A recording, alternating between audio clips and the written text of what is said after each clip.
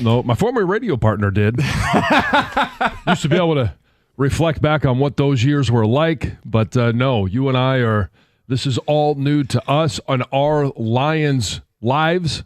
Never thought this was possible. The bar was high, and they continue to exceed expectations. Jim Costa with John Jansen, Heather Park, Gov, and Greg behind the glass on Yes, a Lions Victory Monday. And John, the story is the defense, right? That's 10 quarters without giving up a touchdown. That's 3 straight second halves putting up a goose egg. And that's not with Aiden Hutchinson. Yesterday wasn't with Alex Anzalone. Carlton Davis leaves the game with an injury. Terrion Arnold didn't play in the game. I'm looking around wondering where Derek Barnes is. I'm looking around looking for Marcus Davenport. This defense has lost so many bodies, some key players. And Aaron Glenn has this group ready. They're playing at an elite level for all the talk of the offense and what they're capable of. John, they've rounded themselves into a complete football team. And so this is Aaron Glenn with about, 8 weeks left in the season last year when he made some adjustments, and it was Ife Melifonwu, blitzing from the secondary. It was a blitz-heavy defense. And now, I wouldn't say it's a blitz-heavy defense. They pick and choose their times, but I think the way that he has orchestrated and created game plans for this defense we talk about it all the time. When you're a coach, you have to coach with the talent that you have on the roster. And neither side of the ball has had as much change in their roster or available tools than the defensive side. His number one weapon, Aiden Hutchinson, not available, not going to be available. And he has found ways. Now, applying pressure on quarterbacks hasn't been the strong suit of this defense. They have been a well-rounded defense. And if you're not going to have the pass rush, you better have a good secondary. And we wondered going into the season, what was this secondary going to be? How long would it take for them to get together? How long would the communication take?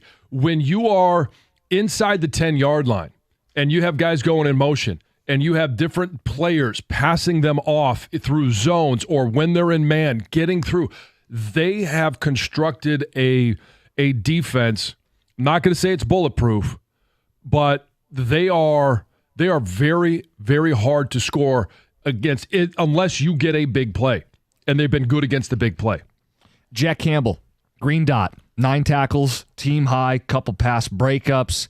His athletic ability. John, that's. I don't want to say that Anthony Richardson is a polished product because he's not. But that's a tough matchup for a linebacker because of run fits. And early in the game, Richardson had a couple nice runs. But run fits, getting everybody in the right places, your coverages, they like to throw down the field. The Colts will get some big plays vertically. That defense was buttoned up, and that's a credit to Jack Campbell. When you think, and this goes back to the draft with Brad Holmes and how much he values the athletic score. Now, Jack Campbell was a good linebacker just simply at Iowa because he could make plays. He was good at being able to run support, drop into pass coverage, but then you see a moment where he's going against one of the better athletes as a quarterback in Anthony Richardson. And Anthony Richardson, you can say all you want about his accuracy. He's got a strong arm. He can rifle it in there, and he can throw it downfield. We saw some long pass plays that, if not for stepping out of bounds, it's a little concerning. Mm-hmm. There are areas. It's not a perfect defense. No. But they have played extremely good. But Jack Campbell, if he doesn't tip, I forget, I think it was fourth quarter, he makes a diving play in the secondary, tips the ball. If he doesn't tip it, we get an interception. But what he did to get to that ball and get both hands on it, he almost picked it off himself. Was it the one, the full extension? Yeah. Yes. It is. That's what you have to have at the linebacker position. Alex Anzalone has been great. Been a great leader, and he is a sideline to sideline. He's made some big time plays and set the tone for this team for since he's been here. But now you're starting to see the future of what that linebacker position is going to be. Jack Campbell in his second year is playing really good football and is able to do anything that you want a linebacker to do. Won't show up in the stat sheet, but I thought Aleem McNeil had a really good game as well. Aleem McNeil was killing that right guard. They were leaving him one-on-one. Oh, poor guy. Yeah. Yeah, that I guarantee you the call came in, and there was probably some where he was supposed to line up over the left guard. He said, no. Hey, Levi, you take that one. Reader, you take that one. I'm staying right here because I own this guy. And it was pressure. It was interior pressure. He was the best defensive lineman on the field yesterday for the Lions. 24-6 is your final. You keep him out of the end zone. Offense, Sonic and Knuckles, again, you heard in the update, 9 games now where both have scored. Lions undefeated in those games. And it's a day where Montgomery leaves the game with an injury. We're not overly concerned. Dan Campbell doesn't seem overly concerned. But you lean on Gibbs, and I think Campbell put it this way. They kept him at arm's length the rest of the way. Once they built that lead, they were only up 1 score at the half on the road, but it felt comfortable. Like, some of that is I just trust the Lions, but some of it is they've got the formula to run the ball, salt it away, play defense. They're a complete football team, John. They are a complete football team. Now the question is, and we'll get into this, Tuesday and Wednesday with the injuries. Short week. Yep. And, I mean, so just as a quick example, David Montgomery goes down. Now Jahmyr Gibbs. The extra wear and tear, the 21 carries. They have done a magnificent job of keeping both of those guys very equal in terms of touches, in terms of hits. And, when David Montgomery runs, he delivers more of a beating than Jahmyr Gibbs does because it's 3rd and 6, right? Down inside the red zone, and all of a sudden he goes for 13, but he was hit 2 yards past the line of scrimmage, carries everybody for the next 11. Like, that was remarkable. He does take a little bit more wear than Jahmyr Gibbs, but in a different way. Now all of a sudden he's down. Gibbs takes a couple more hits. He can handle it, but you start to wonder the guys that are filling in and taking more reps, how does it wear on them as we get to week 13, 14, 15? There are 13 straight games without a bye for the Lions, and now you get into some short week situations with the Bears. Yeah, we're going to monitor Khalif Raymond. We're going to monitor Carlton Davis, David Montgomery. Decker got shaken up a little bit. Yeah. And I think with Gibbs, you lose some of the efficiency when you ask him to carry it 20-plus times. Like late in the game, he's still moving his legs and moving the chains. But early in the game, the superpower of this football team, John, is 3rd and 8. They can run the ball and pick it up. And Montgomery and Gibbs are both capable because you can keep them fresh, because you can keep the defense on their heels. Highlight from the game, 248-539-9797. Another Lions victory Monday. We got open phone lines, the best part of the win. We'll get to some of the big storylines throughout the show today. TJ Lang in the final hour, overreactions at 7:02. It's 97-1. Talk about the taste of victory after a game like that. And, taste of victory is 1800 Tequila. Lions fans toast to the Kings of the North with 1800 Tequila, the best taste in tequila and a proud partner of the Detroit Lions. Grab the limited edition Motor City jersey bottle. It's on shelves now, and it's made for this season. The bottle's design looks like the Motor City alternate jerseys the team debuted back in Week 4. They'll be gone soon, so get yours wherever you normally buy 1800 Tequila and enjoy the #1 super premium tequila and the taste of victory on game day. 1800 Tequila, Proximo Spirits, Jersey City, New Jersey. Please drink responsibly.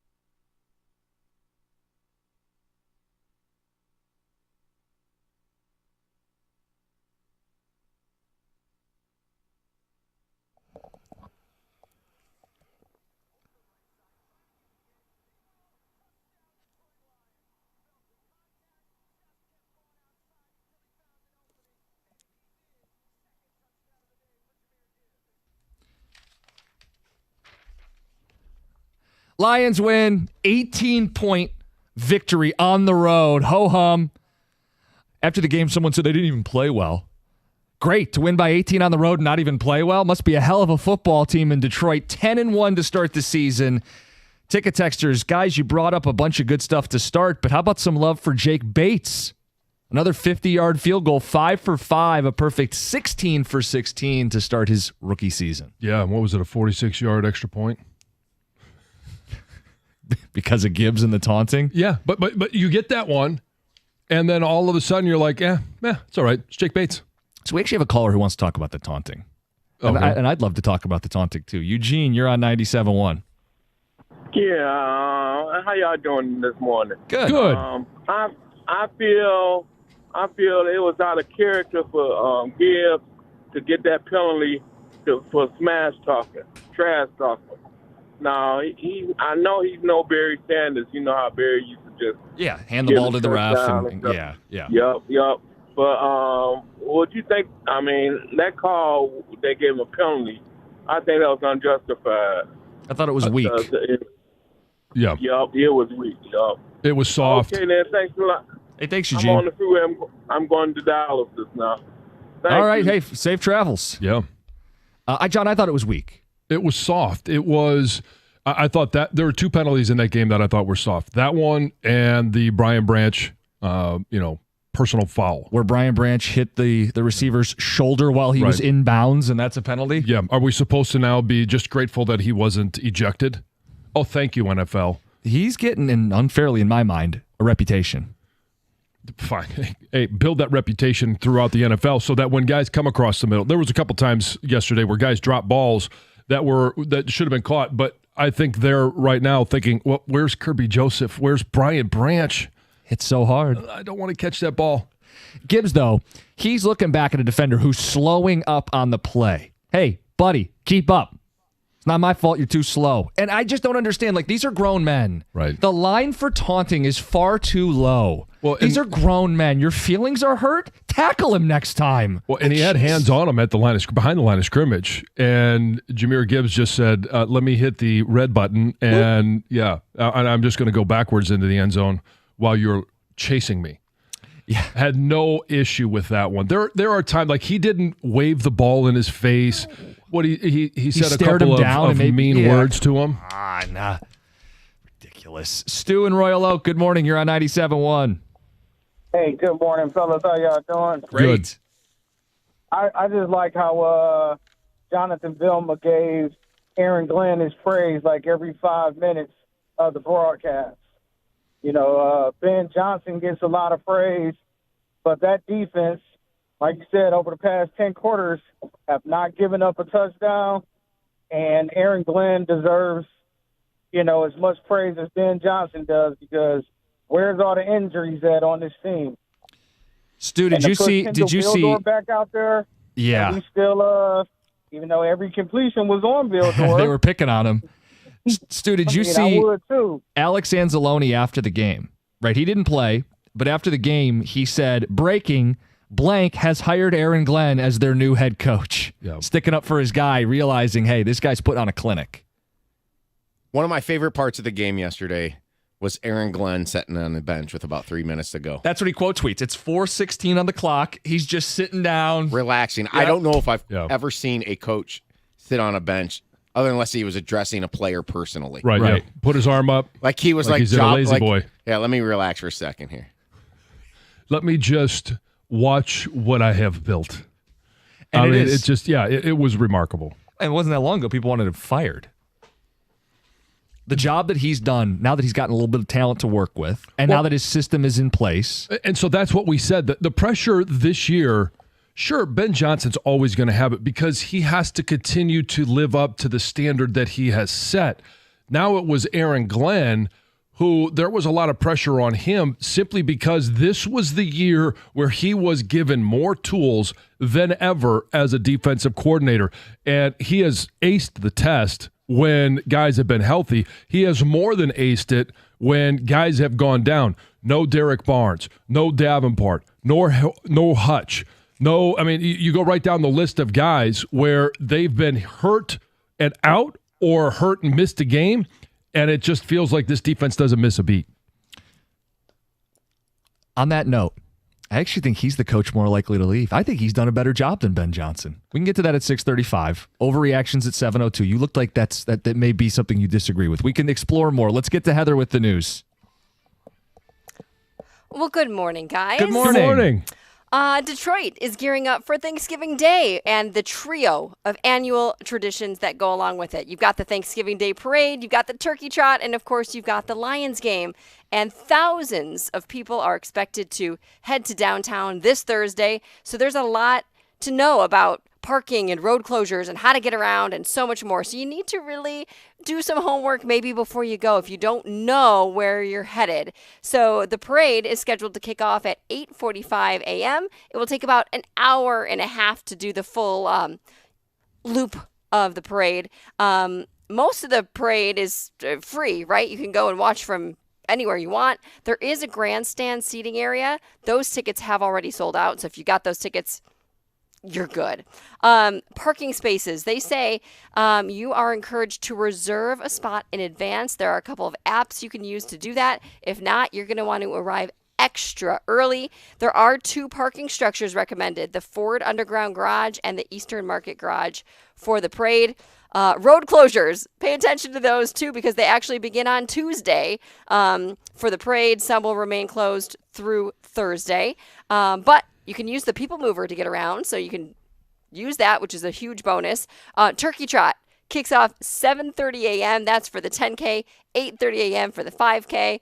You're shaking your head no. That's early. We get up early, but the people who get up early on Thanksgiving are a different breed. I mean, that is a different attitude. And then, of course, you got the game.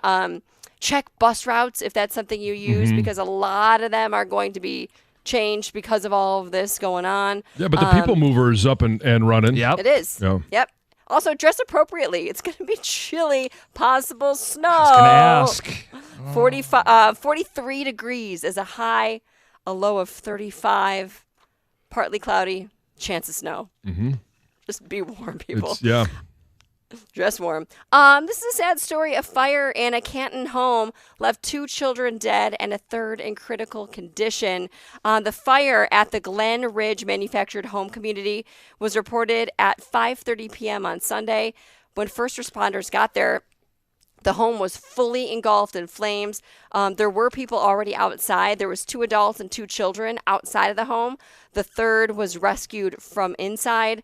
They say the cause of the fire still remains under investigation. Very tragic. Legendary game show host Chuck Woolery has passed away. He was probably best known for being the first host of Wheel of Fortune, as well as the host of Love Connection.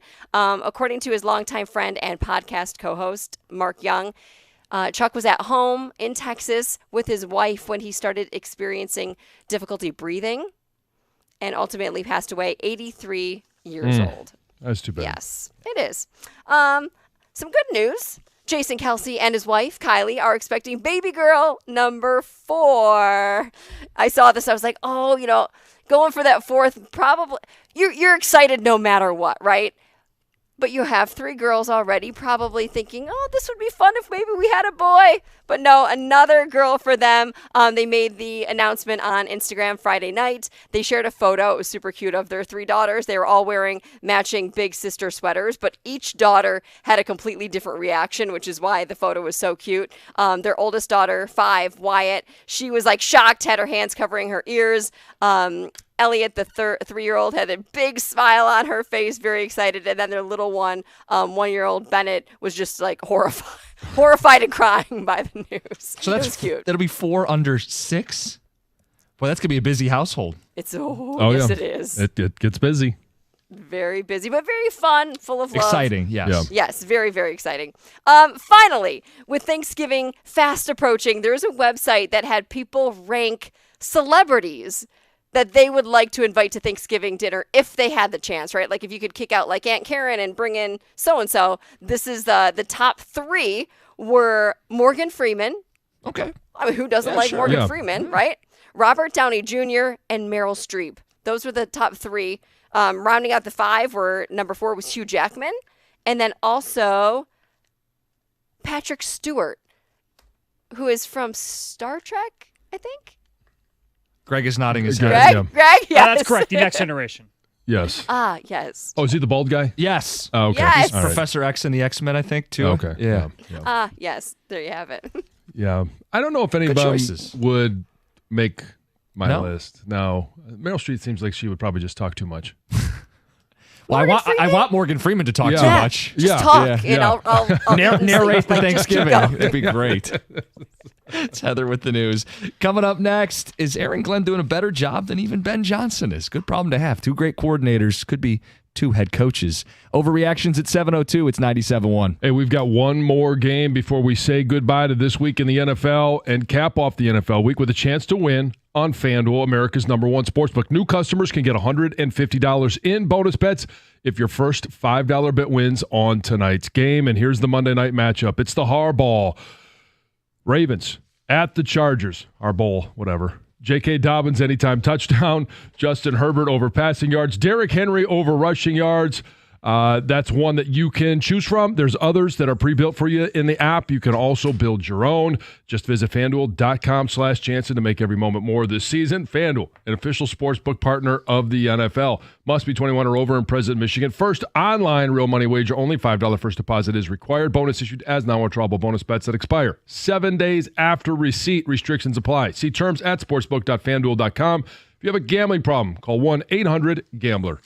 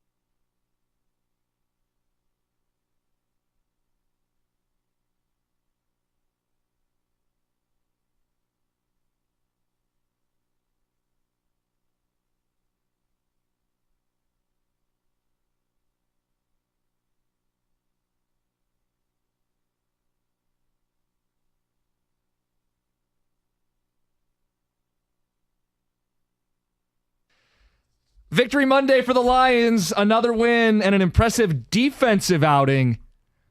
Kept them out of the end zone.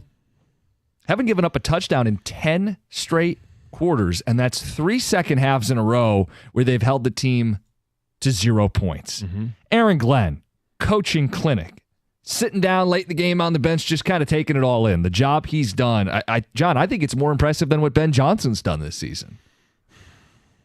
Well, here's the issue we're going to have as we go through this exercise is when you prop up one, it feels like you're putting down the other. Jim, why do you hate Ben Johnson? Well, and so that's what it is. It's, why do you think he hasn't done a good job? It's basically what it's going to become. I'm not asking Ben Johnson if he's done a good job. I'm pointing out that Aaron Glenn lost Aiden Hutchinson mid-season. If Ben Johnson lost Penei Sewell in the middle of the season and they were performing at that level, that's the equivalent, is it not? Sure. If it's just simply you've lost more on your side of the ball and you're still playing well, then yeah. Well, they're not playing well. They're playing like among the best defenses in football. Their pass defense is 1 or 2 in the NFL this season. They're not giving up points, touchdowns, any of this stuff. Red zone, third down. They're a well-coached defense by every single metric. Yeah, and but then you lost flip it over so on the other many side. People. They've lost a lot. And again, I don't want to sit here and say that he hasn't done a great job. It's been amazing. And if you're simply using the metric of he's lost more, both of his starting edge guys, not available. Starting linebacker, not available. And there's been other times where they've been down a guy or for a half, for a game, and they haven't missed a beat. I think he's done a wonderful job. I also look at the offense and say, 7 different receivers caught balls yesterday with as much as J-Mo led the team with 6 receptions. Amon-Ra St. Brown had 5, and then you go all the way down to to Brock, who had 2.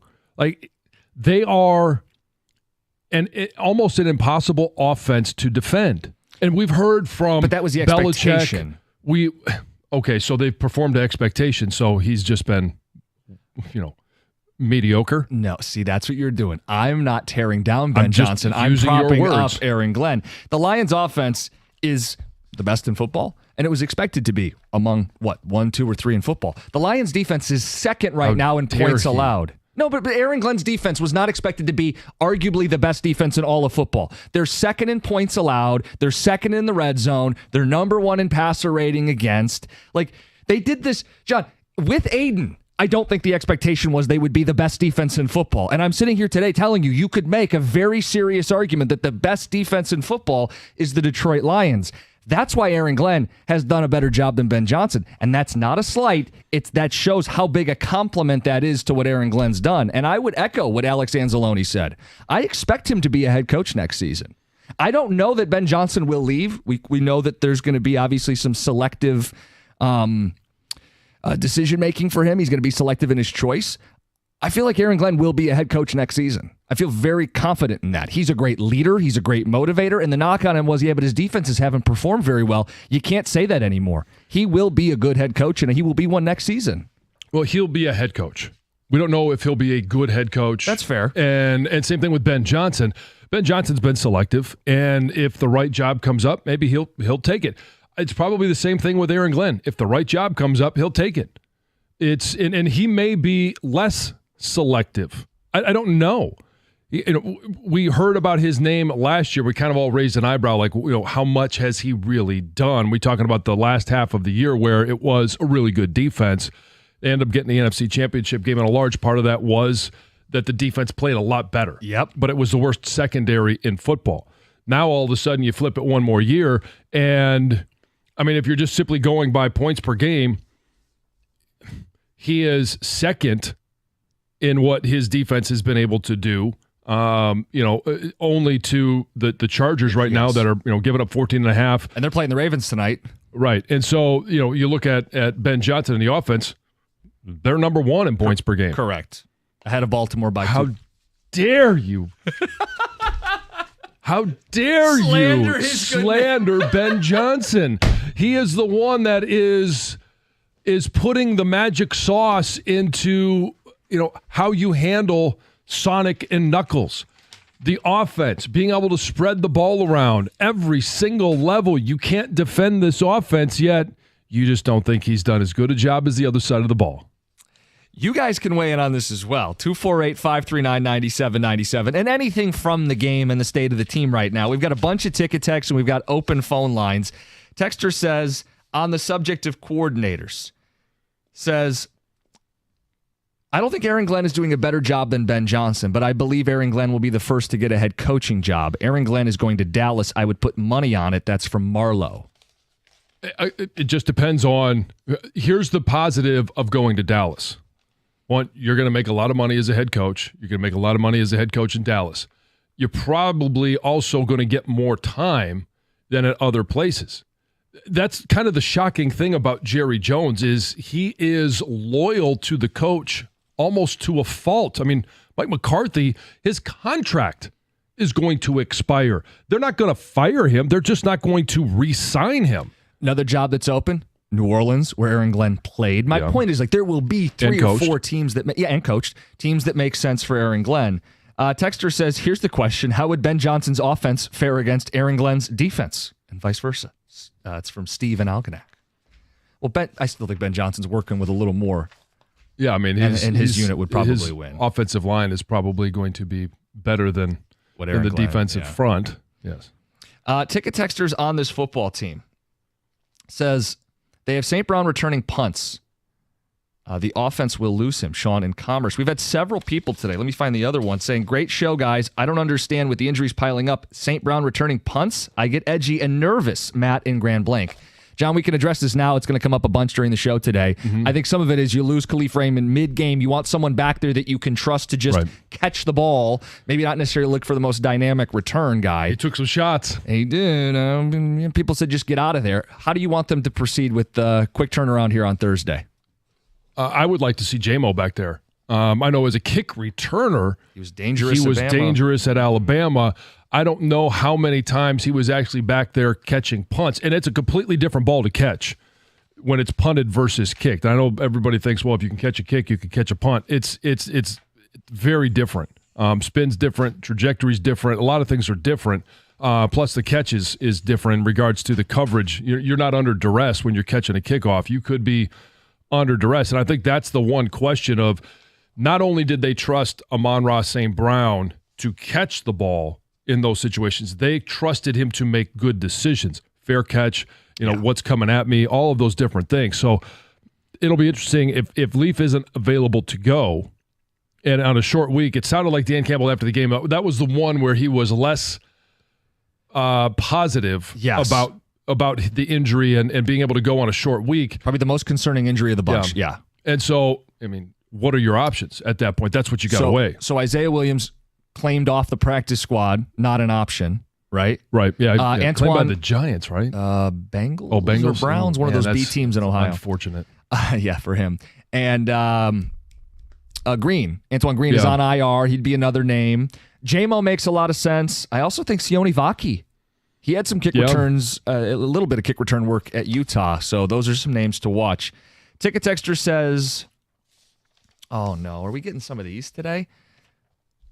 Goff looked poor again. We play like that against a playoff team, we're losing. Yesterday was proof we need to move to Hendon Hooker. He gives us the best chance to win the Super Bowl. Jamar and Westland. Can you cut his mic off? Jamar. This is dumb. This is ridiculous. I promise you, it's not for me. Dumb. I know that, but I'm you a didn't changed have to read man. it. I'm reformed. I bet you were cheering for Stafford last night, though. No, I was cheering for Saquon Barkley. How about that? How's Valenti feeling now? Cheering for Saquon Barkley. Yes. 255 yards. We'll get to him in the overreactions. Phone calls, ticket text. You guys are on hold. We'll get to you coming up next. And the question that we posed about this coordinator situation, Alex Anzalone says Aaron Glenn will be a head coach next season. I agree with him. And I think he's done a better job than Ben Johnson. Oh, no, that's slander. No, it's a compliment. It's 97.1. Hey, you guys, Heather here, just letting you know that these days online scammers are everywhere. Now, you might not think of yourself as a tech expert, but that doesn't mean you can't protect yourself from those online scammers. You know, those fake delivery texts, those urgent bank alerts. Well, these scams can look incredibly convincing. And that's where McAfee Total Protection comes in. It's designed to make staying safe online simple, no tech skills required. With McAfee, you can confidently manage your finances, you can shop online, or even catch up on your favorite shows, knowing your devices, privacy, and identity are safer. And right now, there's never been a better time to act. Get up to 79% off award-winning protection during McAfee's Black Friday Cyber Monday deal. But don't wait, this deal won't last long. It ends on 12/4/24. With McAfee.com/online protection, you can take advantage of this limited time offer. McAfee Total Protection, because protecting yourself shouldn't require being a tech expert. Cancel anytime, terms apply.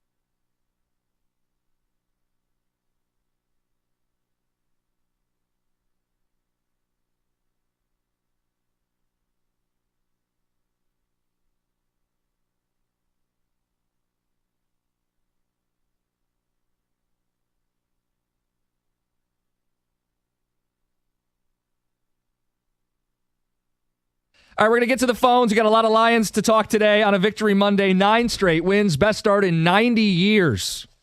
Feels like yesterday, 1934. No, this is first in our lifetime, and I think everybody's basking in it. And we've talked about the defense.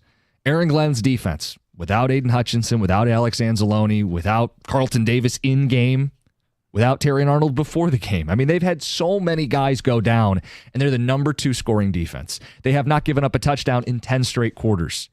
Aaron Glenn is going to be a head coach. Alex Anzalone tweeting that after the game yesterday, and I think he's done a better job than Ben Johnson.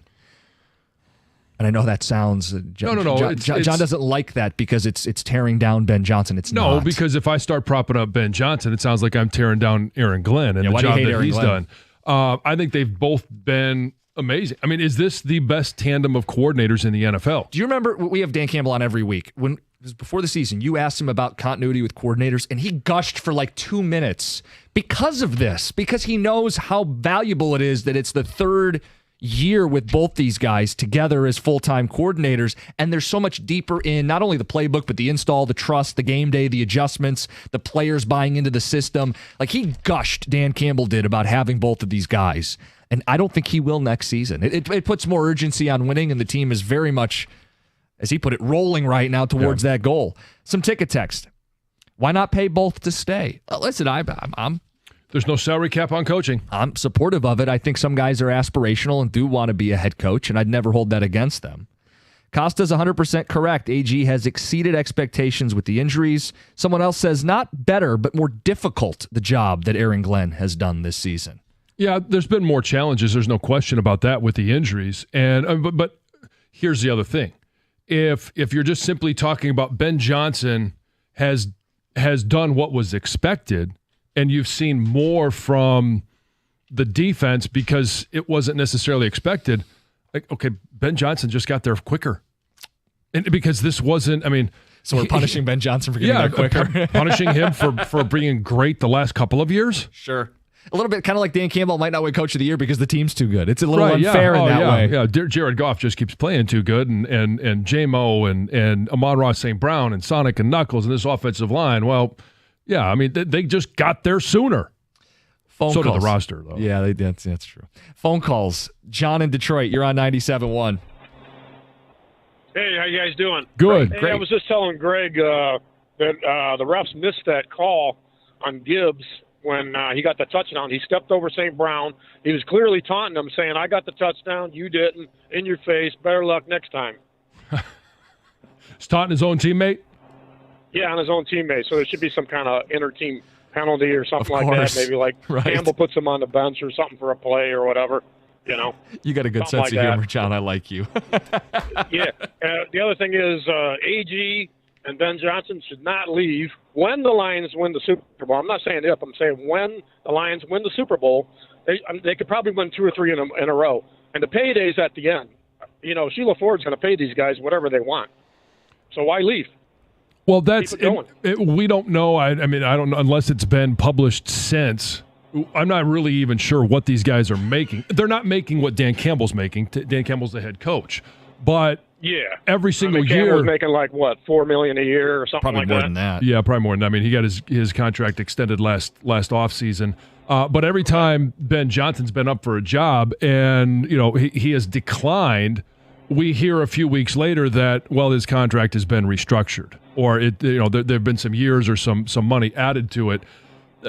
These guys, there is one thing to be said for having. I got into coaching because eventually I want to be a head coach, and I want to test, just like Dan Campbell.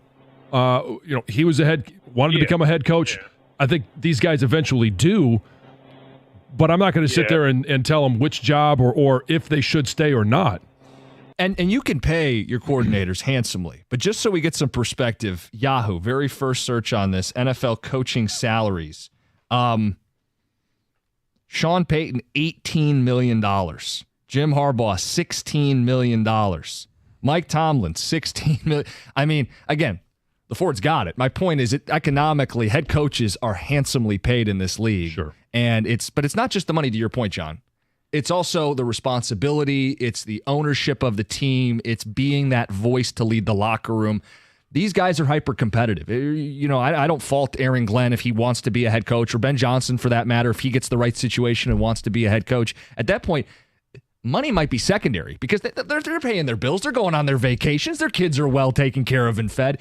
It's about the ambition and the aspiration that I wouldn't fault a guy for having. A great example, Norv Turner, who was my first head coach with the Washington Redskins. He was an unbelievable play caller. He came from Dallas, and even offensively, we were a very good offense while he was calling plays. It just never had the same level of success that he had as a play caller as a head coach. Some guys are really good at where they're at. Some guys, I don't know if Hank ever wants to call plays. He's a freaking damn good offensive line coach. Russ Grimm was a great offensive line coach. He just never found a way to move up, and some of it was he just liked being with his guys. He's making a lot of money being an offensive line coach. And so of the personalities, does Aaron Glenn a little bit more fiery, a little bit more vocal. Ben Johnson a little bit more laid back. Doesn't say as much. Doesn't show as much emotion on the sidelines. But both can work. Sure, I'm not saying they can't. Oh, I'm but just you're saying fit. fit. Yeah. That's going to come down to fit, and it's also going to come down to what type of general manager are they paired with. Good point. They know it. Ben Johnson knows it better than anybody because he was here before That's a great Dan point. Campbell and before Brad Holmes. If you don't get that good GM that can draft, that is patient, that can handle the contracts, that can handle the trade deadline, that can handle free agency, that can build a team, that can shift the team from the worst roster in the NFL to then one of the best in a matter of 3 years, why would you leave? Yeah, for Ben Johnson, it feels like because the offense has been good for years and years, like his stock is going to stay hot. Yeah. Aaron Glenn, we're taking phone calls about firing this guy. If he gets offered a head coaching job, I think he should take it. You know what I mean? Like, life can be very fickle for coaches in the NFL. Oh, sure. On both sides of the ball. Yeah. But it feels like there's more stability offensively. And it feels like defensively capitalize on the coaching job you've done this season, especially if it ends up you win a Super Bowl. I mean, at that point, you've achieved the goal. Go do it as a head coach. Then the question becomes, and I don't, they've changed the rules so many different times. When can you interview? When can you not? When can they hire? They obviously can't hire you until you're done coaching.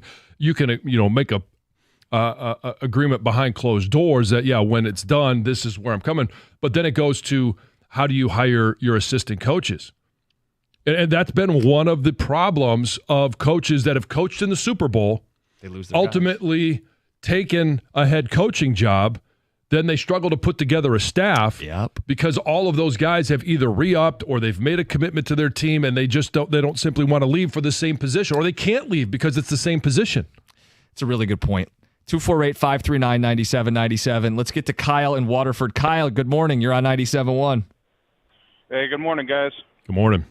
Hey, so I basically was just going to say the same thing that you guys have just talked about, was basically pay Aaron Glenn and Ben Johnson the head coach money. If they can bring a Super Bowl to Detroit, that money, to me, that might just come flowing in. So give them the money, make them stay.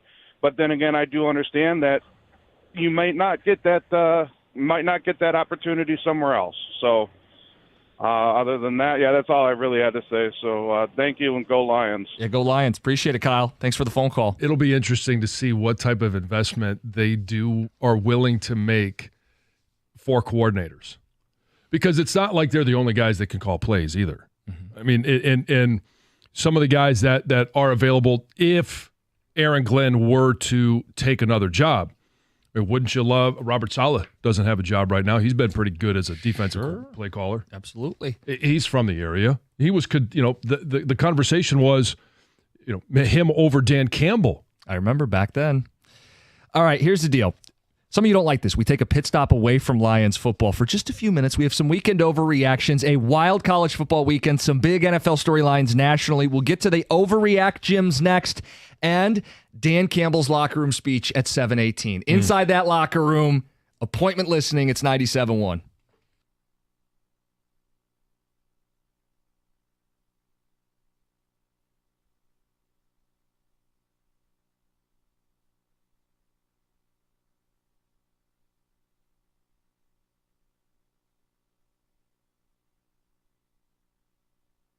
Brought to you by the Sam Bernstein Law Firm. Despite a pile of injuries, the Lions earning their 9th straight win with a suffocating defensive effort in Indianapolis. The Colts unable to score a single point in the second half, the 3rd straight game where Detroit's D put up a goose egg after halftime.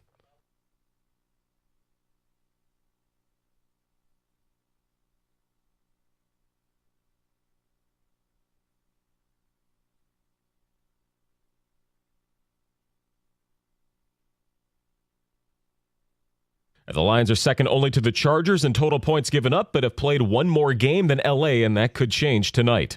The injuries were again plentiful for Detroit. Khalif Raymond may be out long-term after he was carted off with a foot injury. Corner Carlton Davis also dealing with a knee issue. Taylor Decker went down with a leg injury, and David Montgomery left with a shoulder problem, but Dan Campbell said that he asked to go back into the game, and he expects to be good to go on Thursday for the Thanksgiving game.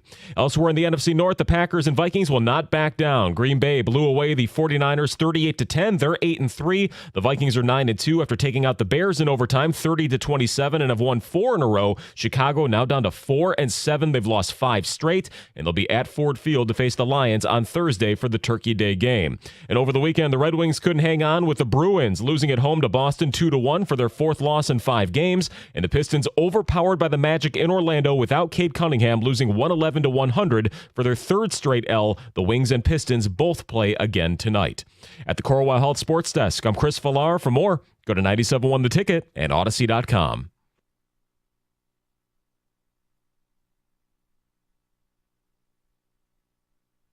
Oh, I've been waiting years for this one. Let's start off hot.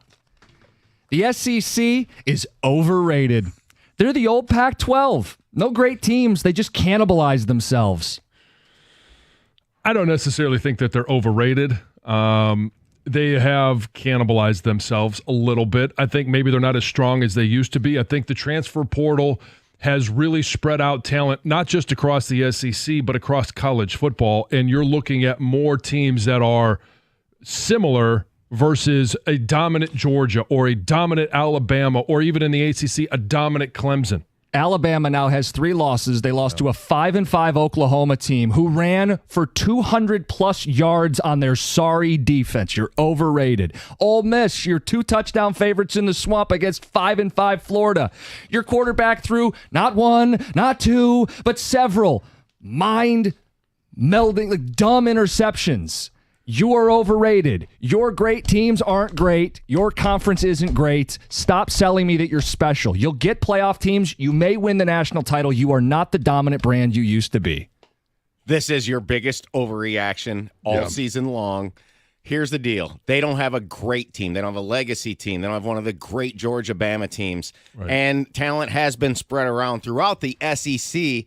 And Ole Miss and Alabama are clearly better than Indiana and deserve to still be. Why? At least Indiana can beat the 500 teams on their schedule. You watch that crap on Saturday? At least Indiana can beat the average teams. SEC teams can't beat average teams. Penn State, 1-point win, sneak out at Minnesota. Do I think Indiana could beat a 5-5 Florida team? The SEC is clearly still the best conference in the country. Nope, and we watched it. Watch the games. The depth is cannibalizing itself. That's the problem. When the Pac-12 did this, we didn't say the Pac-12 was great. Because that's all that I'm conference, saying. well, where are they at right now? Wow. Maybe the SEC will be there too. The biggest overreaction ever. The SEC is not as good. It's not one of its vintage years. It's still the best conference in the country. If we only had a way to let it play out. Indiana did not look the part. They got stuffed into a locker. But they will make the playoff anyway. Yeah, I think they will. I think that's an overreaction. They're a one-loss team. And part of it will also be, if you're taking a one-loss Big Ten team, even though the 10 wins aren't against great opponents, they have handled 9 of those opponents in regards to putting up epic numbers against them. They can at least beat their games when they're 2 touchdown favorites against average teams. And here's the other thing. The cannibalization in the SEC, teams with 3 losses will not jump a 1 loss. Like, those losses were key for Indiana to be in. The Big 12, what the hell? Like, we're talking about Arizona State being in the championship game and possibly get Colorado crap the bed. BYU's done the same thing. So, and the ACC, SMU, now that I've realized that they're in the ACC, it's only taken me 8 months. It's like November. It's all the other conferences are a disaster. So, yeah, Indiana's still in. Indiana's still in because the playoff is too big. The playoff should be 8 teams because that's where the line is. The line of delineation this year is clearly at 8 teams on who's good and who's not. I actually think it's less than 8 teams. It might be 6 too, but for just everybody plays, yay. To be clear, I'm not letting Indiana off the hook. It was a fraud Saturday. They looked fraudulent, but the biggest frauds were teams from the Southeastern Conference. All right, anyway, we can move on. Wow. Kenny Dillingham, who is the National Coach of the Year, youngest coach in FBS. And while Cignetti's gotten love this season, Dillingham's not doing it with copy and paste JUCO and JMU transfers. He's doing it with a program on the heels of sanctions, and he's actually beating ranked teams at ASU. He's winning a conference. He's the coach of the year. What ranked teams? BYU. Who's Indiana beat? Who's Cignetti beat? Hold on. Who has Cignetti beat? That was the head-to-head comparison. Maybe somebody else should be coach of the year. Oh, who should it be? Lane Somebody Kiffin? that beat I'm sure somebody. you put Lane Kiffin up for coach of the year. Maybe, how about Steve Sarkisian? Who have they beaten? Who's Texas's More big than- win? more than those No, teams. please do this. Who's Texas's big win? Oklahoma. Oklahoma. That's their big win. Good job. Michigan. Next. Dan Lanning. Yeah. Oh, okay. Did you think Dillingham coach of the year? No. Okay. No. Who I is? think we've moved on. Okay. Dan Lanning. He's Okay. undefeated See, Dan I Lanning. could listen to Dan Lanning.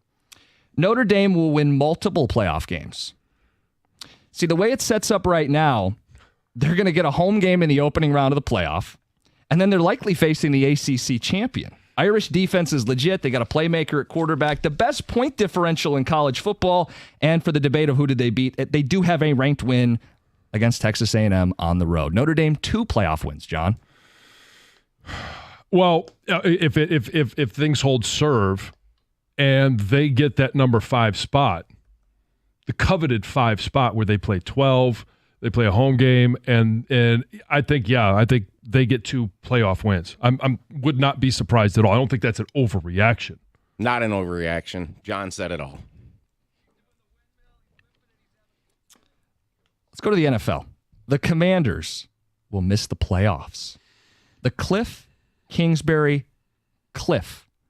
His teams struggle at the end of the season. The Commanders have lost 3 straight. The NFC North's going to get 3 playoff teams, which means there's only 1 wild card spot. Maybe it's Seattle, who just got a big win. Maybe it's the Cardinals if they end up in the wild card. Only a game back of these Commanders who are going the wrong way fast. I don't necessarily think it's an overreaction. I don't think it has anything to do with Cliff Kingsbury, but here's the thing. The Commanders' schedule. They play the Titans, at the Saints, tough one against the Eagles, but then they play the Falcons and the Cowboys. Those are all winnable games. And I'm not even going to sit there and say the Eagles because that's a home game for the Commanders. They're not going to simply just run the table, but I think they hold serve. I think they do make the playoffs. And again, it's not going to be because of Cliff Kingsbury. It could be the best rookie quarterback just has some rookie moments. Sure. I'd say it's an overreaction for now because the waters are still muddied. They're still holding a spot. And you would think they're still, with the amount of NFC North games, maybe somebody falls back. I highly doubt that. But I don't trust anybody else rising up from either the NFC West or the NFC South unless the Buccaneers get hot. They may have survived their injuries. And the tough part of their schedule, too. They have a favorable stretch at the end. Tampa does. Saquon Barkley is the league MVP. I mean, as well as he played last night, that was great. Year of the running back. We had Brian Baldinger talking about it last week. We had Mike Tirico a couple weeks talking about it. Running backs have been leading the charge. The Lions are led by 2 of them. The Ravens have had a big push because of Derrick Henry. Bills and Eagles commitments to running the ball. And the best running back in football, Saquon Barkley, he's pacing for a 2,000-yard rushing season and a 2,500 all-purpose season. 255 last night. Eagles. I think it's still a quarterback award. I think it'll be between Lamar Jackson. I honestly think it'll be between Lamar Jackson and Josh Allen. It just simply will. Yeah, I would agree. I don't think this is an overreaction. No, I think I think last night it became a 3-team race. a 3-player race, legitimately. Yeah. That I do think Barkley's equally in a conversation.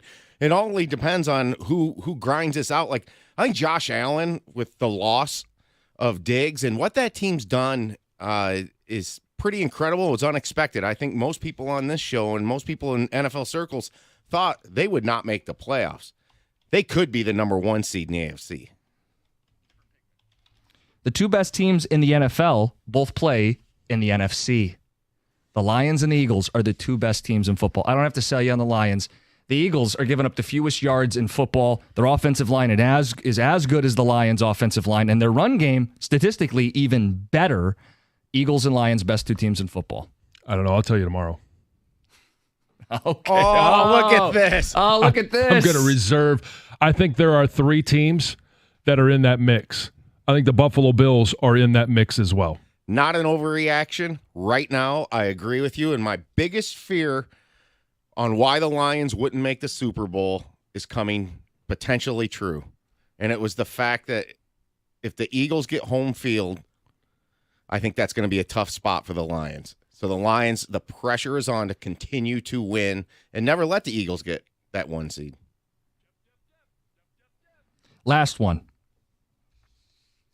The Lions will go undefeated on the road this season. Only 2 road games left, right? Yeah, at Outdoors Chicago. against Chicago, and then San Francisco on December 30th. What an accomplishment it would be. Yeah, Undefeated it's on certainly the not road. an overreaction. The Bears are a team that, can they step up and make a few plays, have a couple of drives? I don't believe they can ever put together 4 quarters of good football. So, yeah, I think when you're talking about one of the most consistent teams, a team that's already proven that they can win outside, a team that proves that they can win with injured players, a team that can overcome a lot of different obstacles, it's not an overreaction at all. The fear of seeing the 49ers get potentially hot at the end of the year is fading as their injuries just pile up. And right now, this is not an overreaction. I think the Lions are going to go undefeated on the road, and I think Campbell might have brought some things to their attention in terms of that in his locker room speech that we're going to hear coming up next. But that was, he pointed out what they've done on the road, 16-5 since the beginning of the Campbell era, and when they were horrible. I'm going to say this about the Lions, and I think you guys will really, really like this. I think they're going to run the table. Ooh. And the reason I'm saying that is there's a stat here, a number that correlates with the New England Patriots when they win undefeated in the regular season. And they ran it all the way to the Super Bowl, and then they lost the game, and it was only by 3 points. That's got to be the closest to a perfect season anybody's ever done, including the playoffs. The Lions' one loss is by 4 points. And Tom Brady pointed out yesterday in the broadcast that it's a little bit eerily similar to them in terms of that's the only 1 4-point loss, only 1 3-point loss. That's how close to perfection the Lions have been. And he said the only reason they got the loss is because they didn't finish in the red zone. Yeah. You hear what Tom just did? He just hit us with a 16-1. The 15-2 bus and the 14-3 bus are lagging behind. Those are your overreactions. And by the way, what a tease. We'll get Dan Campbell locker room next, 97.1. Hey, you've heard me talk about injury attorney David Feminino for quite some time now. Just listen to some of the results that David and his amazing team have been able to get for injured clients. $3.5 million for one, $5 million for another, $11.5 million for one single client. You need an attorney that's going to fight relentlessly just like that for you. You can call and speak to David right now by calling 855-65-CRASH. Or you can always go to the website, getdavidgetpaid.com. That number again, 855-65-CRASH, or on the web at getdavidgetpaid.com.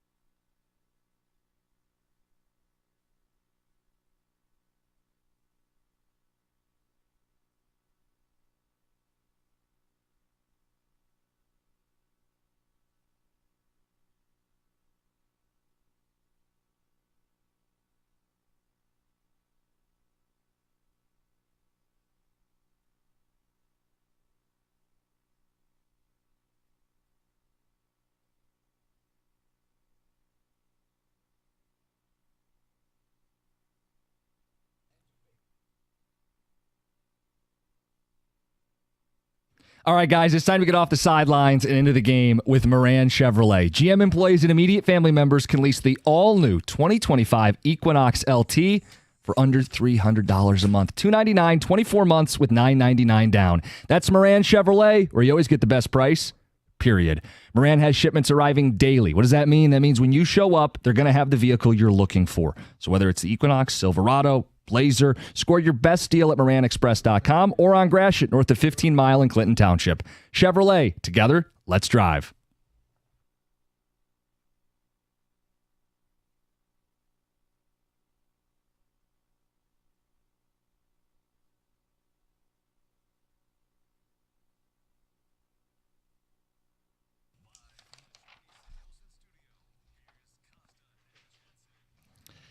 Ticket text pouring in, then we'll get Dan Campbell's locker room speech. Texter says, Cookies isn't going on any cruises with SEC coaches anytime soon. Scott and Carlton. What in the world is Jim drinking this morning? Has anybody smelled anything funky on his breath? Hit the brakes. No, we're not that close. Jim yelling, talking a mile a minute. How many pots of coffee has this guy had? It just gets me worked up. I finally get to get the SEC. They finally had one of those bedwetting weekends. I didn't even mention Texas A&M. Losing to 4-6 Auburn. Anyway, I did get a little worked up. On the Lions. No, but everybody gets a big a gold star coming out of the Big 12. No, one team will likely get in. Right. The one team that wins their way in, as opposed to these SEC teams who can't beat average football teams. One, maybe two, because the SEC isn't good enough, which is something we've never really been able to say in our life. And maybe I am taking a little joy in that. So who are you going to fill it with? A whole bunch of Big Ten teams? Indiana must be in. Indiana's probably going to get in now, which I know Tom doesn't like. Is this a 5-team Big Ten? No, it can't be. Who'd be the 5th team? I don't know. Well, but you got to fill the 12 with somebody. I know. Which a week ago we thought we weren't going to have enough spots, and now it looks like we're going to have more than enough room for the teams that deserve to be there. All right, on the Lions.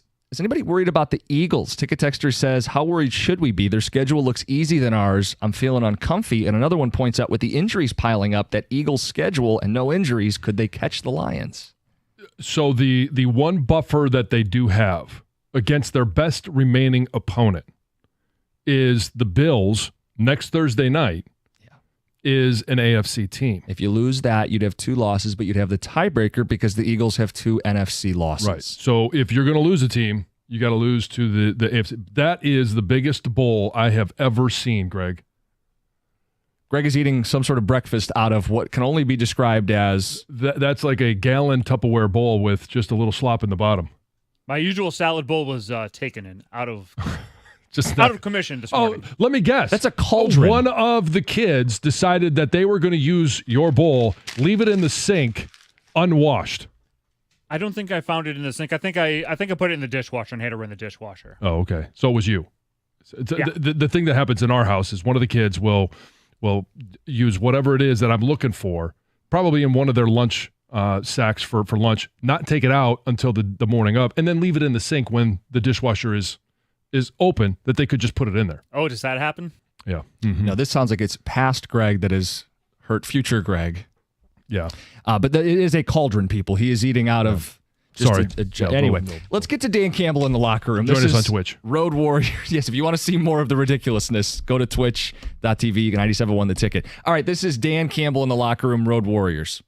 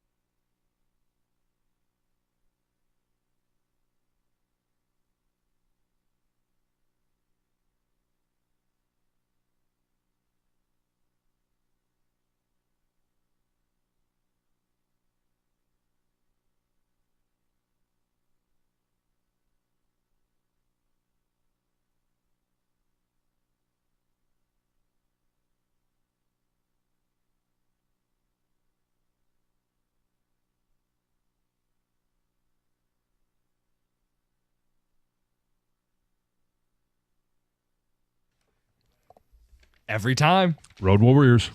16-5 since that point. Yeah. And perfect this season. And we talk about, obviously, wanting the 1 seed, selfishly, for fans to be able to have 3 more games at home, NFC Championship game at home. That's the easiest path any team can have on the road to the Super Bowl.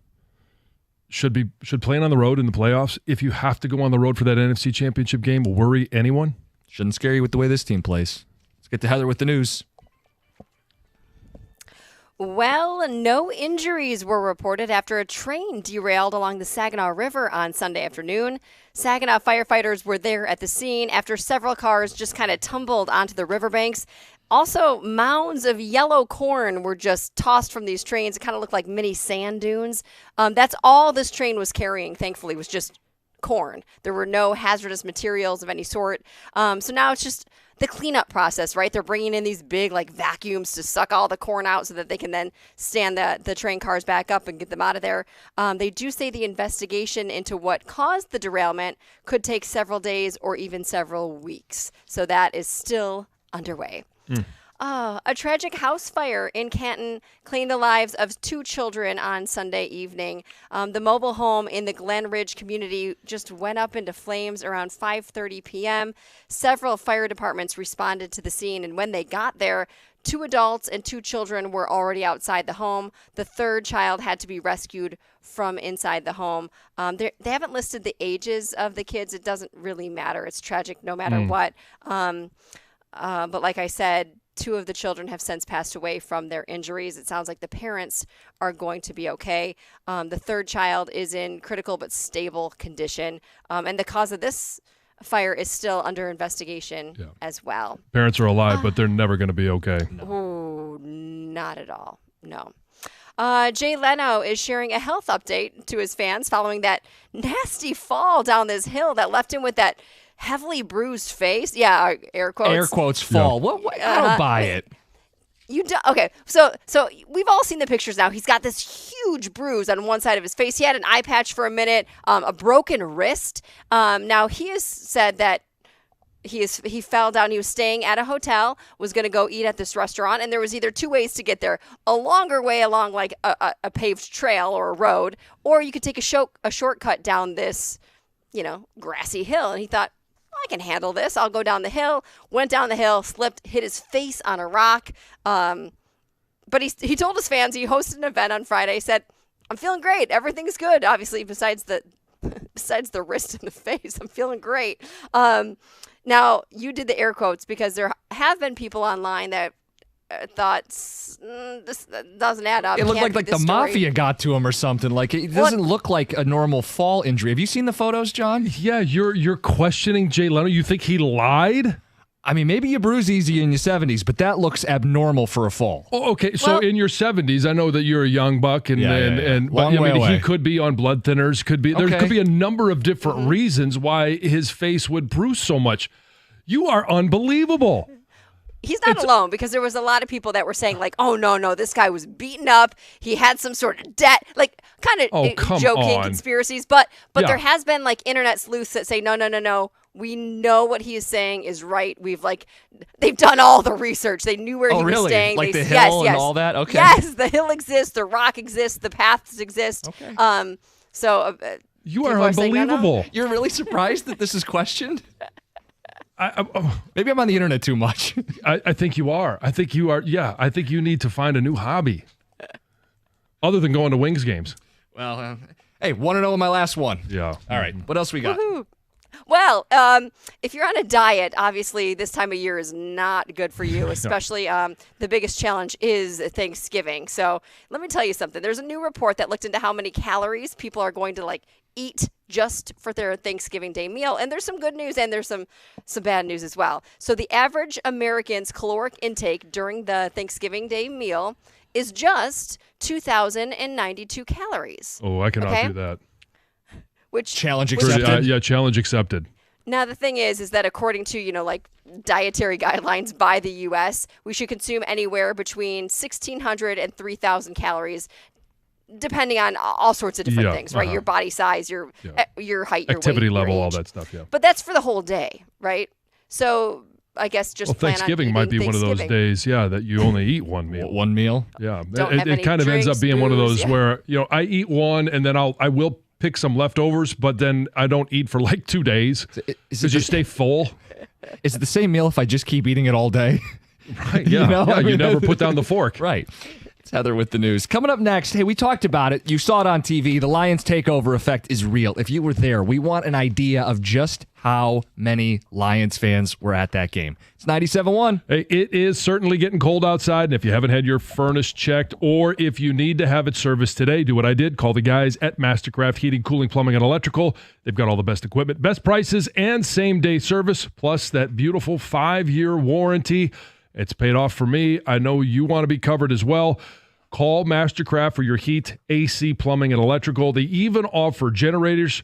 They're going to also take off $500 off that same-day installation. Fast installation if you tell them that I sent you.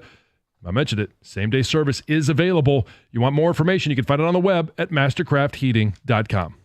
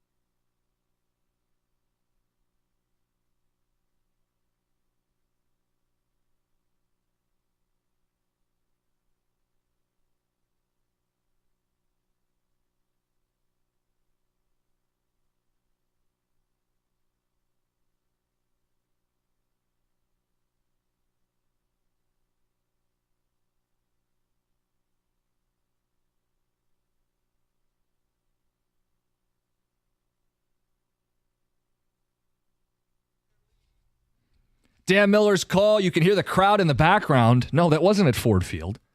It's allegedly a road game. A lot of blue, hard to tell. If you were there, we want to know, was this the takeover game?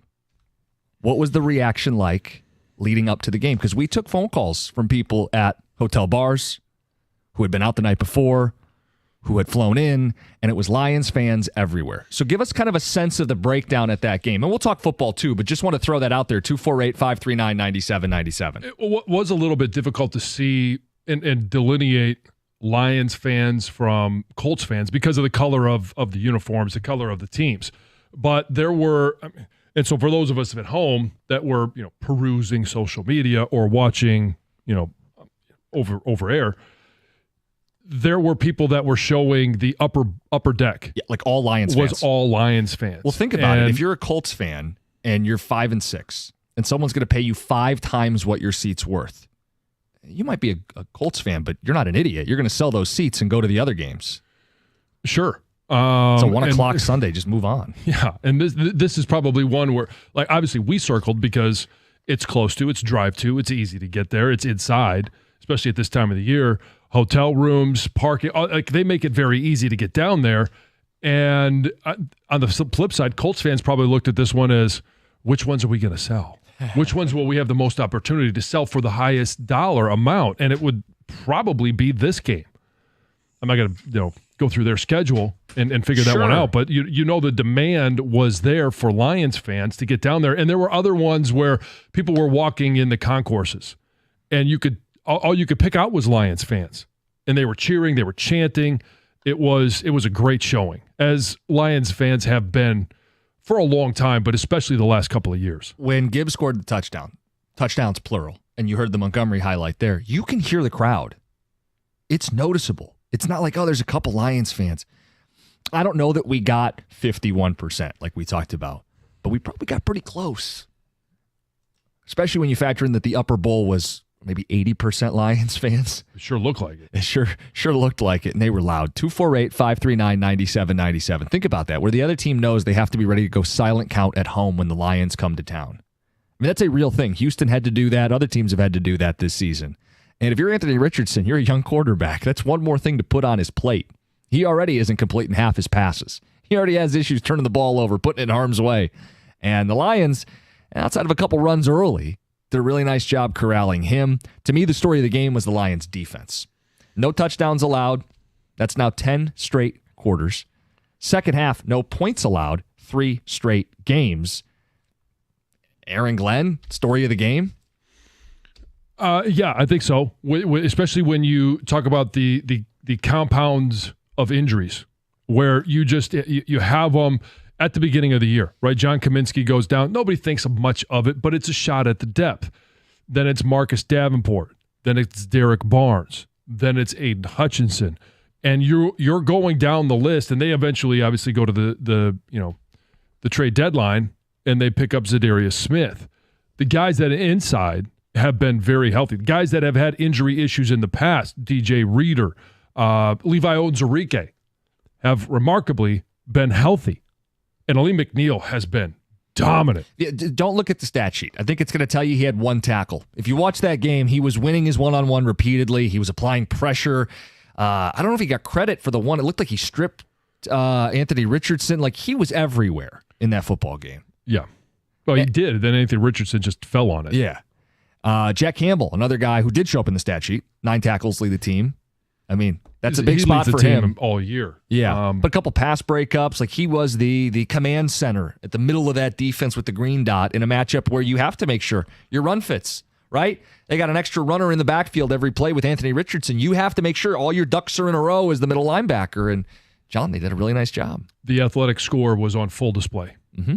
Clearly, when you're a middle linebacker in that position, when you have a quarterback as mobile as Anthony Richardson, and he had a couple of runs, he was their leading rusher. But the question was, how could they contain him when he dropped back to pass? And I am a little bit concerned about the pass rush and lack of pressure on opposing quarterbacks, even since Zadarius Smith. Now, he's again 2 games in this defense. They're still learning how to use him best.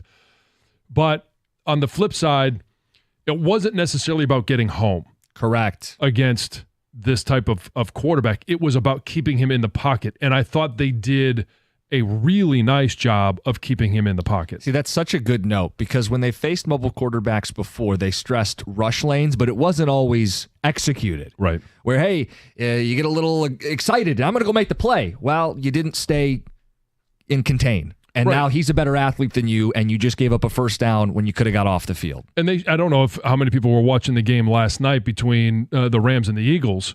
There were a couple of times where the broadcast crew did highlight guys trying to get around the edge and then giving up that rush lane for Jalen Hurts to pick up an easy, 5-yard first down.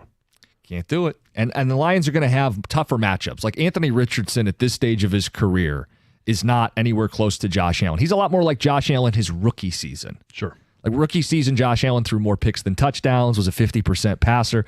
You're going to get the final boss of that quarterback coming up on December 15th when Josh Allen comes to town. But it's a good chance to start getting some of your concepts ready for a game like that, right? I mean, the rush plan will be similar with a big, strong quarterback like Josh Allen coming up later in December. Sure. Let's get to the phones. 248-539-9797. Brian in Livonia, you were there. You're on 97.1. Hey, I was at the Colts game yesterday. Just wanted to say that the Lions fans really showed up. It must have been at least 50-50. I was in one of the upper bowl sections, and there was, I think, 2 Colts fans around me. It was crazy. It felt like Ford Field in there. That's amazing. That's amazing. When did you are you on your way back now? Oh, no, I drove back last night. Okay. I'm on my way to work this morning. It felt like there might have been like an old high school football game last night, leaving Lucas Oil, where everybody's taking the same route to get home. It's all Lions fans. That's exactly what it was. It was all Michigan plates on my way back. That's awesome. We knew there was a chance Lions fans could hit that 50% threshold. And in parts of the stadium, it definitely was pro-Lions. It's almost like you can hear the Jared Goff chants. Well, yeah. So do we have some audio of the Jared Goff chants? Can we play that? Like, this is crazy. And I saw more Lions social media. Let's go Lions chants were echoing out through Lucas Oil Stadium. But here's Goff chants.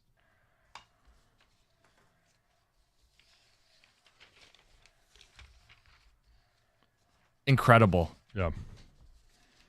Louder. Wow, okay. If you were there, we want your perspective. We all watched the game. We also want to know what stood out from that game to you. And we know short week, the injuries are going to be a question. We'll mix those in. It's 97.1. Founders Brewing Company has been making high-quality beers right here in the great state of Michigan for over 25 years. With a focus on using the highest quality ingredients, you can always count on Founders to deliver extraordinary quality in everything they release. With that focus on quality, they set out to create a beer that lets you have it all, and with All Day IPA, here is what you get. It's a refreshing and deliciously flavorful beer, easy drinking and high quality. All Day IPA is an IPA that is naturally brewed with an array of malts, grains, and hops, creating a delicious citrusy taste and a clean finish. It's the perfect beer for anyone looking to make the ordinary extraordinary and the good times great. Speaking of great times, All Day IPA is the perfect beer for anyone on game days, whether you're in the stadium, tailgating, or at home. Visit foundersbrewing.com to find All Day IPA. All Day IPA, it's all in the taste. Founders Brewing Company, Grand Rapids, Michigan. For 21 years old or older, please drink responsibly.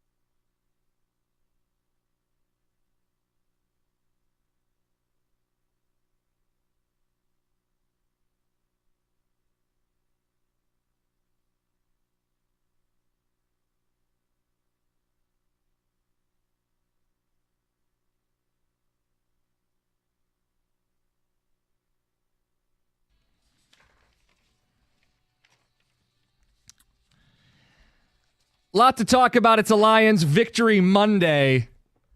10-1, 9 straight wins. Best start since 1934. 90 years in the making, John. Back-to-back 10-win seasons. First time in franchise history. And it's not done yet. Headline yesterday. 18-point win on the road, and some of you don't think they played well. Says a lot about a football team that can go on the road, win by 18, and play not really that great. Well, Jared Goff didn't throw for 300 yards, and they won the game comfortably. And this is a complete football team. And you know what? As much love as the offense has this season, number 1 in scoring, the defense is number 2 in scoring as you wake up this morning.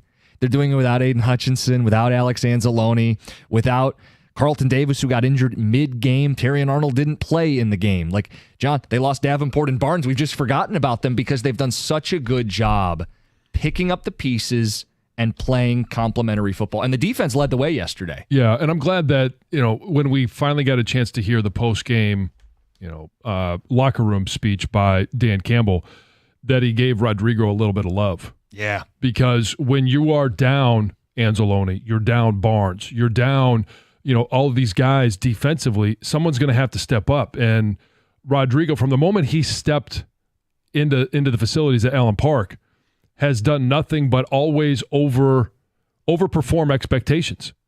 Next man up is absolutely unbelievable on this team. And before the season, I was pretty critical of Jack Campbell, of the top four rookies from the previous draft class, in needing to step up, and he has absolutely delivered. It's amazing, those 4 players, Gibbs, Branch, Campbell, and Laporta. Mm-hmm. What Brad Holmes did in that draft, I would love to see a authentic redraft and see. I honestly believe they might go top 15, all 4 players. I think an underrated thing that's happening with this team is, we mentioned Aaron Glenn sitting down the last, with 4 minutes to go. I've never seen a DC sit on the bench and look so relaxed in my life. Why? Because this team closes out games. And you want to know how good you are? Look at Kansas City and the Vikings yesterday. So you finished your game, and then the network goes right to these other games. And you get to see the Vikings blow a lead. The Lions, they just grab the throat and kill teams. There was no doubt or fear that Indianapolis was going to pull off what the Bears or Panthers did yesterday, right? Correct. They finish. It's like I think Dan Campbell in a previous life was a member of Cobra Kai, because the no mercy aspect that this team shows is just something to treasure. You set a standard, and you set. Obviously, we talk about the culture. That's why when he mentioned it last week, I'm not going to take any of the starters out until the fourth quarter. Like, they know going in, no matter what happens, we are going after this team, and we are not letting off until the hay is in the barn. So we've got the questions. What stood out to you in this game as this team continues to win? That 15-2 bullet train continues to surge forward, record speeds. And Tom even threw out, hey, I don't know if they're losing again. Maybe it's 16-1. We know the Eagles are fast approaching, but no one's really concerned right now with the way the Lions are playing because they just continue to win. We also have the question about the Colts. Did you take over their stadium? We want to hear from people who were there. Did you take over their stadium? What was it like being there? Let's get to who's been here. Al in Shelby Township. You're on 97.1. Good morning, gentlemen. Hey, good morning. Yes, it was absolutely phenomenal out there. I was in the end zone row 7, and when the chants start from the upper levels, it was just absolutely incredible to be there. I'm telling you. It was a fun time for sure. The Lions are doing what they have to do to win, and it's really awesome to see for sure. Yeah, I mean, it's one of those deals, too, where you just feel like even losing a guy mid-game, they don't panic. They're able to fill the gap temporarily, and they'll figure it out later, right? Like, we'll see Carlton Davis, obviously want to make sure he's okay.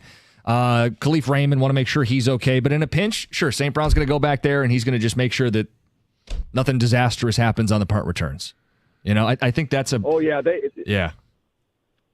Yeah, for sure. I mean, the play calling is just phenomenal for me. I mean, they have so many weapons, and they bring out the best in other players and everybody. Like you guys have been saying, they just absolutely step up. It's awesome. They do. And I mean, the only concern is moving forward, if Arnold's not back, Carlton Davis, if he can't go. You're down 2 corners on a short week. Well, okay, it's not just 2 corners. It's, I mean, Kendall Vildor. More Vildor? That was concerning as to, I mean, but now it goes to Aaron Glenn. How do you coach him up? How do you use him in a game where you're going to have to build a game plan where he's your starting corner? Or, what's the smoke and mirrors? How do you assist him? Yeah, because you're going to have to help him. He was getting picked on. Do we see more Emmanuel Mosley? Amik Robertson can play both the slot, but has also played outside. Like, yeah, it's not ideal, but it's not ideal to have adversity. But this team has shown that adversity is merely an inconvenience for them to overcome on their road to victory. Ticket Texter says, sweep the leg, then go for the kneecap. It is a mentality of this football team. Chiefs almost lost to the Panthers. They're the frauds on the Ticket Text. Yeah, it is a question of these other teams who let the bad teams hang around while the Lions put the bad teams away. Texter says, my dad and his buddies were at the game yesterday. He says 50-50 split as far as fans, Dillon and Bloomfield Hills. And we say it's hard to tell. Everyone's wearing blue at the game. Well, and no matter where Lions go, we know we're going to be the loudest. If you just compare the 2 fan bases that are in an away stadium, you could have 30% Lions fans, and it's going to sound and feel like 50 to 60%. It's going to feel like it's at least even, if not more. Guys, crazy how it is that the offense scores 24 points, and I came away saying, that wasn't that good. That's how good this team is. Well, their last 2 road trips, right, haven't been the best outings for the Lions offense. Obviously, the trip to Houston and now Indy. But in both, the defense has stepped up, and they have found different ways to win.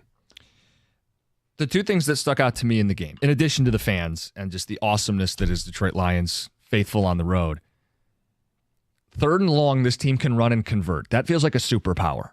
Like most teams on 3rd and long, 3rd and 6, 3rd and 7, 3rd and 8 are forced to drop back to pass. The Lions are comfortable throwing the ball to Laporta, St. Brown, J-Mo, whatever. But if you give them a look, 3rd and 8, they'll pick it up. Like that feels like a superpower for this football team. Some of that is, if you fall a yard or 2 short, you can also just go for it because Dan Campbell's got your back. The other thing is this defense. And John, we'll get phone calls in, but I want to put in perspective where the Lions defense was last year and how they stack up statistically this year. It's jaw-dropping. It's next. It's 97.1.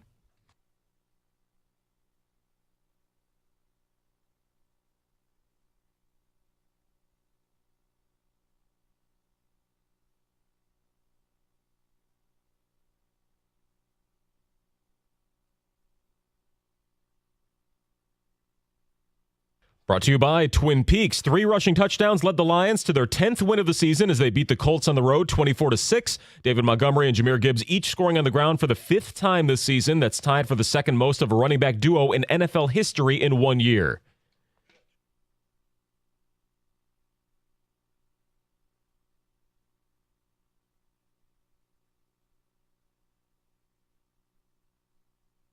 And Jared Goff obviously enjoys handing it off to the pair of them. He was without a passing touchdown for just the 2nd time this year, ending his 8-game touchdown streak with Amon-Ra St. Brown. The Detroit defense also turning some heads. They haven't given up points in a second half for 3 straight games, their longest streak of doing so since 1980.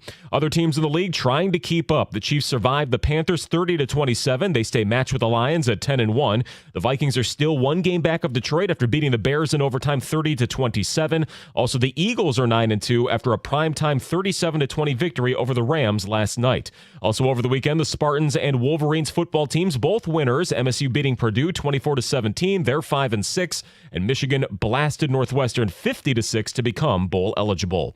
At the Corewell Health Sports Desk, I'm Chris Villar. For more, go to 97.1 The Ticket and Odyssey.com.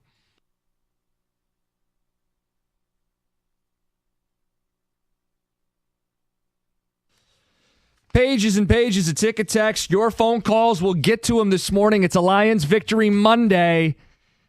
10-1, 9 straight. Much more to come. As Dan Campbell put it, they're rolling. And I thought the headline was the defense and the job that Aaron Glenn has done. Alex Anzalone tweeted yesterday, breaking, blank, will be hiring Aaron Glenn to be their next head football coach. I agree with them. He will certainly be highly sought after. I think he's done a better job than even Ben Johnson has done. And here's your stats to argue it. Last year, the Lions defense got better at the end of the year. Still wasn't a good unit. The expectation was, and I remember listening to Doug and Gator, can they just get to average? Can this defense just get to league average this season? Last year, they were 25th in points allowed. Second right now. Last year, they were 30th in the red zone. Second right now. Last year, third down defense. 13th, not bad. This year, first, best in the sport. All the key areas. Points, red zone, third down. They're the best defense in football. I didn't see that coming. With Hutch, I didn't see that coming. Without Hutch, without Alex Anzalone, with a slew of injuries, Aaron Glenn has done a better job than even Ben Johnson. And that I realize what I'm saying because Ben Johnson is running the number one offense in football. Aaron Glenn is coaching his tail off. There's been more obstacles that he's overcome. I'm not sure I'd be willing to say he's done a better job. I think this year there's been a bigger jump, but I mean, the expectations for Ben Johnson was that he was going to continue to be excellent, and he has continued to be excellent. I would go a step further. I think Aaron Glenn's more likely to leave and be a head coach next season because we know Ben's going to be selective. I don't know that about Aaron Glenn. And for him, like I wonder if he gets a legitimate chance to be a head coach. He kind of feels like he's built for it. His temperament, leadership, and now he's got the defensive statistics to back it up because that was always the knock. Yeah, but his defenses aren't very good. His defense is the best in football. Some of it has to do with trends as well. You know, there was conversation last year about him getting a head coaching job. I think we all thought maybe it was a year or two early because of the numbers of the defense. How much of it is still a trend of ownership wants to get that next high-flying offensive powerhouse? And that Ben Johnson fits that mold. But like you said, he has been very selective. Don't know if he actually wants to be a head coach someday. I'm sure on some level he does. Yeah. And I don't think he's questioning his ability to be a head coach. I think he's very comfortable doing what he's doing right now. He has all the advantages. They can score at every single level. He's got a quarterback that understands the offense, that is willing to sacrifice his personal statistics for what is best for the offense, what is best for the teams. That is not something that you're going to find around the NFL. Texter says this is not a 14-3 horse and buggy. It isn't even a 15-2 bus.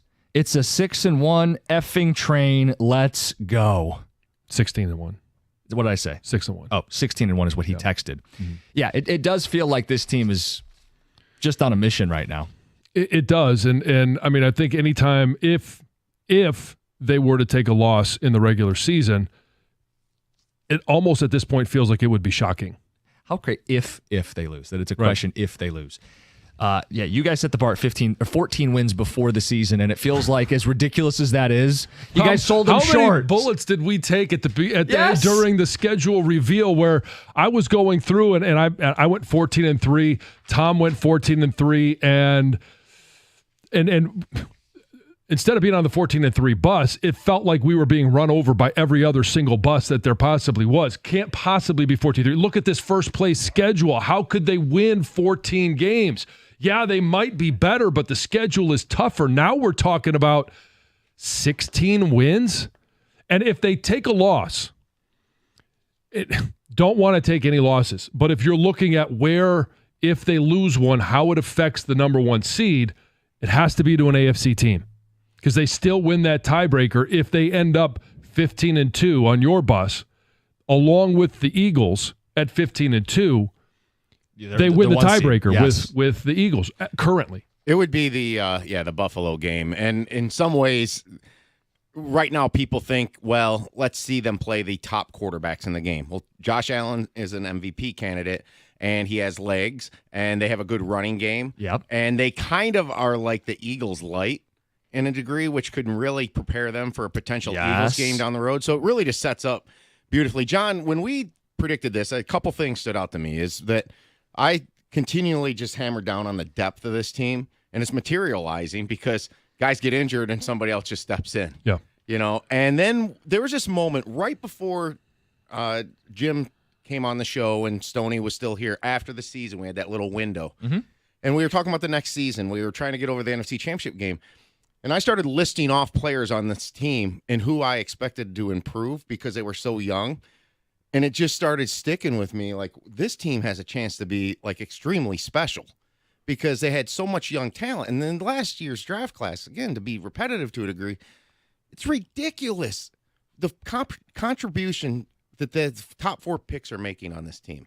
It's crazy, guys. I'm not quite sure that's ever happened. It's so hard to research something like that. You're talking about Pro Bowl caliber players, one for sure, in Branch. Gibbs, why not? His stats are being brought down because he's got another running back that's doing the same thing.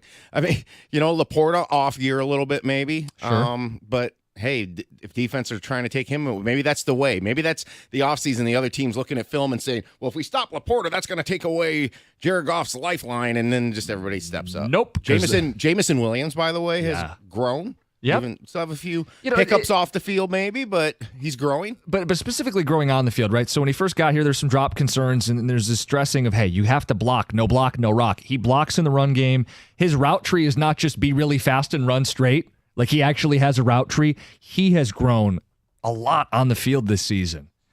We've got more ticket texts. We've got phone calls to get to. Let's start with you guys who've been waiting patiently. Let's go to Adam in Frankenmuth. Adam, you're on 97.1. First time, long time listener, first time caller. Mr. Jansen, get it out of the way. Happy game week, sir. Geek.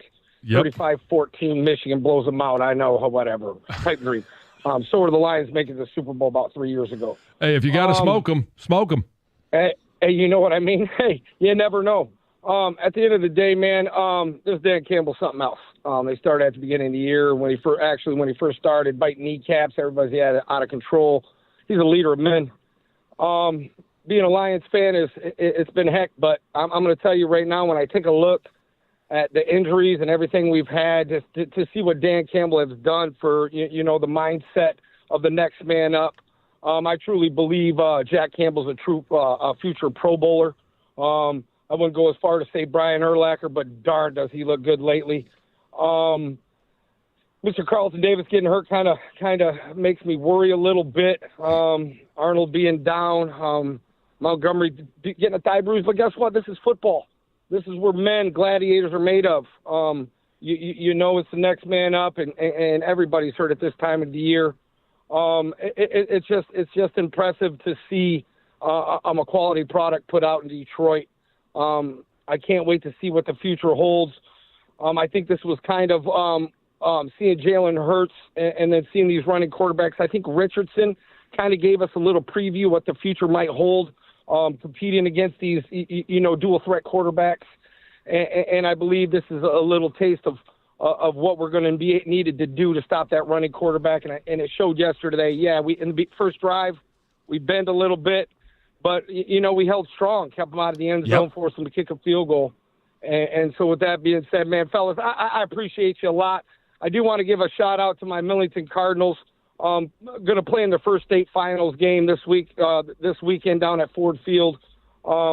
Just a great week to be being from Michigan. We got the game, we got the Lions on Thanksgiving, and I get to go watch my Cardinals beat Monroe St. Mary's Catholic Central on Saturday. So I do love you guys, man. I really do.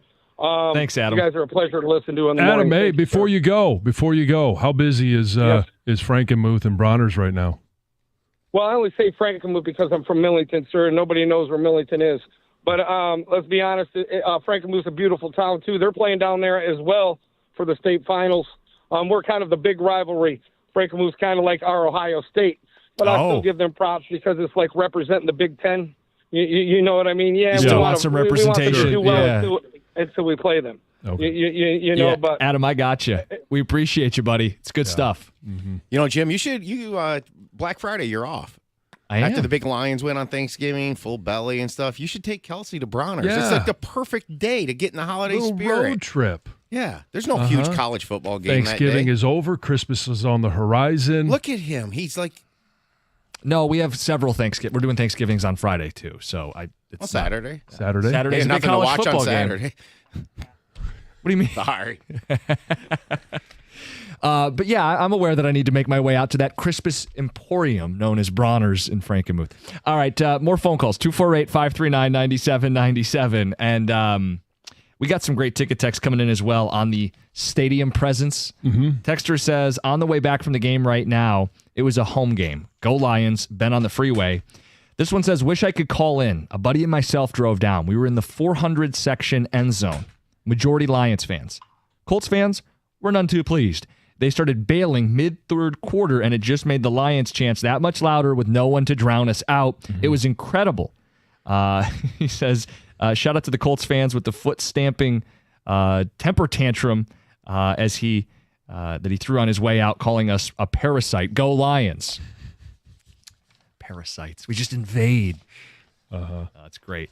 Your responses on the game, on the crowd, and more. TJ Lang at 9:02. We've got overreactions before the hour ends. It's 97.1. If you can't make the trip to an away game, you can't get downtown for a home game, why not head out to Circa Resort and Casino and watch some of these great Detroit sports moments at a viewing experience that is absolutely built for sports fans. You've got 6 pools on 3 different levels. All of them have a perfect view of the massive 40-foot-tall high-definition screen. That is Stadium Swim. It's America's favorite place to watch all your great Detroit sporting events, and even those that happen around the country. Swim-up bars, Insta-ready selfie walls, and one nonstop party. Score your perfect game day spot with cozy day beds, private cabanas, or grab a lounge at the center of the action.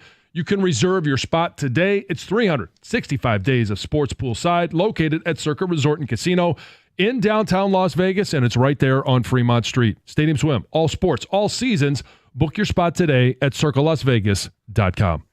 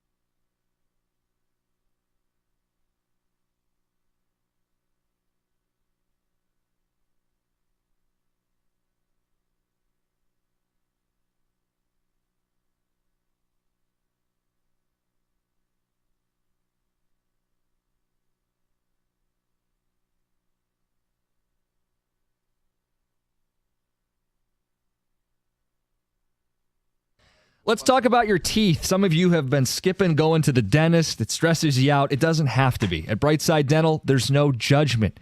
Use those dental benefits before the year ends. Get in for an exam, routine cleaning. If you're not happy with your smile, they've got deals on braces, $1,500 off braces for new patients. Invisalign deals going on right now as well. 9 Metro Detroit locations, including the newest in Trenton. So there's got to be one right around the corner. 1-800-PAINLESS, BrightsideDental.com. That's Brightside Dental. No judgment, just care.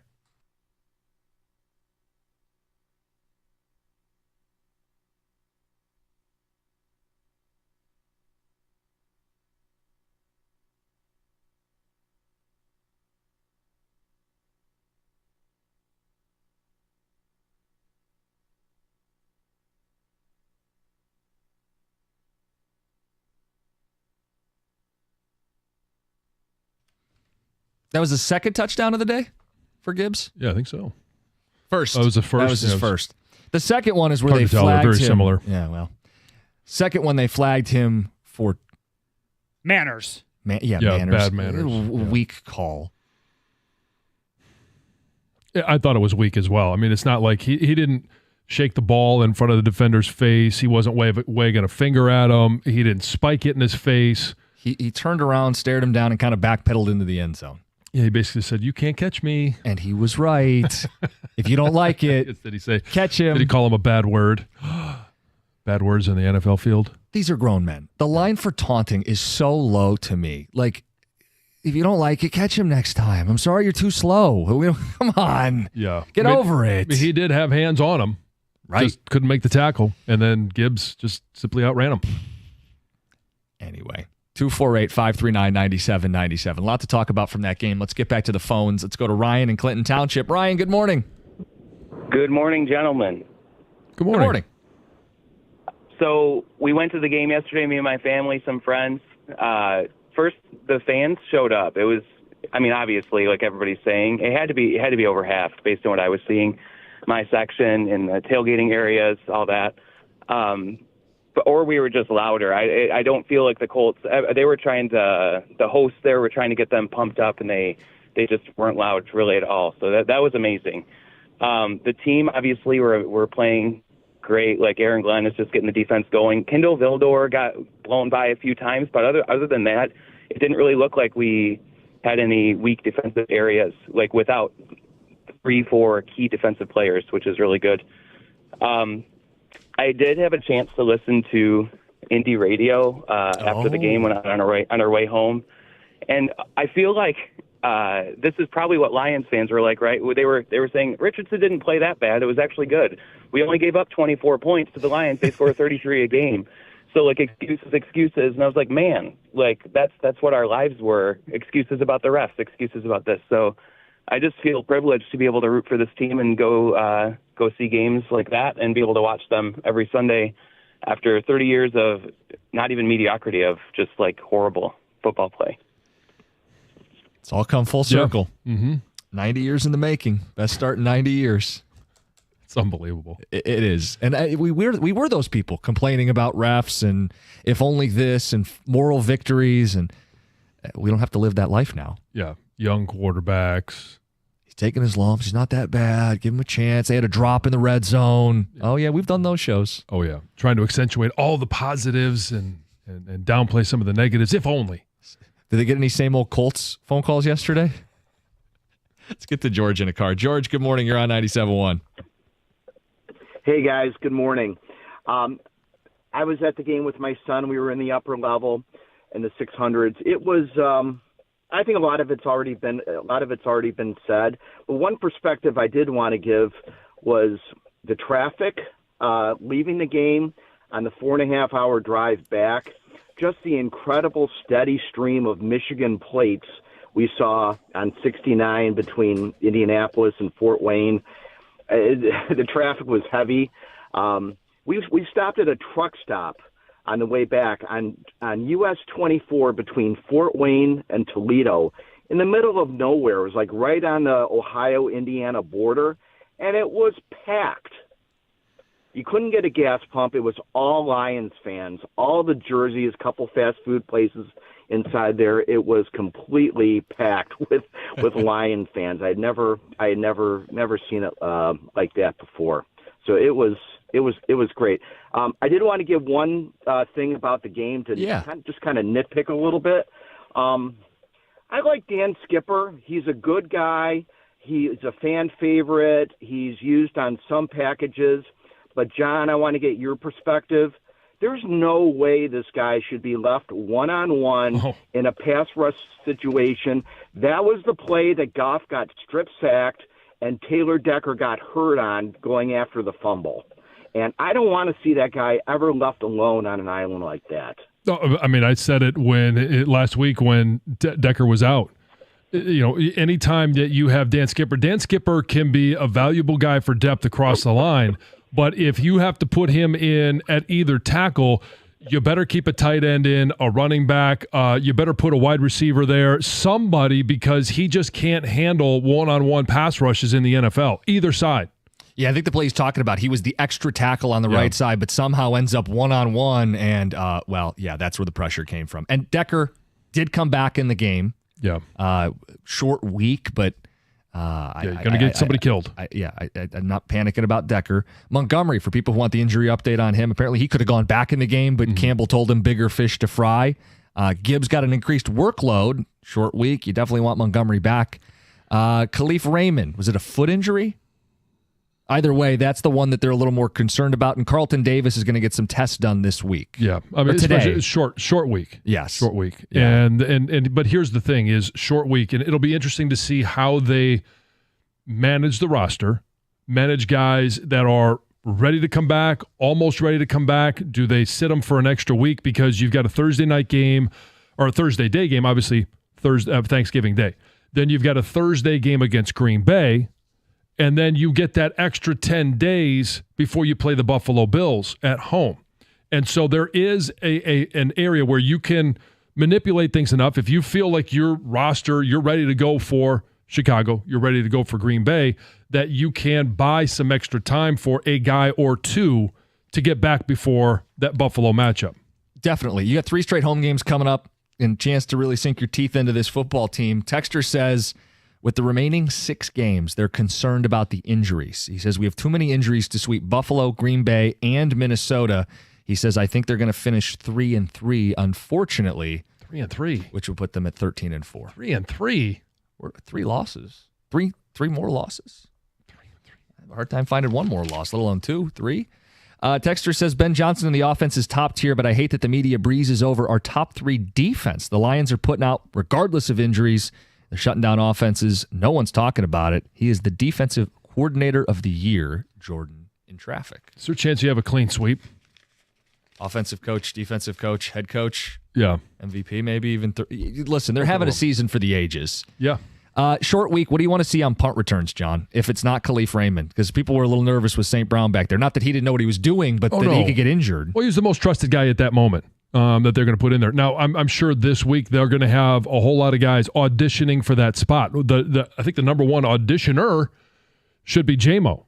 We saw what he can do in college as a kick returner. Catching a punt is a completely different skill set than catching a kickoff. The ball is it's different trajectory, different circumstances. You're catching a kickoff with no one around you. No pressure of, do I have to look down, see where they are? Do I fair catch? And there might not even be any kick returns if they just continue to go into the end zone. A punt return, now all of a sudden, everything is up in the air. Literally up in the air. Spotlight's on you. Yeah, and, can J-Mo catch a punt? Can he make the right decisions? Monroe St. Brown, I think that's why he went in there, was not just, he can catch punts. He's probably their, double secret probation emergency returner, but you don't want to see him take hits. He made really good decisions. J-Mo makes a lot of sense because he's a stick of dynamite and can take it to the house. Punt returns could be a really exciting play. I'd love to see him get a crack at it. The other option would be Sione Vaki, who was a kick returner briefly, I think, at Utah, and he's kind of that special teams gadget guy who's got that extra gear. he'd be someone I'd consider. Antoine Green, unfortunately, is on the IR. He'd be a player you'd look to step up. Isaiah Williams was a player that impressed in the preseason. Problem is, no longer on the roster. Google him. He was scooped up somebody else's practice squad. It's from the Lions practice squad. So, short week. I think the biggest injury to monitor, though, is Carlton Davis, right? Oh, sure. I don't know what that was. Was it a hammy? They said a knee injury. That's always kind of spooky. You want to make sure it's no ligament, nothing long-term, nothing scary. Well, and you look at the roster and you say, okay, well, who could step in for Carlton Davis? Well, right now you have Khalil Dorsey because, if he's not a corner, but he's depth in the secondary. Rakestraw is on IR. Terrion Arnold didn't play. So you've got Emmanuel Mosley, Amik Robertson, Kendall Vildor, and Khalil Dorsey. Those are your 4 options at corner right now. Just circling back to the lead returner, especially punt returns, you might see St. Brown again this week because it's a short week and he's got the sure hands, and I think that's why he was put back there. So a ticket texter, I'm not going to take credit for this. Ticket texter threw a name out there from the past that is sitting on a practice squad. Oh, did you see this? So that's that. Before you do that, there is a chance that whoever is returning punts on Thursday might not be on the roster right now. The name this person threw out is Jamal Agnew on the Steelers practice squad. I mean, it certainly, I think there's a lot of possibilities. Who else is sitting on practice squads that's all they do is return punts? Like and I'm not going to go down that list. I'm sure there's a list. I'm sure Brad Holmes has that list. I wouldn't even know where to begin to search for that. Speaking of players who are available, this is just at the top of the latest ticket text. John, I want to get your reaction to this. Oh, please. Why do you say that? Because you read anything that you're Ron Burgundy. I'm Ron Burgundy. If the Lions had any brains, they'd go get Daniel Jones for backup insurance. I don't know what's DPJ doing. He's returned punts. Okay, on the Daniel Jones, I'll have a conversation about it. Just because I do think a conversation we had about adding a third quarterback just to kind of try to fortify this thing. The problem I have with that text, John, if the Lions had any brains, I'm not quite sure if the Lions have been smarter at any point in their existence. You might want Daniel Jones, and you can make the argument if you want to, but the Lions have brains. They do have brains. What's your point? No, his point was that's the issue with that ticket text. If he makes the plea of like, hey, something to consider, guys, but if the Lions had any idea what they were doing as they sit here 10-1, best team in football, best roster in football. We could go down the list of all of the different teams that have won in New York, all the different quarterbacks that have thrown touchdowns in New York, and since Daniel Jones, right? It just okay. Do it for Valenti. Yeah, send that in 2 o'clock. Let me know how that goes. All right, more of your thoughts. We got overreactions at, 8:50. You're laughing because you know exactly how that would go. It's 97.1. Oh, hey, when it comes to an IRS collection or audit, you need a law firm that specializes in the resolution of all types of tax problems. And when dealing with the world's largest civil law enforcement agency, your case could take a lot of twists and turns. Your first call, your only call, should be to an experienced law firm like Abraham and Rose. They're prepared to advocate on your behalf, no matter if it's civil or criminal or even the Michigan Department of Treasury. Whether personal income tax or business payroll taxes, you're going to need a real team of local lawyers, not some tax organization with a random individual that you're never going to meet. Visit abrahamandrose.com today or call 248-539-5040 so you never personally have to deal with the IRS.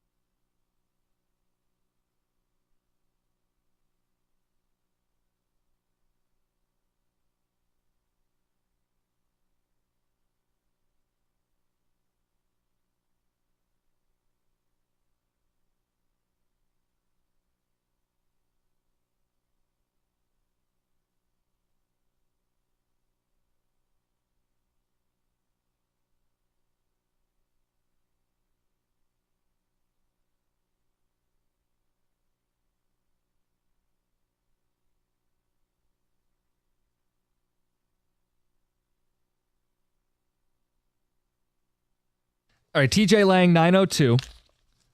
We got Overreact Gyms at 8:50. We'll get to Heather's news. I really want to get these two phone calls in. One that says the Lions have a glaring problem, and another one that says they're fortunate to have won yesterday. This should be exciting. Mm-hmm. Greg in Detroit, you're on 97.1. Hey, guys. Thanks for taking my call, and happy Monday. I kind of agree with the callers. The Lions are very fortunate to win this game. Indiana left 21 points on the field. I mean, they were just wide open touchdowns, and one was right in front of the end zone, and just left 21 points on the field. And I don't want St. Brown taking punts. I think Savati should be taking punts, or even Reynolds. And also, can you tell me if we still have Isaiah Williams, because he's just a superstar waiting to happen? No, Isaiah Williams is no longer on the roster. He was put on the practice squad. He was picked up by somebody else. The Bengals. So no, he's not. He's no longer on the roster. But what do you mean, like, fortunate to win? Right? I mean, they won by 18 points on the road, and they kind of played with the lead the entire way, right? Right. I get that. However, the last three teams that the Lions has played had opening drives where they scored, right? And 21 points that Indiana left on the field. So if you... How many points did the Lions leave on the field? I would say 14. Okay. So if we gave both teams what you think they're owed, the Lions still win by 2 touchdowns or more? I guess, Greg, I understand there's always things the team needs to clean up, and we can talk through some of it. I just don't feel like they were fortunate to win. I feel like that was a comfortable win for the Detroit Lions. Yeah. I wasn't sweating it. They were up 1 score at the half. You could kick your feet up. I know how that game was going to end. It was going to be another win. Right. The Texans, they score first. Yeah. All right. They were up. What was their lead at one point? 16 points. Yeah. And it didn't phase the Lions on the road. The Jags, they scored first. How'd that go for them? Well, right. And how much does it matter how you adjust? The first drive is scripted. The other team's hitting you with their best punch, what they've worked all week on. Guess how many points the Lions have given up in the second half the last 3 weeks? Talk about adjustments. 0 points allowed the last 3 weeks in the second half. And I think you brought up a key stat in regards to the best red zone defense in the NFL. There's a lot of teams that, they might be good when the ball is on your side of the field and they've got the advantage. They might be good midfield. The Lions have been unbelievably good in the red zone. Teams have gotten into the red zone, and then all of a sudden, it's like the well goes dry, and they've got nothing that will work for them. That is huge for this defense, because if you do play in the Super Bowl and you're playing against the Bills, you're playing against the Ravens, or you're playing against the Chiefs, in between the 20s, they can be really good. But where has Kansas City supremely struggled? In the red zone. Finishing drives, yep. I mean, in Baltimore, against Pittsburgh, they struggled everywhere, but especially in the red zone. Yep. Critically important. If you face the Eagles in a big NFC title game, they got that great line, that run game. When they get in and around the red zone, you're going to need to stiffen up, and you're going to need to hold them to a field goal. I mean, that's just the reality of this. 3s versus 7s. Let's get to Eddie in Redford. Eddie, good morning. Yeah, good morning. How you guys doing? Good. You know what? I appreciate that win yesterday. You know, the Lions gritted it out. But one thing that does concern me is this cornerback, this Kendall Vildor. He gets burned way too often. And I remember last year in the championship game, he was the one where the ball hit off his helmet. Yeah, he makes me nervous. And if you notice, they went at him right away yesterday. Oh, sure. Why wouldn't you? He makes everybody nervous. He shouldn't be on the field in big games, right? The idea is Terrion Arnold's not season-ending. Carlton Davis, we haven't heard a report, but, need to get him back. Vildor shouldn't be out there in critical moments. How can this guy even still be on the team? I know they can do better than Kendall Vildor. Well, I mean, we'll see how things look on Thursday. I think one of the things that we haven't talked about that they can do is, I mean, they have one of the best, if not the best, safety in the business. That's Brian Branch. Where has he been able to play? All over the secondary. I would expect that he's going to be all over the secondary on Thursday. Yeah, you could move him back in situations to a corner, a man cover. Do you feel better about, putting Brian Branch on the edge and having Brandon Joseph and Kirby Joseph, the Joseph brothers? Yeah, I could see that. Yeah. I mean, that's part of what you can do. I'm not saying that they will. I'm not trying to put out there a game plan for Aaron Glenn, but he does have one of the best chess pieces in all of football. All right, we got a lot to get to. Let's get to Heather's news. Well, this year we could have a white Thanksgiving. Oh. So get ready for that. Yeah, temperatures are going to fall, which means we could see some snow on Thursday. So right now you can expect some above normal temperatures, but that's going to change as the week goes on. So we're going to get some cooler weather coming in. They say rain is likely in Detroit today with highs in the 50s.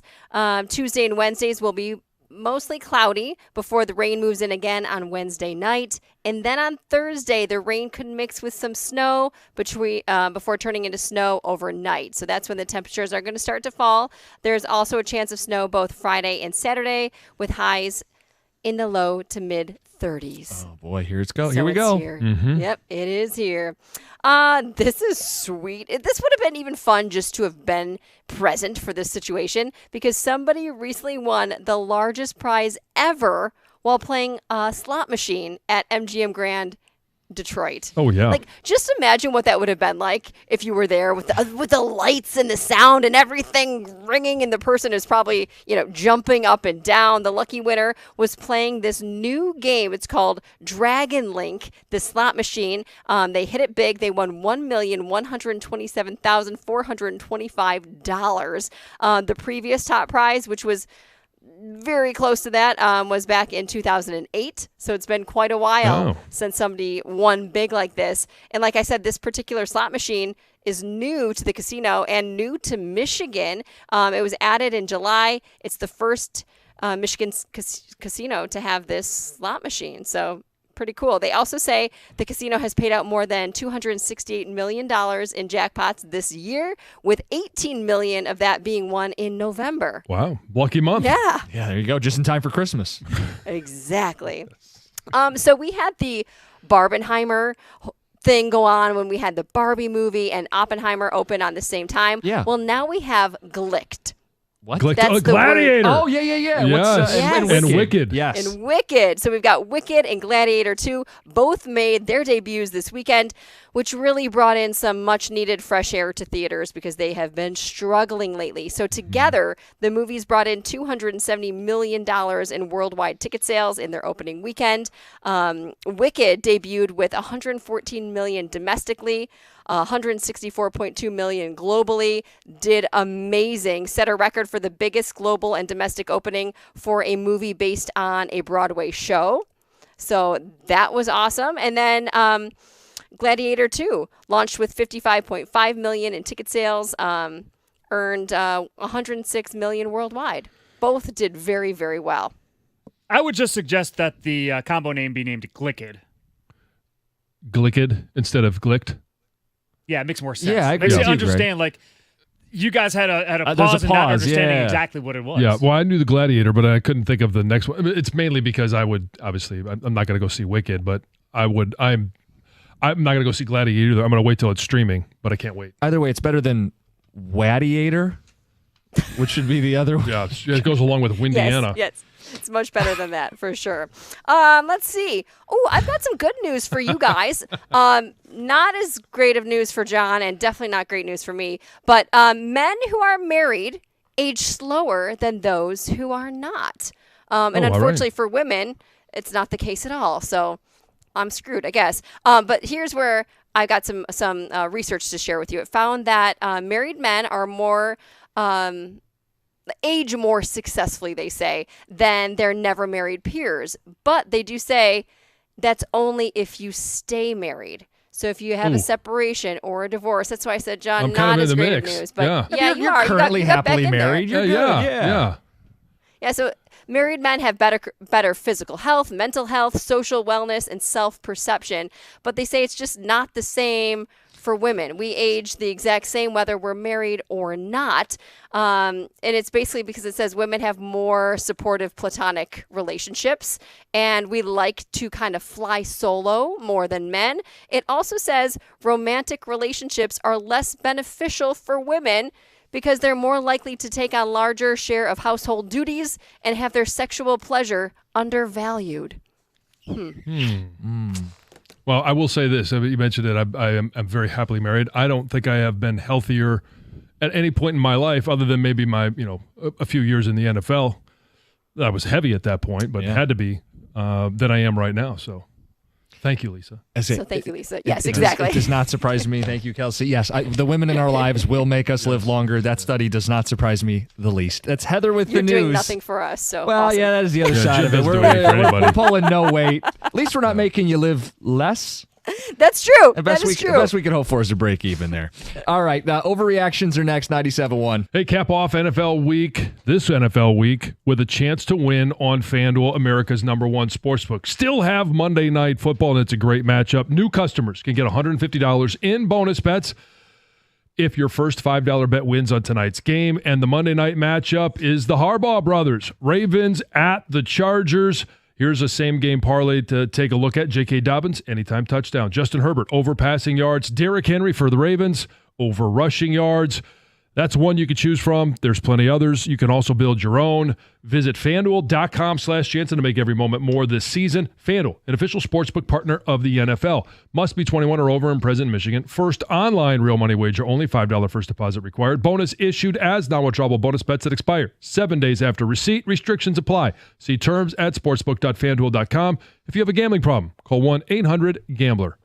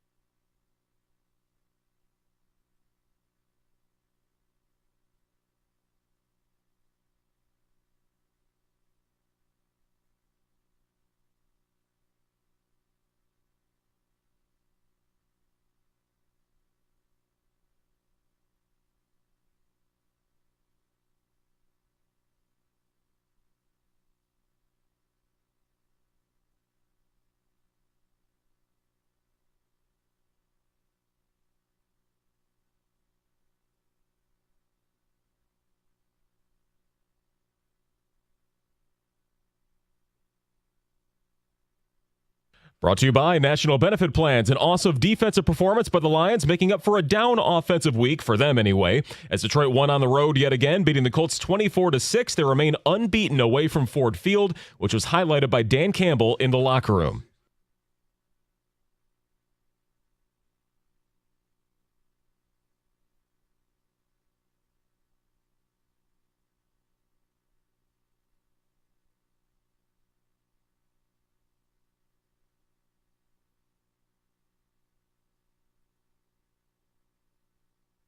Yeah, he also called the Jared Goff chants before kickoff at Lucas Oil demoralizing for Indianapolis. The Lions are 10-1 overall. They've won 9 in a row, still tied with the Chiefs at the top of the league standings, with the Eagles and Vikings just one win behind them in the NFC. The team will also be dealing with a few injuries heading into a very short week, with Thursday as their next game. Khalif Raymond, Taylor Decker, David Montgomery, Carlton Davis, all dealing with issues. Leaf may be the only long-term concern, according to Coach. They'll take on the Bears in 3 days. Tonight's going to be a busy one for local sports. The Red Wings and Pistons both in action after losses on Saturday. Also, Michigan and MSU basketball both hitting the road for tournaments. The Wolverines in Fort Myers and the Spartans hanging out in Hawaii. Must be nice. At the Cornwall Health Sports Desk, I'm Chris Villar. For more, go to 97.1 The Ticket and Odyssey.com.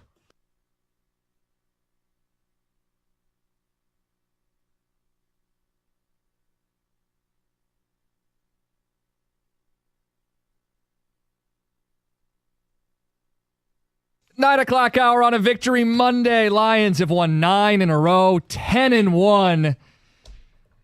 Just like 1934. TJ Lang in studio. Just like 1934, right? Yeah, it feels like. You remember? I remember. We all remember 1934 and what those Lions were capable of. Yeah, No, I've heard many of stories. 90 years. TJ, was that a Lions home game you were at yesterday? Pretty close? Home game, at 50-50, yeah. So I guess anytime you go on the road and have 50-50, yeah. crowd, then it probably feels like a home game. Because it looked and it sounded. No, it did. And I know we talked about it, but I finally asked Coach yesterday, I'm like, you can't. He's got this way of galvanizing the group when we go on the road. It's just us, our backs against the wall, us versus everybody. And I'm like, Coach, you can't really use that anymore, can you? He started giggling. He's like, man, I can't. It's incredible. Like, it is.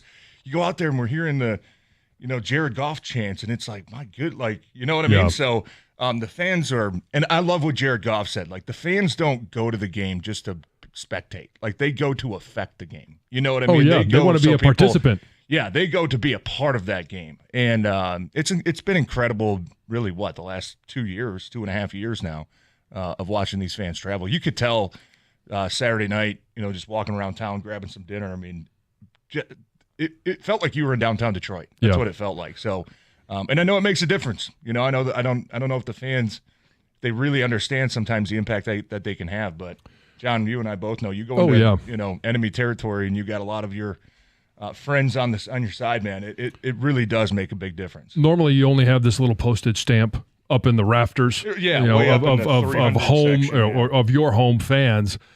But now when the Lions take the field, what is it? Texas A&M, the home of the 12th man. Seattle, we hear about it, but they don't travel and they're not as involved on the road as a Lions fan. The Lions have the 12th man every single week, home or away. Yeah, and there's been some games. I think I told you guys maybe a couple weeks ago.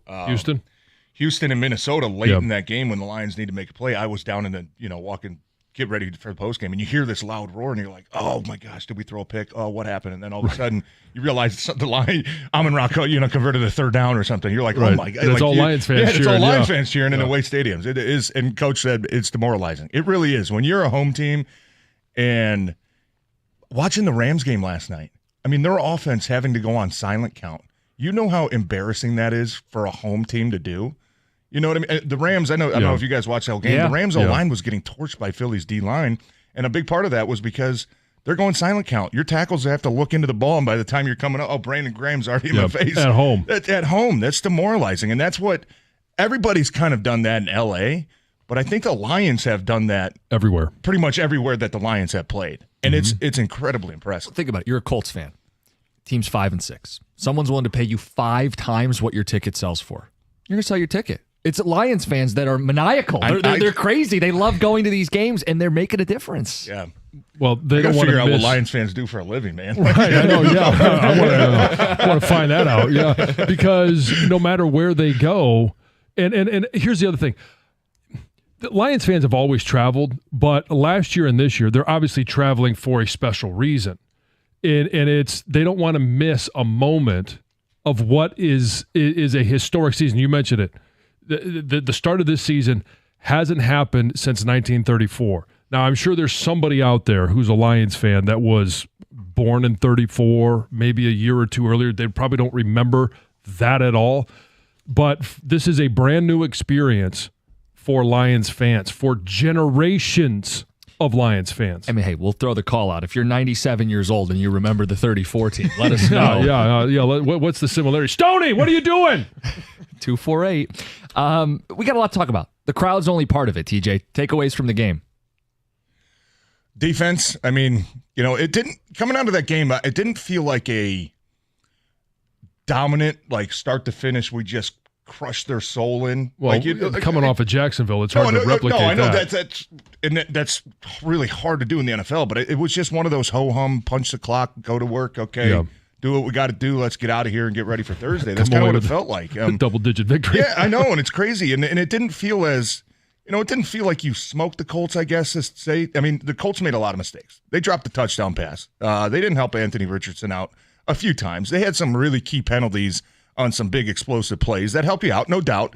But it just felt kind of like a punch the clock, do what we got to do to get out of here. You know what I mean? And win by 18 points on the road, and it was not their best. Offensively, I mean, did it probably feel like a B- type of game for them? Like, did it feel like they were just trying to get out of there at some point No, too? As the injuries are mounting, and you just maybe late in the second half, and clearly, I think the coaches had that too when Carlton Davis didn't return, David Montgomery didn't return. When I asked about, I think Coach talked about, he said, hey, we're not really concerned long term with those guys. Maybe Khalif Raymond, they'll have to probably get some scans done today. He said that doesn't mean that those guys are going to play Thursday, but I think you can kind of get the sense that Coach said, hey, we got some bigger games coming up. This one's pretty much, we feel confident. Why don't we sit you guys out? Decker came out late in that game. He got rolled up on. So it'll be interesting to see what happens this week with the injury report. But yeah, it did feel like, and the defense, I mean, what they're doing to other teams' running backs,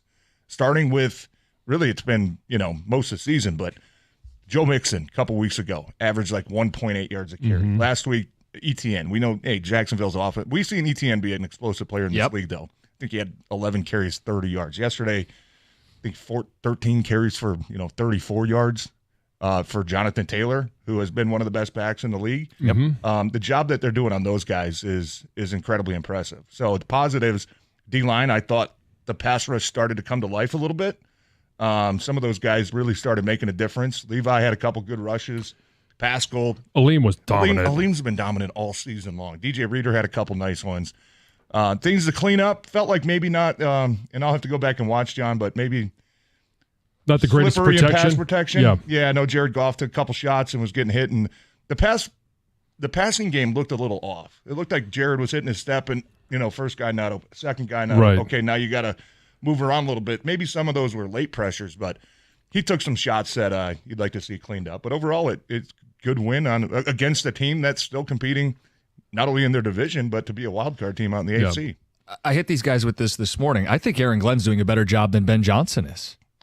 You know what I mean? You know what I mean? Like, given what he's working with, the Lions are number 2 right now in points allowed, number 2 in the red zone, number 1 on third down, and that's without Aiden Hutchinson, right? Like, with Aiden, if you would have told me this team's 1 or 2 in the major defensive categories, I would have said, it's exceeding my expectations. To do it without Aiden and a bunch of these other guys that have gotten hurt. You're missing 3 key guys at every level of your defense, right? Yesterday, DN, linebacker, corner. You're playing without 3 starters. So I would say that it's hard to argue that. I think what Aaron Glenn has gotten from his defense, it's more consistency, right, than the offense. Like if Ben Johnson and the offense has still been really good, but that kind of lets you know how good the defense has been when it comes to situational football. Hey, first drive, they want to design a bunch of quarterback runs. They got their first 15, right? Okay, they're probably going to get some yards. lock them down in the, keep them to a field goal. Well, that feels like where coaching maybe is the most obvious, is critical key situations. Third down, red zone, red zone. Yeah, exactly. They didn't get a turnover yesterday, but they've been really, really good in all those situations this year. 2-minute, defense. Yeah. Hey, we're not letting up any points, and that's what wins you games, man. And other teams probably know that. You play against the Detroit Lions, if you're kicking a couple field, you're not going to win that game. You're not going to have a chance. No, that wasn't as explosive as that offense has been that we've seen throughout the majority of this year yesterday, but it was just another complete win. It's another way of this team showing they can win. Hey, offense kind of sputters a little bit. Defense, it's fine, man. They're not going to score on us. So it's just a sign, and it feels like we're saying the same thing every week. We have at least for 9 straight weeks now. Yeah. It's just a sign of a really good football team, and it's exciting. You brought some stuff up that we got to explore as the hour goes on. And people can call in, open lines, 248-539-9797. You mentioned the Eagles last night. Threat level, would love to get your thoughts on that. They continue to surge in that 2 spot, only 1 game back of the Lions in the NFC. We brought up Aaron Glenn. We brought up the short week. Want to get the perspective of both of you guys. Short week, what that's like as a player, turning around and playing on Thanksgiving. And you mentioned your Saturday night, TJ. We got to get to the chants from Saturday night weren't Jared Goff. Oh, that's right. I thought that was epic. That's awesome. Well done. That's off. How many drinks in was this? We'll play the audio next, 97.1. It was early. Any video from later in the night? Find out. It's 97.1. Hey, looking for affordable family fun that fits your lifestyle? The YMCA of Metro Detroit has you covered. Join the Y November 25th through the 30th and get 75% off your first month. That's right. Fun, fitness, and community for about $4 a day. At the Y, you'll find something for everyone. Swimming, sports, group fitness, and so much more. Your heart and your wallet will thank you. Hurry! This offer of 75% off your first month is only available November 25th through the 30th. Visit ymcadetroit.org or visit one of the 7 locations across Metro Detroit to join today.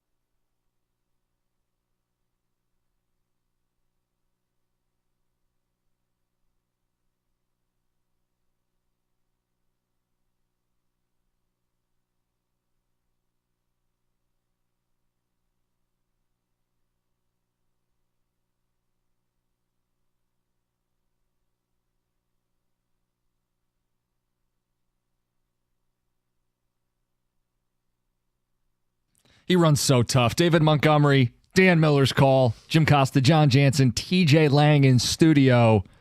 And TJ, Montgomery's injury, what do we know about it? It sounded like he could have probably come back in that game if needed. Do you think he'll play this week? If I had to guess, I would. It depends on, I guess. Monday's the day you got to get some scans and stuff. But if he was available to finish that game and they said, hey, we got 2 games coming up in the next 10 days, we're going to need you for those. Well, I think that was more of the decision. We've seen some strategic, if you're on the fence, resting this season. Laporta, Ragnow right before a bye week.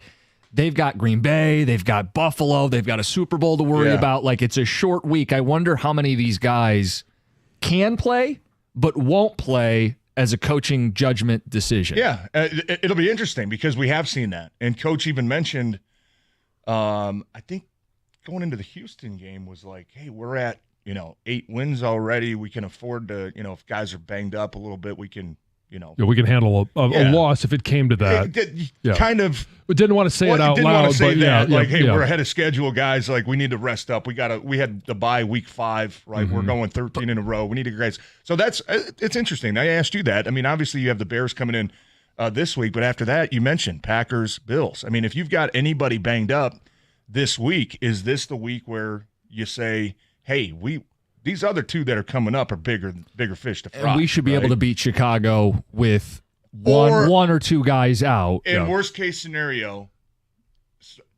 weird things happen on Thanksgiving, right? Worst case scenario, you don't win this week, but you got guys healthy going into Green Bay. You got a full healthy team, and that's a more going into important next week, game. going into Buffalo. Yeah.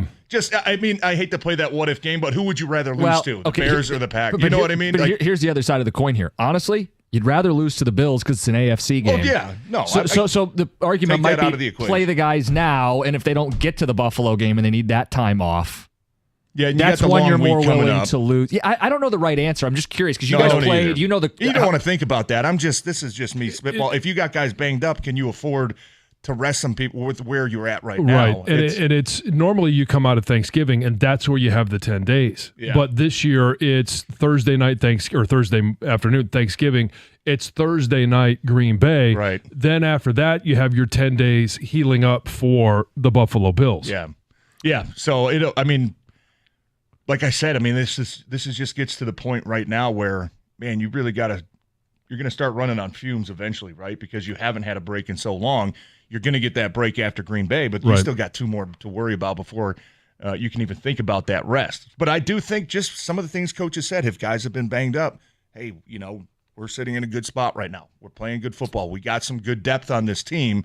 I don't think he's saying, hey, just go out there and if we lose, it's fine. No. But I think he's saying that we need these guys healthy for the big picture. We need these guys healthy for the long stretch. Do you want to rush somebody back this week and now you're potentially missing them the next 2 that are going to be very important? Those are things that they got to factor in, but this is just speculation. I don't know those guys' injury situation. I don't know if that was yesterday a coaching decision to say, okay, guys, you gave me a good half or first 3 quarters, whatever it was, got another game in 4 days. You sit this one out. We don't need you. We'll take care of it. Just get your body ready for Thursday. Yeah. That could have been the cases, which I think might have gone into some of those decisions. Campbell speaks with the media today. We'll also talk to him tomorrow. A lot of this will get cleared up between now and Thursday. But it is a quick turnaround. You guys both played Thursday night games? Yeah. Yeah. Thanksgiving games, both of you? Oh, yeah. Yep. What is it like on the body to turn around right now? Sucks. Being home on the couple games being home on Thanksgiving when I was with Detroit, certainly easier because you don't have the travel the day before. Right. You're not losing really a day of rest. So that was still difficult, don't get me wrong, but easier than being the road team. I think I played 2 or 3 on the road here at Thanksgiving, and it's difficult, man. This time of year, it is really difficult to turn around, especially the older that you get. That's the thing. Turn around and get your body right, because there were some days, John, I know you're probably the same, I wouldn't feel right until maybe a Thursday or Friday coming off of a Sunday game.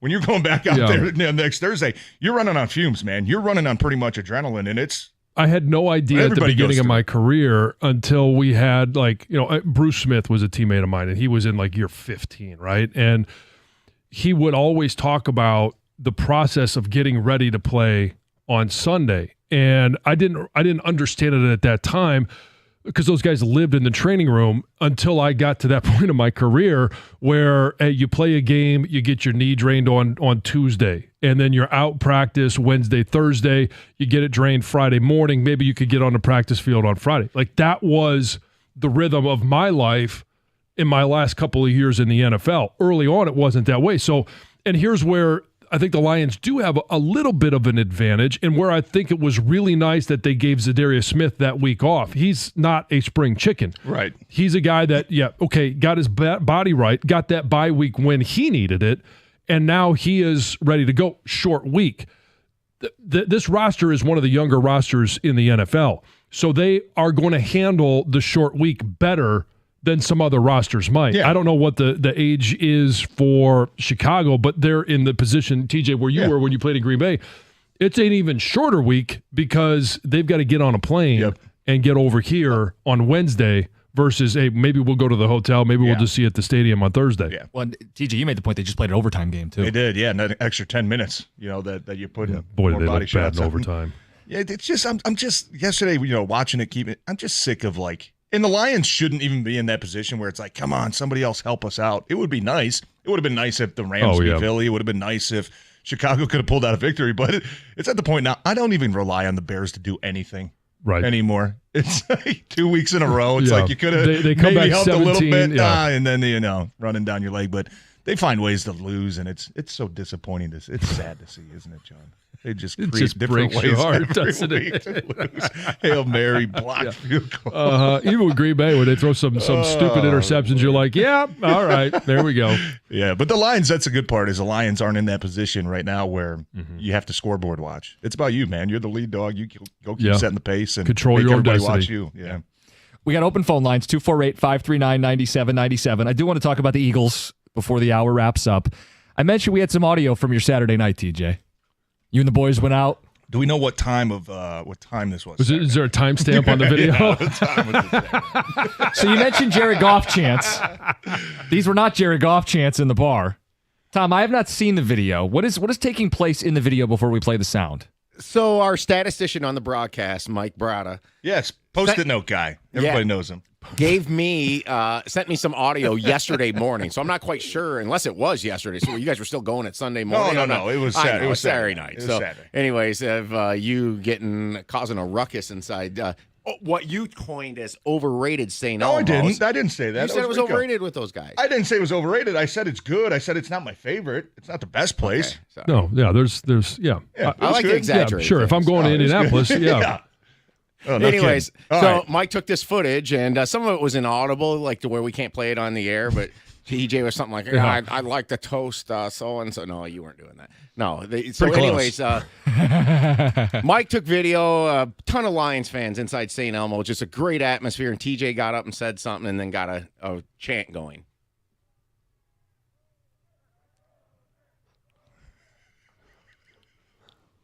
Low miss, low miss, low miss, low miss. Lomas likes to be in the background. Stop. Yeah. Oh man. Oh, come on. Oh man. We had to cut out, because after he got up and started dancing, and they played that song and everything. Yeah. That happened a couple times at dinner. And look, Lomas is I think we all know Lomas, right? Yeah. John and I know him personal, and he's a very humble, very bashful guy. And Lomas is he likes to talk to everyone, but he also likes to be under the radar. Yeah, but he is like the mayor. I've never seen somebody be so personable with literally every person that he meets. I mean, it's incredible to watch him just talk to fans and talk to people. He is one of the best people persons I've ever met. And I like to celebrate Lomas sometimes when we go on the road. I like to make sure that Lomas gets the appreciation that he should have deserved during his 18-year career that he played. So, once in a while, you got to stand up and let the crowd know, hey, this is a Pride of the Lions inductee. Hey, this is a College Football Hall of Famer, everybody. Right. Yes. Let's give the big guy some love. Whenever I introduce him at training camp, whether it's on air or it's just to anybody else that's come, who is that? That's the mayor of Allen Park. And we even got the entire restaurant to sing happy birthday to him. Oh, it was his birthday. No, his birthday's in March, but he wanted to. Yes. Yeah. If anybody knew what was going on at 34, it might have been Lomas. Might have been him. Yeah. It was somebody came up to him afterwards going, I thought your birthday was in March. It is. Yeah, can you believe these guys? It's not my birthday. The entire bar singing happy birthday to Lois. You guys had a great time. Lions fans had a great time. We'll get more of their phone calls in the mix. If you guys were down there, we want to hear from you, the experience, the takeover, the game, all of it. And yes, how loud are those Eagle footsteps, TJ? We'll get to that next. It's 97.1. Hey, when it comes to managing your finances, you need a bank that gets you and is genuinely interested in your success. That's why I bank with First Merchants Bank. Whether it's your business banking or day-to-day personal banking, First Merchants Bank is 100% interested in helping you prosper. First Merchants bankers are attentive. They're going to sit down with you, as they did me, ask you as many questions as you're willing to answer, because they want to build a financial plan that fits your unique situation. When they build it for you, they're also going to stay in touch, because life happens and things change, and they'll manipulate it. They'll change that plan along with your life. And when you make the switch to First Merchants Bank, you're also going to get access to their highly rated mobile banking app with innovative personal finance tools. Plus, they're deeply connected to the community's needs, because it's their community as well. And they volunteer and donate to local causes to ensure that we all prosper together. This is the difference of a 100% interest in you. For a better banking experience, visit firstmerchants.com. That's firstmerchants.com. First Merchants Bank, helping you prosper. Member FDIC, equal housing lender.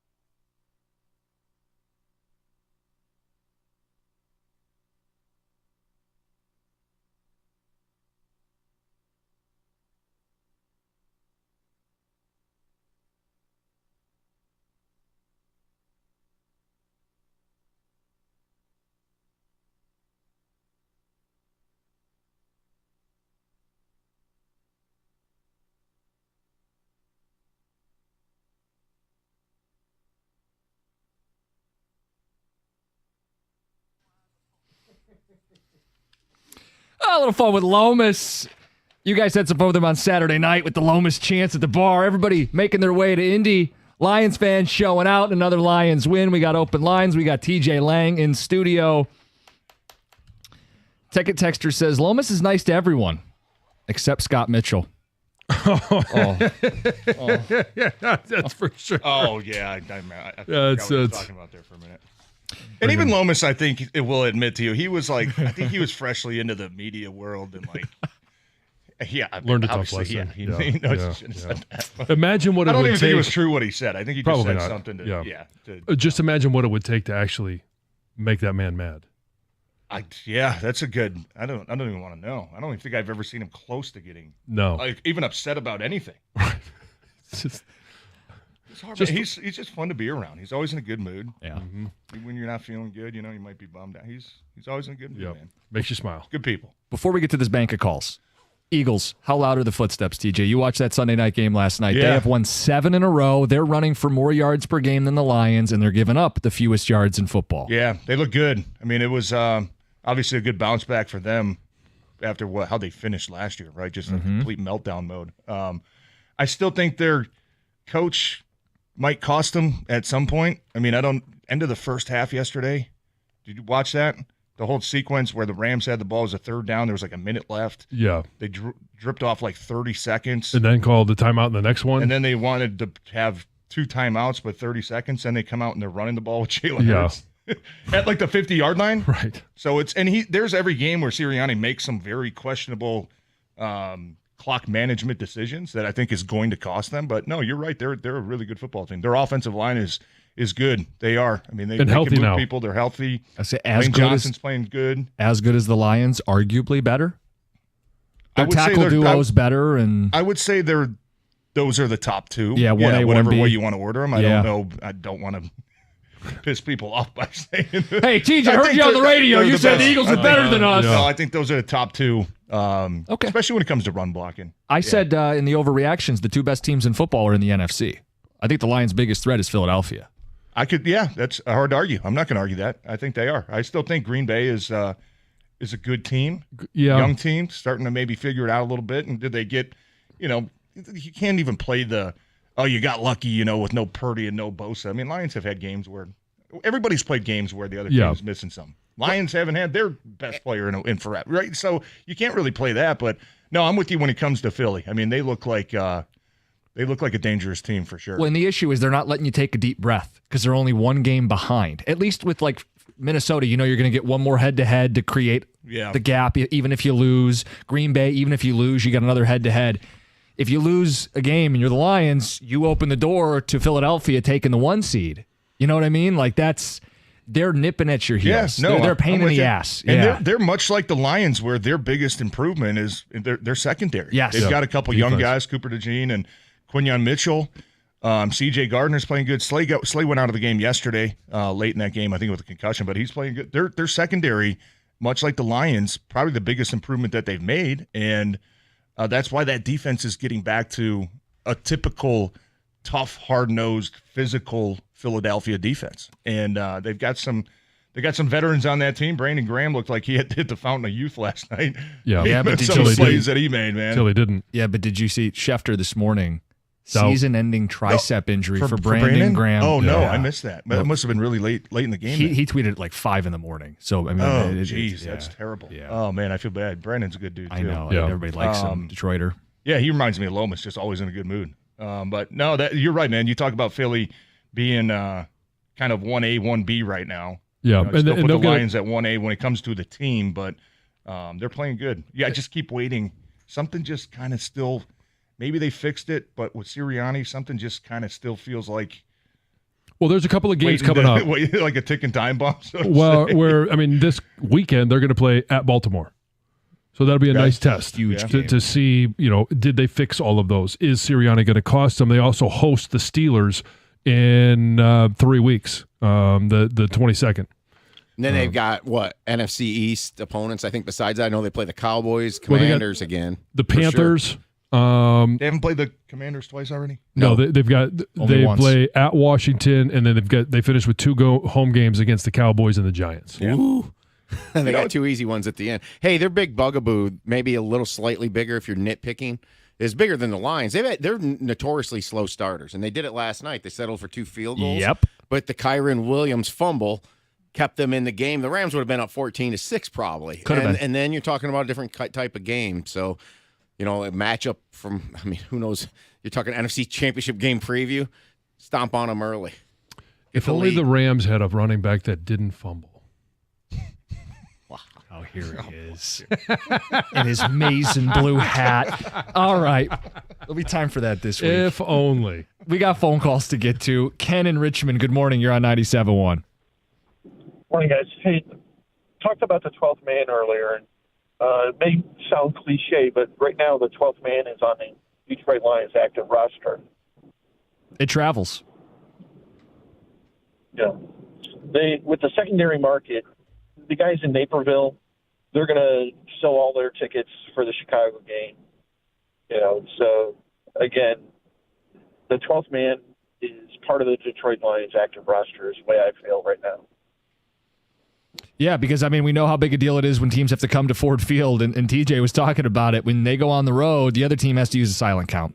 That's damning. And it's not, one or two NFL teams with bad fan bases. It's everybody in the league that has to be put on notice. And you look at there's only 2 road games left, right? Chicago, I certainly expect a lot of fans to travel there. And then depending on if San Fran keeps in a free fall. Yeah, are they even in it at that point? How many Lions fans make the trip out there and take that stadium over? And they're a great football city. But if you're out of the playoffs and Lions fans are willing to pay you twice what your ticket's worth, take the money and go to the offseason.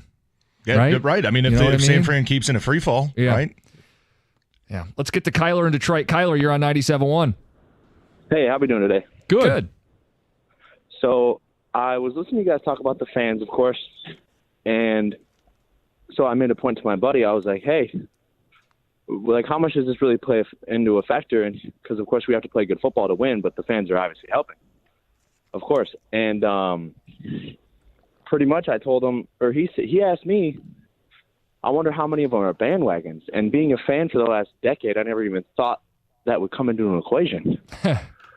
People bandwagoning towards the Lions. What a time. Of all teams. And it's just nice to be a great football team. I'll get out of your guys' hair. I'll let you take the phone calls. I appreciate it.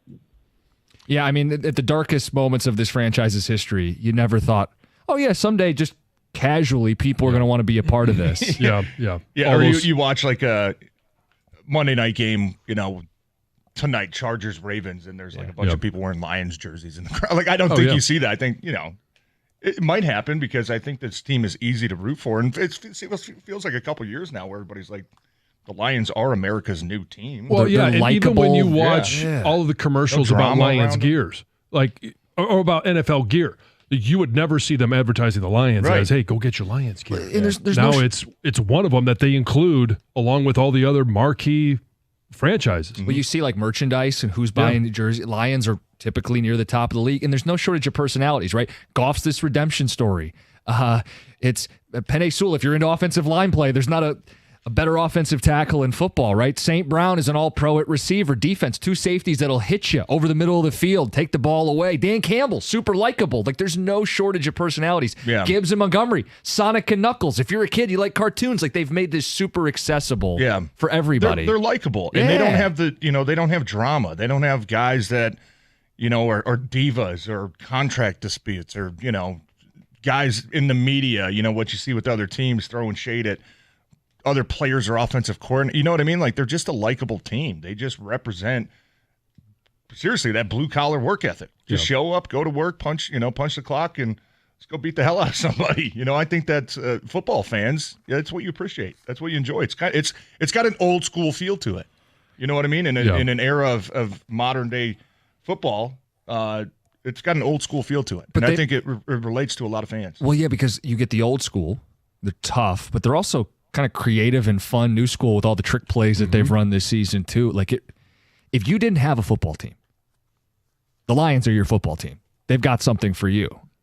Oh yeah, they're fun to watch. They're fun to root for. And let's face it. You could say some are bandwagons. Some are new to the NFL. Yep, come on in. More the merrier. I don't get people who go, "You're not welcome here." I've been waiting my whole life for a team to be this good. Right, yeah. We're all those Lions free fans. Stay away, right? No, I think everybody's welcome on this deal. I just don't think you'll appreciate it the same way as someone who did suffer through 0-16 and all the misery and everything else. More phone calls to wrap the show. It's 97.1. You guys, don't stress this holiday season. Get your girl what she really wants. Get her a beauty package from Beauty Bird Med Spa. You can choose from any number of their premium offerings. So maybe you've heard her talk about wanting Botox or laser hair removal. Whatever it is, Amy Wise and her team have you covered. They can walk you through everything. They can create a personalized package your ladies will love. Plus, they're going to be in great hands. I saw Amy and I couldn't be happier with my microneedling treatment. So don't struggle with the holidays again this year. Go visit them in commerce or head to mybeautybird.com today. That's mybeautybird.com.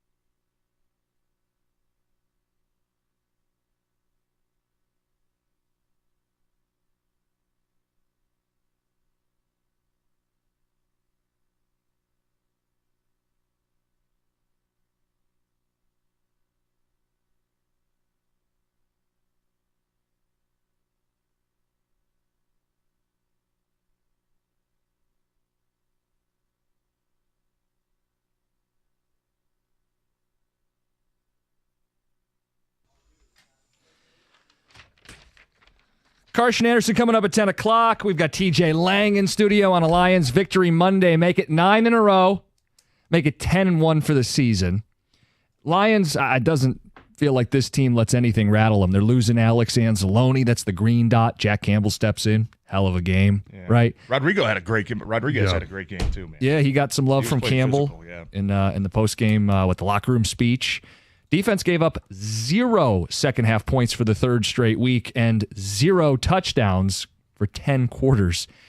Listen, they may lose another game. I don't know that we concede that, though, because of just how dominant this run has been. And, Tom, you have some stat about teams that only lose one game all season? So this is incredible. Now I need people to listen closely. This includes the regular season and Super Bowl since the league went to at least a 16-game schedule in the 70s. There's only 3 teams that have gone through both the regular season and playoffs losing one game the entire way. The 84 Niners, who were one hell of a team, lost one game all season, playoffs regular season, by 3 points to the Steelers. Then you have the 85 Bears. They lost one game to the Dolphins on that Monday night where things got away from them. They lost by 14. So the first 2 won the Super Bowl. The next one did not win the Super Bowl. The 07 Patriots lost one game by 3 points, but it was a Super Bowl. Mm-hmm. Only 3 teams have lost one game the whole way. So for the 16-1ers out there, you're joining that club if they don't lose again. Yeah. That's right. Then you got to win the Super Bowl. Well, yeah, crazy. so then you'd be, 19-1? That's the thing. Yeah. Like your team. No, if you win. No, I'm saying you have to win the Super. You have to win out. Yeah, including the Super Bowl. So the people who think they're winning out, you're joining a club that includes 3 teams. But what if the Lions do that? They'll be the first team in 40 years. Right. Yeah. To go on and win somebody compared this to the 85 Bears a long time ago. Oh, here you go. Pat yourself on the back, Tom. There it is. Should have seen where this one was going. That's what the stat was all about. And he did slip in today because John and him were 14 wins. Then I one-upped him with 15 wins. He slipped in today. 16. 16? 16. Boy, it's on the table. No question. It's on the table. Yeah, no doubt. We'll see.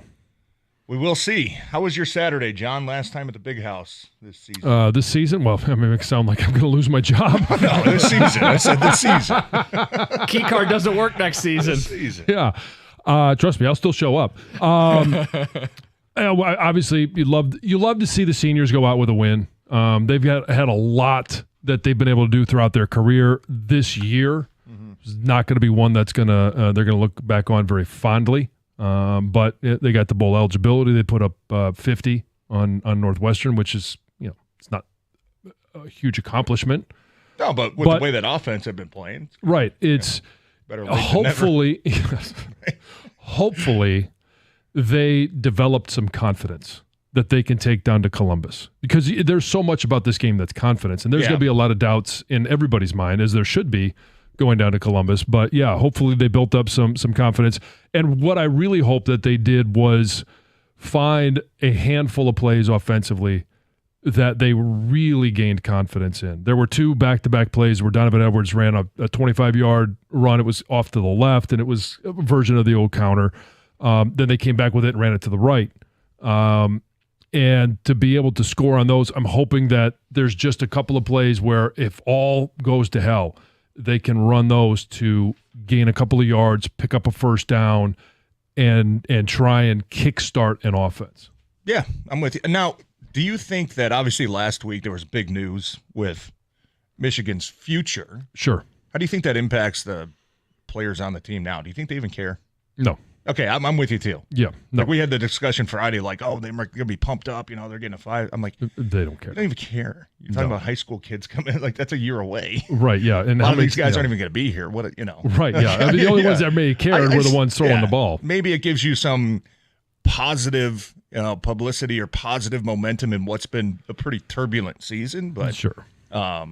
No, I don't think anybody on a roster cares. That was more fan info and hype than anything else. It's the same being in the NFL. Hey, what do you think about the draft pick? It's like, how can you come in and help us? You know what I mean? Like, guy played college, guy playing high school. Don't say I'm not excited about it. As a fan, I am, but I think as a player, you look at it and say, okay, like, great. Now let's see what you can do. Yeah. How are you going to help us? So what do you guys, TJ, what do you think? Ohio State, Michigan this week? We won't talk to you until the game's over. Ohio State's still the better team in my opinion. I mean, that's not some. It's not even a question. Yeah, that's not. not anything not obvious. So how ugly will it be then? What's the spread on that? 20 something? 20 and a half. Yeah, 3 touchdowns. So I went back and looked. I'll give you a little context. In 95, now we're going way back. 95, they were 9-point favorites, and they were coming to Ann Arbor, which was the Tumunga-Biaka-Patuka game. Mm-hmm. And then in 96, we were going down to Columbus, and that was, big Andy Katzenmoyer, still Fickus and Vrabel. I think Luke Fickell was still on that team. And they were 17-point favorites. So we've done it before. Okay. History is somewhat on your side. Gators making faces. We're talking 30 years ago, so I'm not sure how much history is I on just our side. and I tried to watch as much of the Indiana-Ohio State game this past weekend. I didn't come out of that game feeling that Indiana was incredibly overmatched. Obviously they had the punt return touchdown they let up. They had another punt that the punter fumbled the ball. Or 14 points off of special teams is not ideal. I thought Indiana's defense looked a blatant block in the back on the touchdown. The punt return? Yeah. Late. And so I didn't come out of that game. I think people were like, okay, Indiana finally got exposed. Like, we can put that to bed. I didn't feel that way at all. Indiana held up pretty well. Yeah. And I think, what was it, 7-7 at halftime? 14-7. Yeah, I think Ohio State scored late, but that was the punt. Hey, they stop Ohio State on the goal line, right? They made some good plays in that game defensively. Their offense certainly didn't look fantastic by any means, but I kind of came out of that game thinking it was closer than what the final score. And I know Ryan Day tried to, obviously score late again with the quarterback sneak, but I think that he's going to have that. That's.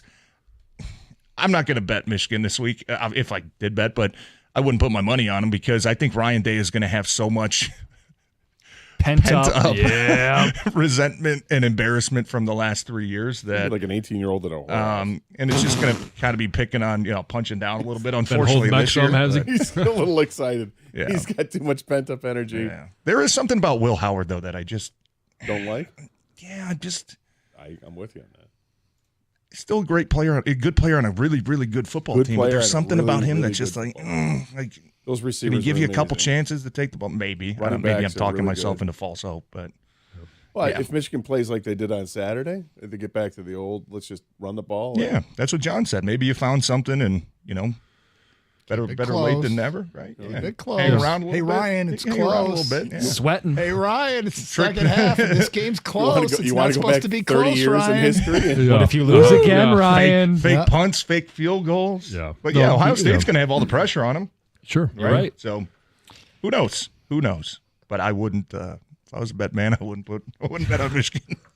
Doug, putting the mortgage on that one. What do you guys got coming up next? Obviously, plenty of Lions talk. Monday means champ and chump as well.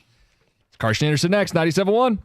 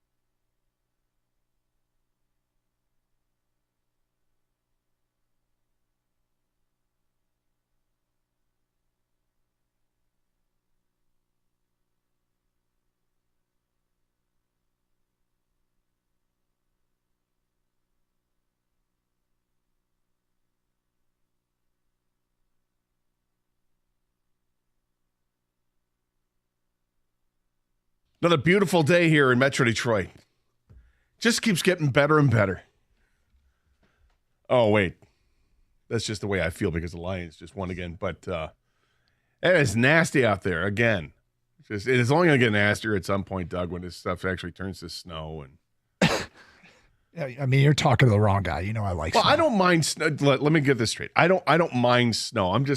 It feels like it's been forever since I've actually enjoyed sun.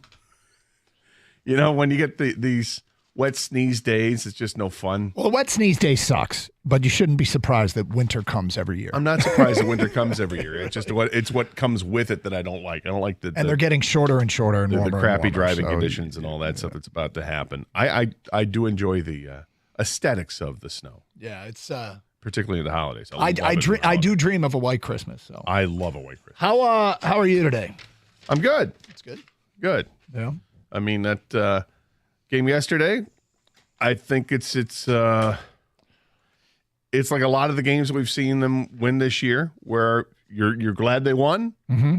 And yeah, I was chesty about it, and the reason to be, they won by 3 touchdowns. That's a pretty good reason to be chesty. And yet, we've said this before. Well, they still got some work to do, don't they? They do, and see, I think that's a good thing. Here's the weirdest thing, okay? And you think about years and years and years. We've all watched football. We've seen and heard great coaches and great teams elsewhere and the things that they say and the things that they do. And you look back and you try and put into context what this Lions team is. And part of that, Gator, is comparing them to previous teams, what was being said about those teams, and going, okay, how do we match up? And I think to something that a wise football mind once said. And it was the following. It's not about the lights. It's not about the camera. It's not about the action. It's about the action. It's about the action. Yeah. This team is about the action. They're the embodiment of it being about the action. Am I wrong? Oh, they're all about the action. They're all about the action.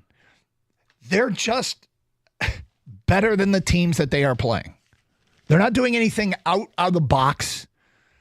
Well, at least not on Sunday. They didn't. Well, I mean, yeah, they will run it on 3rd and 8, and we'll get into all that and get a first down. But they just go out and play better than the team that they are playing, and typically by a reasonably comfortable margin. And it's weird because it's not like the games come down to, somewhat like the Texans game did. The Texans game was so weird, but more often than not on Sunday, the Detroit Lions play a football game where over the course of the game, they flex their muscle, and it's not about one play or one moment usually, and there's a bunch of moments. They're just better than the teams they are playing. And you can go and say, some of these teams have been bad. Suddenly now the Colts, who are a game out of the playoff spot, it's not like they suck. Anthony Richardson wasn't great, and they did a great job against him. After that opening drive, when he looked like he was going to present a problem on the ground, he really didn't after that. In fact, after the first 3 drives, the number was, first 3 drives. 36 yards rushing or something like that. First 3 drives, Indianapolis had 136 yards in total offense. The rest of the game, the next 6 drives, 132 yards. And it was really 7 drives, but I guess they took a knee before the half, so we won't count that. 6 drives, they had less yards than their first 3 drives.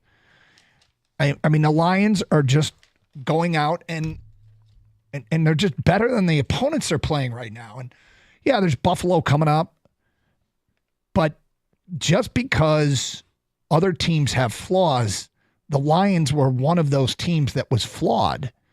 And when the Lions played great teams and the Lions lost to those great teams, I was jealous of those great teams. And now it's about the action. Well, here's some of the things. One thing I just noticed, so now I can make a judgment on this. As I looked at my stats and my notes from the game, is that what the Lions are doing, they're making halftime adjustments. What they do on defense, and obviously they've with the 10 straight quarters without giving up a touchdown. That's what they've done on defense. It's awfully impressive. But something I just noticed, you talk about changing game plans. The Lions are making adjustments. They made the Colts completely depart from their game plan. The first half, Jonathan Taylor had 10 carries for 21 yards. In the second half, he had 1 carry for 14 yards. Mm-hmm. He rips off a 14-yard run, and that's it. They don't even give him the ball anymore. They're like, we can't run. We're going to have to throw, even though they didn't necessarily have to do that. But that's what they did. They abandoned it, and it worked to the Lions' favor because Richardson's not an accurate quarterback to begin with. Came into the game not completing 50% of his passes, leaves the game 11 for 28. So that's not very good. Now, did he have some drop passes? Oh, yeah. Lions benefited from some really poor play by the Colts. Lions still win. The game was a better should team. have that touchdown. Was it Ogletree? Ogletree. Ogletree made 2 horrendous mistakes. Yeah, Oglethorpe made 2 horrendous mistakes for the Colts. One was a holding call, which negated like a 20-yard gain to the other tight end. And then the other one was that drop was just awful. But, hey, you got to overcome those things. And the Lions have been able to overcome those mistakes that they make to win games. And this was just another one. Hey, survive, advance. You check your wounds afterwards. You guys okay? It seems like Montgomery's going to be okay. Decker's going to be okay. Carlton Davis, we're not sure about. And that's unfortunate. And Khalif Raymond already ruled out, and that did not look good for Khalif. That's unfortunate because we know how exciting he is in the return game at the very least. And he's also one of these guys that's a little bit of a spark plug for the team. The team loves Khalif Raymond. Well, look, it's great to have this football team, and it's taking on a little bit of the dominant Red Wings regular season feel. And I don't want to count any chickens, but where each win is a step closer to the postseason, which is what this feels like. It's just a march to the postseason. Let's get to the postseason, earn the 1 seed. And I think something that's kind of helping the Lions here is Minnesota and Green Bay keep winning. So the Lions can't. They're going to have to earn it. They got to keep playing because the 1 seed's the goal, which comes along with obviously winning the division. But with those teams nipping at their heels and refusing to go away, and it's weird because like San Francisco is going away. The Commanders are kind of going away. It's threats in the NFC definitely and for the 1 seed, but Philly's not going away. So they can't afford it. They can't afford to have a letdown. And look, you don't want to start to think they're immune to what has happened to other teams, which includes the amount of injuries that they have suffered. And it's not, I mean, at the end of the game, they were running Kendall Vildor and Khalil Dorsey, Khalil Dorsey at the corner spots. Yeah, they had, you look at them, they've got 5 starters out of the lineup from what they had at the beginning of the season. And yes, when you start looking in the second half and you see Vildor, and you only notice him because they're picking on him, and they should have picked on him because he looked lost out there. They got away with it. And you worry about, okay, what's the status of the secondary going into the Bears game? Are they going to have all hands on deck again here or not? Emmanuel Mosley got some play in the game yesterday as well, so he's just getting back into it.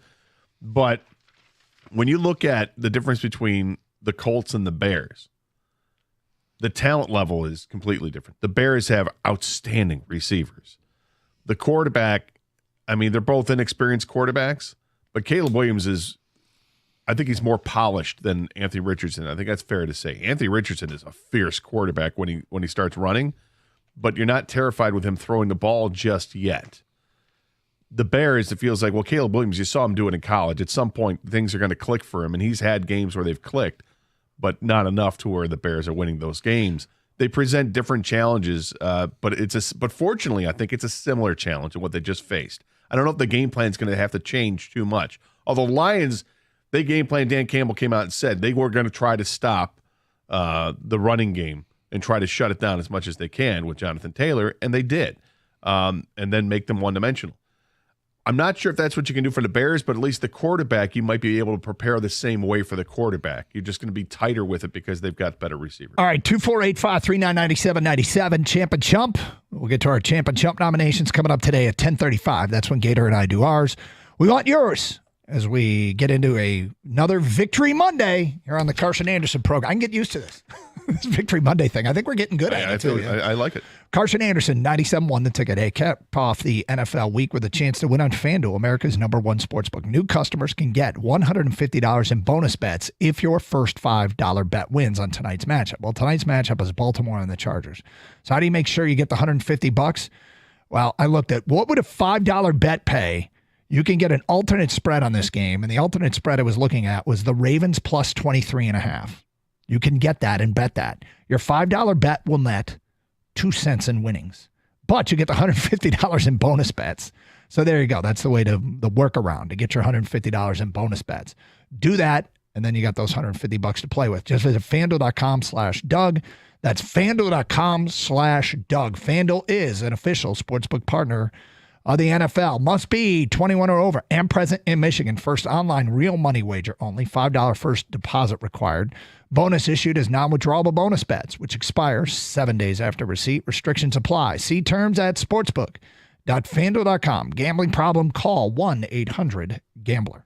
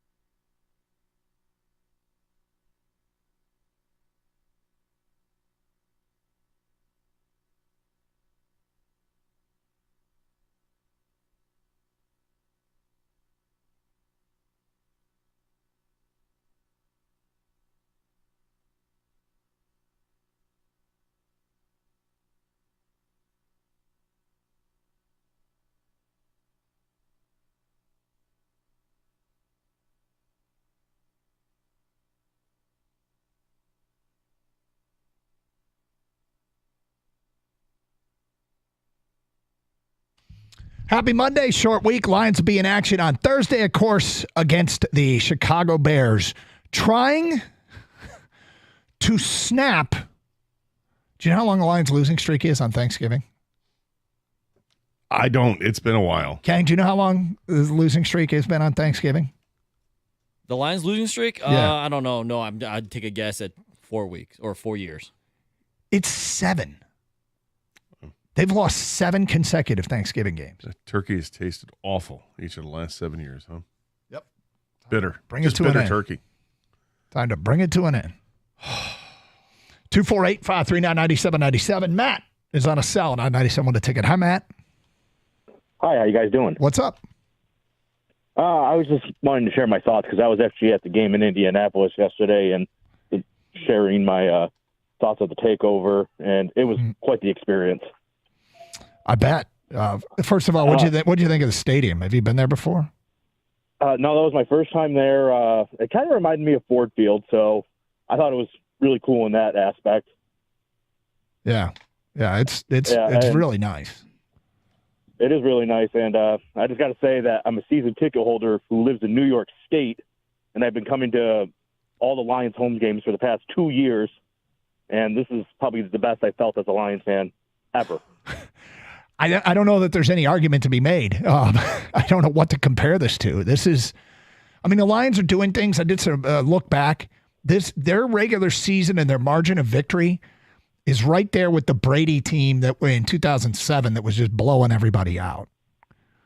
Yeah, I would agree. I mean, our offense is pretty potent. Our defense is stepping up as of late, even without Hutch. I hope he recovers fine and we can get him back hopefully for the Super Bowl. I want to see him come back fully healthy. Well, sure. I mean, there's a lot. I mean, there's a number of guys that you hope to get back because it's. I mean, you keep waiting for these injuries to catch up to them, and they just haven't. Yeah, and the Enzo injury, I was really skeptical about that going into yesterday because, wearing the green dot, he knew where everybody was supposed to be positionally on defense, and losing him definitely is going to hurt, but I like how it's the next man mentality on this team, and they're playing considerably better. They had 2 guys lead the team, tied for the team lead in tackles with 8 each, Malcolm Rodriguez and Jack Campbell. There you go. So, I mean, you talk about having, they had this in the holster on reserve, this Malcolm Rodriguez guy who was great. He was great. Thank you for the phone call. 248-539-9797. Dan in Utica is next. What's up, Dan?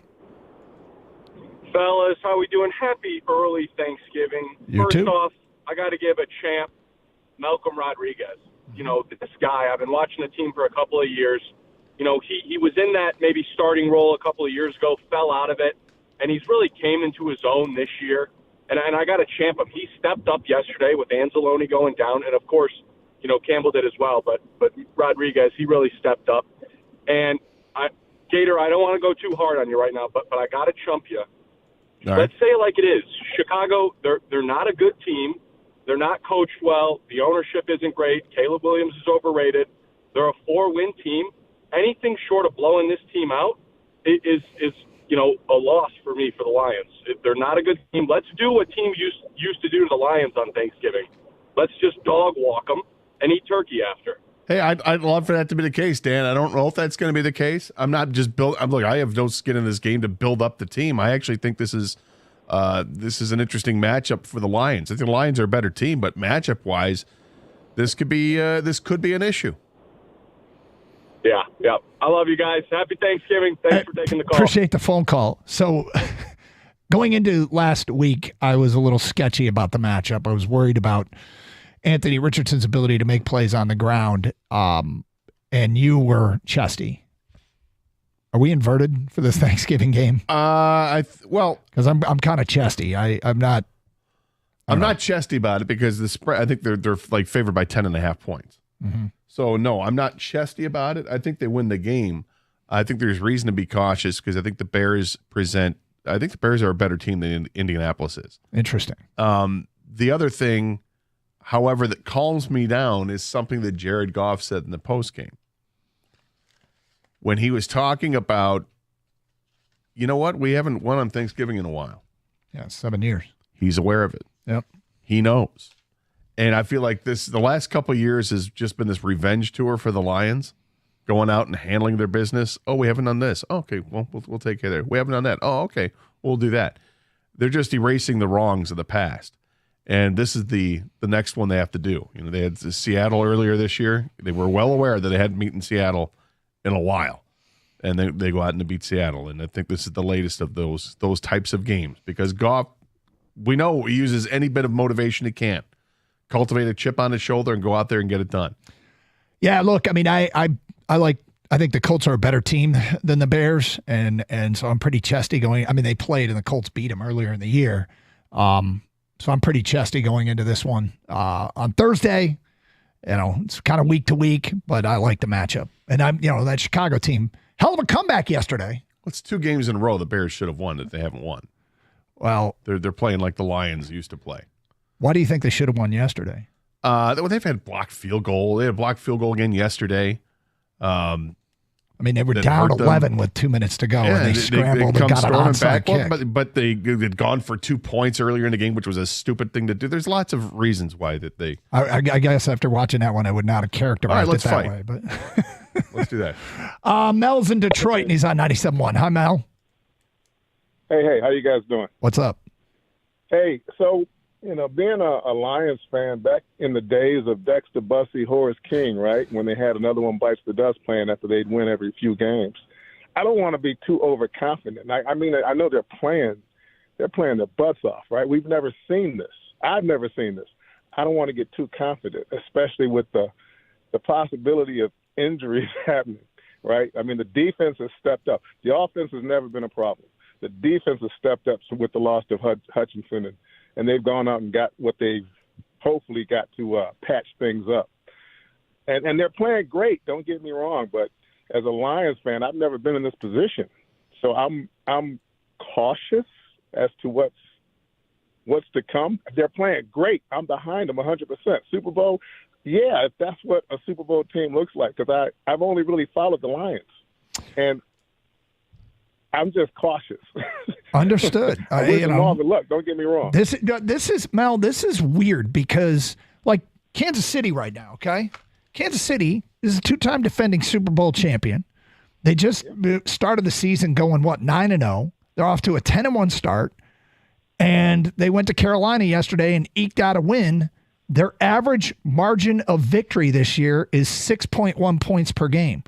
The Lions are also 10-1. Their average margin of victory is 18.1 points per game, the most for a 10-1 team since that Brady team in 2007. That's not true. The Brady team in 2019 averaged. The Brady team in 2007 was 11-0. They were on their way to an undefeated regular season, and they were winning games by an average of 21.5 points a game. Another Brady team in 2019 was winning by 18.6 points a game when they got off to a 10-1 start. So there's 2 Tom Brady-led Patriot teams that have done what the Lions are doing, which is win by 18 points or more and get off to this kind of start. It's incredible. The point differential is amazing. The Buffalo Bills have outscored their opponents by 106 points this year. Yeah. And that is 71 points less than what the Lions have outscored their opponents by.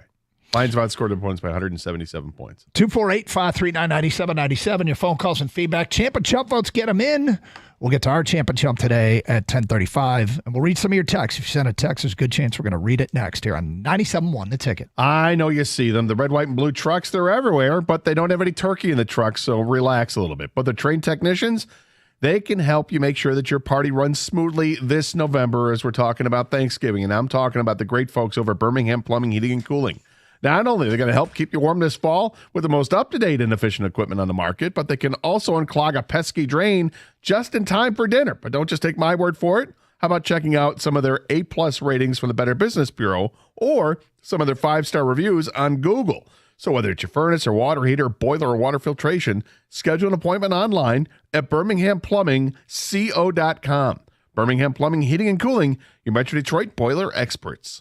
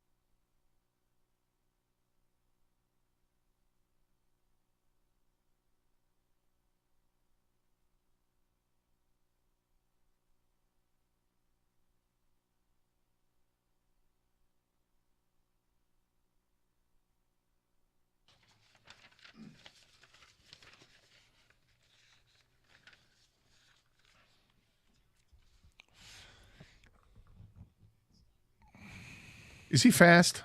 Jeez. I mean, what a great pick he was. They traded back and got him.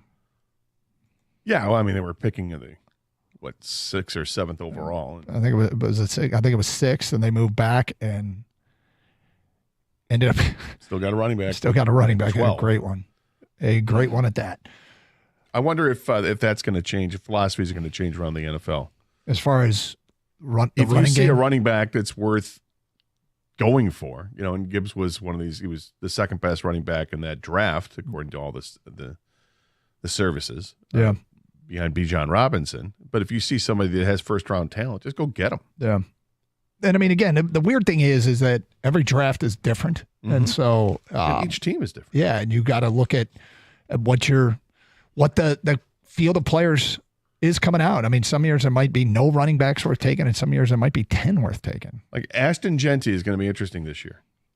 Yeah. Where is he going to be taken? I got to tell that guy you, is a special running back. And what's going on in the NFL right now, I haven't gone back and looked at the numbers, but the year-to-year comp of what running backs and running games were doing, there's a lot more running backs doing good things this year than in years past. A lot of teams running the ball for more yards.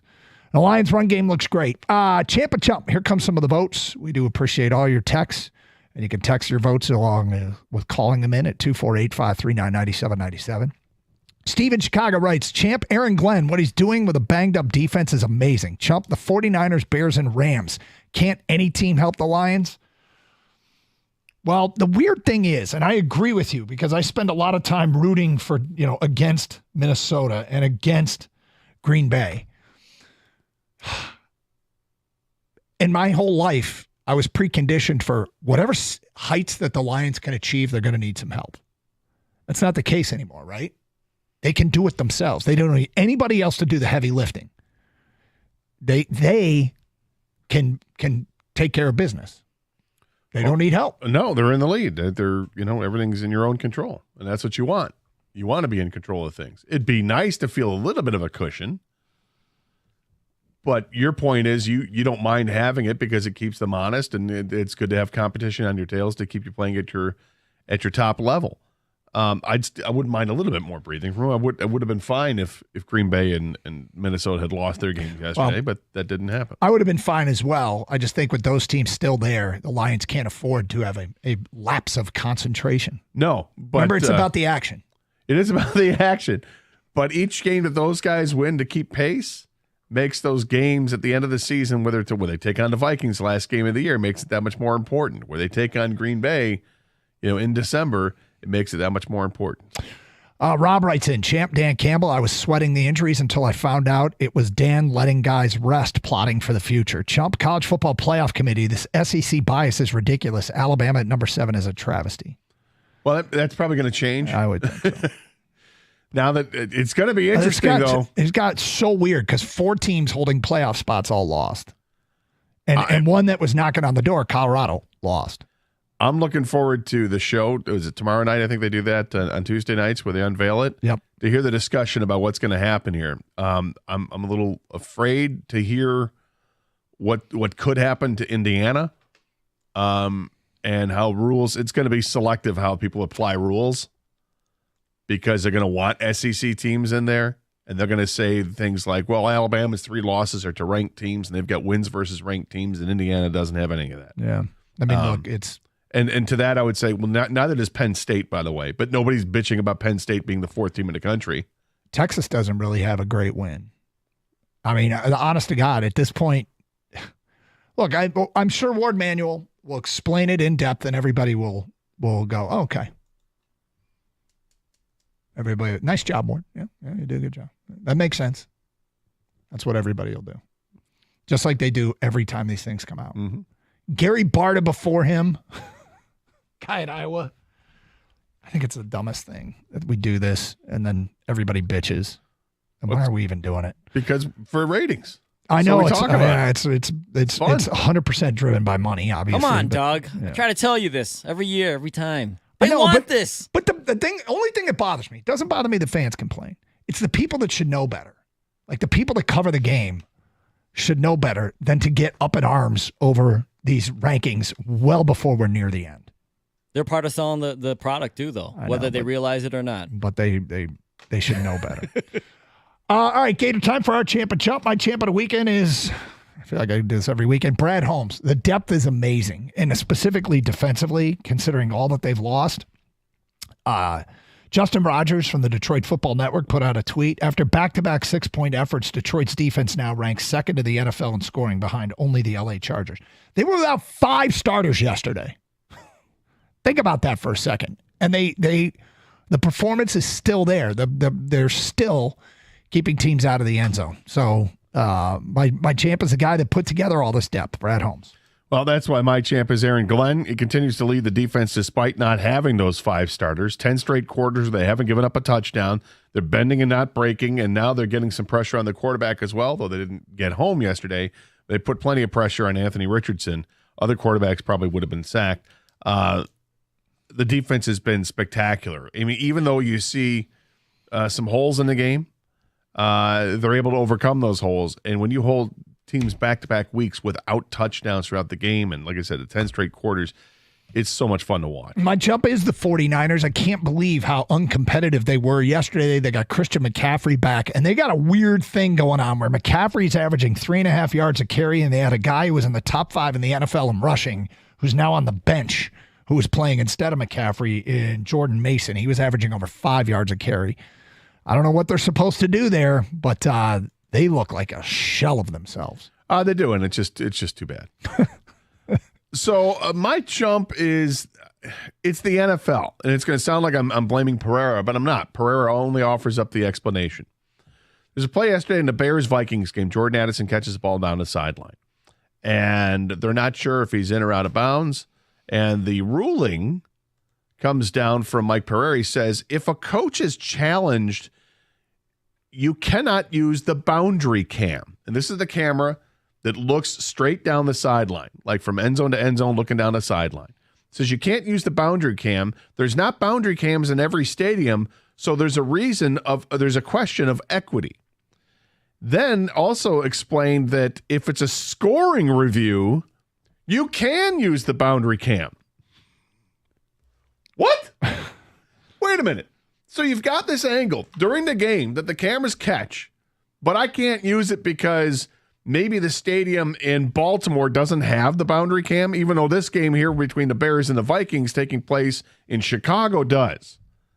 That makes absolutely no sense. And then you compound that and say, oh, but if it's a scoring play and you need the boundary cam and we happen to have it, now we can use it.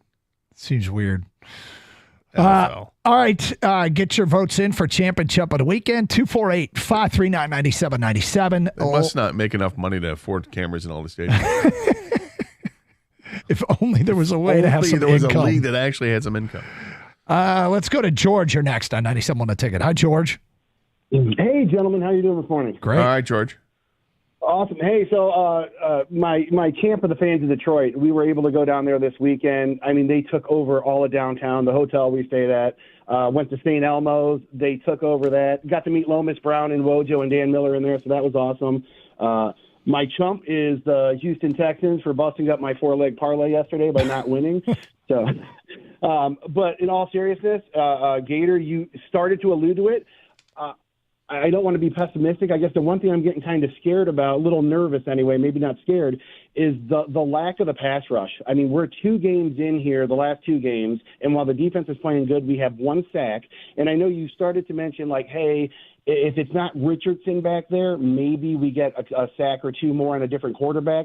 And I guess my thought is, if it isn't Richardson back there, another quarterback probably completes a lot of the passes that Richardson didn't yesterday. Incredibly inaccurate yesterday. So I'm starting to get a little concerned about that. Zadarius Smith had a couple of nice bull rushes, didn't get home, but overall the lack of pressure the last 2 weeks starting to get me a little bit nervous. What are your thoughts? Yeah, I'm concerned about it as well, although I do think that different quarterbacks will bring about better results for the Lions. I don't know if that'll happen on Thursday. The one thing that Caleb Williams struggles with is decision-making as well. He hangs onto the ball an awful long time. And at some point, the pass rush does get there. I thought the Lions, though they didn't have sacks yesterday, I thought the rush was more consistent yesterday, if that makes any sense. Well, here's the thing about the rush, right? The rush is one of the why do you want a good pass rush? So you have a good pass defense. The Lions have played now roughly half their games without Aiden Hutchinson. In fact, a little bit more than that. What was that pass, the QB rating against? It's like 72.7. And where does that rank in the league? Number 1. Okay, so the Lions, without Aiden Hutchinson for now, more than half their games have the top defense against opposing quarterbacks in the NFL. So when you talk about the pass rush is something you want to have for your pass defense, but the defense overall is not struggling against opposing quarterbacks. They continue to do a good job. And while I agree with you, George, it'd be great to have a great pass rush. We haven't seen it reflected at all in their pass defense. And like you could go to better quarterbacks. Like I get the last couple of quarterbacks they played weren't very good, but like CJ Stroud, if you take a look at him since the Lions game, against the Lions, he completed 58%, 57.6% of his passes, 1 touchdown, 2 picks. He's been terrible all season, though. But since 67%, 60% of his passes, his quarterback rating was better the last 2 games than it was against the Lions.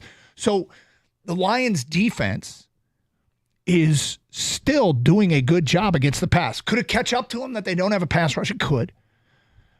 But if you had told me when Hutch went down, and oh, by the way, Davenport was already lost, that the pass defense would have the best QBR against in the NFL, it sounds quarterback rating against.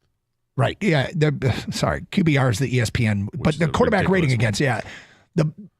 It seems like it would feel improbable, but they're still getting the job done. It's amazing. 248-539-9797. Get your championship votes in. It's Carson Anderson, 97.1.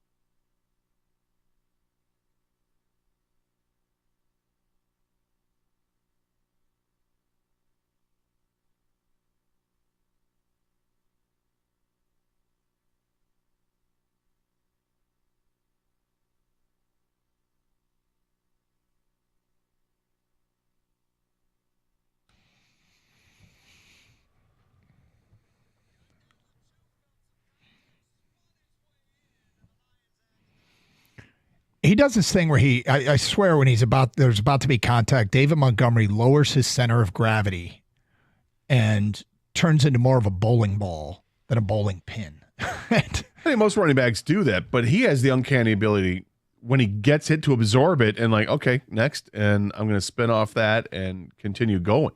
Yeah. And yeah, to your point, because he gets the lower ground, the low man wins. That's the rule of football. He's so good. He is so good. He's amazing to watch. Jahmyr Gibbs is incredible to watch with his speed, how he gets up to speed like that. Mm-hmm. As a fan watching the game, I don't get upset when either one of those guys comes out. You know what I mean? Like I literally don't have a favorite. This is a situation where you ask a parent who has 2 kids, which one's your favorite? And the parent always says, "Oh, I don't have a favorite." And you're like, right, whatever. And then they're like, "Oh, they really don't." I really don't have a favorite among these 2 running backs. I have no issue when either one of them comes out. Love watching these guys. They're so fun to watch in different ways. Like, I can't pick either. I'm with you, Gator. I cannot pick which I enjoy more. The breaking of tackles by Montgomery, shedding tacklers, staying on his feet, and not scoring, or Gibbs putting his foot on the ground, saying goodbye to everybody and hitting the house. Like, they're both so – obviously you want the touchdown, but the style of run is just so entertaining both ways. What's really interesting is they each get like a drive, like they rotate by drive. What would be fascinating is if the Lions are playing in, let's say, an NFC title game, and Philadelphia is beating them 28-24 with 4 minutes to go, and the Lions have the ball on their own 15-yard line and have a do-or-die drive. Who's the running back? Yeah, well, that's interesting. Where they put them both on the field and really screw with you. They probably go back and forth because I don't know that they have a favorite either. But so remember the end of the 2022 season, Lions just missed the playoffs. It went 9-8, had that tremendous stretch, 8-2 down the stretch. Mm-hmm.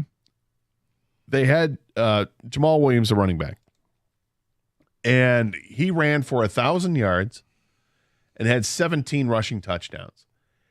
And everybody was like, "How are we going to replace this? How do they replace?" Some people didn't want to replace 1,000 yards. Bring him back and 17 touchdowns. How do you replace that?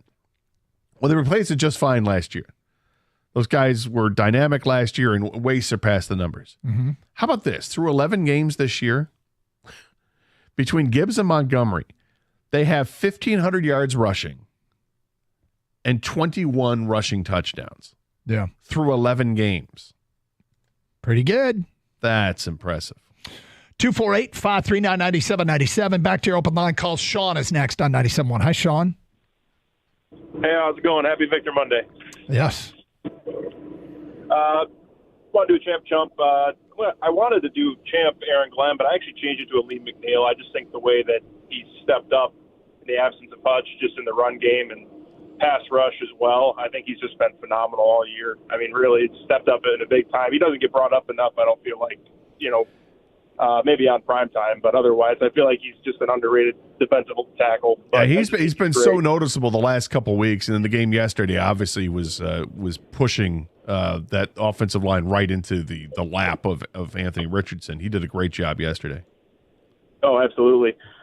Chump, I'm just going to say the Red Wings as a whole. I just think Lalonde's lost the locker room, and they just, I don't know, they can't find ways to put pucks in the net, even with Boston scoring, only 2 goals. We just can't find a way to get it in the net no matter what. But I'm just chumping the whole Red Wings right now. I have one more topic about just upcoming Thanksgiving, if we have time. Yep. Really, mainly, I don't know. I'm chesty in a way. I think we're going to win, but I don't think it's going to be a blowout. I think it's going to be within a touchdown, maybe even a field goal. I don't know. It seems like the offense struggles against the Bears defense outside of New Year's Eve game a couple of years ago.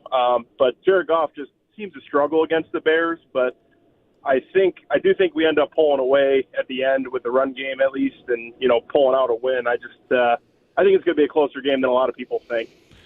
Especially if Davis and Arnold are out. But yeah, we'll have to see injury status as the week goes on. But the weird thing about it is, I think people say it's going to be a closer game than people might think, which is what I said about the Colts game. But when push came to shove, I said, I still think the Lions win. And I suppose, Sean, when push comes to shove, who do you think wins this game Thursday? I think the Lions pull it out. If we can just keep the turnovers down. Like I said, I know Jared Goff. He's thrown some, especially on Thanksgiving last year at Green Bay, but even against the Bears last year at home, he threw 4 interceptions, but he led a couple of nice drives down the field, and obviously Hutch got the strip sack safety. But I do think if we can just minimize turnovers, just play a clean offensive game, I do think we pull it out. The Bears defense has been struggling a little bit more this year. They still have a ton of weapons on offense and a pretty solid defense corner-wise, but I do think we pull it out. Yeah. I mean, not that it's really particularly. He only threw 3 interceptions against the Bears, but it's still.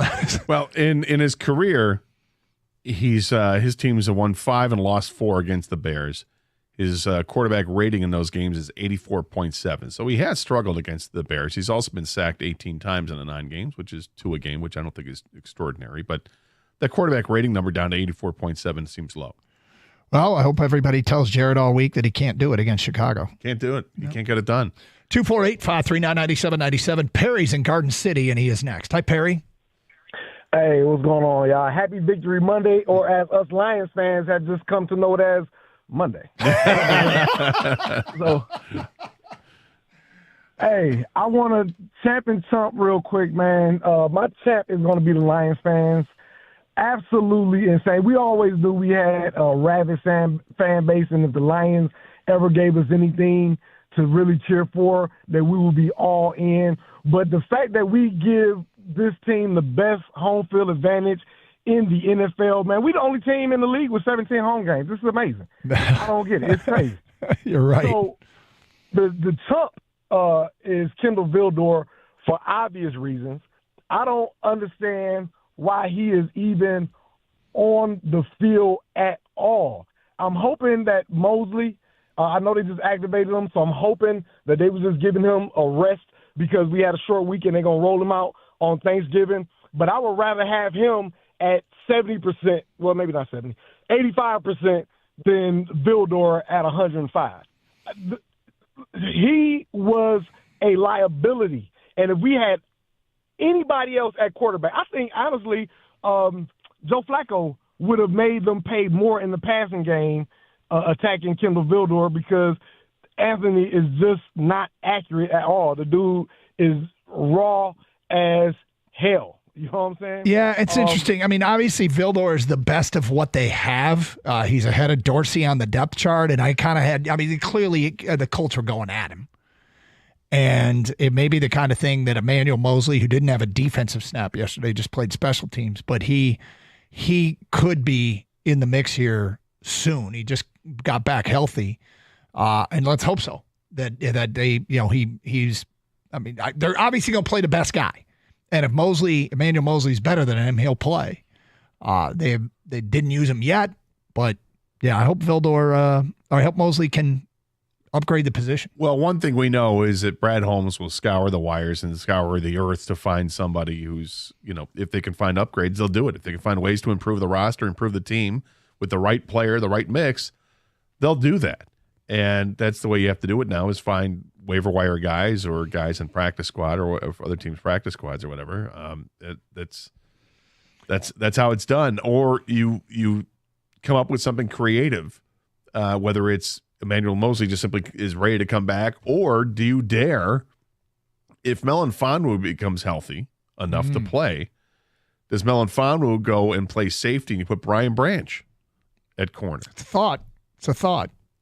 I kind of trust his brain trust to figure it out. Listen, I think Aaron Glenn's done a great job of working the defense to do whatever he has to do. It's just something I was thinking about yesterday watching, is I'm sure everybody watching the game was like, Vildor's just not getting the job done. What other options do they have? It's Carson Anderson. More of your phone calls. Something the Lions did yesterday over and over again was really, I thought, pretty special. We'll get to that at 11:05 here on Carson Anderson on 97.1 The Ticket.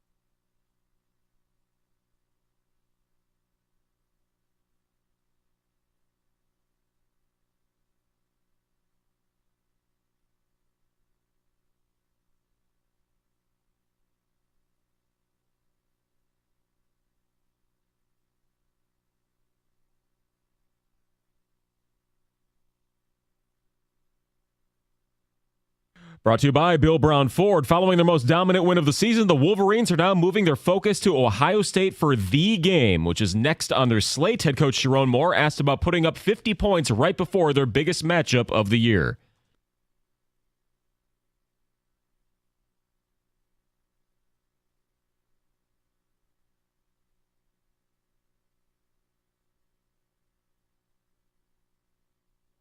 And Michigan is on a 3-game winning streak in the series. Former Wolverines head coach Jim Harbaugh in the spotlight tonight as he'll face his brother John in another edition of the Harbowl for Monday Night Football. Jim is 0-2 and facing his older brother, including a Super Bowl loss back in 2012 when he was with the Niners. Tonight, it'll be the Chargers and Ravens in Inglewood. Both teams have 7 wins. If Baltimore somehow scores at least 39 points, the Lions would take over as the top defense in the league. But for now, Detroit is going to start getting ready for Thursday on a short week. The Bears, losers of 5 straight, will be their opponent on the holiday. The Lions are favored by 10.5. And both the Wings and the Pistons will try to bounce back from losses on Saturday night.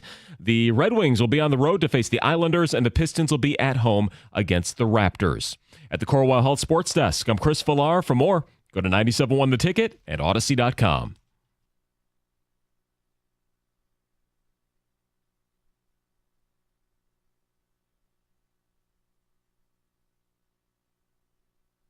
Doug Carr, Scott Anderson, 97.1 The Ticket. Lions, 10-1 football team after a 24-6 win over the Colts. And look, there's a lot to like about it. I want to know what you like the most about it. I think for me is that it just doesn't seem to matter who goes down. Carlton Davis got injured during the game, and at first I was concerned that non-contact injury, when players turn around and look behind them, when they come up with a limp, and they look behind him, that is the telltale sign of an Achilles injury. And Davis did it. People who suffered the blown Achilles say it feels like somebody kicked you in the back of the leg. And there were multiple occasions where I've seen players. Was it Kalen Lucas, the Michigan State Spartan basketball player who tore his Achilles? And he did the same thing. He turned and looked behind him. When I saw Carlton Davis look behind him, I was like, oh, God, no. Because you just, like, at some point, the injuries catch up to him. So far, they haven't. They were without 5 defensive starters Sunday. Yeah, I mean, they've suffered a ton of injuries, but they've been able to overcome it to this point, and that is a concern. That can you stay healthy through the regular season, and more importantly, in the postseason? Can you get healthy in the postseason and stay healthy in the postseason? But I think that's what I like most about this team right now. But there's a lot to like. There is a lot to like. 248-539-9797. All right, something I did repeatedly, we'll get to this and then back to your phone calls, is Ben Johnson, offensive coordinator, is like the Lions' internal, he calls the plays, but he's also got this internal, he's like the unpredictability enforcement officer.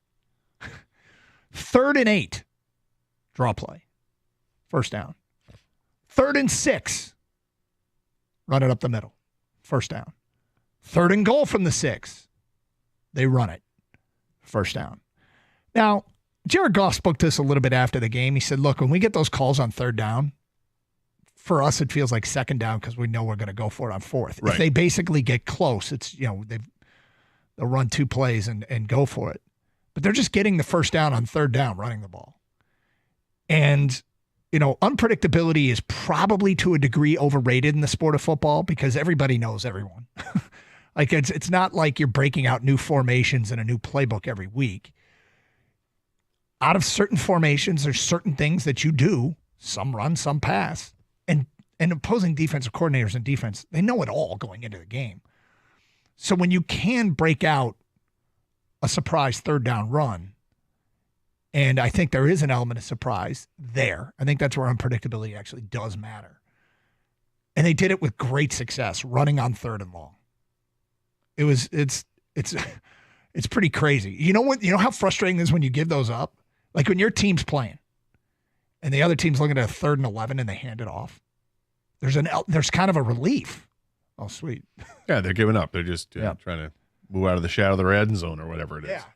But when they run it for a first down, demoralizing. It is demoralizing. And yet, teams should figure this out by now that the Lions just don't give an F. This is what they do.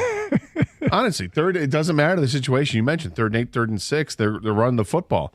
The commonality with all those scenarios you gave was it was 3rd down, and they run it because it doesn't matter to them. They know that they've got 4 plays to get it done, and particularly if you're in the red zone, they're not kicking field goals in the red zone. Red zone is for touchdowns. That's the way Dan Campbell is treating it. Unless they have like a 4th and 10 situation from like the 14-yard line, they're going for it. That's what they do. They don't settle. They don't want to settle for field goals. They're awfully impressive with the play calling. They're aggressive with it. And yeah, it's easy to call a run on 3rd down when you also think you can run it, and you're gonna go for it on 4th down.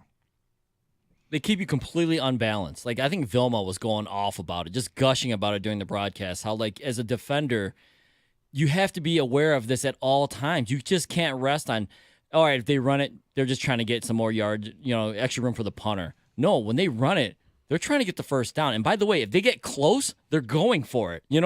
Actually, if they just get 5 yards on 3rd and 9, they're probably going for it, depending on where they are in the field.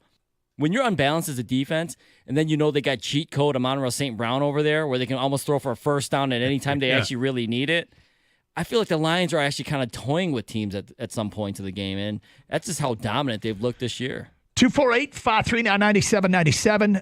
Let's get back to your open line calls. We go to Colin. You're next on 97.1. Hello, Colin. Hey, how you guys doing? All right, thank you. My champ or chump for this week, it's got to be for the champ. It's got to be the Browns, for sure. Going in the snow against that huge AFC North matchup against the Steelers. And Jameis Winston giving us that awesome, Quote? His awesome pregame speech. Oh, yeah. It's not about the lights, not about the action. It's about the action. Yeah, that was awesome. Yeah. And then my chump has got to be Kansas City because they let the Carolina. What was the final score of that game? Carolina put up 27 against Kansas City. Yeah, they kicked a field goal there at the end. 30-27. Okay, so still. Yeah. Yeah. Gotcha. That was 2-time defending Super Bowl champ can't let a team like Carolina have that many points. It's really interesting because I would normally say that's the NFL. I would normally say it's not that big a deal because that's the NFL. But when our team, the Lions, is doing to bad teams what they're doing, and then you see Kansas City struggle to beat Carolina, and you go, okay, the Lions have broken some sort of ceiling where they're outside the norm of what is the NFL, and they're able to win these games big. It's pretty remarkable, really. Yeah, right. I agree. All right, thanks for the phone call, Colin. Steve's in Heartland, and he is next on 97.1 The Ticket. Hello, Steve. Hey, good morning, guys. I want to talk about champ and chump. Yep. Champ is, to me, that I think it's kind of underrated because 3 parts of football is offense, defense, special teams. And I think it makes Campbell's decision-making so much better, special teams. The reason why, not only Jack Fox flipping field to give them field position in certain situations, and then, Bates is unbelievable in certain situations. The guy can boom it. That field goal yesterday, I think, would have been good from 66 yards, a dart right down the middle. Now, I know that's just one play, but I really like the Lions' special teams as well, and I think they need a lot of recognition. Yeah, I don't disagree. Yeah, I think they're best special teams overall in football. Their kicker's been phenomenal. The punter is just as good, and the return games have yielded phenomenal returns. And then the other 10 guys, when they do not so much on the kickoffs, but on the punt return, how Fox punts it, it's like it's either, they just, fair catch it or whatever. It's unbelievable. Yeah, they've got it dialed in, man. They've got it dialed in. Jack Fox did get a game ball in the locker room after the game for, I think, all of his punts. I didn't even hear that. Yeah, but, all of his punts were inside the 20. Before, he never had to take a shower. No, he didn't. He didn't punt at all. They had to hold a lot, though. Yeah. All right, real quick. My chump is, it's a different sport. I'm really disappointed in the Red Wings in respect to their general manager, Yzerman, because I feel like last year, we got off to a good start with goal scoring. This year, quarter way through the season, I'm disappointed. I'm not happy with the goalie situation, and other than Sider and Edmondson, we can't get the puck out of our own end, and we're not scoring, putting the pucks even on net, Harley, and I'm just really disappointed. And Steve Yzerman, what is he, in his sixth season? He played on championship teams with the Wings. He was in Tampa, and I don't see this team progressing. Everyone says make the playoffs. They almost did last year. Make the playoff. They're starting to. The problem is that they're starting to fall off. They're starting to fall off that pace. Okay, they're falling off that pace. Like for a while there, they were keeping the same pace they had last year. They got to a great start last year, winning like 6 of the first 7 games or something like that, and then they started to fall flat. They had kept pace with that up until a few games ago. Now they're not. Now they're falling behind that pace from last year, and we all knew that scoring was going to be a problem this year because of all the goals that they traded away or let walk in free agency. We knew that making up for those goals was going to be a problem, that the defense is going to be a reworked defense, but at some point should click and be a better defensive hockey team out there, be a better team in front of the goaltender, be a better goaltending unit that they have. But the scoring has been so bad. The offense overall has been so bad because they're not getting shots on net, period. And the penalty kill has been atrocious. It's just a recipe for disaster at this point. And you got to believe that heated seat that Derek Lalonde is on is what, on 2 or even 3 at this point? So people know what you're referencing. We talk about the seat warmers in cars have typically 3 settings. It's definitely on 2, and it might be on 3. It might be on 3, and it might be on 3 in the middle of August, coming up soon if they don't start winning some games, where that's the point you say, it's too hot. Oh, okay. I was trying to figure out what August had to do with it. Yes, it's that hot. Carson Anderson, Champ and Chump votes, get him in. 97.1 the ticket. Hey, cold weather really wreaks havoc on your garage doors. Springs, rollers, any of those moving parts, they can break when the temperature drops, and we're starting to see the temperature drop.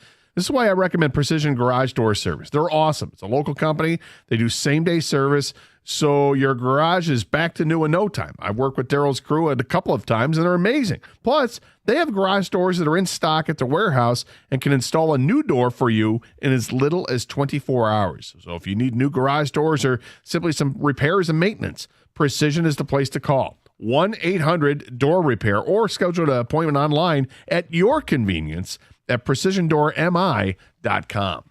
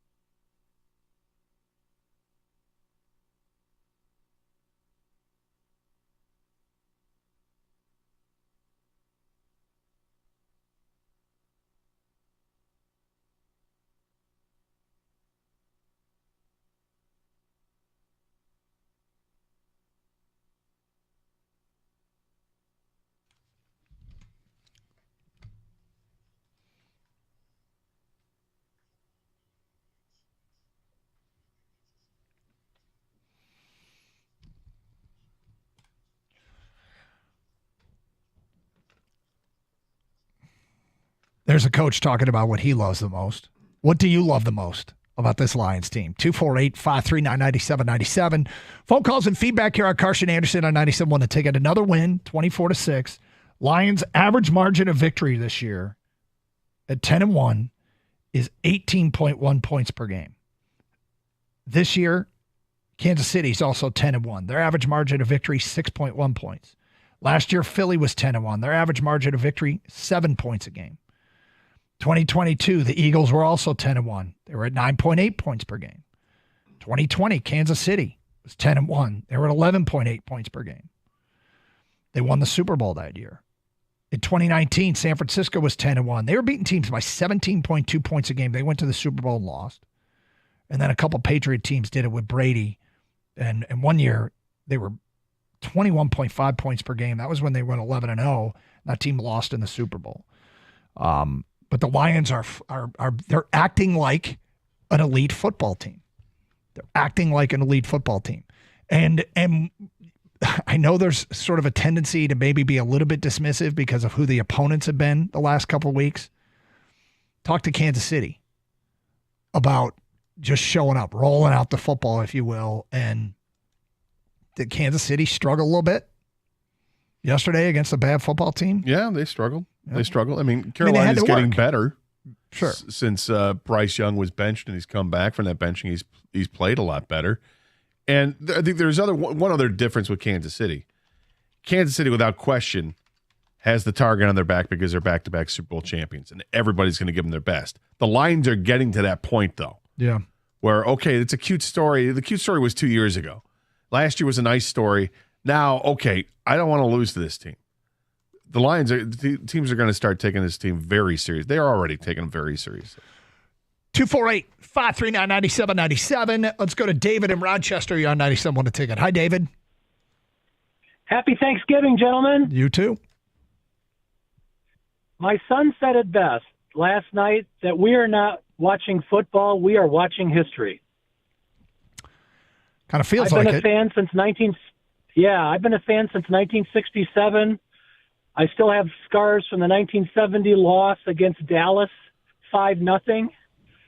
My linebacker core was Mike Lucci, Dick LeBeau, and Wayne Walker. You've been around.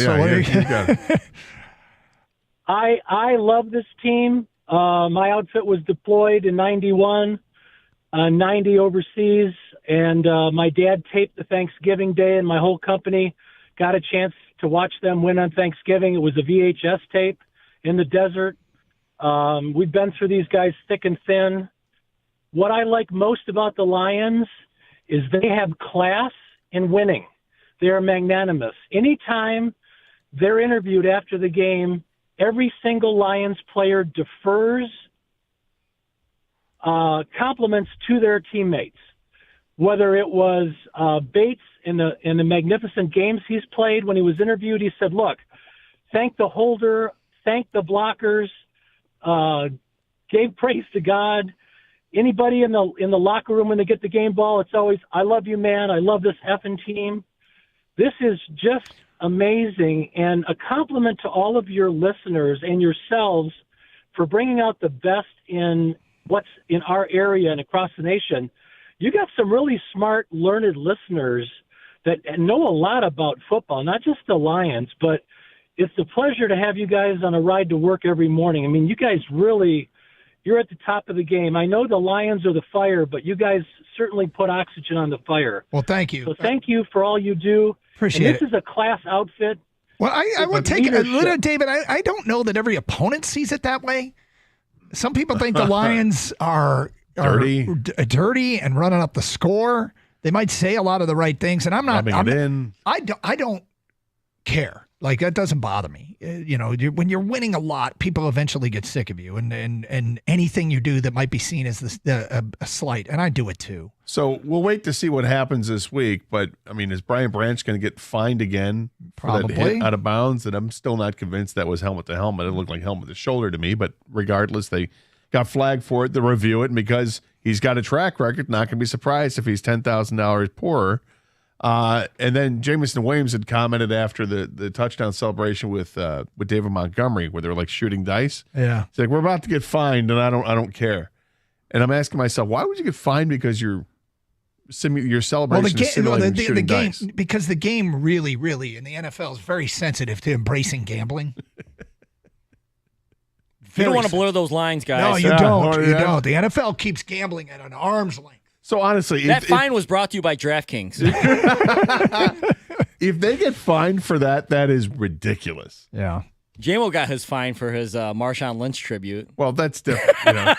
Grabbing your package while you're diving backwards into the end zone, and somebody else did it yesterday too. For the Seahawks, somebody did that. So anyway, yeah, that doesn't go over well. They do say a lot of the right things, and the one thing about it, like even Rex Ryan this morning was talking about, the thing about the Lions is you never hear stuff coming out of their locker room. They are a buttoned-up team first kind of group. It's so great. It's so great to there's watch no nonsense. Post-game stuff and not see a Malik Neighbors situation like they had with the Giants. The Giants are a dumpster fire right now. Yeah. And it's just stuff like that happens, and he's complaining, and he's like, I told you all I wasn't a quarterback. Brad Holmes was absolutely right when he said, not everyone can be a Detroit Lion. Mm-hmm. Now, you go around the league, and you can see a lot of talented players, a lot of great players. You know what I find myself saying a lot of times? He couldn't be a Lion because of the way he's acting, or what he says after the game, or what he does during the game. You have to be a certain way to be a Detroit Lion.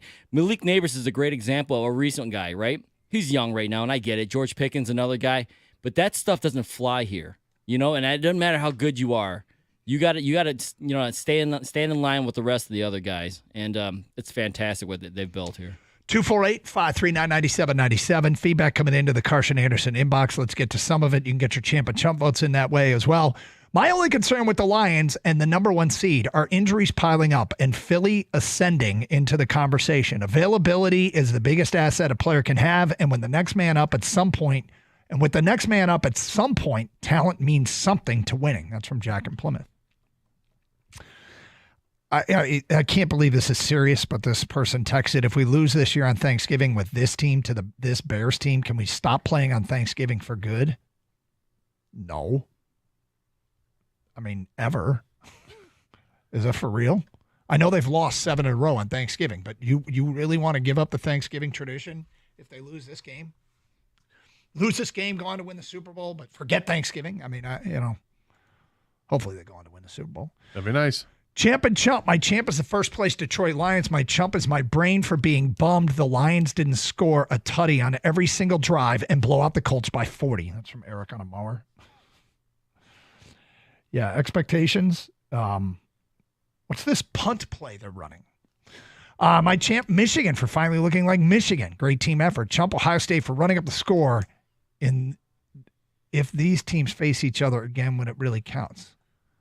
Is it possible that Ohio... meaning Ohio State and Indiana, if those two teams face each other. If they face each other in the playoffs. Yeah. Because the Big Ten championship will come down to... Well, it's Oregon versus either Ohio State or Penn State. It's funny because I got a text from Gator during the game commenting on Ryan Day's closing of that football game. You were not impressed. I was not impressed. No, the language you used to describe Ryan Day, but accurate.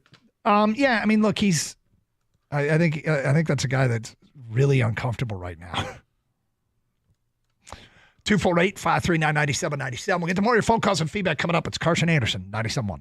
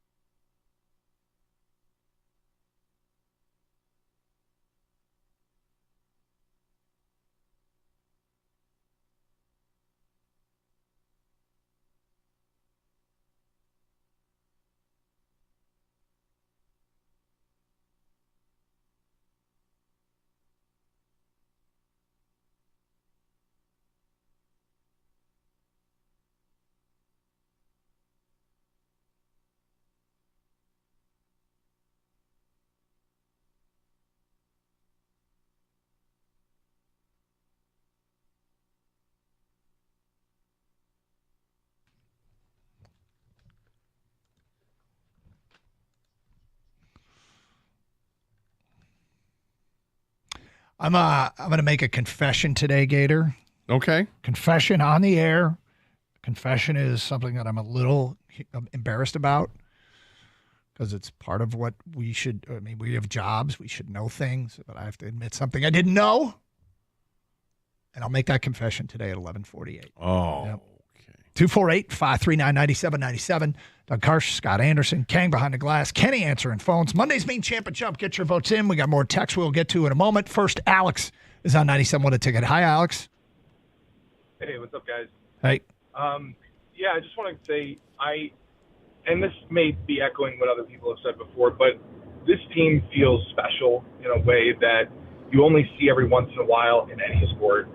It reminds me of a bit of like the magic of that 2004 Red Sox team where you can just feel like something is happening beyond what you can see or that's tangible. And also to someone else's point, the team has a collectivist mindset.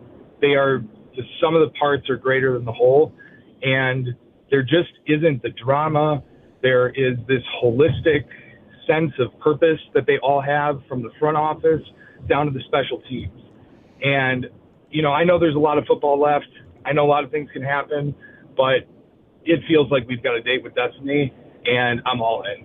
What's the worst that can happen? You're wrong. So yeah, I mean, there is always this element with the Lions is I'm afraid to get hurt. I know they're going to let me down. Every time this team plays, they're banking another credible performance, and the bank account is booming right now of credible performances. And it's hard to imagine. I mean, if you just think about where this organization has come in the Campbell Holmes era, that there are certain phrases that just haven't, they don't apply anymore. You go weeks, absolutely, months without thinking about what used to be just basically the backdrop to the organization was they're going to do it again. They're going to let you down again. And, you know, if they lose to a better team when it's all said and done, if Philly doesn't lose again and they play in the playoffs and Philly beats them, well, okay. If they lose to a Kansas City team in that game, you know, I mean, there's just a lot. There's nothing wrong with saying the other team is better. Yep. If you lose, then that okay, great. What you don't want to have to say is, well, we made too many mistakes out there. You know, we're the better team and we lost. Oh, that's true. You never want to say that. But you know, the last thing I guess I'll say is like I feel like a lot of times this season you watch something happen and you're like, man, this is it. It's going to go wrong right now, and it did. It went right, and that I've never seen that happen in my life with this team. And they've overcome all that stuff. Yeah, they that's all in the past with them. I mean, look, did that creep up in the San Francisco game in the NFC Championship? Yeah, there were some plays there. You're like, I can't believe that happened. You know, but stuff like that has happened this year. You look at the Houston game, 5 interceptions. No matter how you dice it up, saying one's an arm punt, one was deflected, one was this, and it should have been a fumble. Whatever it is, 5 interceptions is almost impossible to overcome, and they did. Yeah. Like, it's okay. Jared Goff wasn't even fazed by it. He's like, okay, well, next play, what we got? Okay, I'm going to throw to Saint over here. We got this. And it's remarkable to see the evolution of this team, where years before, this was absolutely things that you would lament about. We'd be talking about it all day on Monday. And when are we going to get over this? Well, we haven't had to bring this stuff up because they've been able to put it in their rearview mirror or just throw it in the garbage and move on. Tanya, you're next on 97.1 The Ticket. Hi, Tanya. Hi. Hey. Oh, I got to say that again. Okay. I was just saying you're that on the air. I said you're on the air. Go ahead.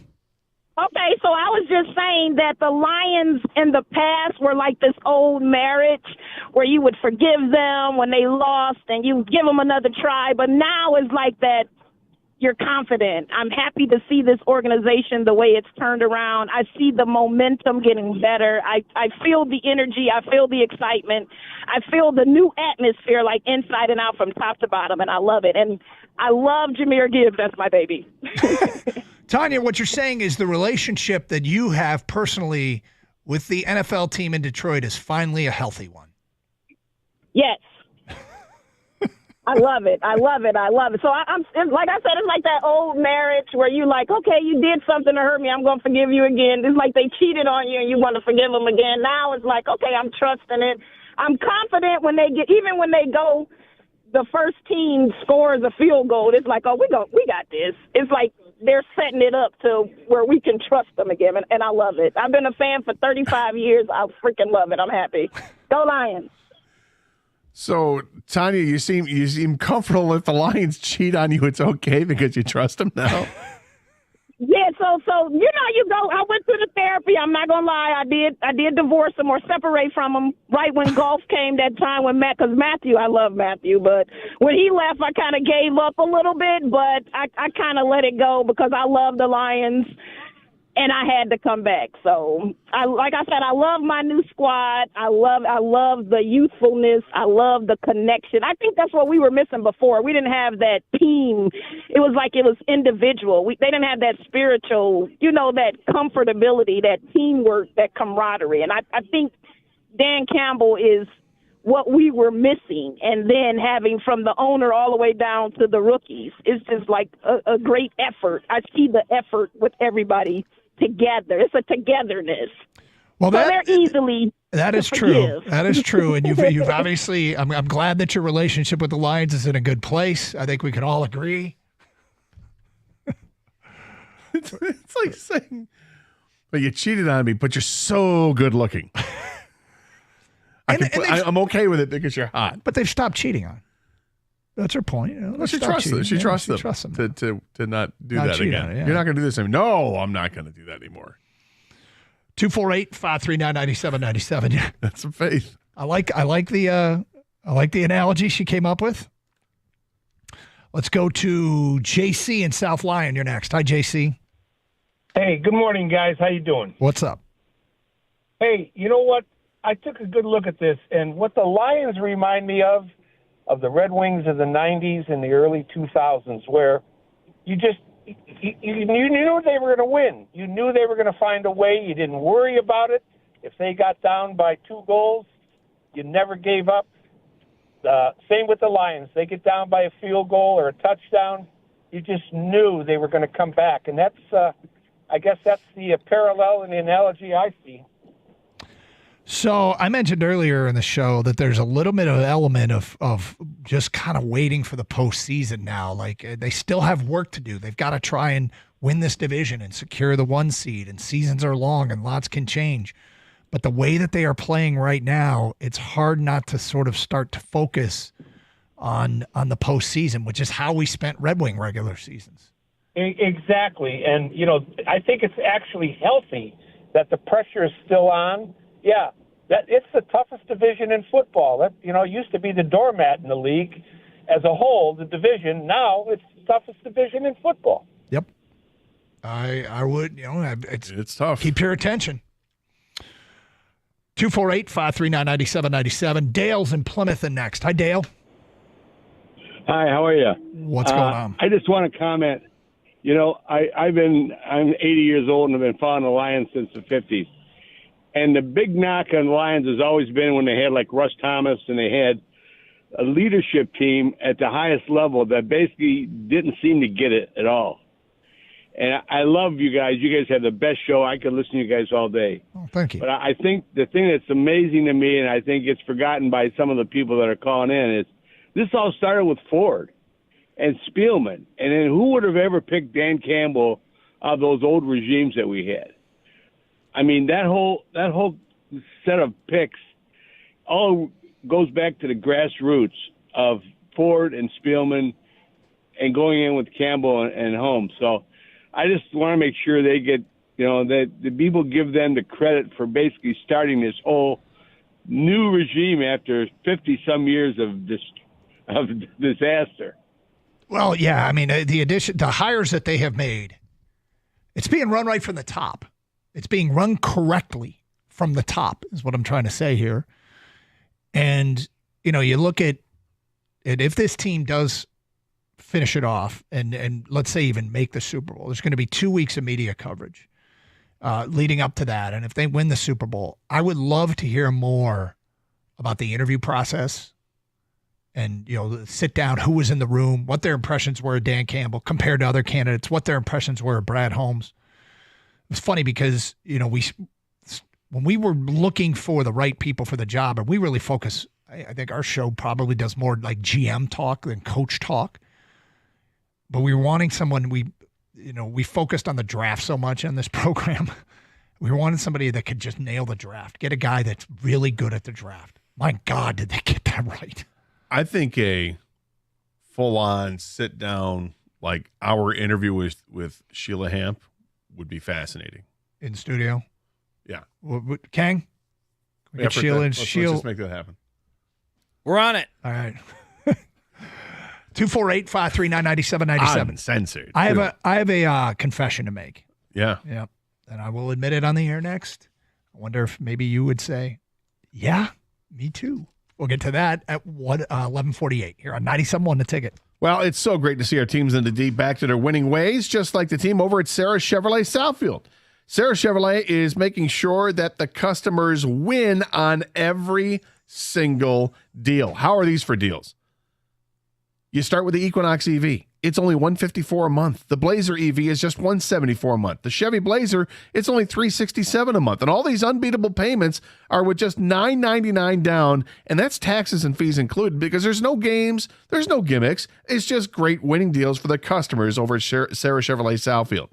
Need more money for your trade-in? Well, Sarah Chevrolet Southfield has you covered. They treat trade-ins like a highly sought-after free agent. Big money. That's right. Huge money for your trade, up to $2,000 more. And if you're paying too much for service only to feel like you're left in the cheap seats, Sarah Chevrolet Southfield will have you feeling like you're sitting on the 50-yard line. Service is open every Saturday. Free loaner vehicles are available. There's no appointments necessary. Sarah Chevrolet Southfield will get you in and out quickly. Sarah Chevrolet Southfield at 696 and Telegraph. SarahChevrolet.com. Together, let's drive.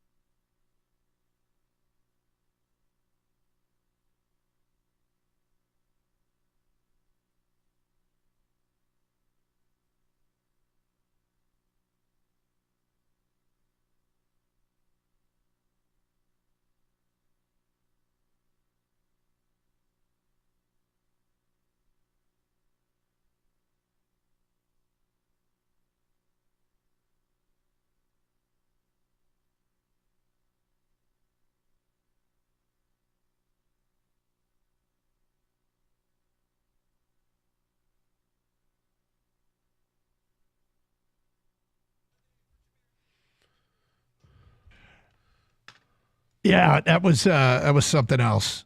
So I have a confession to make, and I think I'm going to make Kang make a confession as well. Wow. I'll start with mine, and this does happen, and it's a little embarrassing. It happened again yesterday. Lions are playing the Colts. Lions defense is on the field. They show a ground level shot from the end zone. I see the back of a Detroit Lions player. Here we go. Can I guess who the player? And I say to myself, who the F is Turner? Yeah. You too?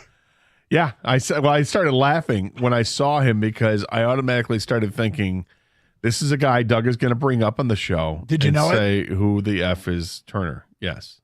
I don't. And did you know who he was? No. I knew exactly what you meant. I haven't bothered looking him up yet to authenticate. I have no idea who this Turner dude is. It's Ezekiel Turner. And I want to try and guess his first name. Sorry. It's all right.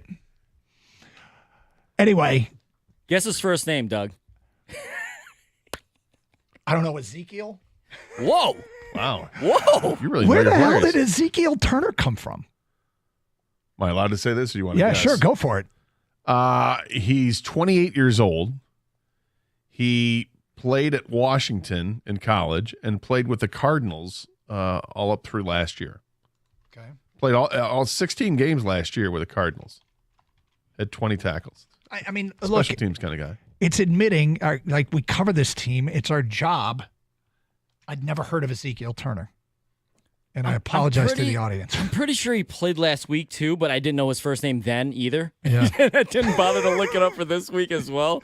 And I was like, when Garrett said Ezekiel, I'm like, is he related to Macalahai Flynn? Like, what is going on here? Like, these guys come out of nowhere. But yeah, I didn't know either, Doug. I mean, at some point, they could throw out Ezekiel Turner along with Ben Neiman and Trevor Nowatzki, and people be like, what? Yep. Who, huh? Where? Yep. Anyway, I just saw the jersey 47 Turner, and I'm like, here we go again. Because it happens every year. The way the NFL is with the practice squad and movement in and out of the practice squad, eventually some guy who's been here for 10 minutes gets on the field in a game, and you're like, who the hell is that? So, I mean, as long as we're confessing stuff right now, Yep. I'll go next, Doug. Yep. All right, for the first 2 minutes, and I cannot be the only one that did this, okay? For the first 2 minutes of the game yesterday, I thought the Colts had like 18 captains. It's like, love it. And so let me just go through this real quick. So the game starts, whatever, and I think Josh Downs maybe caught a pass, and I'm like, oh, Josh Downs is a captain. Surprising. It's kind of like early for him or whatever, you know. Then I'm like, Alec Pierce, also a captain, another receiver, a captain. strange. Yeah, okay, right. And then I just kept going, how many captains do they have? And then clearly, wait a second. The other C is different than that C, because I saw Richardson, you know, he's a real captain, but he's got the 2 C's on his jersey. The patch they uniforms, had was really cool. It's a cool idea. They had. The Indiana Knights was great. Well, so they had the C for Colts, and then the inner part of the C is the outline of the state of Indiana. It's really cool. Yeah, it is. And it's funny because it's 100%. I'm like, that's a lot of C's out there. Yeah. And I'm glad that they described what it was. So it was part of their uniform was that Colts logo, but because it was on the chest. So when Jahmyr Gibbs scored the touchdown, and I think it's the one we just played, and he bounces outside and he taunts the guy going into the end zone, which you don't need to do that, Jahmyr. But the dude who was chasing him, I'm like, God, that's weird. He's taunting their captain. And usually captains are like good dudes and well respected. Oh, he's letting them know. But he's really letting their captain have it. Putting it on. So I didn't even notice in the third quarter. Oh, really? Yeah. Confessions, people. We're making confessions here on the Carson Anderson program. Gator, you got anything you want to get off your I know. chest, I'm man? bored with Ezekiel Turner. I didn't know who the hell that was either. I'm like, Turner? Happens 2 or 3 times a year, doesn't it? 2 or 3 a year? I feel it happens like every game. I think there's a player that comes up there, you're like, what? For the away games. Like the home games, when I go up in the press box and you sit down and at the seat in the press box, you've got a sheet in front of you that says the inactive list. Yeah. And then it also has players that have been brought up from practice squad, have been elevated. Yep. So I'll know it at the home games. But the away games, you're sitting at home. I don't have that sheet in front of me. So when I see Turner out there on the field, I don't know who the hell that is. When I see Strickland, I'm like, who the hell is Strickland? We've done this a lot with this team. What about if you didn't check the game notes before the game? Did you guys know Long Jr. was activated? I did because I saw a tweet. Yeah, I saw a tweet over the weekend that said that he was going to be elevated from the practice squad. Which I was like, okay, let's see. And he was there for a few plays in the second half. And it's going to happen again, by the way. Like we're late in the year, 100%. And I guard against it, and then you look up and you're like, who the hell is Coy Rademacher? There's always somebody. I'm sure there were some people who were saying Vildor's still on the team. Yeah. Yep. And if you weren't paying it, Mosley, that guy's back. Right. I guess I kind of remember. I remembered him, but I actually when I saw the number 4, and I'm like, wait a minute, who's number 4? Is that Melon Fonwu? So I looked on my phone. No, Melon Fonwu is 6. I'm like, it's Emmanuel Mosley. Good, glad to see he's back. So anyway, yeah, it happens. Even people covering the team. I wonder do you think deep down it might actually happen to the Burketts of the world? We're like, wait, what? No, okay. No, because they're at every game. They'll get that shit. And they're at all those practices. They're at the practices, and it's their job to know. No, but more so than our job is to know. He definitely thought the Colts had everyone as a captain, though. That's a fact. Yeah. That's really funny. 248-539-9797. Steve, you're next on 97 on Ticket. Hi, Steve. Hey, guys. How you doing today? Doing great. Right. Hey, I just wanted to give my champ and chump for the weekend. My champ is, of course, as we've all been talking, the Lions fans who have been showing out great at Indianapolis yesterday, Houston a couple of weeks ago. I've been fortunate enough to go to the games, and they've been awesome with their Let's Go Lions and, Jared Goff and even a few Jake Bates yesterday, and just really fantastic. But I also want to say my chump is at every game I've been to this year and last year, the away games, at the end of the games, there's been a host of guys who are mocking the other team's fans. And like yesterday at Indianapolis, when they say, hey, how many Super Bowls have you won? They don't even have the common sense to just shut your mouth and be happy you got a good team going forward. And I guess I just want to say that's my chump, is shut up, be happy you got a good team, hope for the best, hope we get to the Super Bowl, enjoy the ride, but just keep your mouth shut or stop drinking so much, one or the other. Yeah, I mean, there's a part of me that as a younger person, I might have thought that was funny, but that changed. Where it's the joy isn't rubbing it in the other guy's face. Yeah, it was yesterday. It got a little bit ugly after the game when we were walking out. There was a few of our guys, and my wife's pulling on my arm to keep my mouth shut, and I'm like, would you guys just be quiet? You haven't been around long enough. They were younger. I hate to say it. I don't want to say everybody, but I was like, you don't know what we've been through. Be happy you got a good team and let it go. Just, you haven't won a Super Bowl. We're hoping we get there. Right, but and it's the Colts. I mean, were the Colts fans up and in your face? No, actually they weren't. It wasn't until our guys started on them that then the Colts fans kind of reacted with the, okay, how many, I have no respect for a team that's never been to the Super Bowl. And our guys are like, oh, you guys don't know what you're talking about. I'm like, oh, my God, just shut up. Yeah. No, I hear you. It's unnecessary. 248-539-9797. Mark is in Detroit. He's on 97.1. Hi, Mark. Hey, how you doing? I've been watching these teams. I watch football all the time, and I don't think nobody's going to beat the Lions. But the thing is, I think it's real important to wrap up that bye week because that guarantees you the home field. Because I don't think, we can win anywhere, but I'd rather be at home. So then I think the Washington Redskins, I think they're going to fall off because he is a rookie. I think the only team that I think matches up with us, and I think we can still beat them is Philly. And I think on a good day we can beat them. I don't think they're going to be able to run the football. I think we're going to shut that down and get everybody healthy. Them the main two things to take care of your own business. But I think it's very important to wrap up that bye week. That's the number one goal: win the division and wrap up the bye week. It's huge. It's absolutely huge. And they just whoever we play, I think we're going to beat them anyway. But I think that's going to be determined on how they wrap up that number one seed. You want the home field advantage throughout the playoffs. That's something we didn't do last year, even though I think we would have went to the Super Bowl if we would have played a good second half. But I think if that game would have been at home, I think the Lions would have won that against Frisco. No, I don't disagree. Bills game looms, but it's an AFC game, which won't affect the tiebreaker with any team that's a game behind Detroit right now, or 2 games behind Detroit right now. So a loss to the Bills would suck. I mean, any NFC loss, you really don't want to lose an NFC game, and they only have one AFC game the rest of the way. So there's just premium on every game. It's important. Well, yeah, particularly when you still have games against Green Bay and Minnesota. We're getting a lot of texts about the captain thing. Get to that at 12:02 here on 97.1 The Ticket.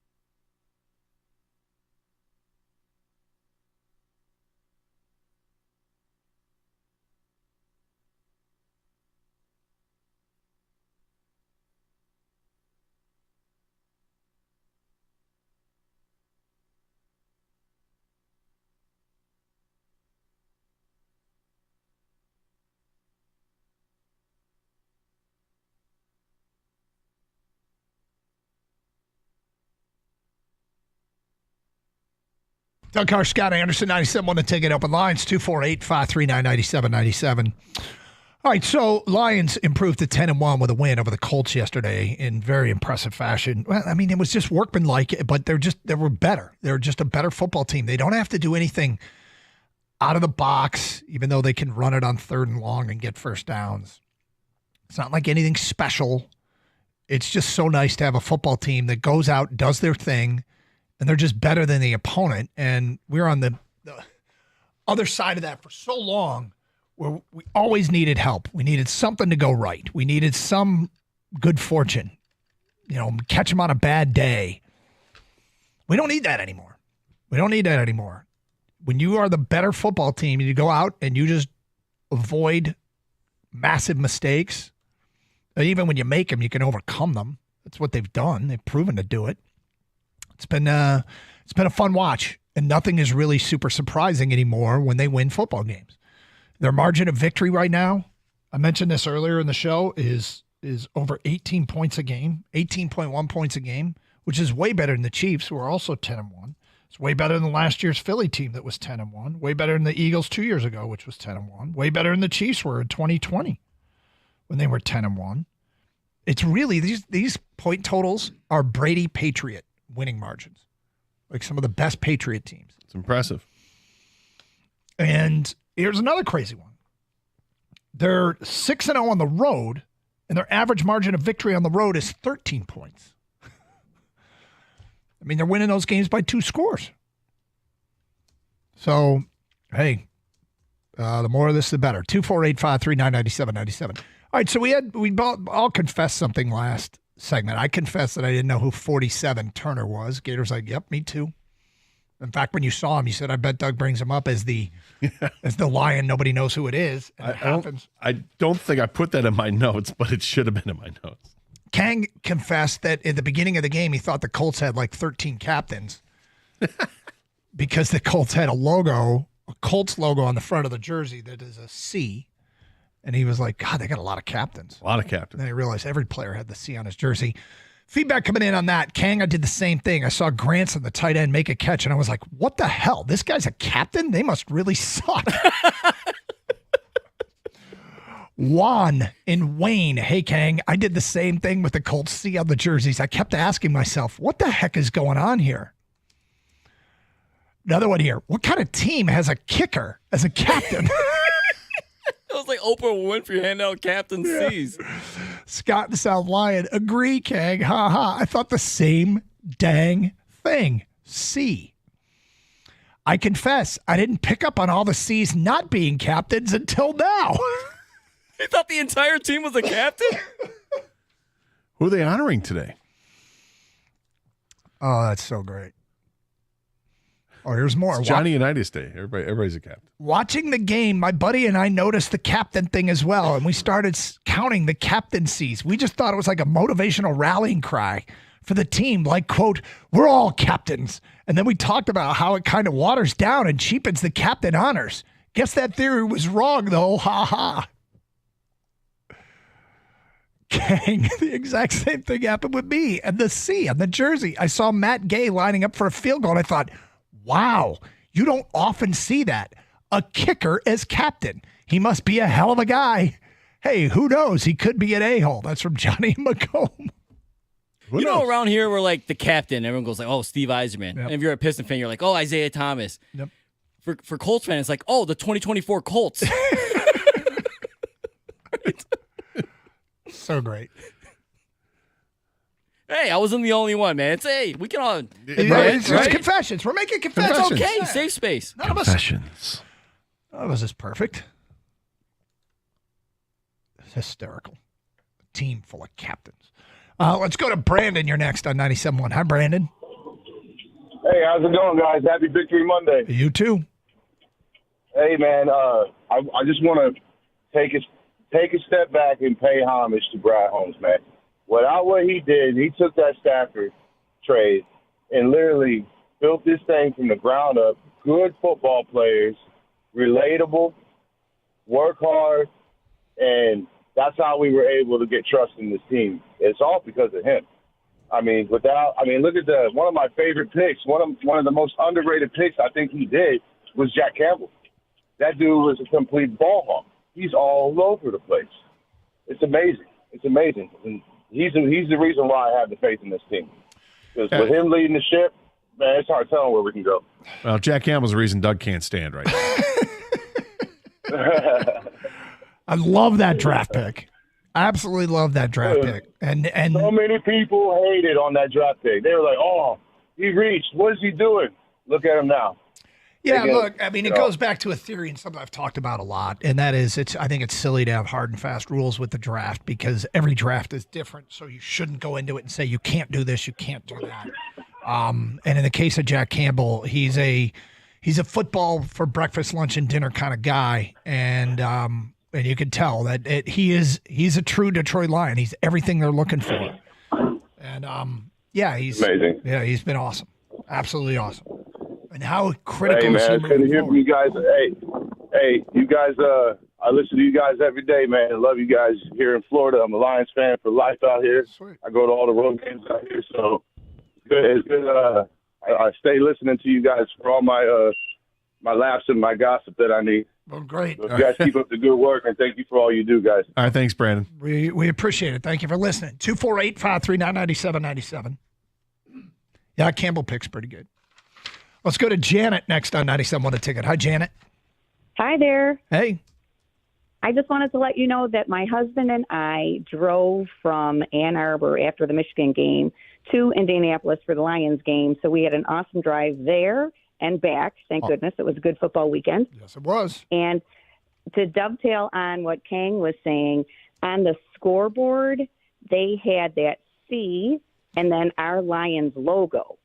So we thought that was kind of odd. Where's their horseshoe? We thought it would have been the horseshoe in our logo. Right. So we didn't know if that was some like alternate uniform C that they always use, but we thought that was kind of odd too. Interesting. Yeah. Look, actually their uniforms, commentary on the uniforms, I thought they were really cool. I thought their uniforms are great.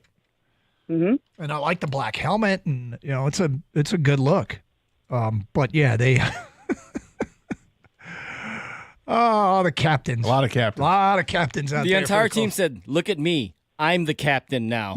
The entire team. It was true. It'd be more appropriate with the Buccaneers. Hey, thank you for the phone call, Janet. 248-539-9797. Speaking of the fans who made the trip, once again, we heard you. Once again, we saw you. Although, Kang, you have a suggestion. You think the Lions need to do something for those that go on the road. We'll get to that. Jared Goff had something to say about your efforts if you were there. Hear what he had to say today at 12:20. It's Carson Anderson. You're on 97.1 The Ticket. Hey, Sarah Chevrolet in Sterling Heights is in feast mode, so get ready to gobble up these deals.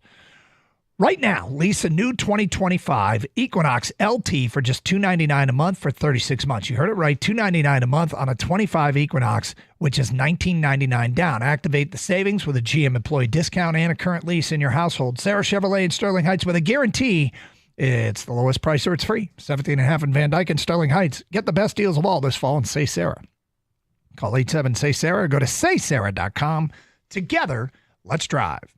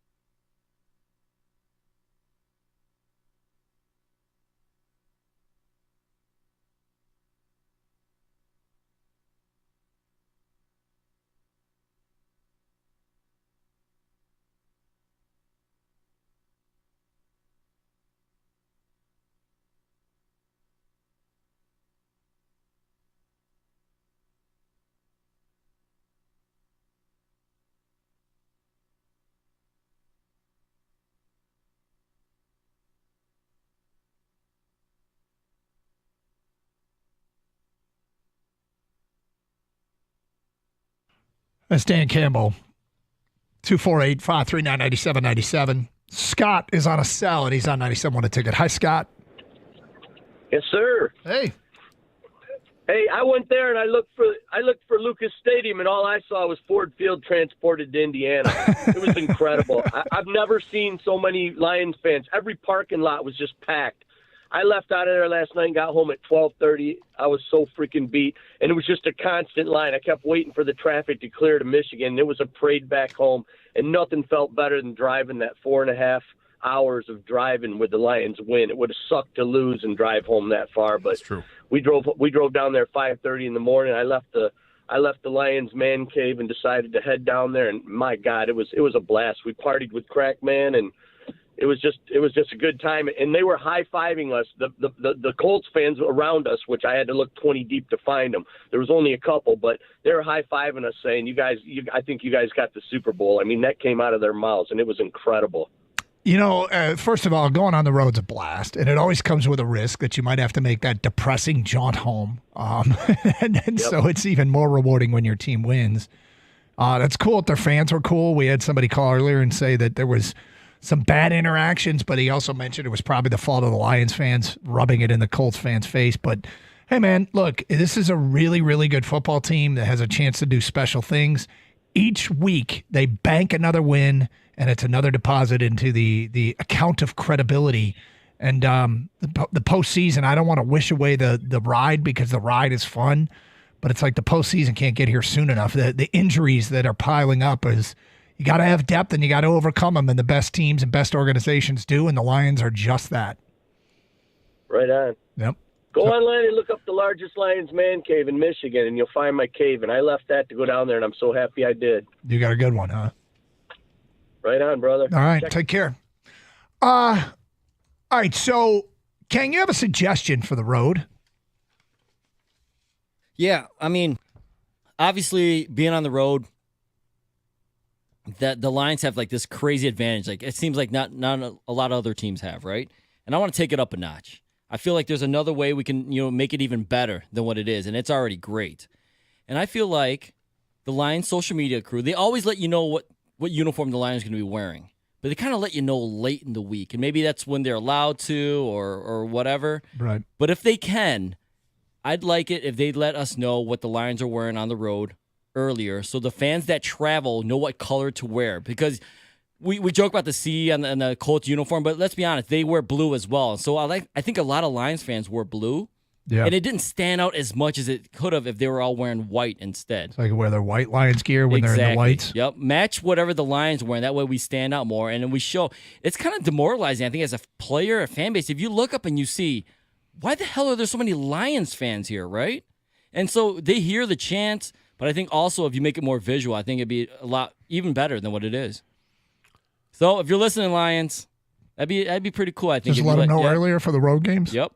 We're wearing the blues. Everyone wear blue or white, whatever it is. I like the idea. I think it's always nice to get the heads up. Yep. We see that in college a lot. They give people the heads up each week. What are we expecting anything different for Thursday? Do we know what the uniform's going to look like on Thursday? Yeah, they're all wearing cowboy hats for Shabuzi. And Spurs. Did the play-by-play guy call him Shabuzo or something on the broadcast? I was cracking was that up. Gator? You sure it wasn't Gator? No, but I'm watching the beginning of the game, and they're showing the players in each team. So Indianapolis is on offense, and they're showing the players, and they get to it says the tight end Mo Alley Cox, and I'm like, please don't mess this up. Please don't mess this up. And sure enough, Jonathan Vilma referred to him as Alley Mo Cox. Really? And then, yes. And then changed it quickly after that. I'm like, you can't say that. You can't say it the other way around. Oh, no. All right, so Jared Goff. So the C stands for Cox, like C-O-X, right? Like Mo Alley? Yes. That's it. Jared Goff heard the chants of his name once again, which is becoming such a regular thing.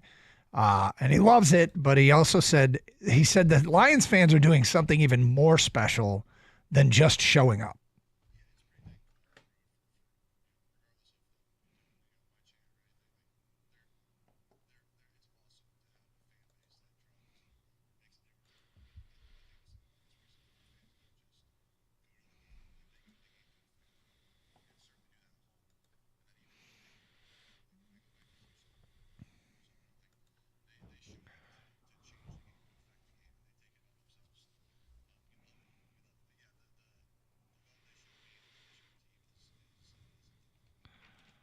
What a great line. They don't just show up. They show up to affect the game. Teams have had to go on silent counts because the Lions fans are so loud on the road. It's so cool. It is really cool.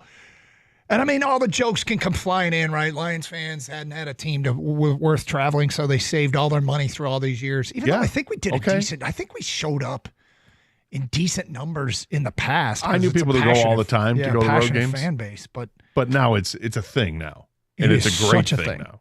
And that's why it was great to have the Sunday night game with Tirico on, and the being a Michigander now, one of us. And he even said during that Texans game something, I'm paraphrasing. Mike said something along the lines of, "Look, for those of you who aren't used to it, this is another Lions takeover. This is what this fan base is doing." Yeah, I said that before he snapped his Achilles. Did you know that? No, what happened? I guess last week he ruptured his Achilles. Did he? Yeah, so he announced it during the game last night. Chris Collinsworth wanted to bring attention to it. You're playing hurt. How did he do it? I don't recall. King, did you hear the story how he did it? No, I don't, but I know he had the leg elevated, and Collinsworth brought attention to it. That sucks. Yeah, playing hurt, man. No good. But that's just what we do. It's how we act in this state. Rub some dirt on it, get back after it. Didn't even miss a beat. See if I can figure out. I'm looking for a story here as to what he did, but it doesn't say. Trust me, people. Well, you don't want to hear this. If it's just, I was just walking and no, don't tell me it happens like that, even though we know it happens like that. 248-539-9797. Mike, you can send us a text or call. You can call in if you like. Sorry to hear that. D is next on 97 Want a Ticket. Hi, D. D, are you there? D. D is he D painting? I think he's got his phone in his pocket or something. Is he mudding and taping? What's D doing? Doing some kind of construction work, you think? D will circle back. We go to Nordo in Brighton here on 97 Want a Ticket. Hi, Nordo. Hey, Doug Gator. It's good to talk to you guys. I got a couple champs and chumps. Let's hear it. First one is in echoing what Goff said, the fans taking over in Indy, definitely the champs. Yeah, that was awesome. Your boy King trying to sell away jerseys. I like that. But really, the number one champ was Aleem McNeil. They said there wasn't much pressure. You had a caller talking about worried about pressure. Aleem McNeil is a man, and he had pressure on them all day. So that's my main champ. He's really good. My chump is whoever invented the nil, letting these young high school kids take millions of dollars and not have to commit for a long time. I think I like our guy going to Michigan. I'm a Michigan guy. Both my grandparents went to Michigan. I'm a Michigan guy, class of 95. But damn, we're giving him a lot of money, and he doesn't have to really stick around. So I don't really love that. Pistons breaking my heart, and then my freckled fracka brother who didn't help me out yesterday moving didn't show up and help me move yesterday. That's my chump of the week. Your brother did what? He didn't show up. He told me he was going to help me move yesterday, and he didn't show up and help me move. So I hope he's hearing this on the radio. I'm talking to you, Chris. Come help a brother out. Thanks. And the award for the call that's most all over the place goes to Nordo in Brighton. Maybe Chris has a policy. Maybe. Seriously, in retrospect, that is one of the most hysterical things of my childhood. It was when you get to be, in college and right after college and you're bouncing from apartment to apartment, you always got people trying to, hey, can you help me move? Can you help me move? Anybody owns a truck? Help me move. Right. One of my very good friends, Tony. That's the curse if you own a truck. Is they're going to ask you to use your truck.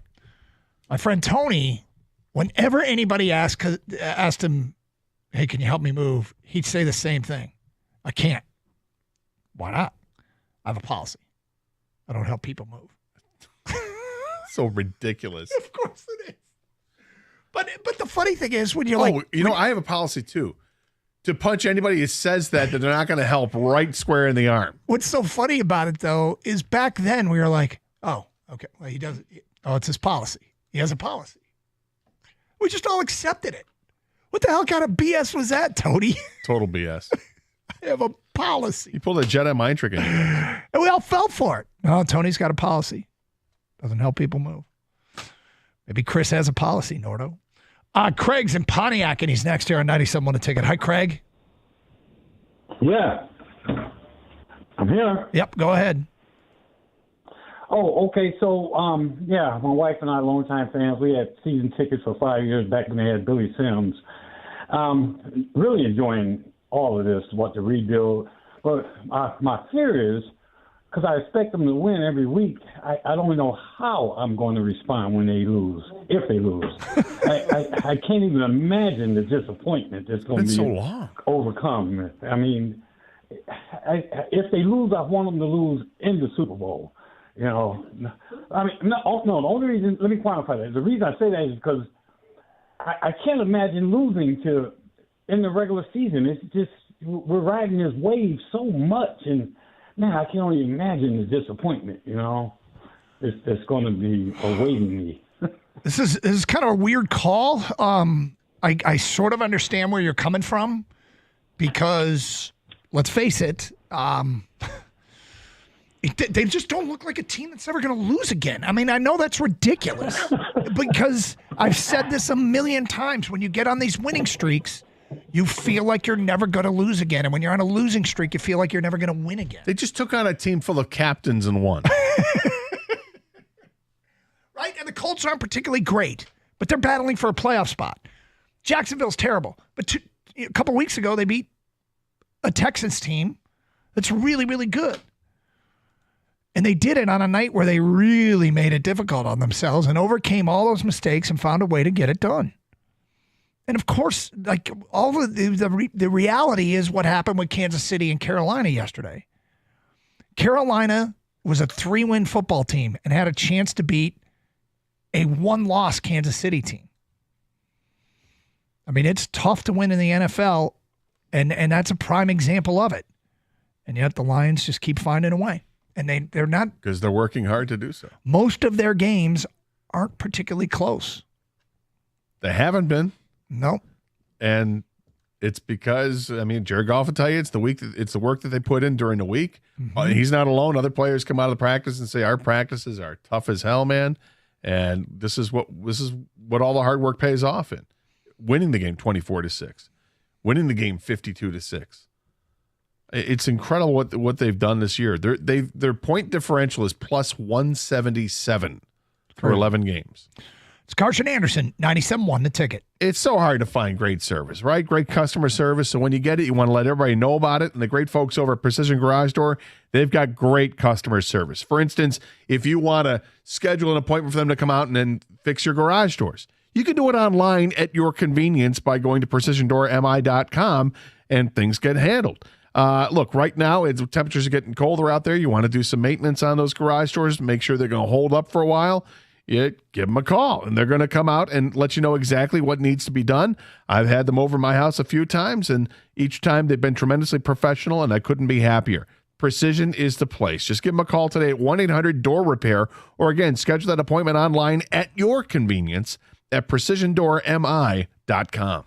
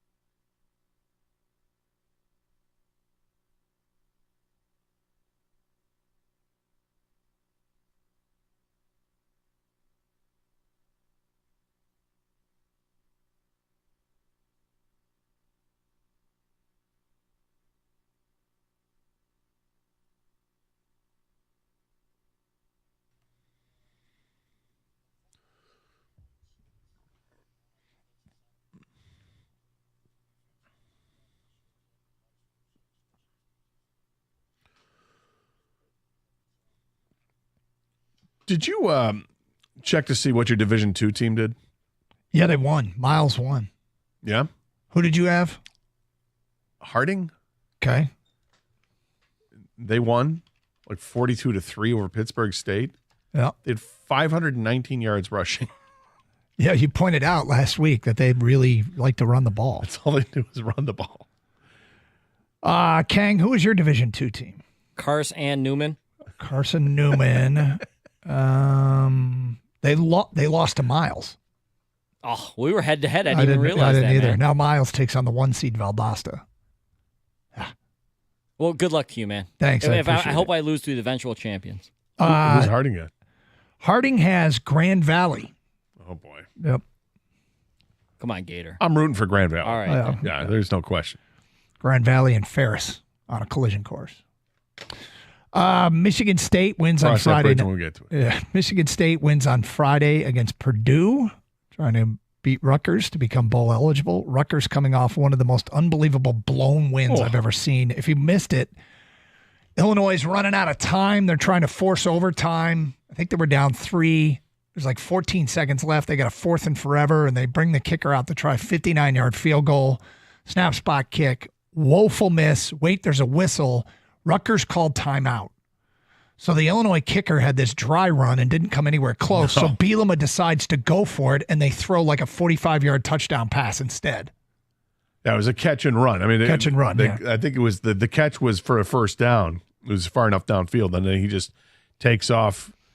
There's a wall of players that blocked off on the interior, and he just goes down the sidelines for a touchdown. That's tough. Yep. Tough way to lose. I really wish Michigan State could just stay healthy. It's amazing. Like, I forget what the win total was. I think they won 3 games last year, 3 or 4, and they've got 5 now. If they beat Rutgers, it's doubling the win total from a year ago, which I think is a big positive step, even though the product on the field leaves a lot to be desired sometimes. I think it's positive steps. And then if you do the deeper dive on Michigan State and understand the injuries they've dealt with, I think people might go a little bit easier, but people want to win right now. They want to win right now. So hopefully they can handle their business, take down Rutgers, become bowl eligible. That'd be great. I proposed something to you before the show. You hated the idea. I asked Jansen. Jansen was all about it. And that was if Michigan State beats Rutgers, and if Michigan were to lose to Ohio State, and both teams are 6-6, let's have both teams play each other at Ford Field in what used to be the Quick Lane Bowl or whatever bowl it's called now. They would sell out Ford Field. It would be a game that people would actually want to watch on television nationally. I think it'd be awesome. Well, I don't like the premise starting with accepting a loss to Ohio State. I may have to do that eventually. But the fact is, Michigan's a huge underdog for that game down in Columbus. And, I don't know if the Northwestern game really means they turn the corner. Their defense is coming off back-to-back really impressive performances, what they did against Indiana and then dominating Northwestern. The offense finally did what you'd want them to do against an outmanned opponent, and that is just put up points, move the chains. They didn't get a bunch of huge plays in the passing game, but that passing game is getting better. Tyler Morris, a veteran receiver, made a bunch of catches and looked like, he could be all right. Is he a problem moving forward? Is he now going to be tough to cover? And of the young receivers, Frederick Moore might be the guy that's stepping up. They've obviously had a bunch of guys that they were hoping it might be Frederick Moore. But at this point, what's the status of Will Johnson? I'm not fully buying what Pete Thamel reported this weekend. Is Jair Hill going to play? He was out most of that game, came in late. Is Colston Loveland going to play? He didn't come out of the locker room for the second half kickoff. And I think people could see him nursing that shoulder on the catch he had that broke the single-season tight end receiving record. But, look, all you got to do, you hope that you're the best version of yourself in that game. That was the best version of Michigan last Saturday. Can they be the best version of themselves in that game and keep it close enough and see if Ryan Day really is the problem? Because I'm not sure that he is, but if he really is, a problem, his team on paper should win this game. But if you're in a close game, does he joke? Well, you said it, but does he matter? I mean, that's the thing. They're a heavily favored team. They're playing at home. They should win this game. This is not a good Michigan football team. They've got some really good players, but it's not a good team. And Ohio State is a really good team. They should be able to handle them. And if they don't, then yeah, everything's going to get tight around Ryan Day again. 248-539-9797. But you didn't like my idea of. No, look, I stop at the premise. Chicken. Let's go to Mike in Sterling Heights here on 97 on the ticket. Hi, Mike. Hey, what's up, guys? Thanks for taking the call. What's up? Yeah, just I want to say my champ for the weekend. I'm going to go with it's got to be a limb and Za'Darius. I mean, thank God we're finally making quarterbacks rush their throws. After what we saw this weekend, there were several times Richardson should have been hitting guys, but he was rushed. And my chump, I got a chump 1 and I guess like a 1A. Definitely going Kindle Vildor. What are we doing? Like this guy couldn't cover. I mean, he couldn't cover my 11-year-old. Yeah, I think constantly 5 to 10 yards behind. Every replay you watch of this guy, he's 5 to 10 yards behind his man. And I'm going to go with Chump 1A. It's got to be whoever made the decision with all of these injuries to have Saint returning punts. Anybody else catch the ball but that guy on a punt return. We do not need people running full force at him like that. Well, there's a way to solve that problem. If you're worried about that, and I get that you're worried about that, just wave the hand and fair catch the ball and nobody touches you. Yeah, we might see somebody else in that role. I think we'll see somebody else. But what you got to remember and what's tough is that you only dress so many guys on game day. And because of that, you see weird things where you don't have enough people. And I guess you could put somebody back there and just say, let the ball hit the ground if you really want. But did he only return 1 when it was all said and done? Didn't he only have 1 punt return? I want to say there were 2. I thought he fair caught 1 and then returned another one. No, he returned 2. Is that right? Yeah, he returned 2. My apologies. But look, next week, if I don't know if it's Isaiah Williams. He's not on the team anymore. No, he's not. But they could bring up Donovan They people. might bring him back. if they can find him. Yeah. They can bring up Donovan Peoples-Jones, perhaps. Is this are we going to have another Tom Kennedy sighting? It'll be Tom Kennedy. He's like the new Andre Fluellen. Yeah. Kennedy's always there. Mo Alexander, he did a bunch of kick returns for them, and he's still on the practice. That's another guy. Yeah. So I'd imagine they have it in-house. Yep. But, yeah, you got to remember that they only have so many guys available on game day. It's a really weird rule. I think it hampers teams. Like, that's why Penny Sewell's on the field late in games where the game's already decided, is because they only have so many offensive linemen. And Decker was banged up, and so what are you going to do? They actually ran a play. Was it one play with Glasgow at tackle? Yes. Yeah. 248-539-9797. It's Carson Anderson, 97.1 The Ticket. Michigan Auto Law, auto accident attorneys. They specialize. Michigan Auto Law has recovered more million-dollar auto accident results than any other lawyer or law firm in Michigan. Same thing with truck accident settlements, more than any other lawyer or law firm in Michigan.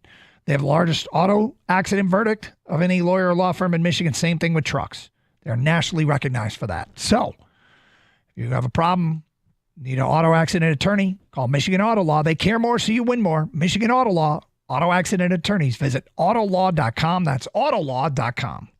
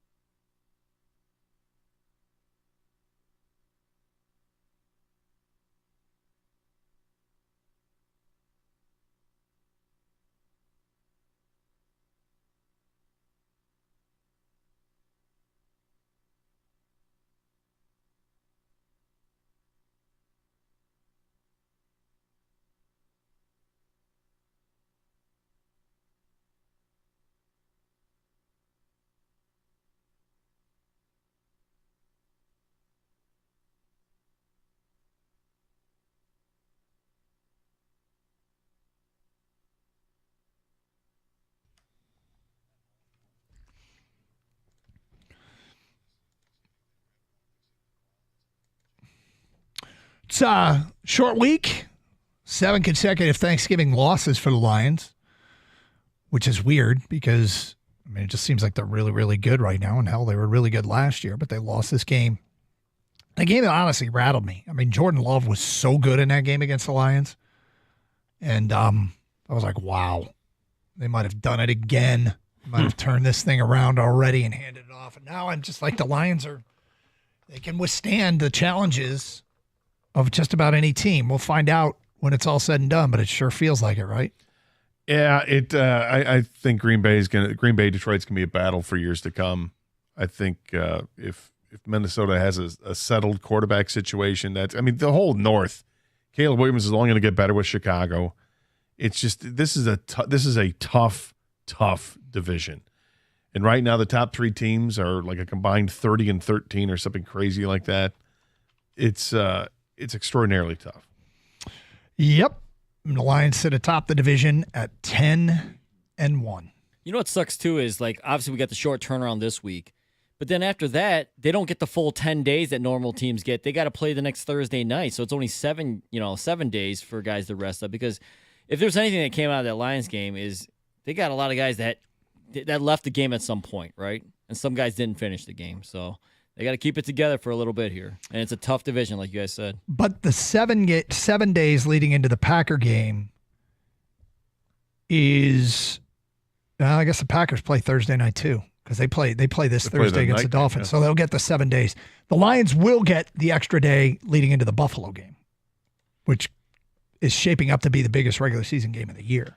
The division is 31-13. That includes Chicago. Wow. And then, by the way, the division was drunk yesterday. The Minnesota Chicago game was crazy. Actually, the NFC football was drunk.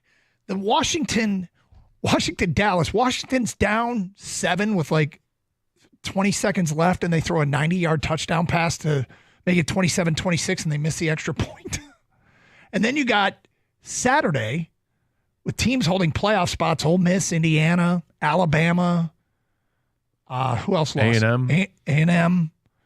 Was A&M holding a playoff spot? I don't think they were. A&M and Colorado. They were knocking on the door. Had they won the game, they'd be in it right now. Colorado and A&M were knocking on the door. And somebody else who held a playoff spot lost. BYU. Yeah. So 4 teams with a playoff spot lost. 2 teams knocking on the door, and A&M and Colorado lost. Football wasn't just drunk. It was like blackout drunk this weekend. Carson Newman lost in the Division 2. Crazy. 248-539-9797. Bernard is in Detroit, and he's on 97.1. Hi, Bernard. Hey, how's it going, guys? Good. Doing great. Listen, I don't know how this is going to sound. But the fans sometimes, I love my Lions fans, love my Lions. But sometimes when a player starts to decline or don't play as good as he did, because Kendall Vildor last year actually helped us to get to that championship game against San Francisco. Him and the guy that's on the reserve, the guy that's hurt right now that we hope coming back, forget his name, the safety who played. Melon Fonwu. Right now.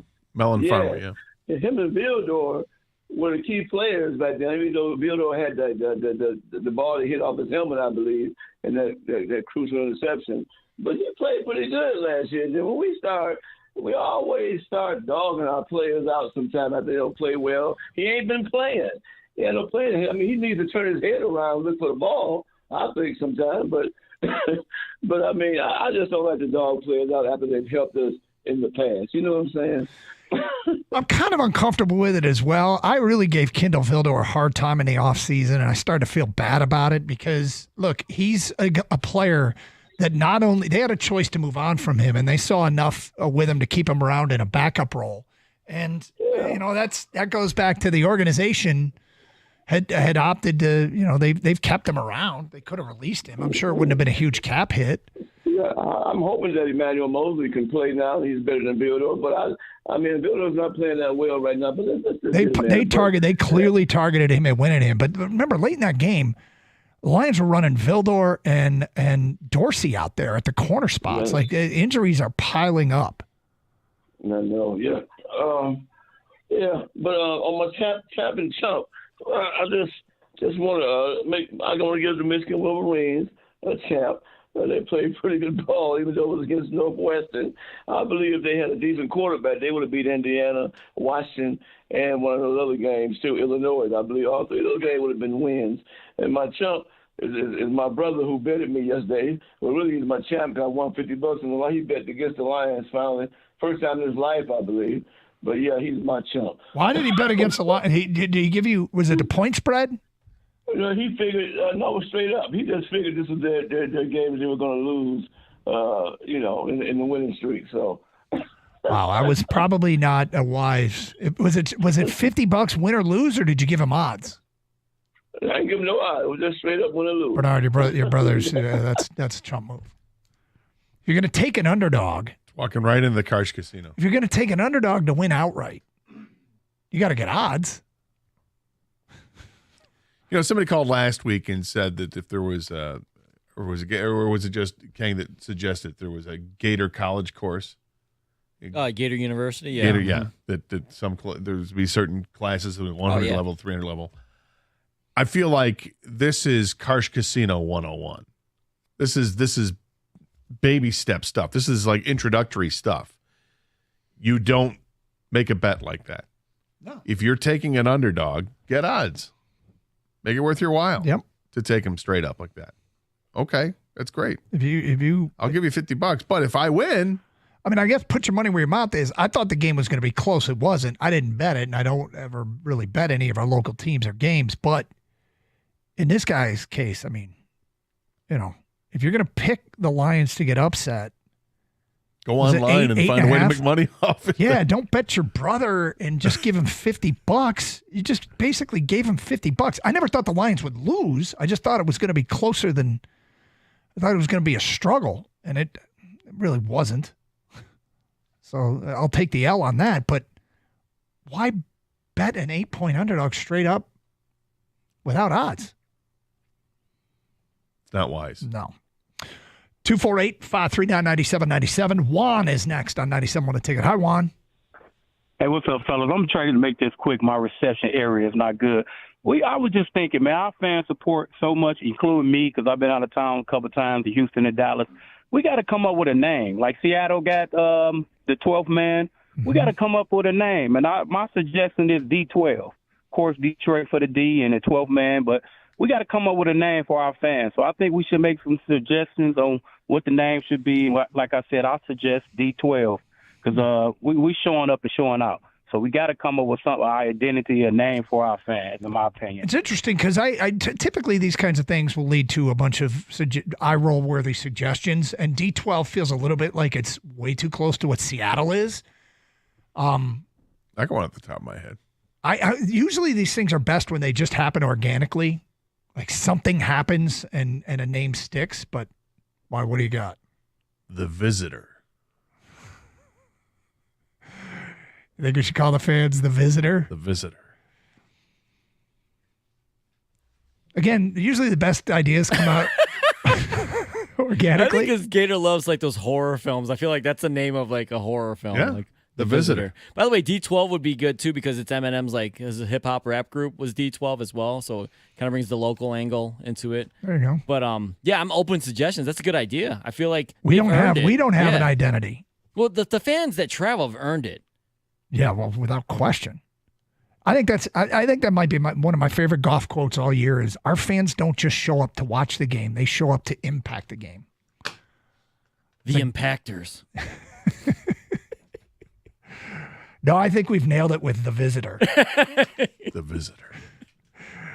I like it. Do you? I do. You like your own idea? I do. Yeah, good. Sometimes I It's tell better you, what I they're all got. gems. I like nothing. The Visitor. No, I got nothing. So here they come, I'm sure. 248-539-9797. Sorry, Kenny. Hey, last chance to get your champ and chump votes in the 1 o'clock hour here on 97.1 The Ticket.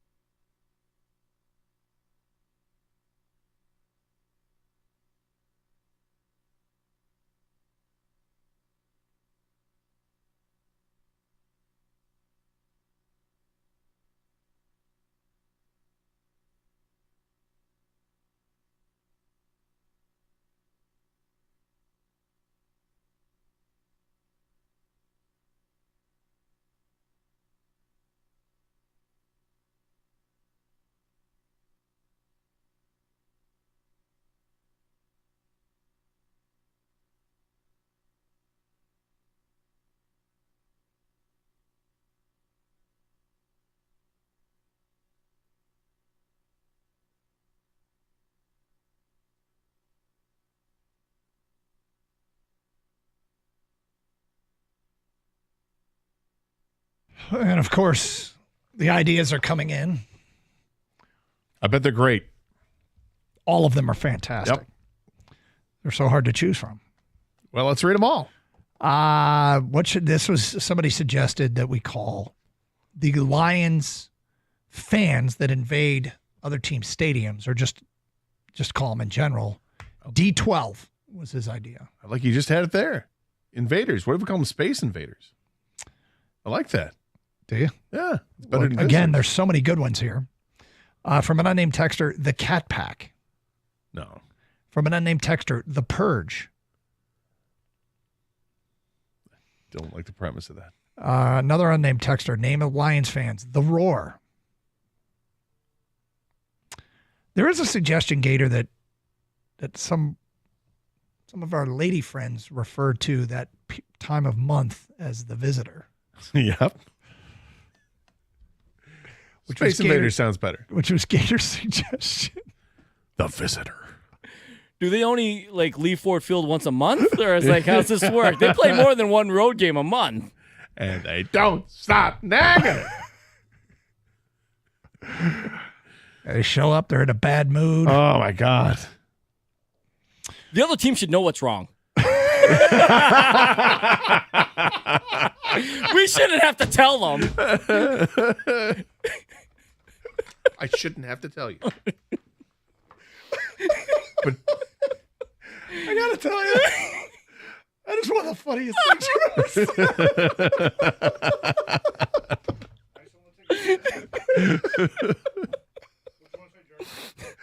I think right now every guy's going, yeah. And every woman's going, what?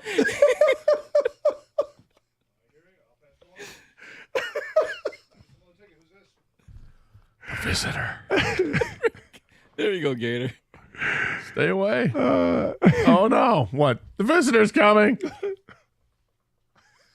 You can kind of sense when the Visitor's about to come. I got to go out for a few days. Yeah, right? Let things calm down before I come back.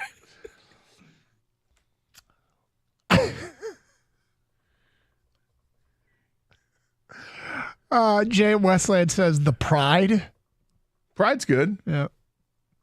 John Monroe says visitation rights. Unnamed texter Detroit Mafia.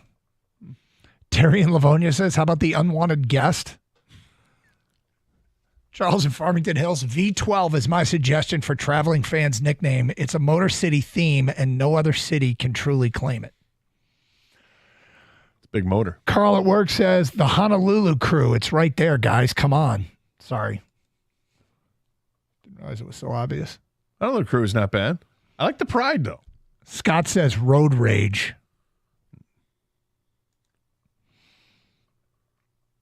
Anyway, the Detroit dub crawl. Instead of pub crawl, it's a dub crawl. Some of these are clever. I don't know. Like I said, something has to me, the best ones are when something organic happens and it just happens. Instead of just coming up with a dropping a name. But just do what your wife asks. Yep. Every single time. 248-539-9797. All right, so Champ and Chump, get your votes in. Last chance to do so is this hour here on 97.1 A Ticket. Look, Lions, very impressive, 24-6 over the Colts.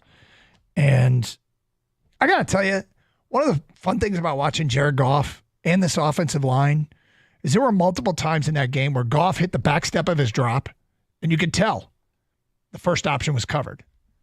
And he has time to look at option number 2.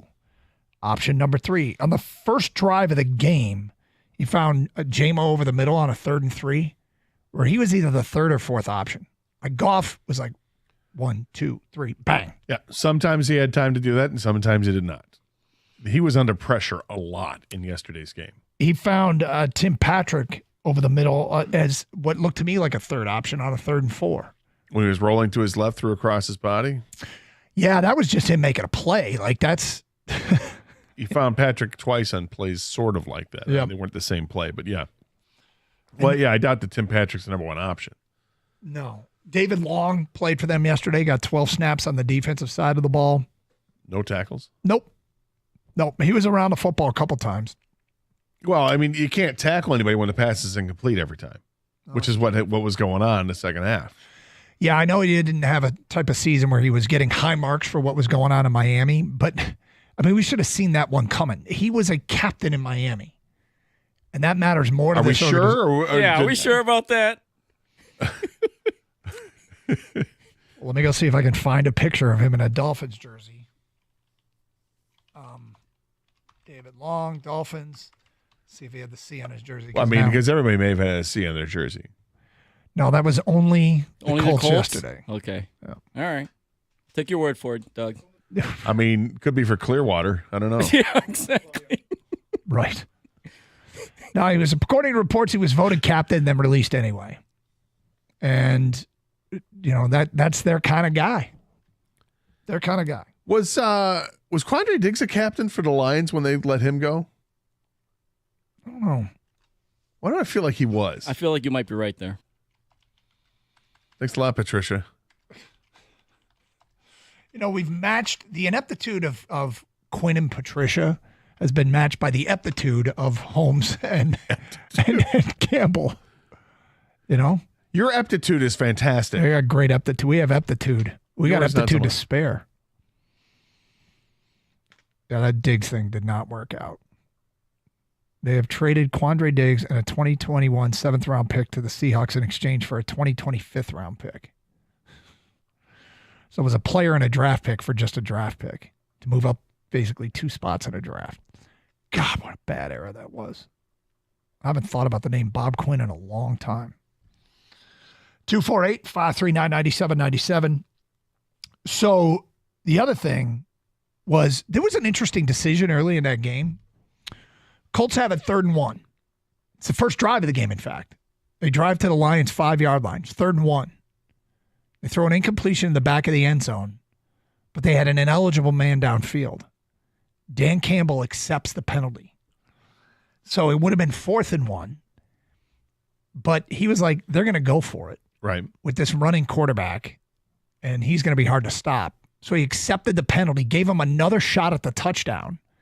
He decided they had a better chance at stopping them on 3rd and 6 and forcing a field goal than they did of stopping them on 4th and 1 and keeping them out of the end zone. So it's almost like he was like, I'm going to trade in 1 shot at the end zone for presumably 3 shots at the end zone. Really 4, because the 4th down play would have counted as you could score on that play too. Yeah. It was an interesting gamble that paid off, and given the fact that they didn't allow a touchdown all game, that gamble might be one of the reasons why. Yeah, I wanted to ask you this, and Kang as well.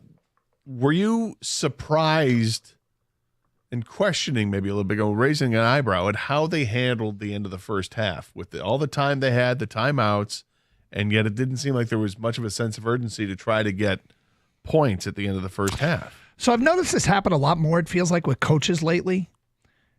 The end of half situations, I feel like coaches are operating with more fear of giving the football back than they are with, let's go get some points. You know what I mean? Yeah, I know what you mean. And Campbell does that. He always has. He's always shown a ton of respect for the opponent, and like, I only want to score on the last play of the half. You know, I understand it, but there was like a minute 40 when they took over and 3 timeouts. And they made like very little effort trying to move the ball downfield. Like, they were letting clock drain down, and I mean, to your point, it looks exactly. That's exactly what they did. I just wondered if you agree with that. Yeah, that type of that situation, because they were getting the ball to start the second half too. I always like the double dip. It's really weird because this is probably not. I mean, I just so often give them the benefit of the doubt now. You know. Yes. No. I've seen that with you. Yeah. I mean, I in a case of but it's hard not to. It's hard not understand to, yeah. because they've been right so often. So I'll ask Kang. Were you surprised at all, Kang? Slightly. It's a hard needle to thread, right? Because I think Doug kind of hit the nail on the head, though, because I think their number one priority is don't give the ball back with any time. And then the next priority is try to score, but in that order. So they will drain it as much as possible. And then if they see a slight opening, I think they have so much confidence in their offense that no matter how little time you think they have, they feel like we can get down there in that amount of time. We'll figure it out if we get to that point. But first, let's bleed the clock. That's the number one priority here. But I understand what you're saying, Gator, because I think we got a text earlier that said, jokingly, I'm just pissed they didn't score a touchdown on every possession. Yeah. Because it's kind of gotten to that point, right? Like, we feel like they can score every possession, so go for it. Yeah, the standard they set is really, really high. And you're like, what is this punt play they're running? Who's this Fox character? 248-539-9797. More your phone calls and feedback next. It's 97.1 The Ticket. Hey, cap off the NFL week with a chance to win on FanDuel, America's #1 sportsbook. All right, so here's the offer. New customers can get $150 in bonus bets if your first $5 bet wins on tonight's game. So if you go click on tonight's game on the FanDuel app, you can look for alternate spreads. So what I would do if I were you, I would bet that $5 on Baltimore plus 23.5. That bet would win you 2 cents. But you get the $150 in bonus bets. So there's your workaround. There's a way to secure the $150 in bonus bets. And then bam, you're away and running. Just visit FanDuel.com/Doug. That's FanDuel.com/Doug. FanDuel, an official sportsbook partner of the NFL. Must be 21 or over and present in Michigan. First online, real money wager only. $5 first deposit required. Bonus issued as non-withdrawable bonus bets, which expire 7 days after receipt. Restrictions apply. See terms at sportsbook.fanduel.com. Gambling problem? Call 1-800-GAMBLER.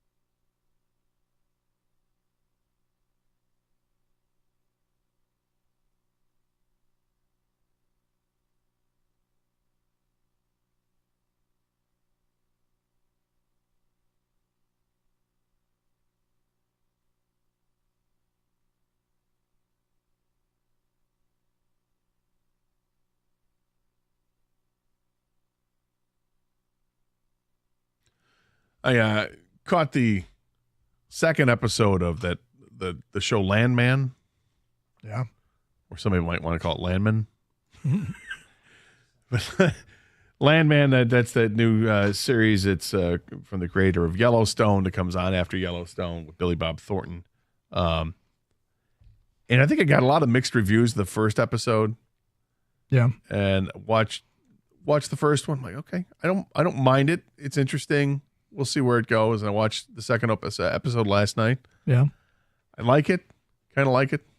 We're just starting to get to know This is some a of these lukewarm characters. endorsement you're giving right now. Yeah, well, I mean, sometimes things start off a little slow and they gain momentum. I guess the things I want to like it because I've liked Yellowstone so much Taylor Sheridan's done a lot of different things, different movies and different TV shows that actually I like quite a bit. So he's already got the benefit of the doubt, and I'm kind of working towards this one. Okay. Landman. Like Goldman. 248-539-9797. Let's get back to your open line calls. We go to Dre in Detroit. You're next on 97.1. Hi, Dre. Hey, good afternoon, fellas. How you all doing? We're doing great. How are you? I'm a little hoarse, man, but we made it back in town last night after that game, and it was, a great experience. I appreciate the recommendations for the restaurants. We did make it to Kilroy's, and I think it was District Tap on the weekend down there, but man, that stadium, I was really impressed with Lucas Oil Field. I know you guys have probably been down there a few times, Big Ten championships. But just being able to watch that game there and the seats that we had, it was an incredible view. Watch, that big window. It looked like it was a CGI print up on the window down there. Really? And I was just like, yeah, it was just, because we just had a straight line. We were at the other side in the end zone area, but we were a little, higher, but we were right in line with it. Just a beautiful view. But when the game was over with, what really got me is that there were so many vendors outside of the stadium selling Detroit gear. I said, man, this takeover is it's crazy. It's unreal. I said, in the city of Detroit, I think Trick would have probably, you had to do a check-in, right? Isn't that what he told everybody? If you come into our city, you got to do a check-in. But they were selling Detroit gear, Lions Detroit takeover, this and that. I was like, I couldn't believe my eyes. So this is a pretty wild experience. We definitely need to have some type of name. I do like when the guy said that. I don't know what it should be. I don't have a suggestion, but I love the idea. It's just been awesome. I hear what you're saying, Dre. You love the idea of the visitor. Hey, when you said that, all I did was just crack up. I think that's awesome. That, the visitor, because it's not, the guys say, well, it is technically a once a month deal when you go to those teams because you're only going to see them one time, right? So I love that idea of the visitor, man. I really like that. We're going to come in grumpy. We'll leave happy. Right. Hey, you just know you're going to just feel the wrath for the whole day until it's over with. So. You're not It's like going to us be at a all. long day, isn't it? It's Yes, gonna it be. is. It's gonna be. We're not gonna be very nice. Really inhospitable guests, but Hey, you only have to deal with us for 3 days instead of 7 days. and we'll see you down the road. Right. Fans come in on a Friday, leave on a Monday. That's about right. The takeovers have been great. And it's funny, you're right, Kang. They're all wearing blue, and so it's hard to know what the Lions fans were. Where the Lions fans ended and the Colts fans started. But late in the game, there was a shot, and there was a whole bunch of empty seats. And I'm like, when you're the road team, you have nowhere to go. It's not like you're going home. So you wait till the end of the game. Yeah, especially when you're winning, Yep. right? And then when the other team is losing, and the Lions have been winning by so much lately that the home team leaves early, it stands out even more. But yeah, I guess the road, they usually always wear white on the road, so I guess it's gonna be white. But for the times maybe they do change it up if they're able to. But otherwise, the Lions fans have been great. I mean, you feel their presence. I mean, when Jared Goff is saying we feel that they affect the game, that's incredible. It really is. 248-539-9797. Greg is in Dearborn. Hi, Greg. Hey, guys. So I was not planning on calling in today, but I just seen Ryan Day do the fake kneel down and then touchdown at the end of the game. Mm-hmm. I mean, Chomp. I mean, I'm telling his team is still not. Go ahead, Gator. Sorry. No, I was agreeing with you. You gotta keep going. It's unbelievable what he did at the end of that game. And to set it up so people understand. I mean, Ohio State was beating Indiana handily. Travion Henderson breaks out. It's like 40-yard run. I forget how long it was. It was a long run, and decides he's going to slide the 1 yard line. So he doesn't score. More clock ticks off, and they can just take knees. And Ohio State lines up the 1 yard line. They're lined up in victory formation, basically. And the quarterback, Will Howard, takes the ball and tries to sneak in the end zone. Gets tackled. And then they do it again a second time, and he does score. And I was telling Doug, what bothered me about that wasn't that they were running it up. Go ahead and run it up. But why would you punish Travion Henderson for doing the right thing where he took the knee? If you're going to try to score, then put him back in the game. Let him score. He's the guy that did all the legwork.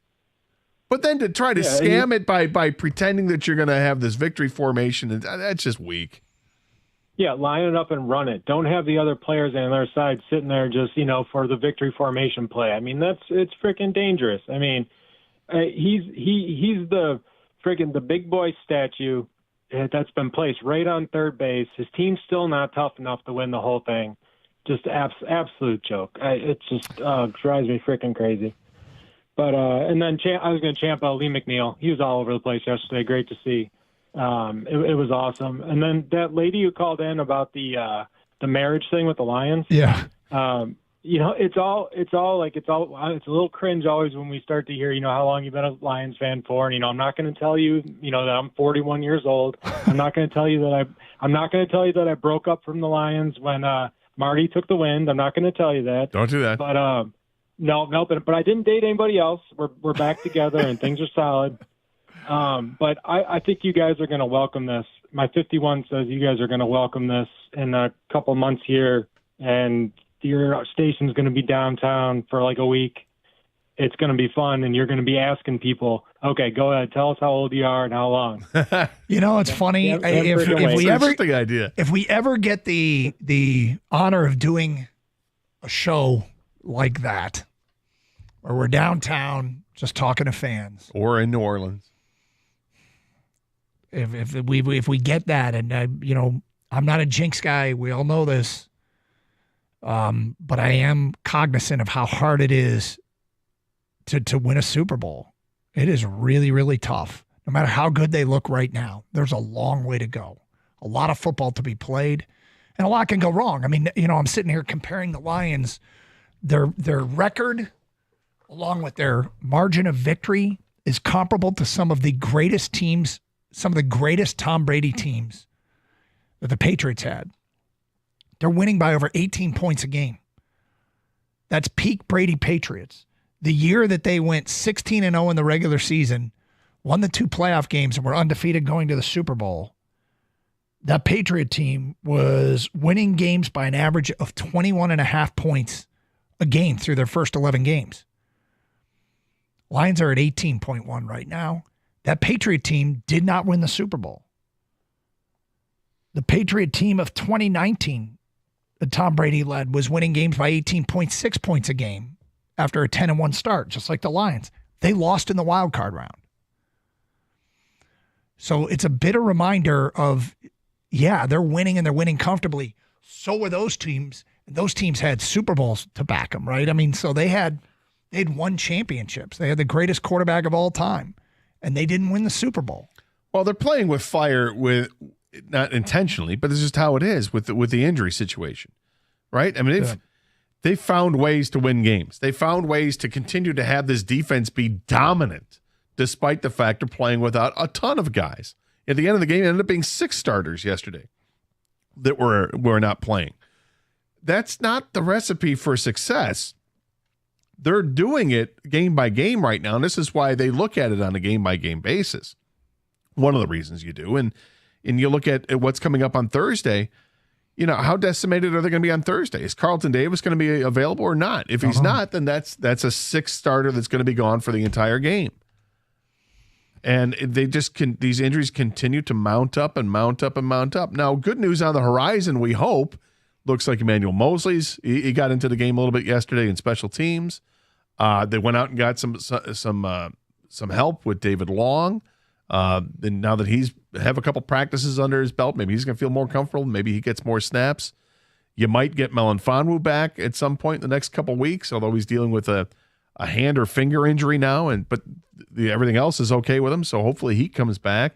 Broderick Martin we haven't even really see him make any impact yet. He's hardly played as a Detroit Lion, but he's back at practice and ready to be activated.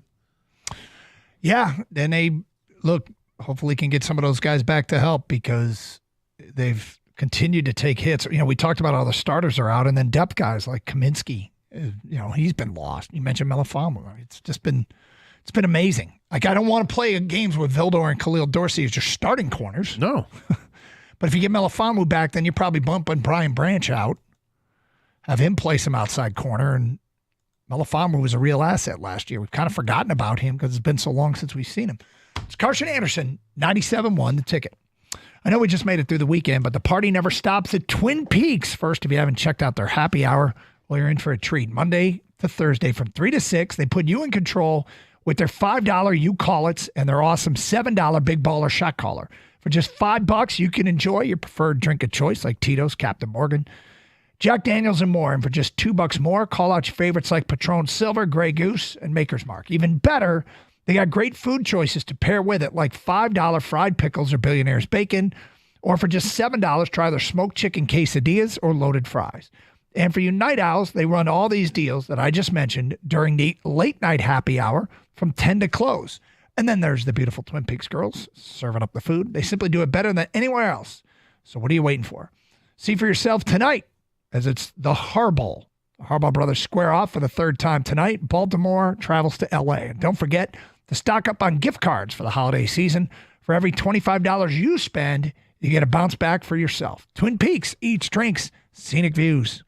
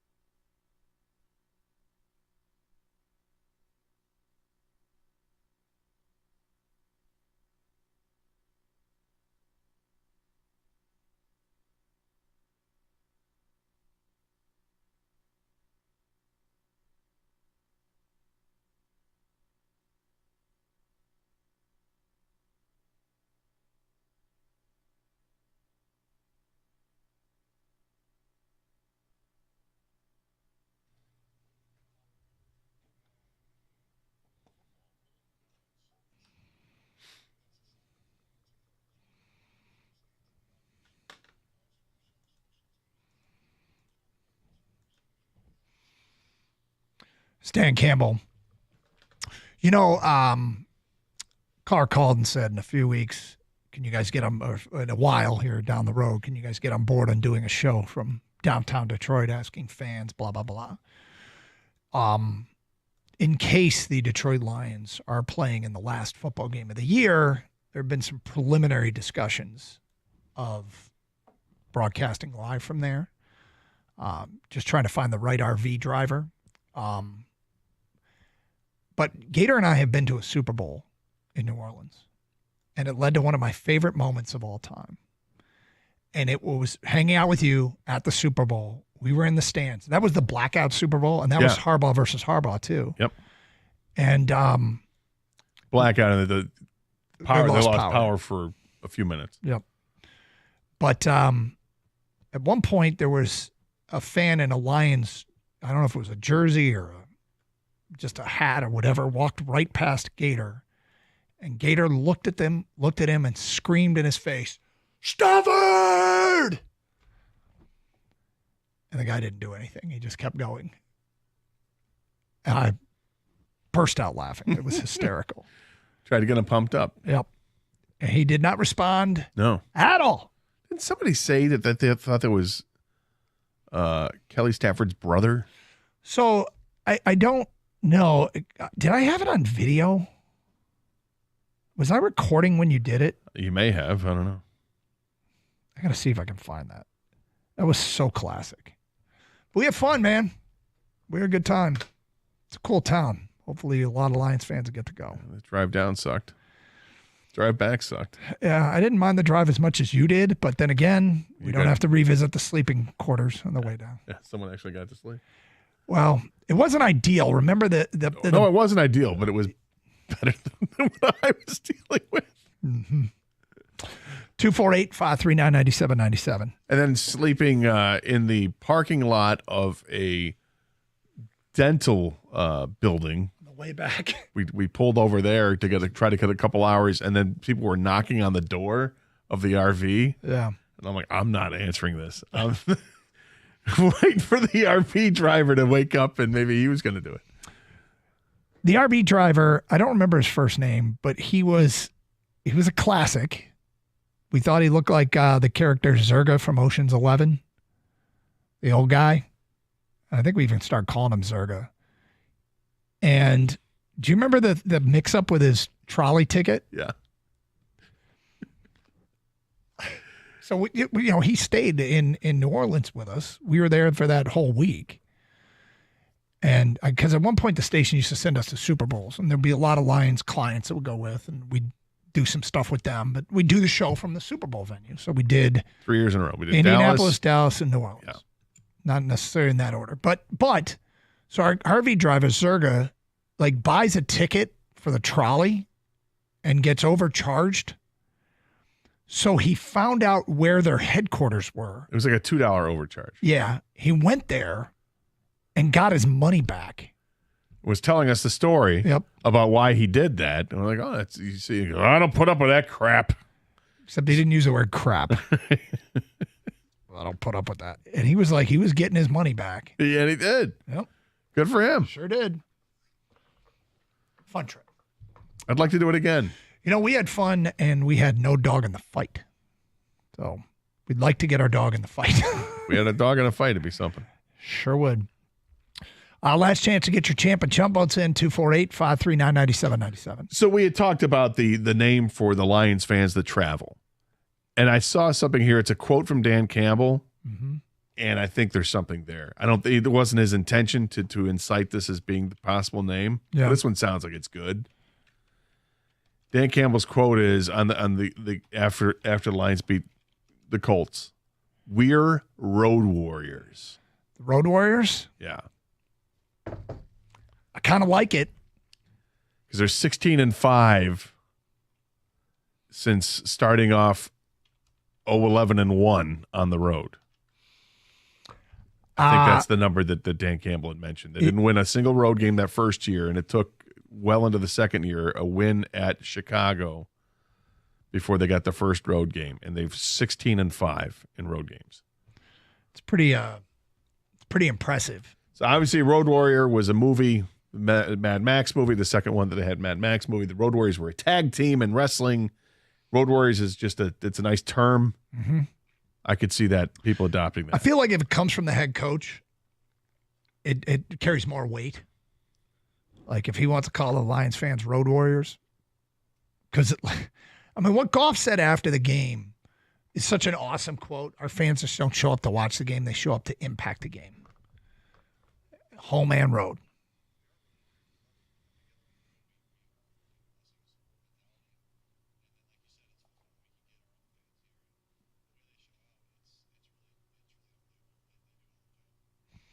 Later at another point where he said they impact the game. But yeah, Road Warriors.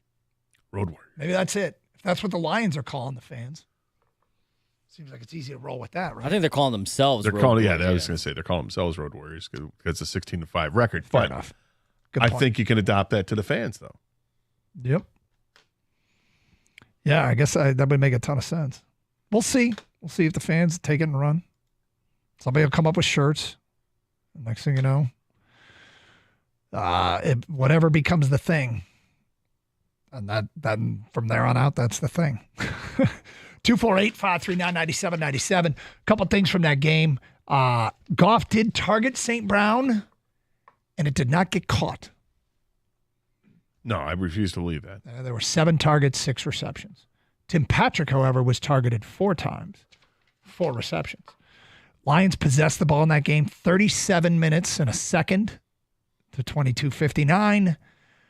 The Colts had 136 yards in their first 3 possessions, 132 yards their next 6 possessions. We're going to discount the possession at the end of the half where they took a knee. And their last 6 possessions went punt, punt, punt, punt, punt, turnover on downs. And as that game went on, the Lions were playing with fewer and fewer starters defensively. It was impressive what they did. I mean, at halftime, you looked at things and it was, I mean, Goff was clicking 10 of 13 for 111 yards. The Lions only had 4 possessions in the first half. And then the last possession, they weren't even trying to score.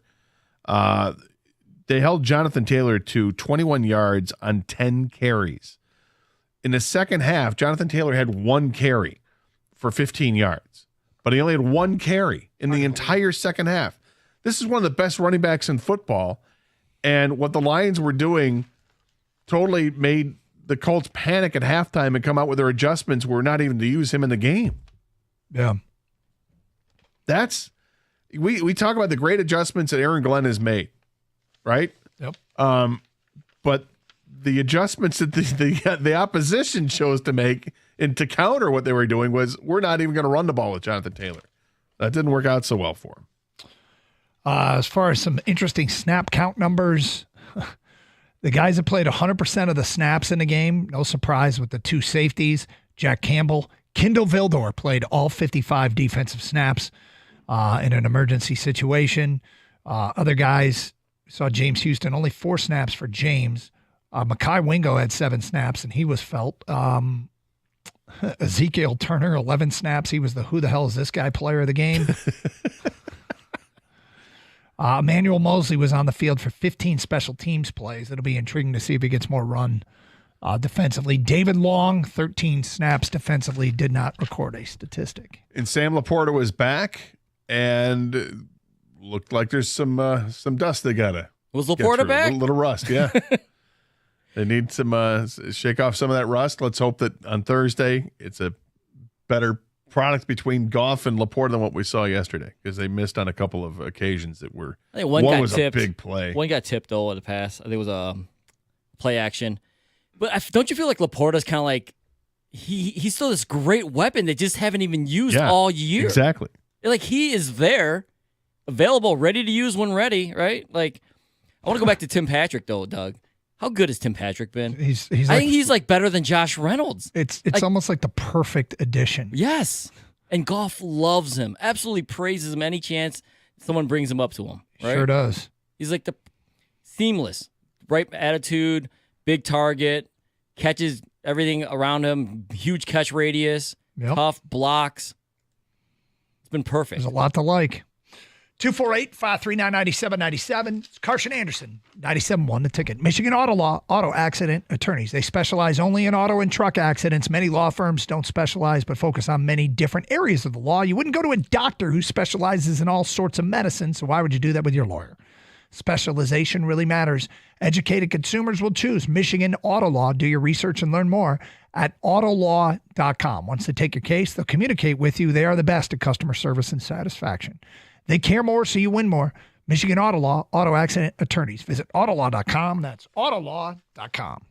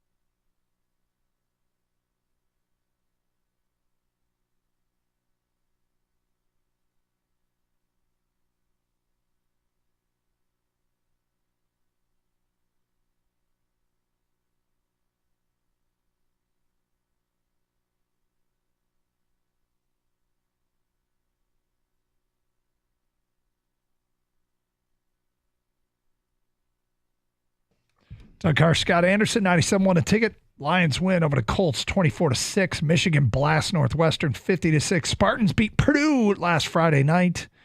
And now those two teams will wrap up their regular seasons. Michigan State hosting Rutgers. Spartans favored by 1.5. Michigan a 20.5 point underdog at Ohio State. I haven't seen the number on the Lions game yet. Have you? Lions and Bears?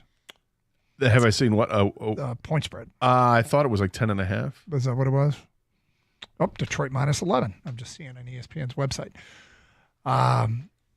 You're a little sketch on this game. It's funny. I was a little sketch last week. You're a little sketch this week.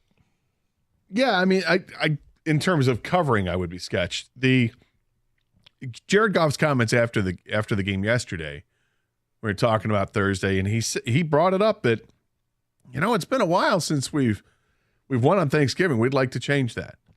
When he brings something up like that, it feels like that's a focus. It's not that, of course, every game's a focus to win, but they brought it up beforehand before they played Seattle. We haven't beaten Seattle in a while.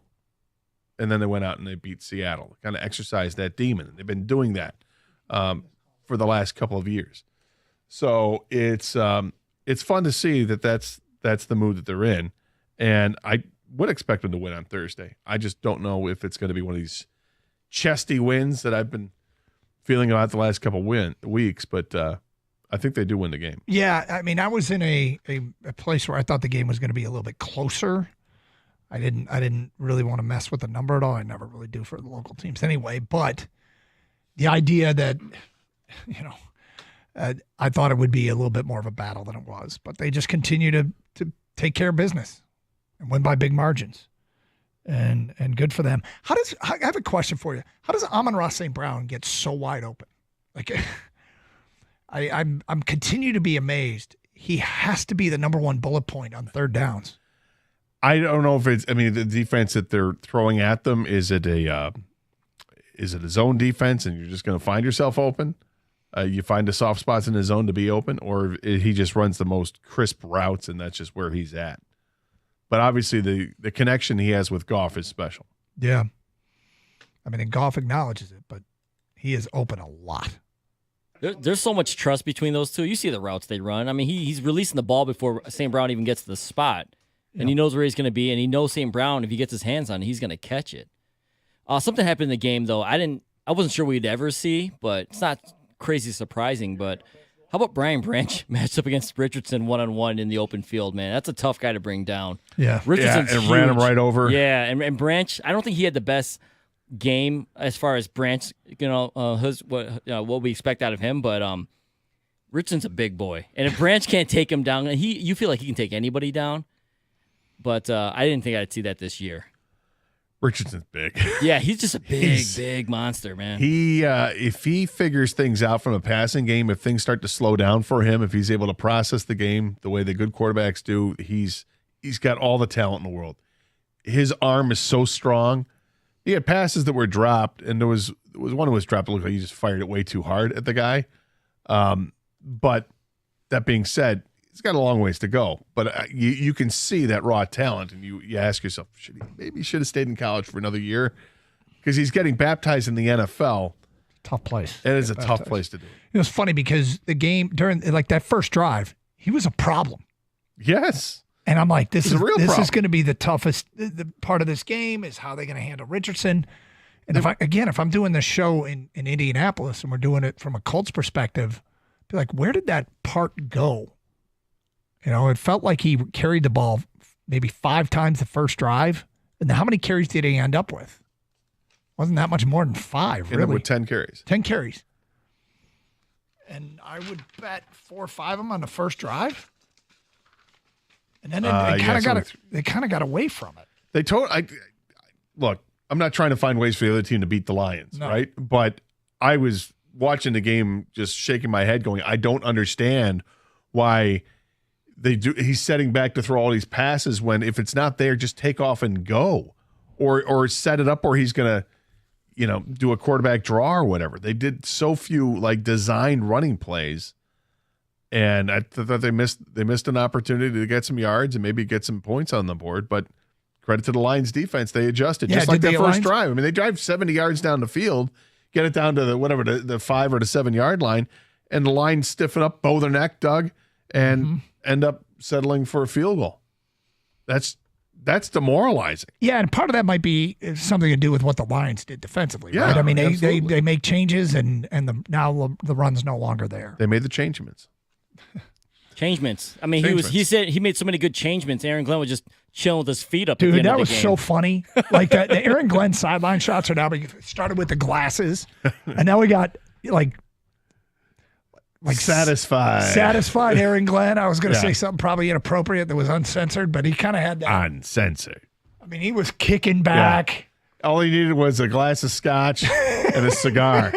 It's like, I've had a great day at the office. Yeah, if you guys text me this weekend, what are you doing, Kang? And I send a picture of Aaron Glenn just chilling on the sidelines, I'm just chilling. Yeah, that's it. All right? We know. Straight chilling. Couldn't be more relaxed. Nope. No, he had a really, really good day at the office. And he was your vote for champ of the weekend. I had strongly considered him for champ of the weekend. We try not to have the same one. I went with Brad Holmes, and you got Aaron Glenn. Both of them made a strong run at champ of the weekend. We'll post on our website on Tuesday who the people selected as champ of the weekend. So now the Bears are on the clock here. And look, every game's important. Every game's important because people aren't going away. Specifically, the Minnesota Vikings and the Green Bay Packers are not going away. The Vikings tried to blow that game yesterday, screwed up an onside kick, gave up a 2-point conversion, allowed the Bears to complete a pass into field goal territory late. But they won it in overtime, did the Vikings. And so they're still just a game back. Detroit currently holding the tiebreaker. But Minnesota, I'm sure if you're Minnesota, you're thinking, we got to get them. We got to get them in that one game that they'll play the season finale. I'm sure that's Minnesota's goal, is to make that season finale be for the division. Detroit would love to wrap it up before them, and then Philadelphia keeps winning. Are you scared of Philly? Because I'm scared of everybody that could knock this train off the tracks.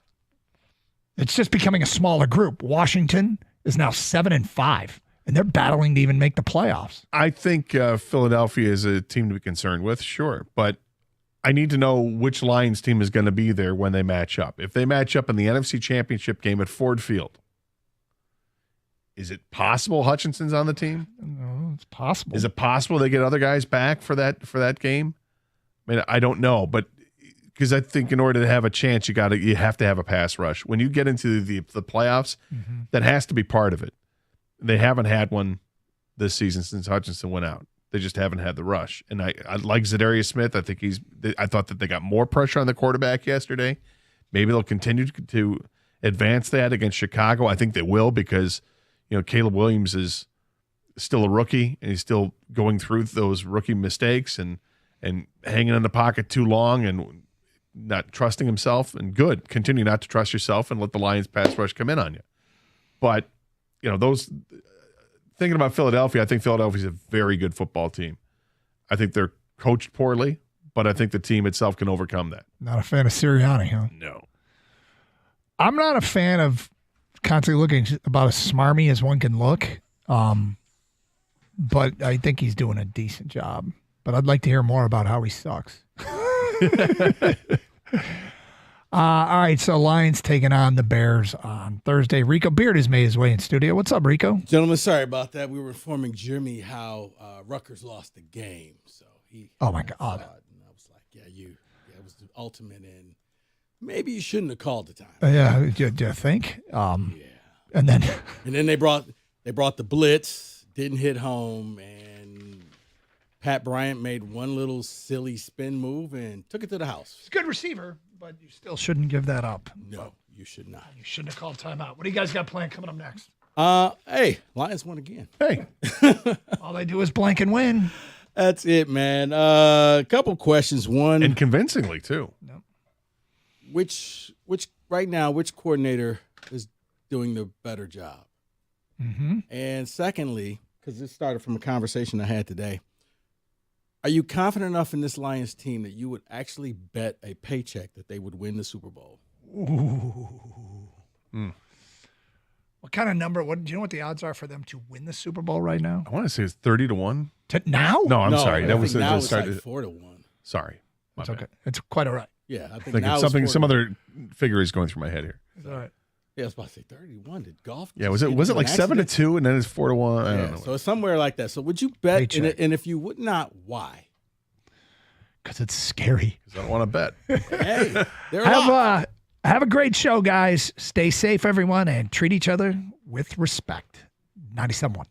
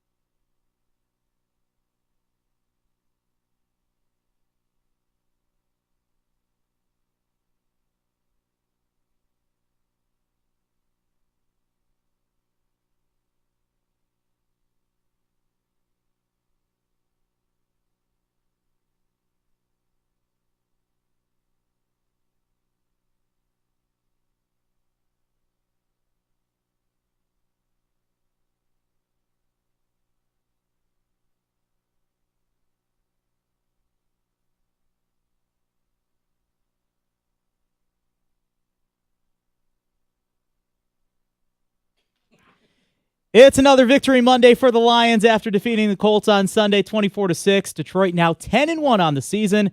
Impressive numbers in its own rights, but yesterday also marking 10 straight quarters without the Lions allowing a touchdown. Third straight game without giving up any points in the second half. After the game, Coach Campbell spoke about his gritty defense.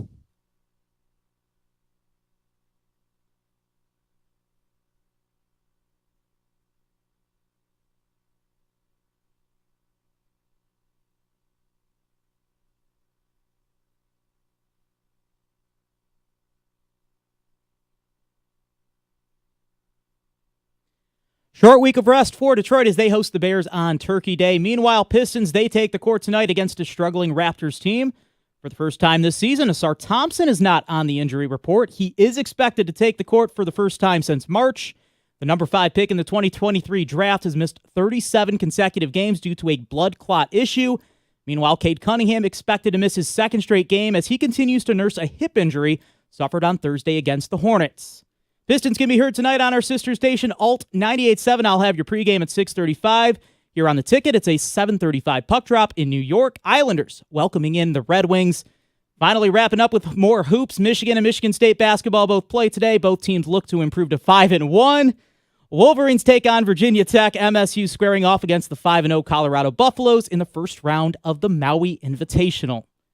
From the Ticket Update Desk, I'm Dustin Fiocco. For details on these stories and more, you can stay here on 97.1 The Ticket or head to Odyssey.com.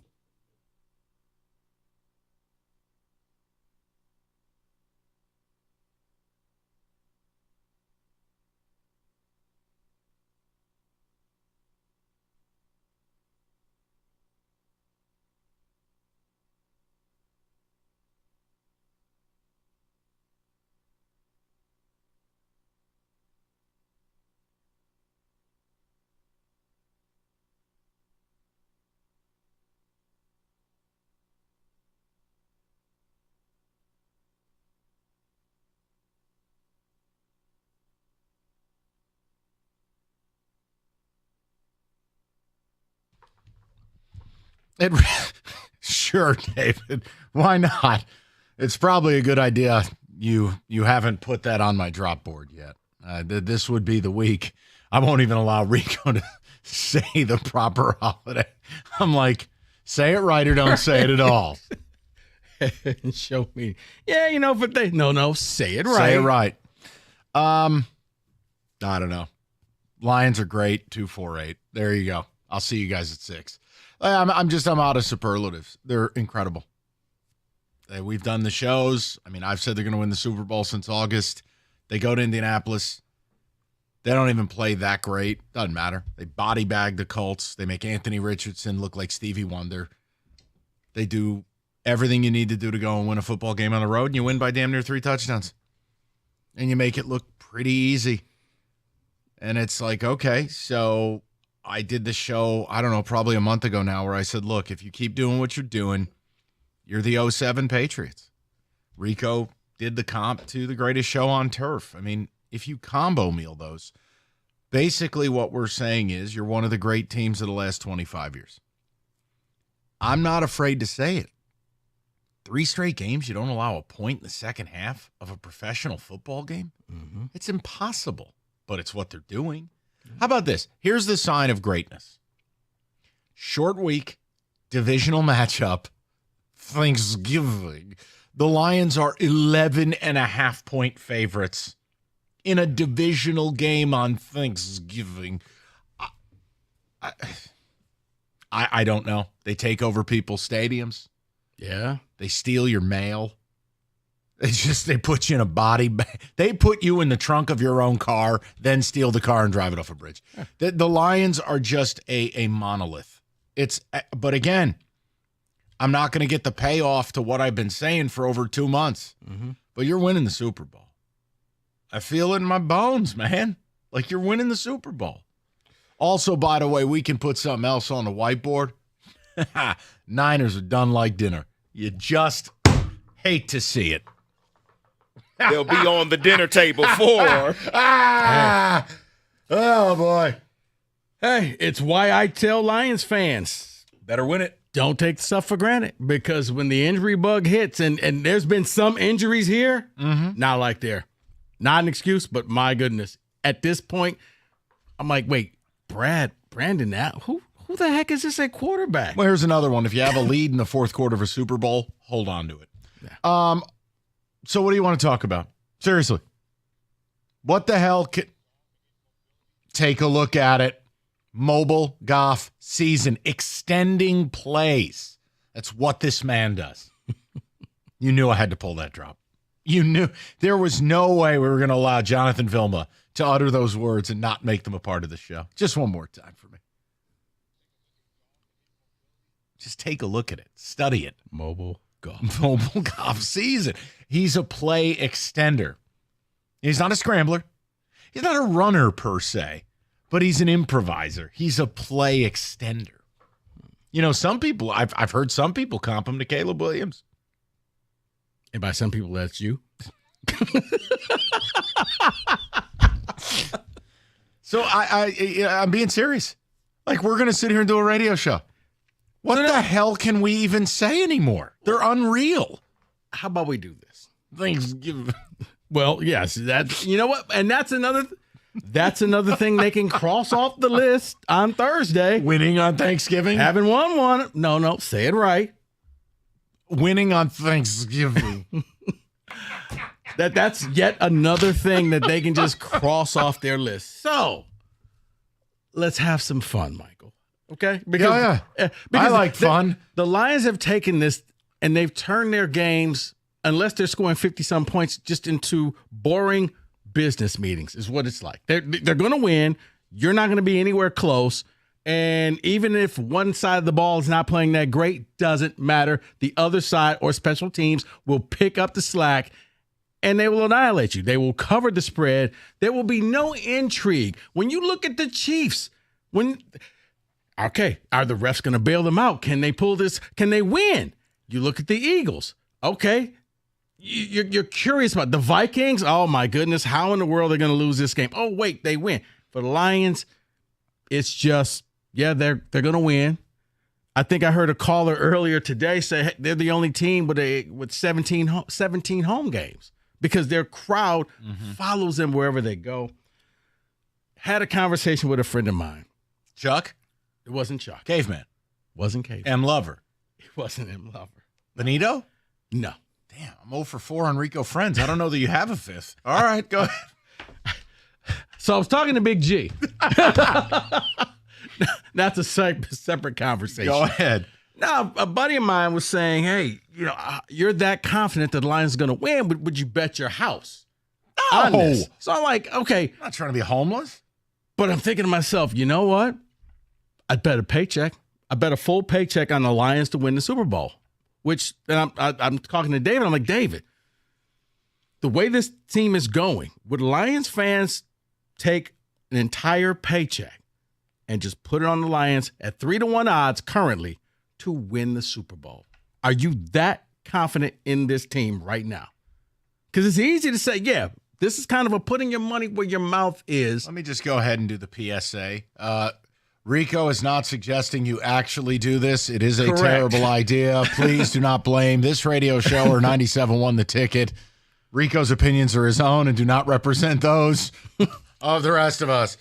Call 1-800-GAMBLER. All right. So now back to your question. Yeah, I don't have a problem with that. Yes, if you have a gambling problem, please don't do this. Don't do this. If you are, minutes away from losing your house, please don't do this. In fact, don't do this at all, but just enjoy the question.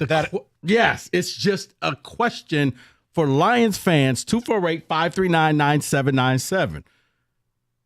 You saying your team's going to win the Super Bowl, would you be confident enough to bet an entire paycheck at 3-1 odds that this team would win the Super Bowl? And if not, why wouldn't you? Here's my answer. If the game were this week and they were in the Super Bowl, I would do that. Yes, I would. I can't do that November 25th because God forbid, and I'm not going to put it out in the universe, but if certain events took place, it's all over. On Thanksgiving. So, exactly. But if it were the week of the game, my confidence rises to that level. Yes, it does. I'll tell you right now, I'm ready to put out alt spreads for the Super Bowl. Lions minus 9.5. Done. Who are they playing? Doesn't matter. I think they're going to go to the Super Bowl and hit somebody with a garbage can. And the Eagles, yeah, it's cute last night. This ain't the Rams. You're not running the football on this team. You're not getting 300 yards from Saquon. Go ahead. I'll tell you this. As long as the Eagles come here, zero concern. Now, if you got to go to Philly, it's a different conversation. And the race is on. But I have that confidence level. It's about the things I can't control that would keep me from doing that right now. Okay. I'd rather pay minus 110 and do it the week of the game. That's fair. But I love the angle. Yeah. So it's yes. Please, we're not saying go and do it. It's just for conversation. That's it. 248-539-9797. David, Greater Life's General Fund, Lions, Super Bowl. Think about how happy God would be if you 3x'd his money. I would say I'm going to say no right now, and here's why. Partly of what you said, Mike, because you see Vildor yesterday. If you continue to lose defensive backs and you have to have Vildor back there, well, that would be a problem. That's going to be a major problem, and then I'm going to lose a lot by putting that on there. So I'm going to say no right now. They do look great. I do think they still make the Super Bowl, but I don't know. There's a lot of factors here with the injuries. Every week they seem to get nicked up somewhere, and I'm just not willing to do it. So's everybody. You're right. This time of year? Yeah. Everybody gets nicked. You're right. Trust me. This is the late part of the year, and trust you. You're right. Your whole team is dead. Thanksgiving. So the fact that they're thinking about adding Daniel Jones should tell you everything you need to know. That's so hot. Vic, there you go. Me and Big G were talking about that this morning. That is so awesome. You're going to love it. Try the veal. 248-539-9797. So let's get to the people. And again, guys, it's not dismissive in any way, shape, or form, but you do run out of things to say. I mean, we have not slow-rolled this team. I have not been shy about my belief in them since summer. What else can I say? Yeah, you're going to beat the Bears on Thanksgiving. It's just a matter about how much. Then you get a nice week off. We're going to go play on Thursday, do it all over again. Take on a divisional foe. I don't know. Am I going to pick you to lose at home? No. Then you'll play the Bills. It'll be the biggest game in the galaxy. I don't know. Win or lose, whatever. 15-2 is going to sew up the 1 seed. I just, guys, you're going to the Super Bowl. You won yesterday starting a guy who should play in Canada at corner. Think about it. You made Anthony Richardson look bad even for Anthony Richardson standards. At one point, he was 9 for 25. Bruh, the fact that you saw the frustration on his face after the first drive when they couldn't score, you're affecting him this early? He couldn't just shake it off like, okay, we got a field goal. We'll come back and get it. Because he knows you don't kick field goals and beat the Lions. Did you see what Aleem McNeil did to that poor bastard playing left guard or right guard for the Colts? Mm-hmm. Now, I don't know who that young man is. I can just tell you, either he had the worst day of his life or he's actually terrible at football. Aleem destroyed him on a play-in, play-out basis. The hero of the week comes from a different spot every week. Yeah, Aleem probably, if he's a decent person, should just send that guy a text message or an email. It wasn't personal. Okay, you just happen to be the guy across from me. I hope you're in this league for a long time. The way he treated that guy, Don't take it personal. All he's getting is a letter in the mail. The baby ain't yours. Wow. Hugs, Aleem. Wow. Toodles. You know what? If you want to sleep at night, don't do a DNA test. I don't know what to say anymore. This team is just frightening. I mean, literally, hey, it's 3rd and 8. We're just going to go ahead and run this right through your eyeballs. There's an 11-yard gain. Think about it. 4th and 1. Doesn't they matter. go for it deep in the red zone. They don't get it, and no one cares. It doesn't matter. I mean, normally the phone lines would be little. How could Dan Campbell be so irresponsible? Kick the field goal. Here's an idea. Wait a minute. You always hand out coupons and stuff. I got a Groupon I want to hand out next, but you have to bless it. Oh. Find out the name of that right guard. I want to send him an edible arrangement from Aleem McNeil. It's going to say, enjoy the fruit. The kid ain't yours. Good luck rest of the way. Hugs, Aleem. You are not the father. Damn. 248-539-9797. All right, I'll offer a Groupon next. What do you got? Let's talk about the Chevy dealer in the area that's been leading the way. It's Hamilton Chevrolet in Warren. Andrew and his sales staff want to be your Chevy dealer, and they'll guarantee you the lowest payment on your next Chevy, period. Stop in and check out Hamilton's great inventory, including the November Rico deal. Still a few days left. A new 2024 Chevy Equinox EV-LT.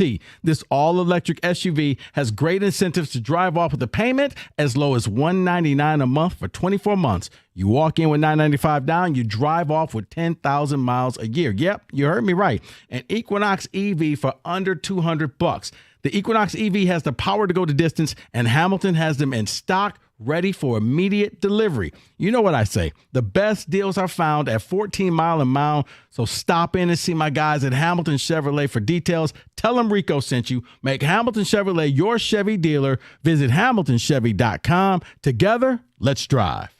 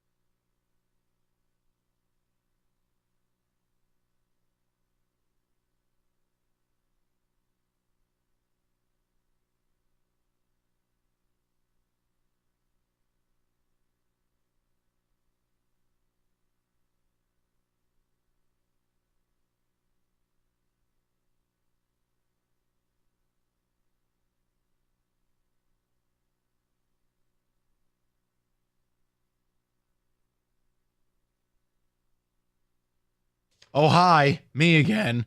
Hey, listen, holidays, they're a real pain in the ass. I just talked to somebody who's got like 10 people staying at their house. Good luck with that. Get some good rest. Get a Serta. Save some money while you do it. Black Friday sale. Serta Perfect Sleeper X or the Eye Comfort. And you get the savings all month long. So I can't fix the fact that you don't like your family or you have uninvited guests over, but buy a nice mattress. Go to Serta.com, find a retailer near you.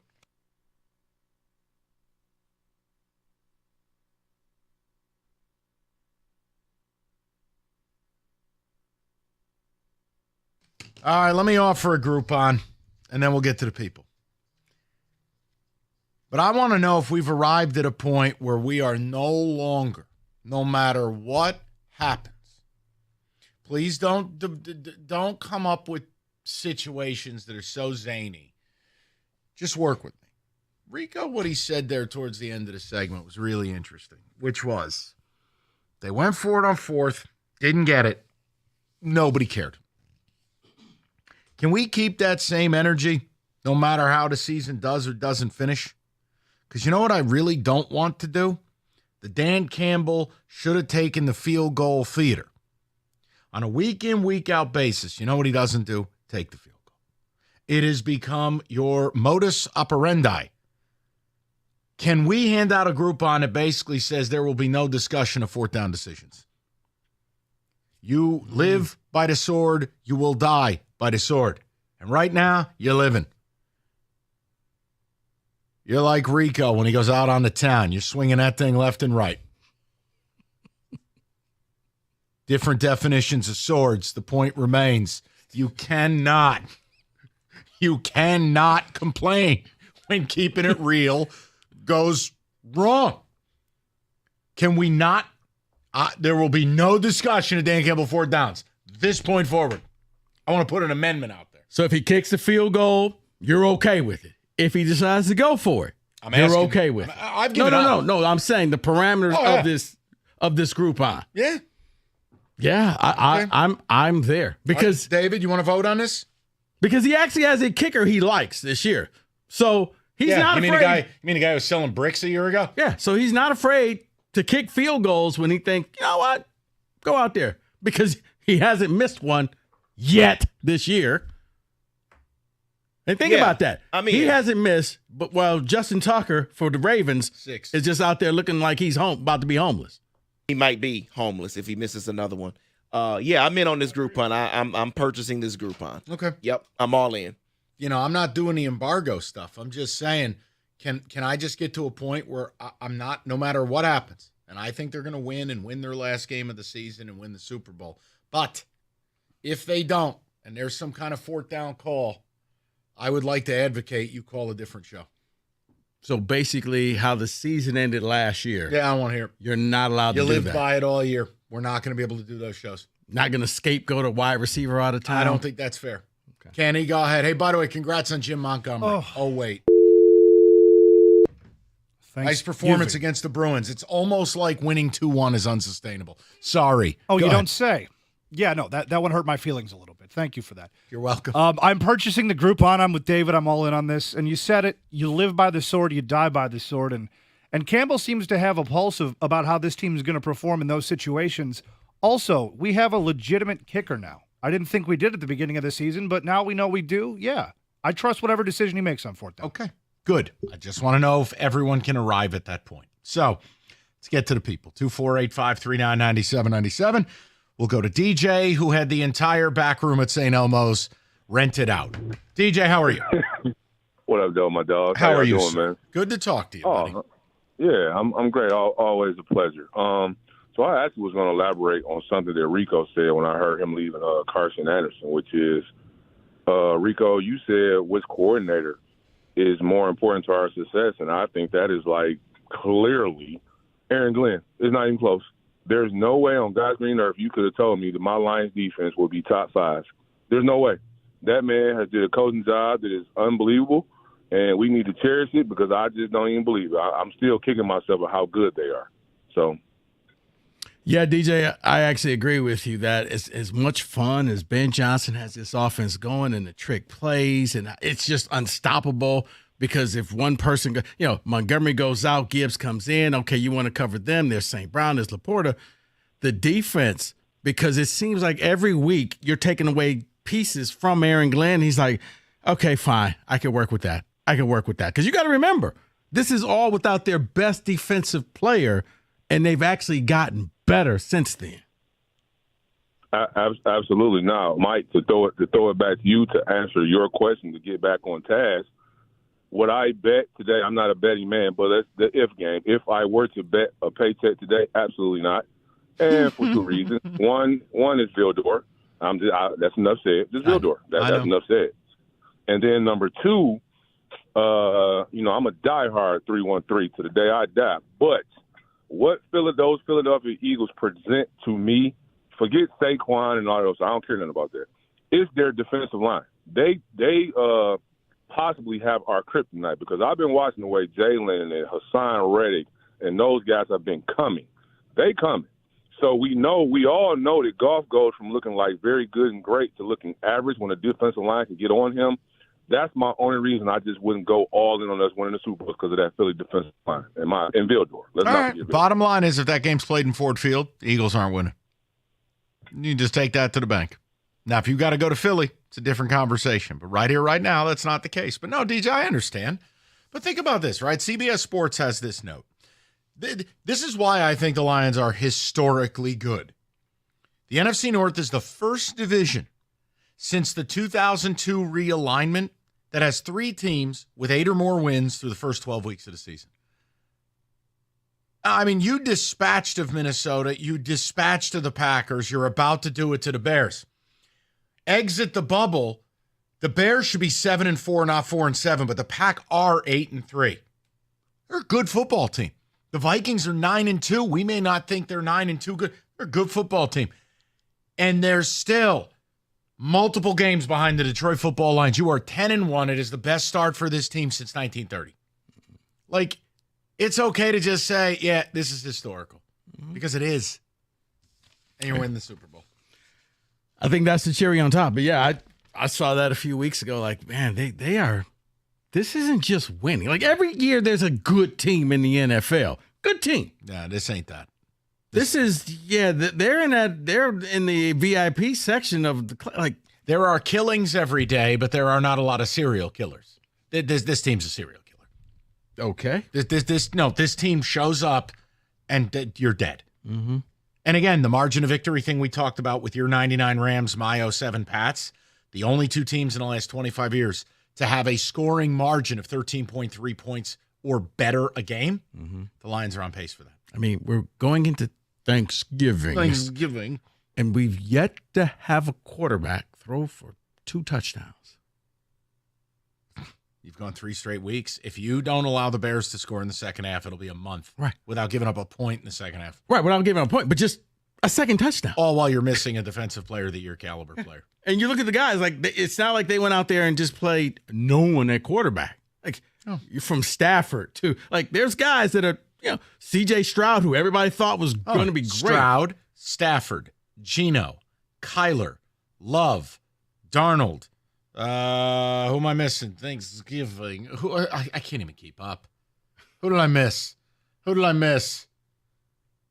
trying to think. You said Stroud, Stafford, Darnold, Levis.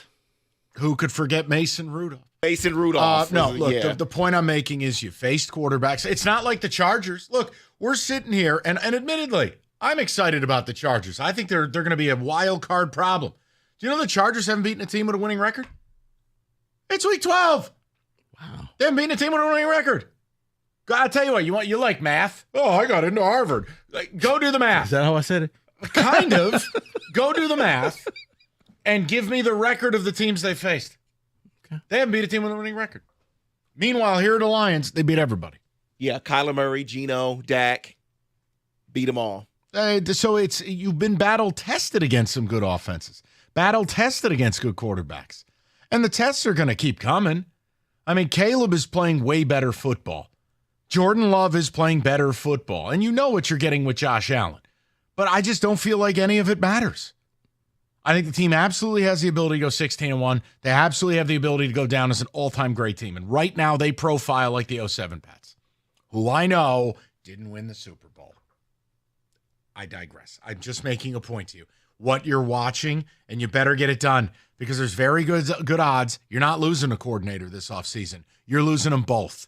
And you're probably going to lose your assistant general manager in Ray Agnew because his name's popping up on lists everywhere for someone to take Brad Holmes' understudy and have him run their team. Get it done now before you look like Rico's team. He's really living La Vida Loca over there. You'd be lucky if you're 500. It's always next year. Yeah, that's right. Enjoy your prime now because before you know it, AKA Niners 24. Overnight. It's the equivalent of overnight oats. Overnight sag. That's what happened to your team. Yeah, I got it, Mike. I'm projecting because my team's terrible. Northville Lumber, oldest company in the state. Largest truck stacking outlet in the country. Nobody stocks or sells more trucks than Northville. They move the product because it's in stock. I don't know how many times I've read this damn thing. The bottom line is you can get some of it as low as $1.59 a foot. Get your deck built. And no, the deck won't be done in time for Thanksgiving, but it'll be done in time for spring when the weather gets nice again and you can enjoy yourself. So get out there with Northville Lumber. Call them today or go to northvillelumber.com. That's northvillelumber.com.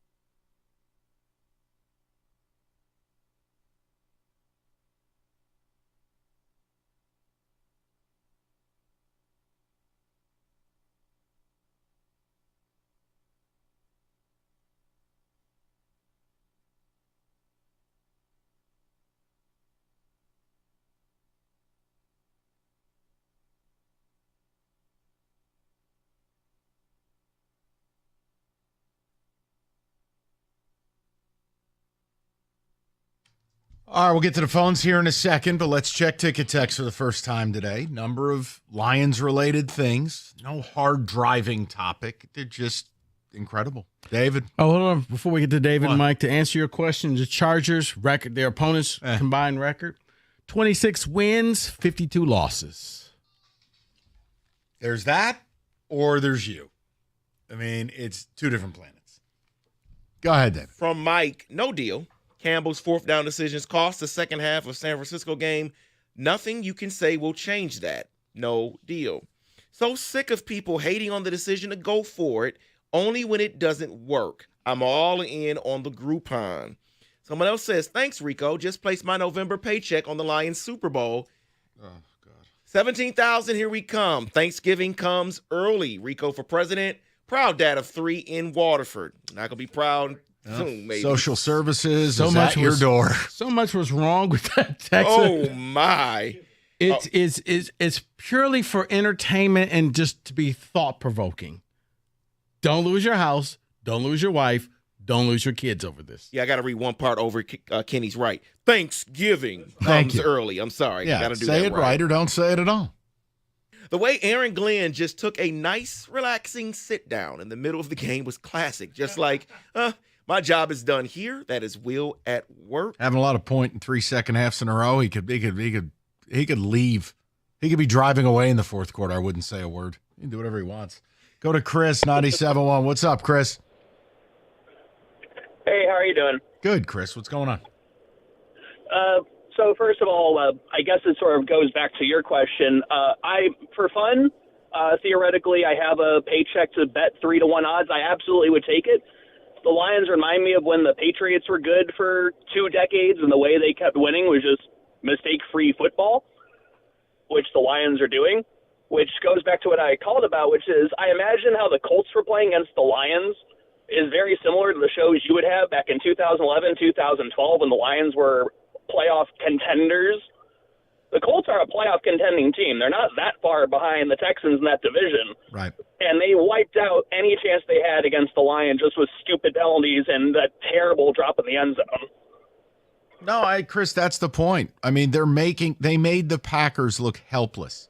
They made the Colts look helpless. Mm-hmm. They just have a way about them, and it's why I've used the comparisons I've used. Only the great teams can do that. Mm-hmm. That's why I knocked the Chiefs this year. Hey, did you enjoy needing a miracle to beat the Carolina Panthers? Like, that's not you. There's been one game like that for you. Yeah. One. Yeah, Chris, because when you see teams play this Lions team, the Lions are in their head. It's like when you watch the tight end drop a sure touchdown pass, and then they immediately yank him out of the game, and he just has that look on his face like, I can't believe I dropped that. Teams are gripping when they play the Lions because they know their margin of error is 0. You make one mistake, they'll capitalize on it, and before you know it, you're down by at least 2 touchdowns. I think when the one major complaint I have is that the backup cornerback looked bad. Like, I think we're in a good spot if that's the one complaint we're going to really have about this game. Yeah, and again, any team has enough injuries, you're going to end up with a Vildor. You know what I mean? That's just it. And whether it's an offensive lineman, D lineman, corner, wide out, everybody's got a Vildor somewhere. Vildor's a depth piece. He's not supposed to be out there for 70 snaps. You needed him this week. And by the way, while we're all complaining about him, you didn't give up a point in the second half, and you won a game in a blowout. Again, by the better part of 3 touchdowns.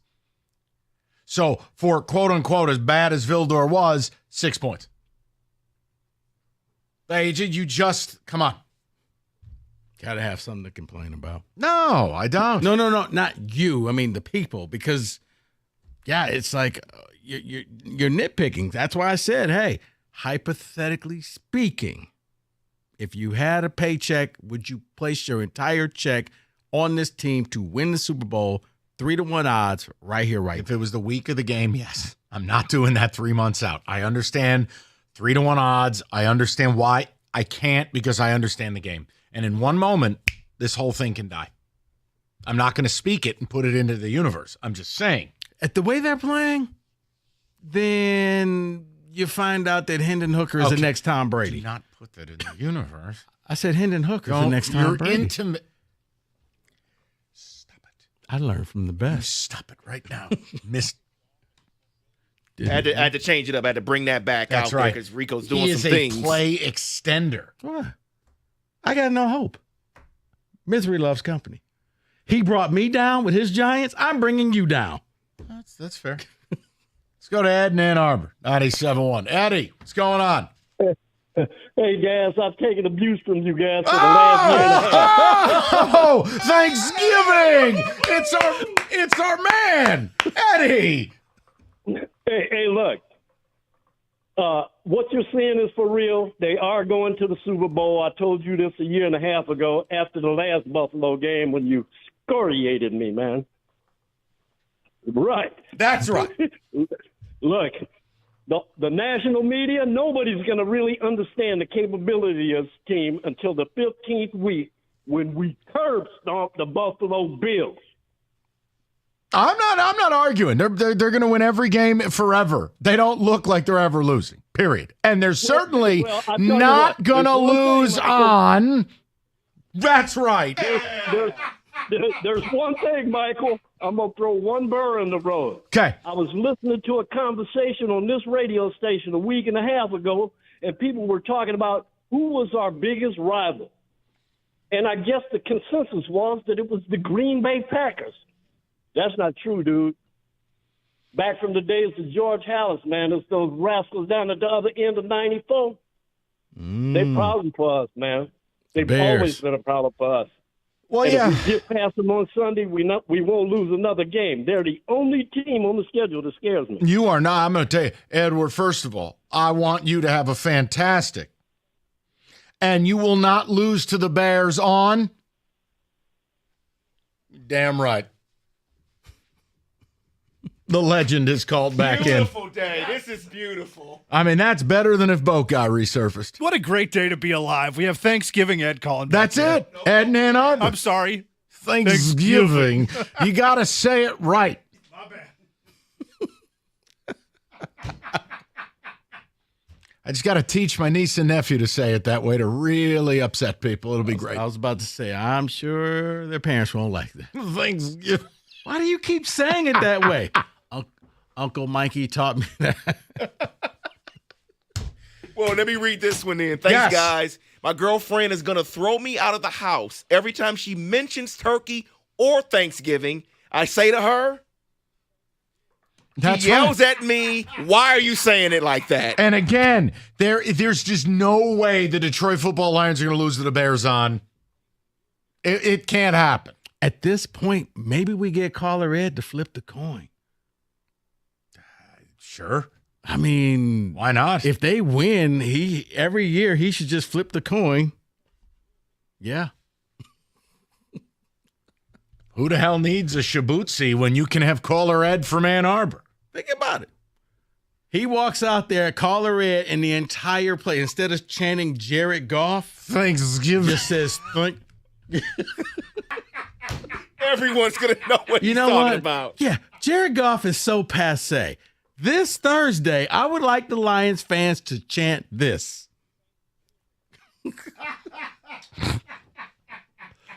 I need somebody to get that going in a section and record it. Make it go viral. Sure. Why not? Why not? 248-539-9797. It was good to hear from the, again, when you have a drop like that, you always want to do a check-in and make sure the person is still around. I would have felt bad if we were playing the damn thing and Eddie wasn't around no more. He hadn't called in ages. But that drop is forever. It's beautiful. All right, elevate your tailgating. Potentially on Thanksgiving. Moran Buick GMC, they got you covered. 24 Sierra 1500 Elevation Edition, $259 a month, 24 months. Moran also has GM employee pricing for all 25 Buick Encore GXs. 0 down, 0 security deposit. It's all there for you. MoranExpress.com for any certified service. And at Moran Buick GMC, you will always get the best price period. It's on Telegraph, just north of Eureka and Taylor. Or visit them online anytime at MoranExpress.com.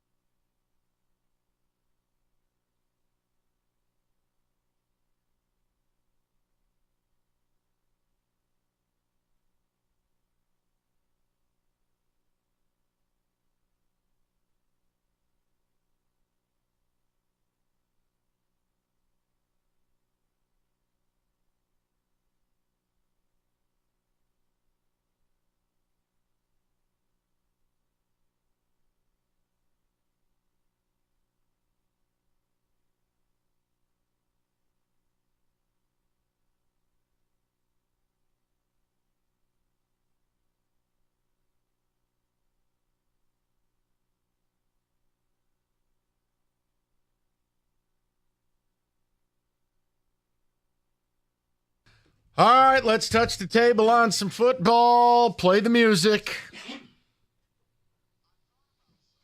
Oh, this.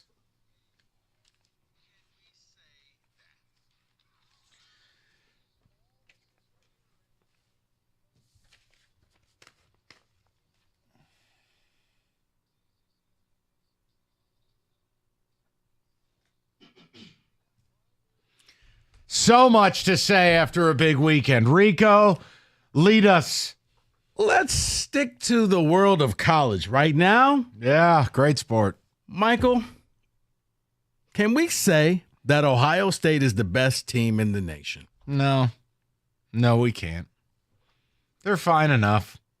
But even though they beat the brakes off Indiana was a fraud. They still start slow. It just doesn't quite look right. That offensive line at left tackle and center is a concern. They're very good. But you put them on a football field with Georgia, I'm still taking Georgia. No, I'm not ready to say that anyone is the best team in the country, let alone Ohio State. They have problems, and maybe they will eventually become that, but right now, no. Well, it's funny that you say that, Mike. Can we say that the winner of the SEC will be too beat up to win the national title? No, I can't say that. No, because the winner will get a bye week. So I'll say no. Well, no, because Ole Miss will be sitting at home for the SEC championship game, be fresh, and go all the way to win a championship. Ole Miss. It's very ironic that Lane Kiffin says what he says, and then they happen to lose, and they can sit at home. But David, right here, right now, there's not a person with remote knowledge of football that would stack Ole Miss and Indiana and go, Indiana's better. You're right. They're not. You're right. Yeah, Ole Miss has got a couple losses. Yeah, it's because they play an actual schedule. Correct. You know what Ole Miss actually has? A real win.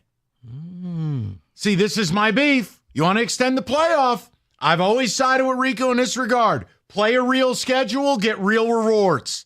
Don't play anyone. Indiana should not be in this playoff. Can we say that? Funny that you said that, Michael. Well, then just answer the question, funny man. No, because I'm going to add it my way. Okay. Can we say that despite losing, Indiana and Texas A&M will still be locked for the playoffs? A&M I would consider. Indiana gets no consideration. You play Schedule 106, you play one ranked team, and they bore a hole through your skull with a spoon. No, Indiana shouldn't be in. Go look at their schedule. Go look at who they've played. Bunch of nonsense. Yeah, no, I cannot say that Indiana should be in. I just know FIU, Western Illinois, UCLA, Charlotte, Maryland. David, will you do the show with Malik Neighbors' sunglasses on for me? Yeah. How do we arrange that? That'll be later on today. What he had to say. Yeah. Don't know if you heard that interview. I heard it all. It's great. I didn't say, though, do they deserve to be in? I say, will they be in? Yes, they'll be in. Yeah, because there's no justice in this world. So they'll be in. Well, there is. It's just us. Fakes, phonies, and frauds. Can we say that Arizona State is the best surprise in college football? Picked to be dead last in the Big 12. And they have a chance to win the Big 12. Yeah, I'm good with it. I mean, a Sacramento State transfer, running back in Scatabo, Sammy Levitt from State, cobble it together. Now, my problem, yes, they're a great surprise, but that moment was ruined by their head coach's behavior in the postgame. Gets up at the press conference, and instead of just enjoying the win and answering questions, he's out here schlepping for money, going, we need to pay these players. We have to keep our team together. Do you like days like this? He basically passed a hat like David at church. And then he was wearing the NIL Collective sweatshirt. I'm going, hey, why doesn't Kenny Dillingham just wear a sandwich board that went "Will bleep for money"? Well, you got to strike while the iron is hot. I get why he did it, because right now the Sun Devil fans are feeling great and probably said if he had a phone number or just, hey, a website, that thing probably got overloaded with people saying, I want in right now. See, yes, they're a great surprise. Go ahead. And I understand what you're saying about Arizona State. It's maybe the wrong week to say this team, but I'm still going to say Army. for them to be in the conversation for the college football playoff, we're only supposed to worry about Army when they play Navy. And it was so much more this year. That would me. be. I was only worried about them for one game. Yeah, listen. Oh, I gotta stop. It's something on the list right here about Army. Yeah, I gotta stop David here. When you go out and in 3 minutes of game action show that you don't belong on the same field as Notre Dame, you have taken the goodwill and you are now nothing more than a cute story. I love my guys from West Point, but I'd be lying to you if I said I stayed with that game very long. I went right over to Texas A&M and Auburn. Army embarrassed themselves. I hear you. That was terrible. I hear you, but still a surprise to me. Okay. Can we say that rushing the field in college football has gotten out of control when the game is not even over yet? No, those refs are losers. The refs in the BYU-Arizona State game, what a collection of boners. Oh, there's actually 1 second. No, there's not. Go home. No one cares about those fraud Mormons. Get them out of here. They should have called the game. That was a ridiculous thing that they did. Except I'm thinking, wow, he caught the Hail Mary. And I'm like, if he would have scored, that would have been sad pizza all throughout Tempe. I know. My point is, it never should have been allowed. They were breaking it down like Zapruder film. The ball went 30 rows in the stop. But you're okay with the all the rushing of the Yeah, field? let the kids have fun.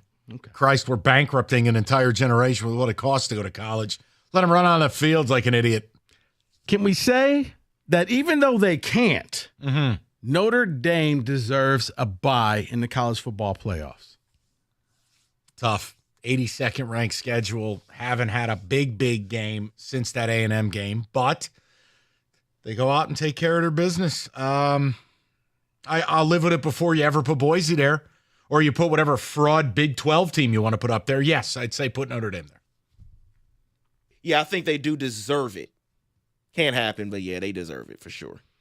Okay. Can we say Shadur Sanders should have been kicked out of that game Saturday for damn near shoving an official to the ground? Well, I thought he was dead before that. I mean, they went after his legs and his ankles. Yeah.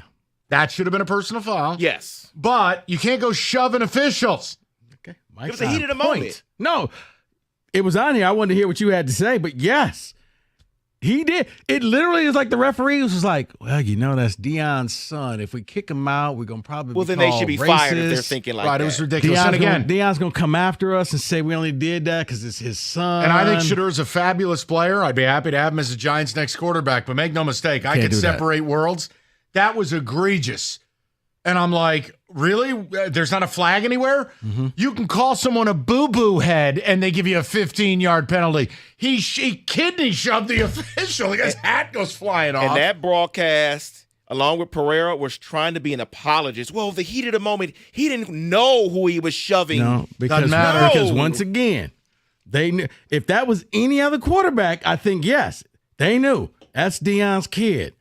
And that's going to be a whole nother story if we flag him and kick him out of the – Now, if I'm the Big 12, he's not playing in the next game. I'm just going to be like, you know what? You should have been suspended for this one, so you're going to be suspended for that one, even if it's for a half. Oh, you mean actual justice and accountability? Yeah, not in today's college football. You ruined that. Go ahead. I thought it was money. Well, that's why it's ruined. They can't take Shador out. You need him next week. Meaningless game against Okie State, and some network paid through the nose to broadcast it.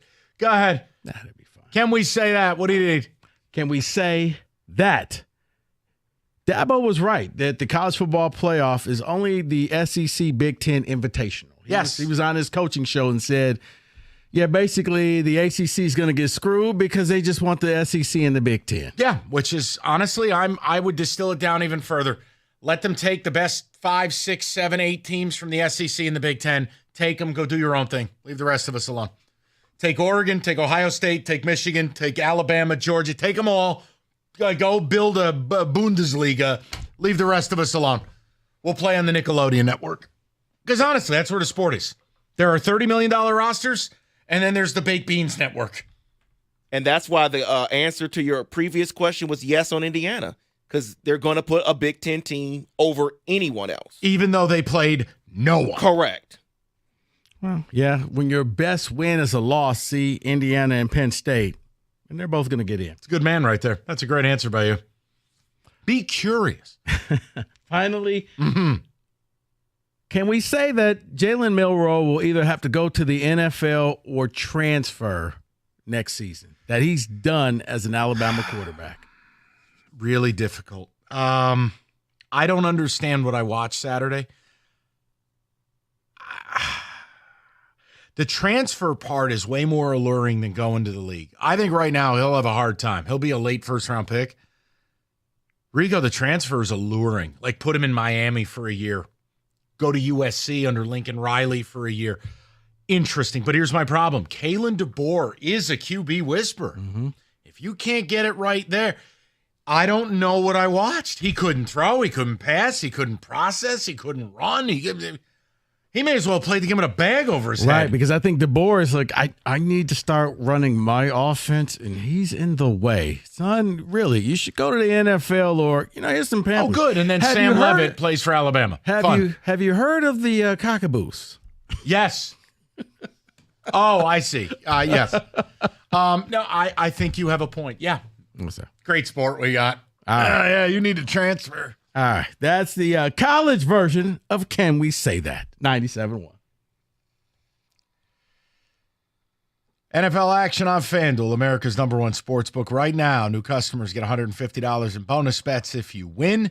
It's FanDuel. They give you everything you need to place live bets on the NFL as well. FanDuel.com/ticket. Join today.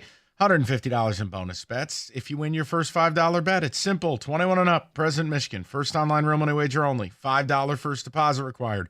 Bonus issued as non-withdrawable bonus bets that expire 7 days after receipt. Restrictions apply. See terms. Sportsbook.fanduel.com. You got a gambling problem? Call 1-800-GAMBLER.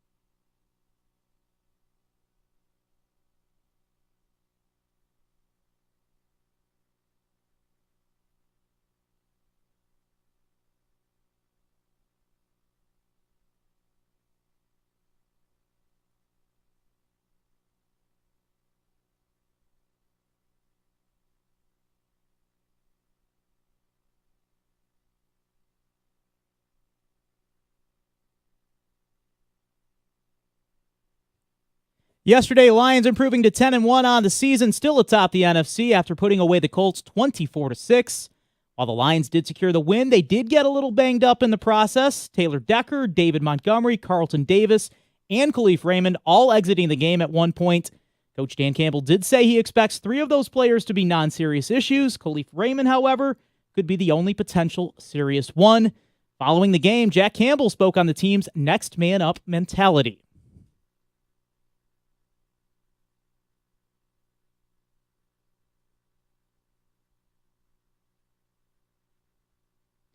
And sticking with the NFL tonight, it is Harbaugh versus Harbaugh on Monday Night Football. Ravens square off against the Chargers. Jim Harbaugh, 0-2 in his career against his brother.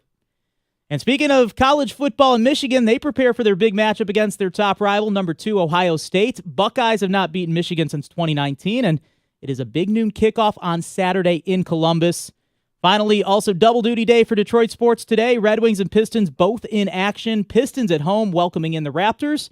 We are expected to see the return of 2023's number 5 pick in the draft, Asar Thompson. He has been out of action since March with a blood clot issue. Meanwhile, the Wings play in New York against the Islanders. They just beat New York on Thursday at LCA. From the Ticket Update Desk, I'm Dustin Fiocco. For details on these stories and more, stay here on 97.1 The Ticket, or you can also check out Odyssey.com.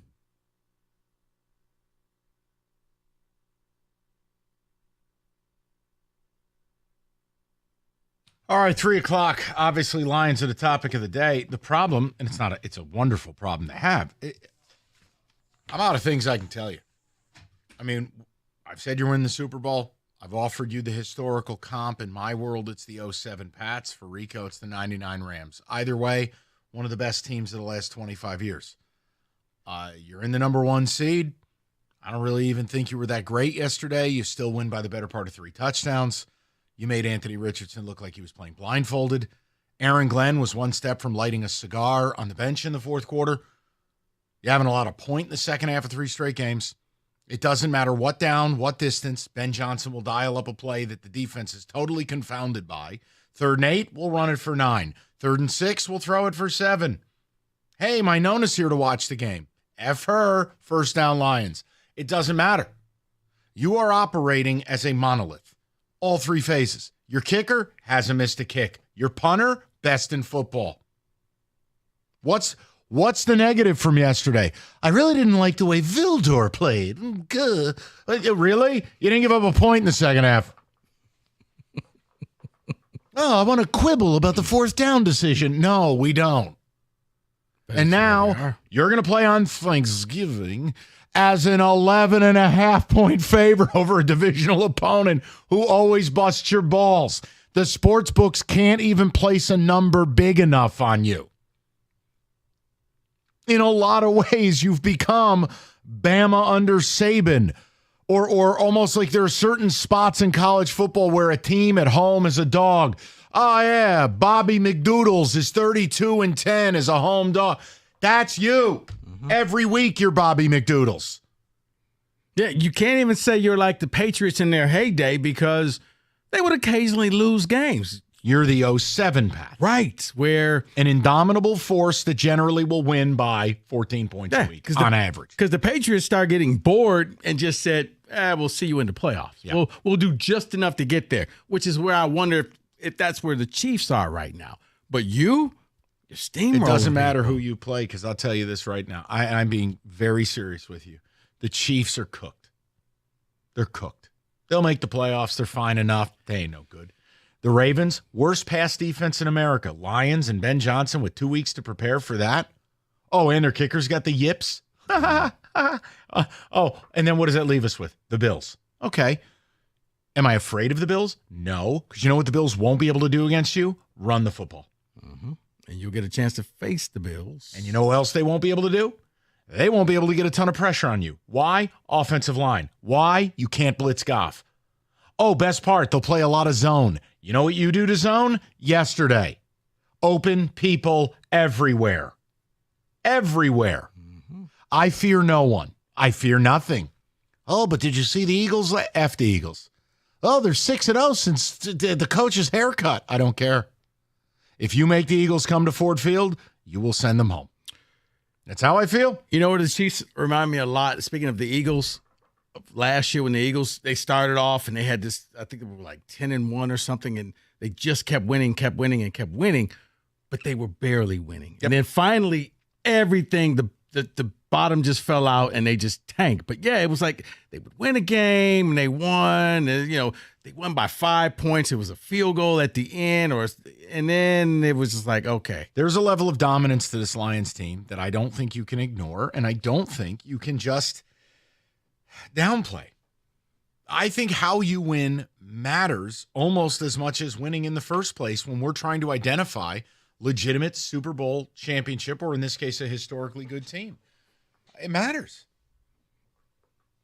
You had the big kick in Minnesota. And then, look, the Texans game was your rally. It's week 12. Those 2 data points, by the way, both playoff teams, both on the road. Okay? Everything else has been Thanksgiving. You're just killing people. I mean, you're good when the book can't catch up to you. And you don't even have an illegal scouting operation. So you're really doing it right. That was for you, Dave. Happy to you too, Mike. That's right. What do you want from me? My team's been getting stuff like a turkey all year. Just leave it alone, will you, please? My team pulled off the rare trick of getting sexed up by a duck. The true Turduncan, MSU football. Yeah, duck inside of a turkey. Write that book. It's called MSU Football 24. Go ahead. Little ticket text for the people. And again, if you guys have thoughts, I'd love to hear it. It was a home game. You take over everybody's stadium again. I heard you turned St. Elmo's upside down. I was receiving some text messages from 2 friends who were there. TJ Lang, who was there. It was a Lions fiesta. You took the kitchen over. TJ was feeling himself so much he sent us a picture, except for he forgot to send the picture. Correct. But you know what that is. He was into Grandpa's medicine cabinet. What? Yeah, he goes, take a look at this steak. And then there was nothing there. Right, I'm waiting. Finally, Mike's like, you didn't send a picture. I'm like, Teach, one problem. Made no picture. And then it was like 45 minutes later, and a random steak shows up, and I'm like, I quit. And then I had a buddy of mine snapped a picture because, the whole Lions Kool-Aid Club was there. And I mean, TJ in this photo looked like he was gone. He looked like he had been drinking out of the Stanley Cup for 5 hours. And I'm like, okay. It doesn't matter. And this is every city. I can't wait to see what the vibe is Thursday. It's probably going to be an incredible crowd. Yeah, that's right. And again, divisional matchup on 3 days rest. You're favored by 11.5. Right. And it will be the anti-takeover. Normally, this is where the Bears fans show up and take over half the stadium. No shot. Nothing. None. No shot. Which is why I don't want to hear the Jared Goff chants. I want to hear chants of. I don't know how you would chant that, but okay. Let's go to the people, shall we? Actually, I'll tell you what, I'm going to go to Jackson. He's been patient, and then I'll try to be timely. Jackson, go ahead. What's going on? Hey, what's going on? Well, thanks so much for going to commercial so I didn't have to follow up Eddie and Thanksgiving. Oh, my God. I'm in Stadium Market. Yeah, I'm in Stadium Market here in Ann Arbor myself, and he's a freaking legend over here. Oh, my God. Ed should have a book signing down there right next to Johnny Porkfats. Isn't his book about the Edmund Fitzgerald about to come out? They'd sell out everything. Jesus. Okay, but what I was going to say is, you bring up an interesting fact here about talking about would you put your paycheck on it. Me and the boys, we got a gambling group that, we like to text around. And I started what I called the Lions Super Bowl Challenge at the beginning of the year. I got 7 or 8 or 100 sports books I bet on. And every now and then when you lose enough, they give you a free bet, or, you lose a bet, they give you a free bet. I said, every free bet I get, I'm going to put on the Lions to win the Super Bowl. So back in October, it started at like 14-1. I think I got, 40 of them now. Now I figure if they make it to the Super Bowl, I might be able to, what do you think it's going to cost? 15 G's for one person to get there or so? I figure I might have enough, bet the other side a little bit. I might actually be able to make it and go down there. So, yes, I did put every one of my free bets on the Lions, and I think they're going to do it. Let's go. Let's go. See, Jackson, I would say at this point, don't even bother about betting the other side. Just go down there and collect your winnings on the way home. Damn. Yeah, I'm with Rico. You're winning the Super Bowl, Jackson. It's happening. Said it since August. Right. This is one where I don't think it's any point of hedging your bets. Just I could totally see the Lions going to the Super Bowl and dropping a bomb on somebody. It could be one of those Bills-Cowboys Super Bowl where Thurman Thomas can't find his helmet. Honestly, or I can just see it just winning the game. Because remember, the funny thing about the greatest show on turf, they won by a point. They barely won the Super Bowl. That was, what was it? Derek Mason. Reaching. Or was it Kevin Dyson? Dyson. It was Dyson and Fletcher London or whoever. London Fletcher. Yeah, London Fletcher caught him at the goal line. And that was it. That was ball game. All I know is I need you to stop because there's some things going on in his room on the other side here of me. He's getting excited. Well, I'm going to go punch Will Birchfield in the face because UConn's down 1 and he had me lay 8.5 on UConn today. I'm not happy. Oh, man. I'm going to go talk to Birchie. I'm probably going to choke him with his own necktie. Give it time. UConn will bounce back. Why don't you read something? I'm going to go talk to Will. Okay. Let's be curious. Hey, guys, you've heard me talk about Specs at LTU right here in Southfield on the campus of Lawrence Tech. Matter of fact, I was there on that. Wow. I was on the campus this morning.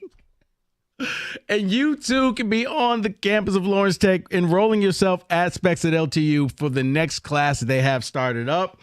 It's very simple. You just need to go to the website, ltu.edu/specs. You're going to learn more about the broadcast media arts, digital media arts, and graphics communications program taught through Specs at LTU right here on the campus of Lawrence Tech.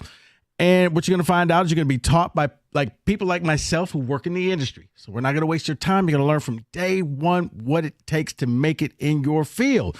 If you're thinking of that career change, let Specs at LTU get you started on your first steps. So what are you waiting for? Be curious. Visit the website, ltu.edu/specs. That's ltu.edu/specs to learn more. Then make magic by enrolling in Specs at LTU certificate program today.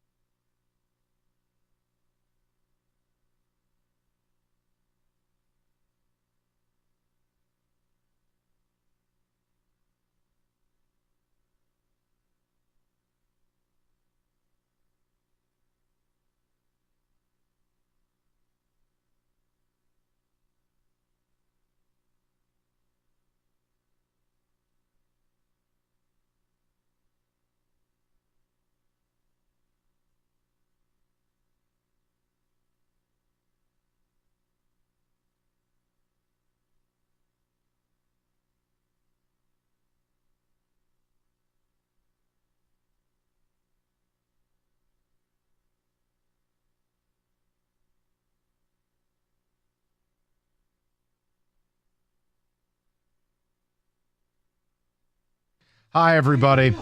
Sorry. Was in a conversation before I was rudely interrupted. But now that I've got you, let me just tell you about reckless drivers. There's an uplifting topic. Listen, bottom line, if you're in a vehicle, you're at risk because people are ding-a-lings. They don't know how to drive. If you get injured, call David Femininio. You can pick up the phone right now, speak to David personally by calling 855-65-CRASH, or go to that website, getpaid.com.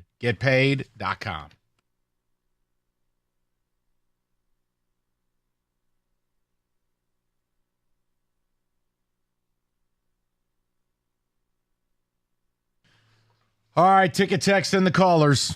Lions are really good, 248. No, seriously, tell us what hasn't been said that what can be said about this team. We are simply put watching one of the great teams in the history of this city play, period. Will it end up in ultimate glory? I feel like it will. I sure as hell hope it will. But on a week-to-week basis, you can comp out what the Lions are doing. Forget about anything in Lions history, anything in Pistons history, anything in Tiger history. The only thing you could comp this to, I am sure, in the Red Wings peak, not the President's Cup disaster, but there were Red Wing teams that were able to do something like this. You can't comp the 84 Tigers. They went 35-5 and were a 500 team the rest of the year. This Lions team, it's every week. And they're blowing people out every week. It's truly one of the great teams in this town's history. They just got to deliver. And unfortunately, football's a death march. We got to wait. So I just want your guys' take on it. And what they did yesterday was incredible. That's a playoff caliber team. You're at their place. And you took their stadium over again. You put the game away. It wasn't even a game. It didn't even feel like a game. It never felt like the Colts were going to go anywhere on your defense. I thought it was going to be a game until the tight end dropped that touchdown. Ogletree. Yeah, you know what? You drop a touchdown, we don't get to learn your name. David, ticket text. What do you got? Guys, is this team really this good, or am I dreaming? Because I still can't believe what's happening. That is Mike from Waterford. No, they're really this good. It's just whether you're willing to accept it or not. If you're going to live in a world of, emotional distress and PTSD, do it. But those Lion teams have nothing to do with this one. The Lions Super Bowl could be like the Georgia versus TCU championship game. Murder all over the field. That's what I feel like. Georgia was actually ordering food during the game. Eating wings on the bench. Hey, you, Usher, come here. Wings for everybody. There's just no team in football that's this complete. I'm finally all in, win or lose. You've given me hope I've never had before. That is Boz in Shelby. Hey, Boz, I'm not doing it. The players and the coaches are. I tell you what I think. If I think you're good, I'll say it. I think you're bad, I'll say it. It's just what it is. They're incredible. Will from Westland says, yesterday was a gift for the Lions. A couple passes get caught or not overthrown, and we don't win that game. The secondary was not good, and get Vildor out of here. So you want to change the course of a half a dozen plays. That's what we're going to do? It's not how the game works. Great. Every game yesterday except Giants and Bucks, you could basically upend the final result by changing the plays. Okay, here's an idea. Don't have Anthony Richardson as your quarterback. It's kind of baked in he's going to overthrow a few balls. I haven't been able to take my eyes off of Aleem when he's playing. He's really shaping into a game record, not quite where Hutch was, but he's a menace out there on the field. Well, when you single up a rookie right guard on him, that's a bad idea. But it just seems like it always happens that every week, this guy's injured and here's backup offensive lineman. Yeah, but they've got at least a diverse front now. I thought Za'Darius played well yesterday. Aleem had just a dominating game. And overall, hey, again, you lose Anzalone, you got a new green dot linebacker. Doesn't matter. Oh, we're down a corner. We're going to play Vildor. For all the consternation I've heard about Vildor, how many points you give up yesterday? 6. Okay, then. I mean, I get it. I understand. Vildor is not that good. No, that's the PTSD from the championship game. That's what people are angry about. That's all they see. When he's back there, he gave up this and he's going to do. They're projecting this is what's going to happen. Did Vildor drop those passes? Did Vildor pass up field goals? No. Did Vildor fumble a snap on a handoff?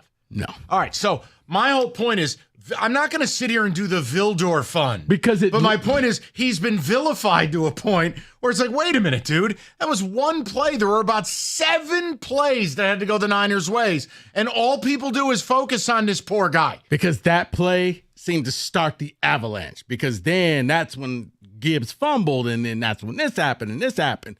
And for some, it was all because Vildor just couldn't catch the ball. It bounced off his face mask.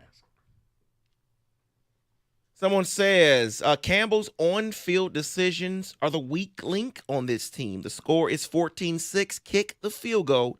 Go up by 2 scores every day, except Dan doesn't do it. But that's not what they do. And I don't hear these texts when it works. Look, guys, if you're asking me, do I like doing things this way? No, but I'm not going to argue it anymore because the percentages are working for them and they're good enough to earn the right to do it.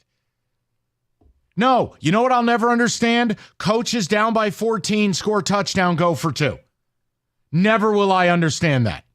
Oh, well, you see, if you get it, and then the next time you score, you win the game. And then I ask people like Cookies, cite one example it's worked. Math. Analytics. I can't. But this is his brand. It's who he is. This is like complaining about Steph Curry year 6 that he takes too many 3-pointers. This is who he is.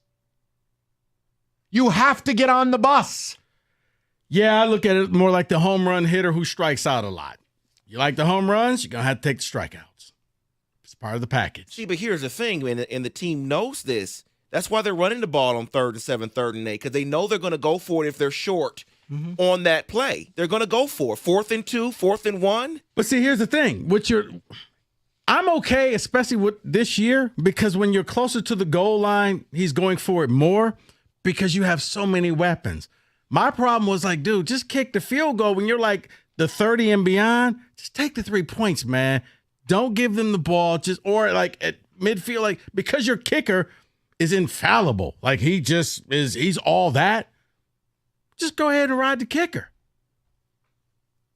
To the people. We'll go over to Brandon 97.1. Brandon, how you doing? Hold on 1 second here. I hit the wrong button. Brandon, go ahead, pal. What's going on? What's up, guys? How's it going? Good. What's up? So I feel like every caller should have to start out with their own version of Thanksgiving. But let's not forget like what we need to be thankful for. We came a long way from the Jim Caldwell Christmas album, right? Oh, very, very much so. You know, the coaching carousel, you know. So on this Thanksgiving, we wake up on a Monday and we're excited to listen to Valeni and Rico. Like, we're like, oh, it's going to be great. We're going to hear positive things. You know, we've come a long way from what we used to be in many ways. We're talking about being the dominant people, whereas it used to be a laughingstock. Yeah, and that's, I mean, Brandon, it's a great point. You really appreciate what you have because look back. Look at what it was, primarily for your entire life. And that's where some people are missing out on the joy because they're living scared and they're afraid to just surrender to it and go, no, this team's going to win the Super Bowl. And you just got to get the enjoyment out of it. I mean, every week, think about this. The Lions every week are one of the biggest point spreads in the league. And the league can't catch up to them. I mean, you're going to be eating your Thanksgiving turkey. You're favored by 11.5 over the Bears. Divisional game, short week, and a team that should have beat you twice last year. 11.5. Doesn't matter. Garbage can.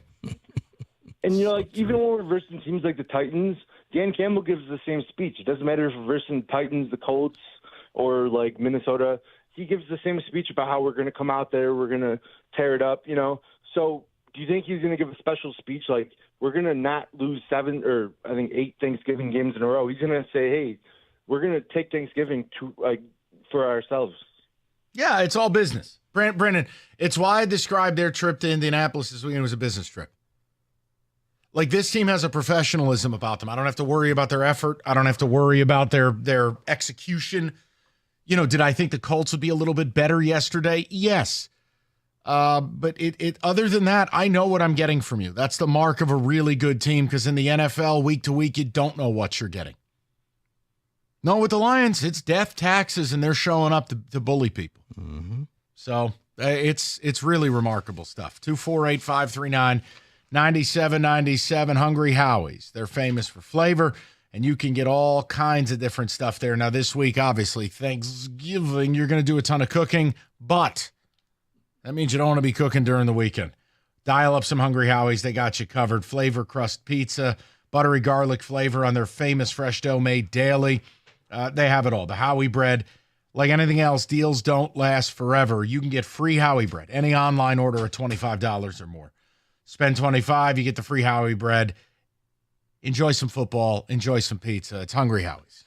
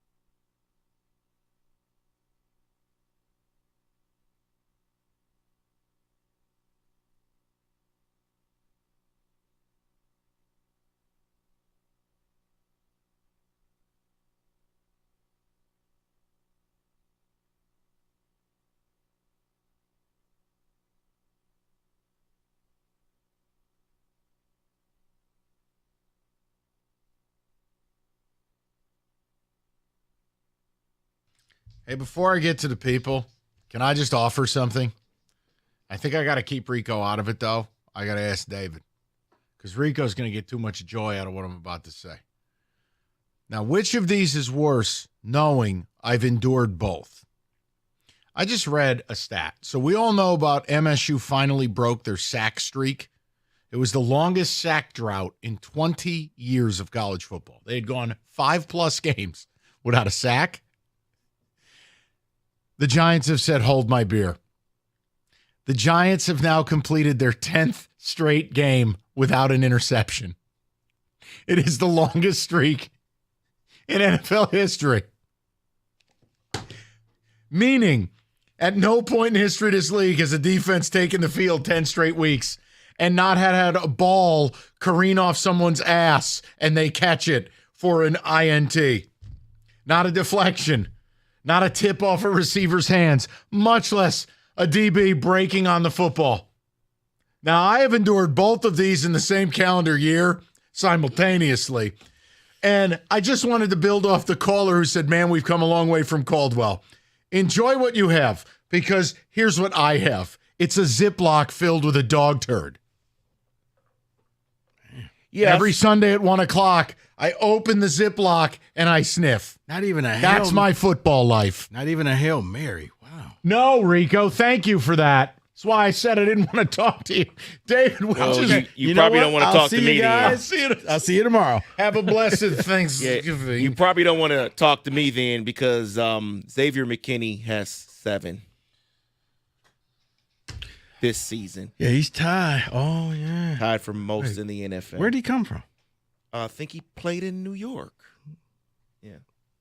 Thanksgiving. I hope your church caves in on Christmas Eve. Right as you're doing a prayer, too. I hope it caves in right on your head. I'm just giving the stats and what I Okay, see. here's where you can feel good about your Giants, Mike. That we have the number 2 pick in the draft. You're not the Jets. True. You win. Okay. I was about to ask you, what is there anything to feel good about? As bad as things seem, you're still not the What, worst if you're team in the a city. Jet fan, just knowing that eventually death will come and it'll be over, that's a Jet fan's optimism. Hey, Aaron That Rodgers. you too will succumb to the dark and the death. Aaron Rodgers basically bankrupted your team, got everybody fired. Aaron Rodgers And I don't used wanna your play next year. franchise as a landing mat for his enema. And I don't want to play there next year. Olive oil, anyone? Let's go to Chris, 97.1. Chris, what's going on, buddy?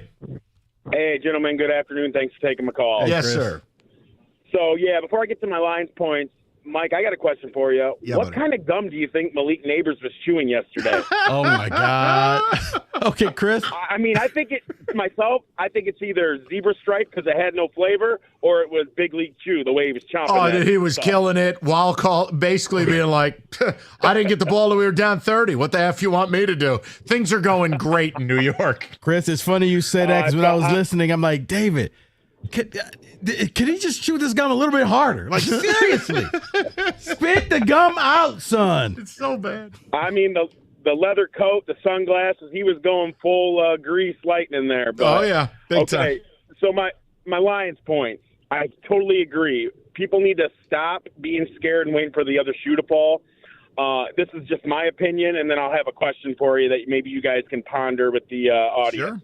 My point is there's no AFC team that I fear, and truly I don't even fear an NFC team.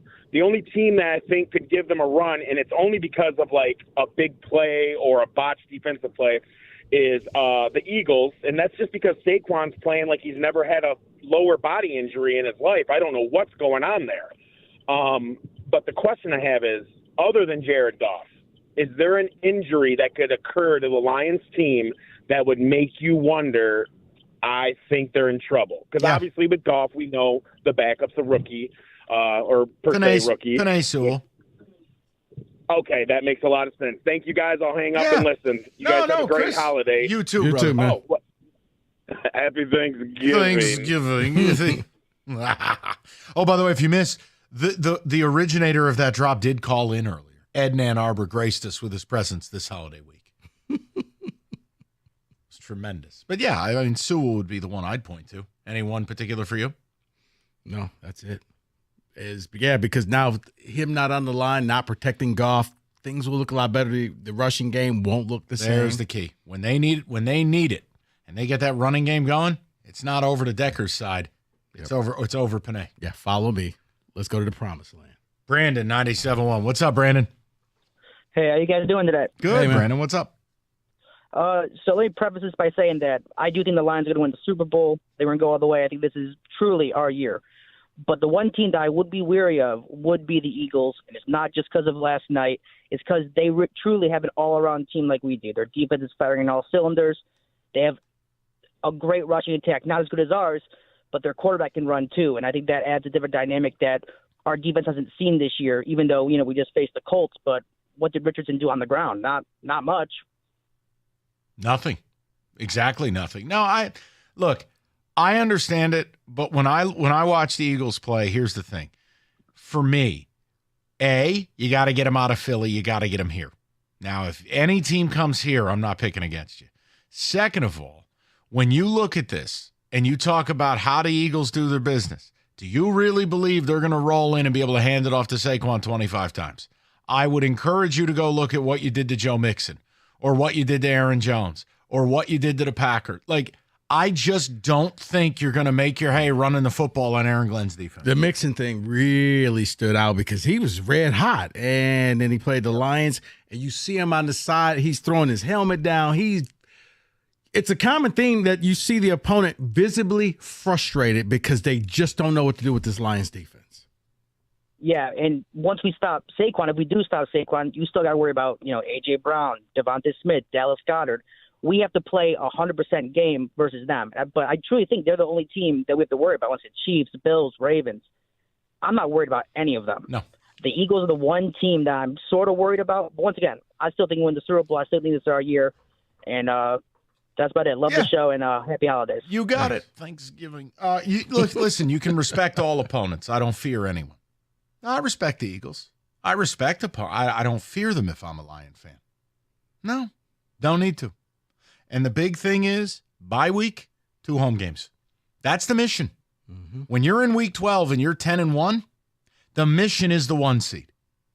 You cannot fail now. So 6 games to go. Let's try to win 5 of them. I mean, can you win them all? Yes, but one by one. Bruh, the way it's going, you'll probably lose the last game against Minnesota. Why? Because everybody sat down for that game because you've clinched everything. And there was no need to play any of your starters. 248-539-9797. FanDuel, America's #1 sports book. You're going to be hanging out with the family on Thanksgiving, and maybe you want to place a wager. Bet 5, get 150 with FanDuel.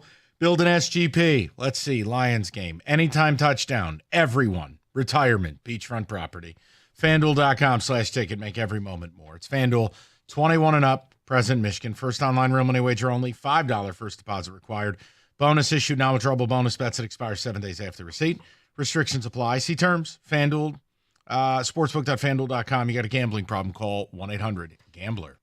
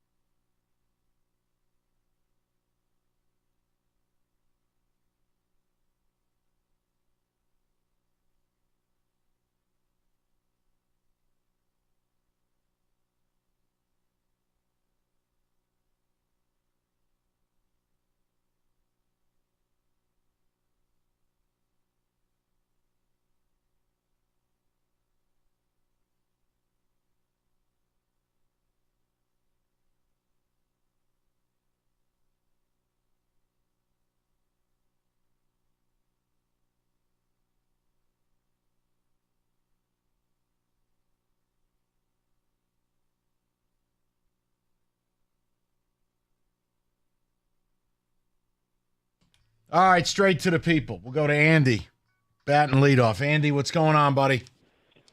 Thanks for taking my call, fellas. Yes, what sir. a beautiful day it is to be a Lions fan. The reason I wanted to call in is something that I listened to earlier really struck me. As a lifelong fan, I'm 59, had season tickets for many years, had to drop them when the life got busy and the kids and all that stuff.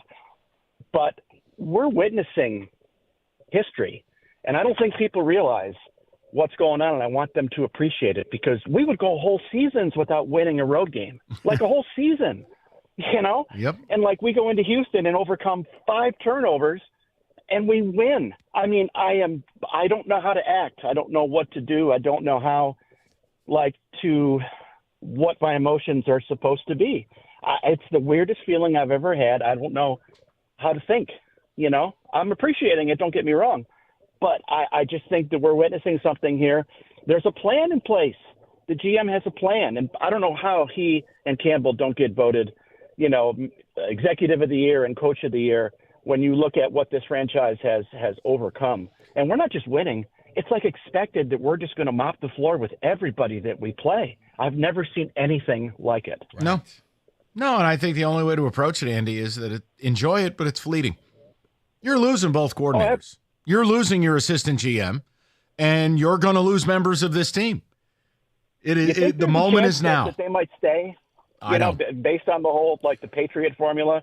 You know, they get free agents to come for cheaper because they want to win. No, I think are we good enough to be that'll franchise? happen. But look, here's the thing: the odds of both coordinators eschewing professional, goals. Yeah, no, they should go. I mean, if Ben Johnson is that selective, okay. But look, Aaron Glenn will take the first job offered to him because he wanted out of here. Not that he doesn't like the team, but he wants to be a head coach. So if somebody offers him, even if it's one of those bad organizations, I think he's going to take that one. Yeah. But they know if they make that move, they're going from the top of the class to a bottom feeder. 100%. But it's still good enough for them, I guess. Yeah, and again, I mean, listen, if you find whatever voodoo to keep them both or keep one of them, you just thank your lucky stars. Because for me, mentally, I'm ready to lose both of them. So I have your permission to be excited about this team, full throttle. Permission? No Andy, I said they were winning the Super Bowl to kick the season off. Hell yeah. You do. Andy, you're winning the Super Bowl. You just need to believe it in your heart. This is what's happening. I believe it. All right, then that's it. Then just enjoy it. I do. You've waited your whole life for it. I want others to enjoy it too. You really savor the moment. Yeah, and appreciate. They get there once and they never get back there again, Correct. Just appreciate how you're winning these games because it is not normal. This is not what teams do. This is not what the Chiefs ever did. This is not what the Patriots did outside of 2007. You don't win by these margins. You don't do this to people. So just appreciate that. It's that good. Go to Aaron, 97.1. What's up, Aaron? Hey, how's it going, guys? Good. What's on your mind? Yeah, I first off want to say I'm loving being a Lions fan right now. And I legitimately do think that they're going to win the Super Bowl. The only thing that scares me is I compare them to the 95-96 Red Wings, and I compare them to the 15-16 Golden State Warriors. They are breaking records. They are the most dominant teams to ever play the game, and those teams lost. They lost in the playoffs. Yep. Next year, they came back. They won. They were still dominant, whatever. But that's the only thing that scares me about the Lions is the 2007 Pats didn't get it done. I know that. Exactly. I know. Exactly. And they are just destroying everyone in their path. They're setting records on a weekly basis. It's like this crazy thing where they go, the Lions have the most consecutive games with a tandem running back system, scoring touchdowns. Yeah. And those are all great, but none of those great teams won. Aaron, it's fair play. And look, in a single elimination like the NFL playoffs, you're right. And who knows? I mean, Aaron, I'm not putting it in the universe in any way, shape, or form, but one bad moment can end your season. There is no do-over. You're not allowed to have a bad Right. day. I get that. Yeah, and that's the only thing. But like, I just sit here in the here and now. I'm not planning for those things. You just take what's happening on a week-to-week basis. Who's beating them? Right now, who could I make an argument that would come to Ford Field and beat them in a chips in the middle of the table, one and done scenario? I'm not gonna lie to my listeners and sell fear. No, the best thing that can happen is you get the 1 seed and you get that extra week of rest, less wear and tear, where your opponent has to go out there and play in some game and then travel to you. Yeah, just keep doing this. You'll be in the Super Bowl. It's just that simple, people. Call Rico's number and buy the package. Let's go to Doug, 97.1. Doug, what's going on, buddy? Not much, Michael. Hey, I've heard you say Thanksgiving like 4 times, and now I finally got the source. So shout out to Mr. Eddie in Ann Arbor. I finally get that. That's drop. right. It's hilarious. All the celebrities are calling this week.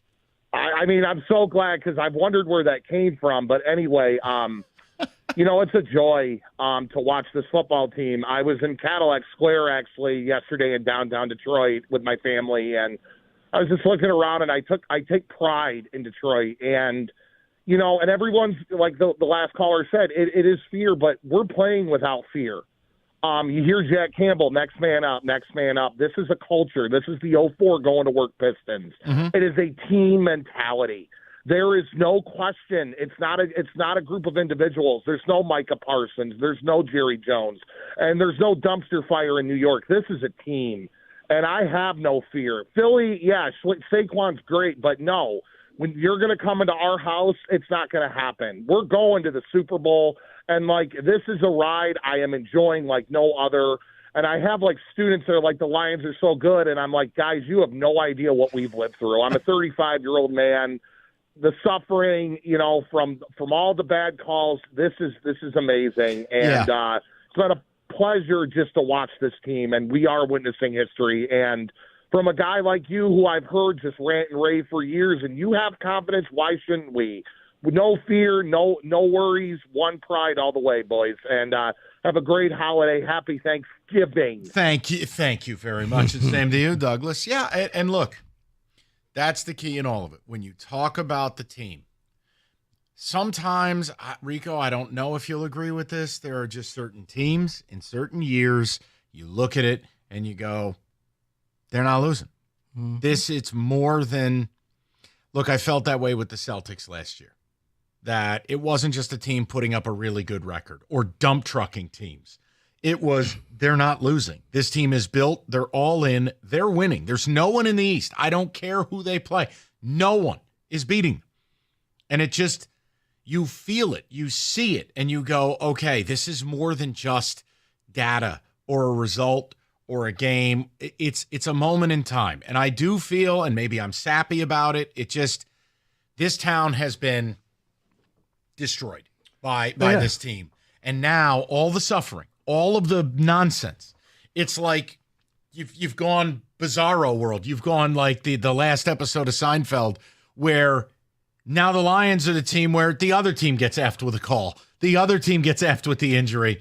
The other team does something stupid, and you just stay the course. And it's like, why would I not say what I feel? They're winning this. No, I get the same feeling, Mike. Like last year, even though when they got to the playoffs, it was different. But I said, you know what? The Niners are on a course for a rematch with the Chiefs in the Super Bowl.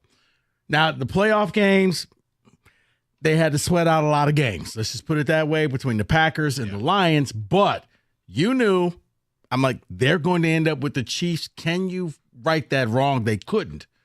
This year, the way the Lions catch you just said they catch every break. You have to acknowledge that sometimes it's just your year. And even when things go bad, they'll still end up turning out to be roses for you, and they'll end up being good. That's well said. Aiden goes down. Doesn't matter. And what happened was your defense said, we can't rely on Aiden, so we got to up our game, and look what you get. Couldn't have said it better myself. David, ticket text, please. Watching the Eagles on Sunday Night Football as a 2024 Lions fan was extremely strange. Judging a 9-2 team from our ivory tower and thinking, yeah, they may give us a little trouble, but we're still going to win in the NFC title game. Wild times, but we're going to have a parade. Dave in Milford. Born and raised in Detroit, since I've been following all Detroit teams.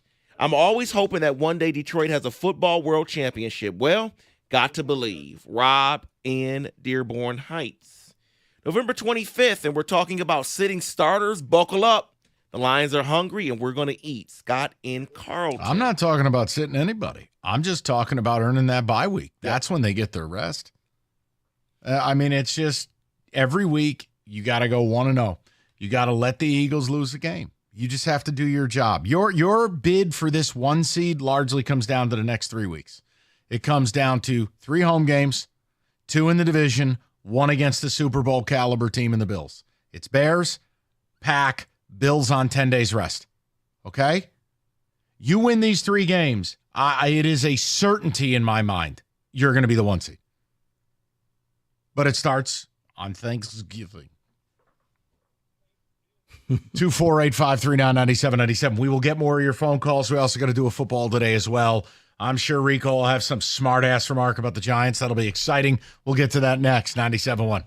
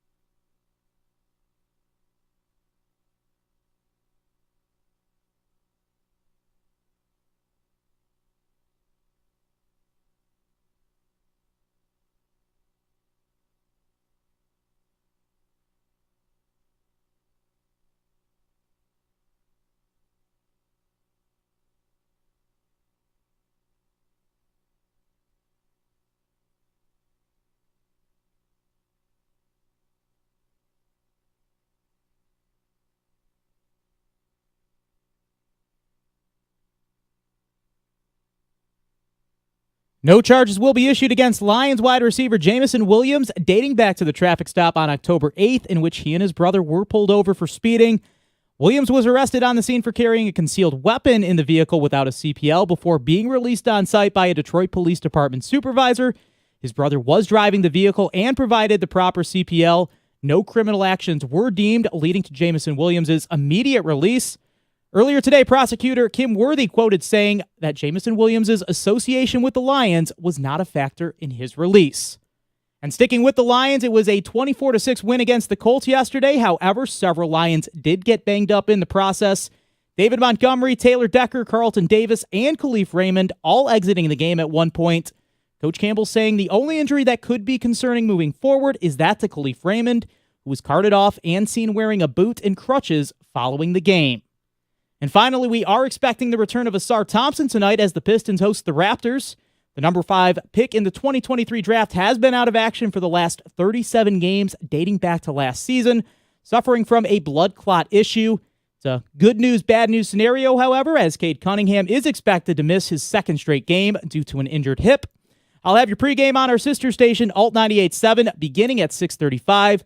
Here on The Ticket, you can catch a 7:30 puck drop between the Red Wings and Islanders. From the Ticket Update Desk, I'm Dustin Fiocco. For details on these stories and more, you can stay right here on 97.1 The Ticket or head to Odyssey.com.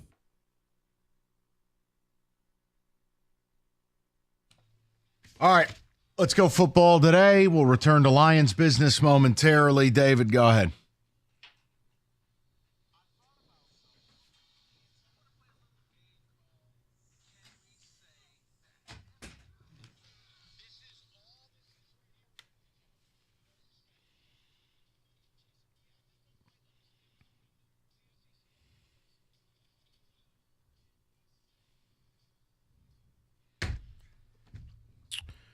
All right, let's do the NFL version of Can We Say That? Let's go over in the AFC. Can we say that the Denver Broncos will be a problem? Right now, they're currently sitting in the final slot for the playoffs, but this team just keeps winning. No. If I'm going to say someone's a problem, it'd be the Chargers. I still think rookie quarterback playoff game, bad recipe. I'll say no. I'm going to say yes. That offense is moving down the field. They're scoring. As of right now, on November 25th, yes, I'm going to say yes. Guys, can we say that Saquon Barkley should win the MVP? That is a great question. Today, I don't have a problem with it. Sure. He's going to need another big-time performance on a national stage. But, I mean, Goff is done in the MVP race. Lamar doesn't deserve it. Pat Mahomes is out. Right. I mean, he already has that signature reverse hurdle that got added to the video game. Well, that settles it. He's in. No, I think it's Josh Allen or Saquon, and I don't have a big fight, so I'll say yes. It is a two-man race now. Everyone else is out of it. I'm so sick of the quarterbacks getting it, so yes, I'm going to say he should be the MVP. Okay. Can we say that C.J. Stroud is regressing? Yes. I think you're seeing, obviously, the offensive line is degraded. It's not as good as it was. He's dealt with Nico's injury. Now he's back. I think any quarterback, when you can't protect them, is going to look that way, especially when they're not a runner. CJ's capable of running. He's not a runner. Mm-hmm. So, yes, I think we know the root cause. That O-line has been ass. But I'll say yes to answer your question. I'm so glad you said that because it's not him per se, but when you cannot be protected, you're always going to be looking around you for the next sack, and that's what's happening. And he's maybe throwing the ball a little too early or not where it needs to be at the right time, and yeah, he's regressing. After watching this weekend, can we say that maybe we overhyped Jordan Love a little bit? Guilty, right here. And I'll deal with the punishment. Yes, I thought he would take another step forward. Clearly, getting hurt with a knee injury on opening night didn't help. Follow that up with a groin injury, but he hasn't been good enough, period. So, yes, guilty. See, I never hyped him because I always say the second year is the year I need to see more from you because they have tape on you, which is why I think it's different from Stroud, what we talked about, because it's the protection. But this one, he has the protection. He has what he needs, and he's just not. So, yeah, they're overhyped. I already know where he's going to go with this, but I'm going to ask this question anyway. Can we say that the 49ers should just look forward to the draft rather than trying to make it into the playoffs? I would say no, because the NFC West is so bad that you can get healthy enough and you can make a run still. You could win that division and still make a run if you get healthy enough. I think it can still happen. So no. He already knows what I'm going to say. I'm not even going to answer this. I'm good. They should go for the draft. Yeah, you're washed. It's over. I don't think they wash. They got so many injuries that now I would try to go for a top 10 pick, get the best defensive or the second best defensive player, and wait for all your injured players to come back next season. No, you need to draft an offensive lineman. Okay, that too. Your little friend needs all the help he can get. You know, you got to have a minimum 7 All-Pros around Purdy for him to be decent. Go ahead. Can we say that maybe we gave up on Bryce Young too soon? Interesting question, because he's showing signs of life. Can Alice help Baker Mayfield in Tampa? He's helping Bryce Young now. My problem still is this. I don't know where the arm strength has gone. Even when he's completing some of these balls, fellas, they're moon balls. They're floaters. He's not driving the football. Because I wonder if he's got some type of a shoulder injury that in the offseason. That's all. Kyler can throw it. Yeah, but Kyler has a nuclear arm compared to Bryce. Look, bottom line, I'm going to say, no, we didn't panic too early because I still don't think he's good. I mean, it is a great sign that he had a game without an interception. That is huge for him and his growth. But no, there was no panic too early. He was what he was. Bad. Yeah. Now, I know it's over the weekend, but David, for you, can we say that snow was not the reason the Steelers lost? No, it was not the reason. George Pickens needs to shut up, okay? That's all he needs to do. Play football. Stop worrying about everything else. You play in an outdoor stadium. You're supposed to be used and ready to this weather. You're not used to it, then we should trade you then. Pickens is an idiot. That's it. That's all I got. That's David's problem. What is it with Steelers and psychopath receivers? I have no idea. You got a real problem on your hands. It's the water in the Three Rivers, I guess. Mike, can we say that Malik Neighbors wasn't wrong in his post-game interview of, hey, you don't throw me the ball to the end of the game, there's nothing I can do for you? And that he wasn't wrong, but it kind of seemed like he was throwing his team under the bus. It's like I just said with Pickens. Why do receivers have to be such pains in the asses? I mean, buddy, no offense. You've been here for 10 minutes. You got vets on that team like Dexter Lawrence that have suffered for years. But, yeah, it's fine. But could we do one thing, please? Could we take the sunglasses off in the locker room? Please. I don't know what it is about grown men wearing sunglasses indoors. Same thing with Dion. It drives me out of my mind. You're at a press conference. You're doing an interview. Take sunglasses off, okay? You're not Pharrell Williams. You're not The Weeknd. Take your sunglasses off. We've done some investigating. We also believe that it may have been Trident gum that he was chewing. Trident, not Fruit Stripe. No. Trying to get that flavor back? Yeah. That leaves after 5 seconds. Okay. What a marketing bit, huh? Fruit Stripe, like, a delicious piece of gum, dead. Let's pop another one, dead. Before this commercial is over, it will have lost its flavor. That zebra's a con artist. He really is. He's a liar. But yeah, first 2 chews are the best ones ever, and then we're done. Can we say that despite being on the outside looking in, that Miami will make the playoffs this year? It's a great question. Yeah, you probably say it. They're healthy. I'm fascinated to see what they do at Lambeau this week, but yeah, it feels like they're put together, and outside of the Chargers and the Broncos, yeah, I'll go with it. Yeah, Houston's struggling. They got San Francisco and Jets. Yeah, I'm going to say yes. They have a pathway. They'll make the playoffs. And finally, guys, we all know the Lions are the best team in football. But can we say that Philadelphia is the second best team, not only in the NFC, but in the NFL. Not ready to go there. I'll still go Buffalo. I'll say no. Yeah, I'll also go Buffalo. I can't. Not yet with Philadelphia. No, not sold on Philadelphia? Not yet. Not to be the second best team in the NFC. They were really good. Best team of the East, but no, can't say yet. Okay. All right.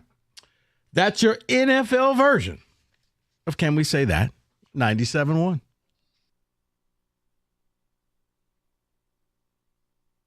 Hi, I'm Rico Beard for things and stuff, and have a gigatastic time. No. But if you are looking to add on to your home and build a beautiful deck, well, you need to go and see my guys at Koi Construction. If you're sick of power washing and standing and sealing your current deck, hey, just do what I did. And I recently hired Koi Construction to design and build one for you. And trust me, I love it. Koi Construction is a Trex Pro Platinum dealer. Its family-owned and operated deck building company enjoys a rich and proud 40-year tradition in Metro Detroit and Southeast Michigan. They focus on quality and craftsmanship, and it's made them one of the very best in the industries. And get this, they love to work year-round. So if you want your deck built this winter so you're ready to go into the spring, no problem. Unlike many deck building companies, Koi routinely builds decks throughout the cold winter months, but there are limited slots available, so call them today to secure your spot on the schedule. Whether you're looking to create an inviting gathering space for your backyard or just a cozy retreat, Koi's Construction's experienced team will bring your vision to life. Call them today. Get your project started right now. You won't regret it.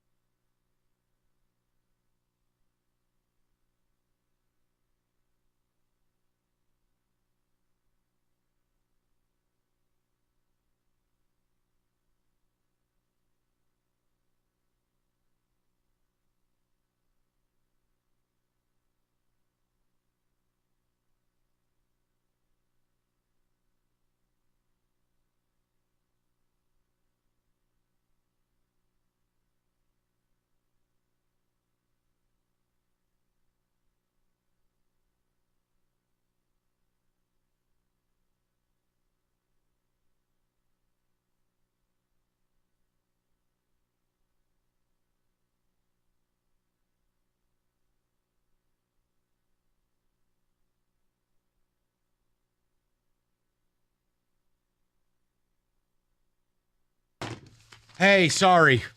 Apologies. Hey, when it comes to IRS collection or audit, you need a law firm that specializes in, I don't know, IRS things. Abraham and Rose. Jerry and Maurice. Jerry used to work for the IRS. They will also get on the offensive for you. So before you wait, you let your tax problems get worse, call Abraham and Rose and get the job done. 248-539-5040, and you will never have to deal with the IRS again.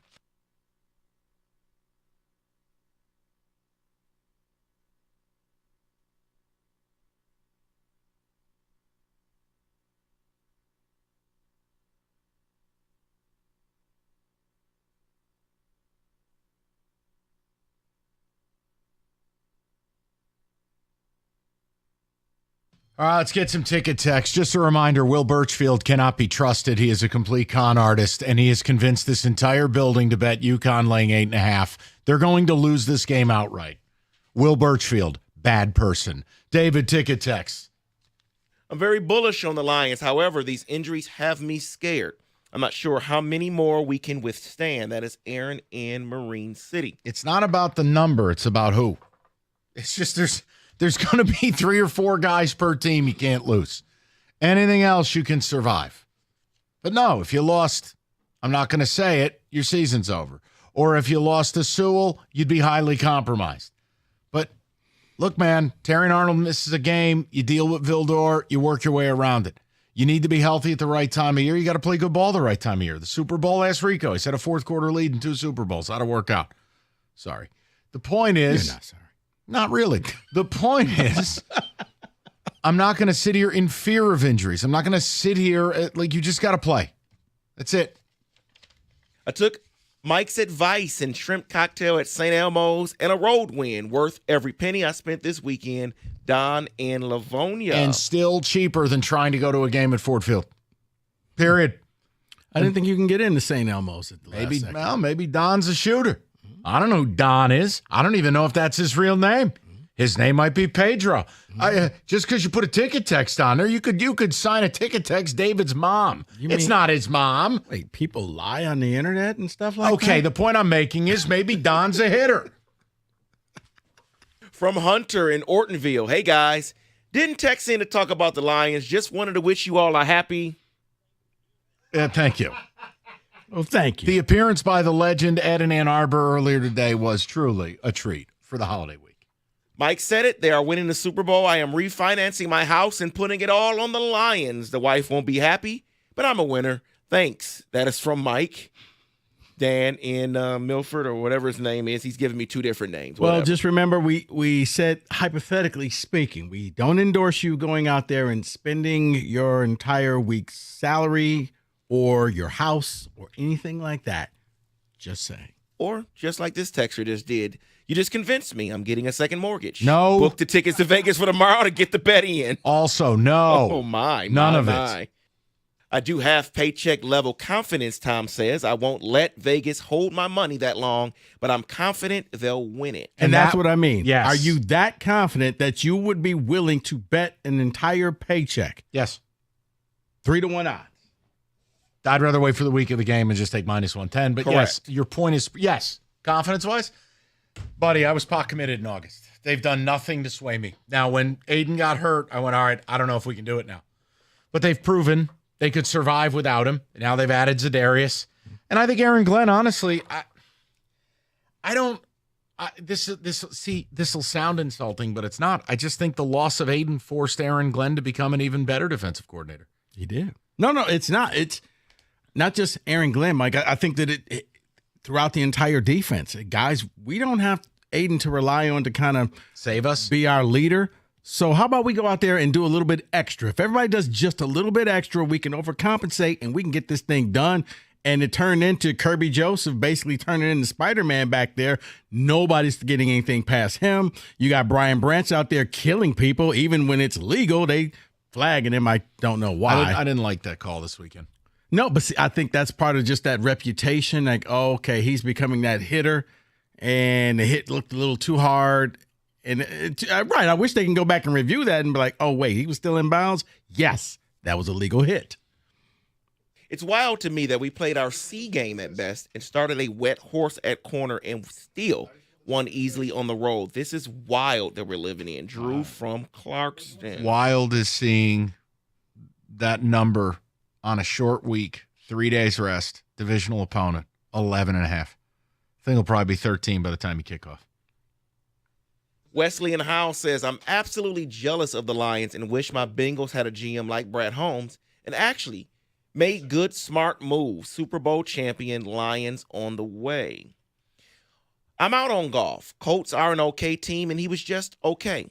This team wants to be a serious Super Bowl contender, move on from Goff, and go with Hooker. He is the future. What? Wait.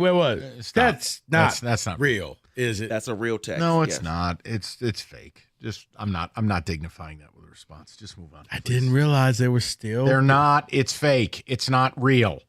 No. The answer is no. You're teaching me something. So ticket text and the internet, fake things are on there? Yes. Yes, Rick. Also, the Tooth Fairy's not real. I got to go. I know. It's a tough day. Go ahead. Come on, Mike Rico. Chill out.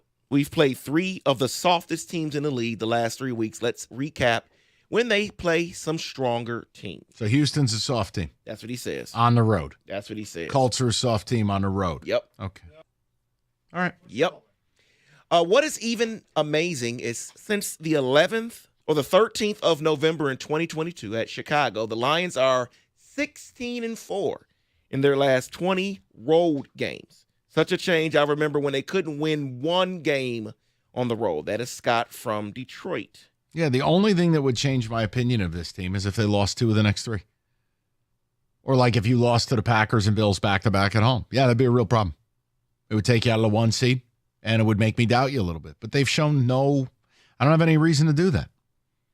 And guys, you play who's on the schedule, but you're not the Chargers.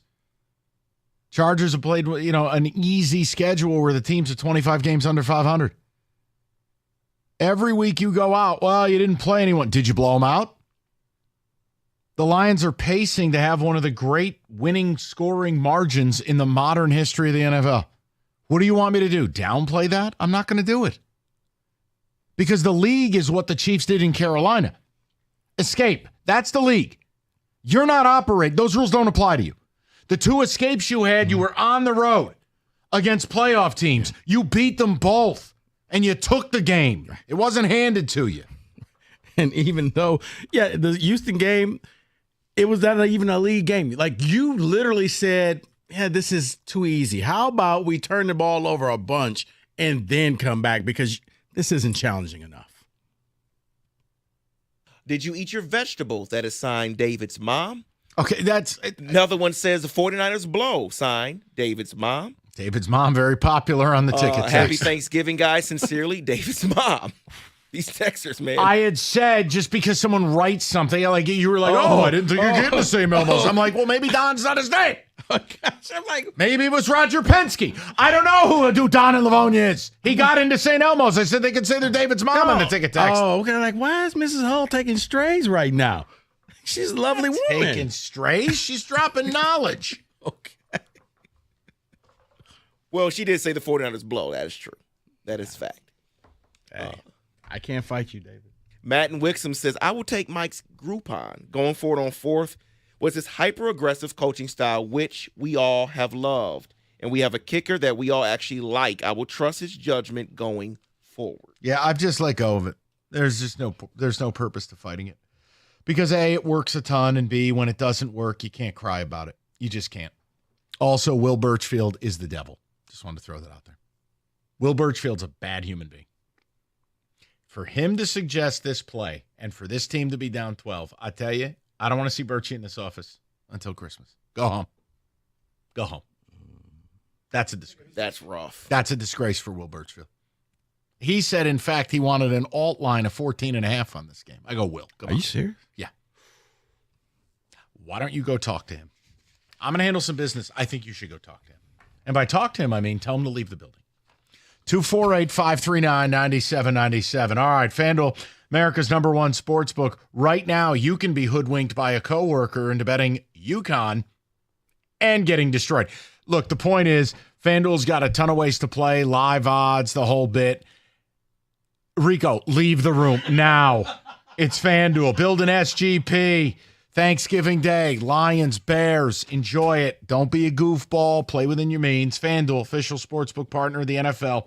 21 and up, present in Michigan. First online real money wager only. $5 first deposit required. Bonus issued. Non-withdrawable bonus bets that expire after receipt. Restrictions apply. Sportsbook.fanduel.com. You got a gambling problem, call 1-800-GAMBLER.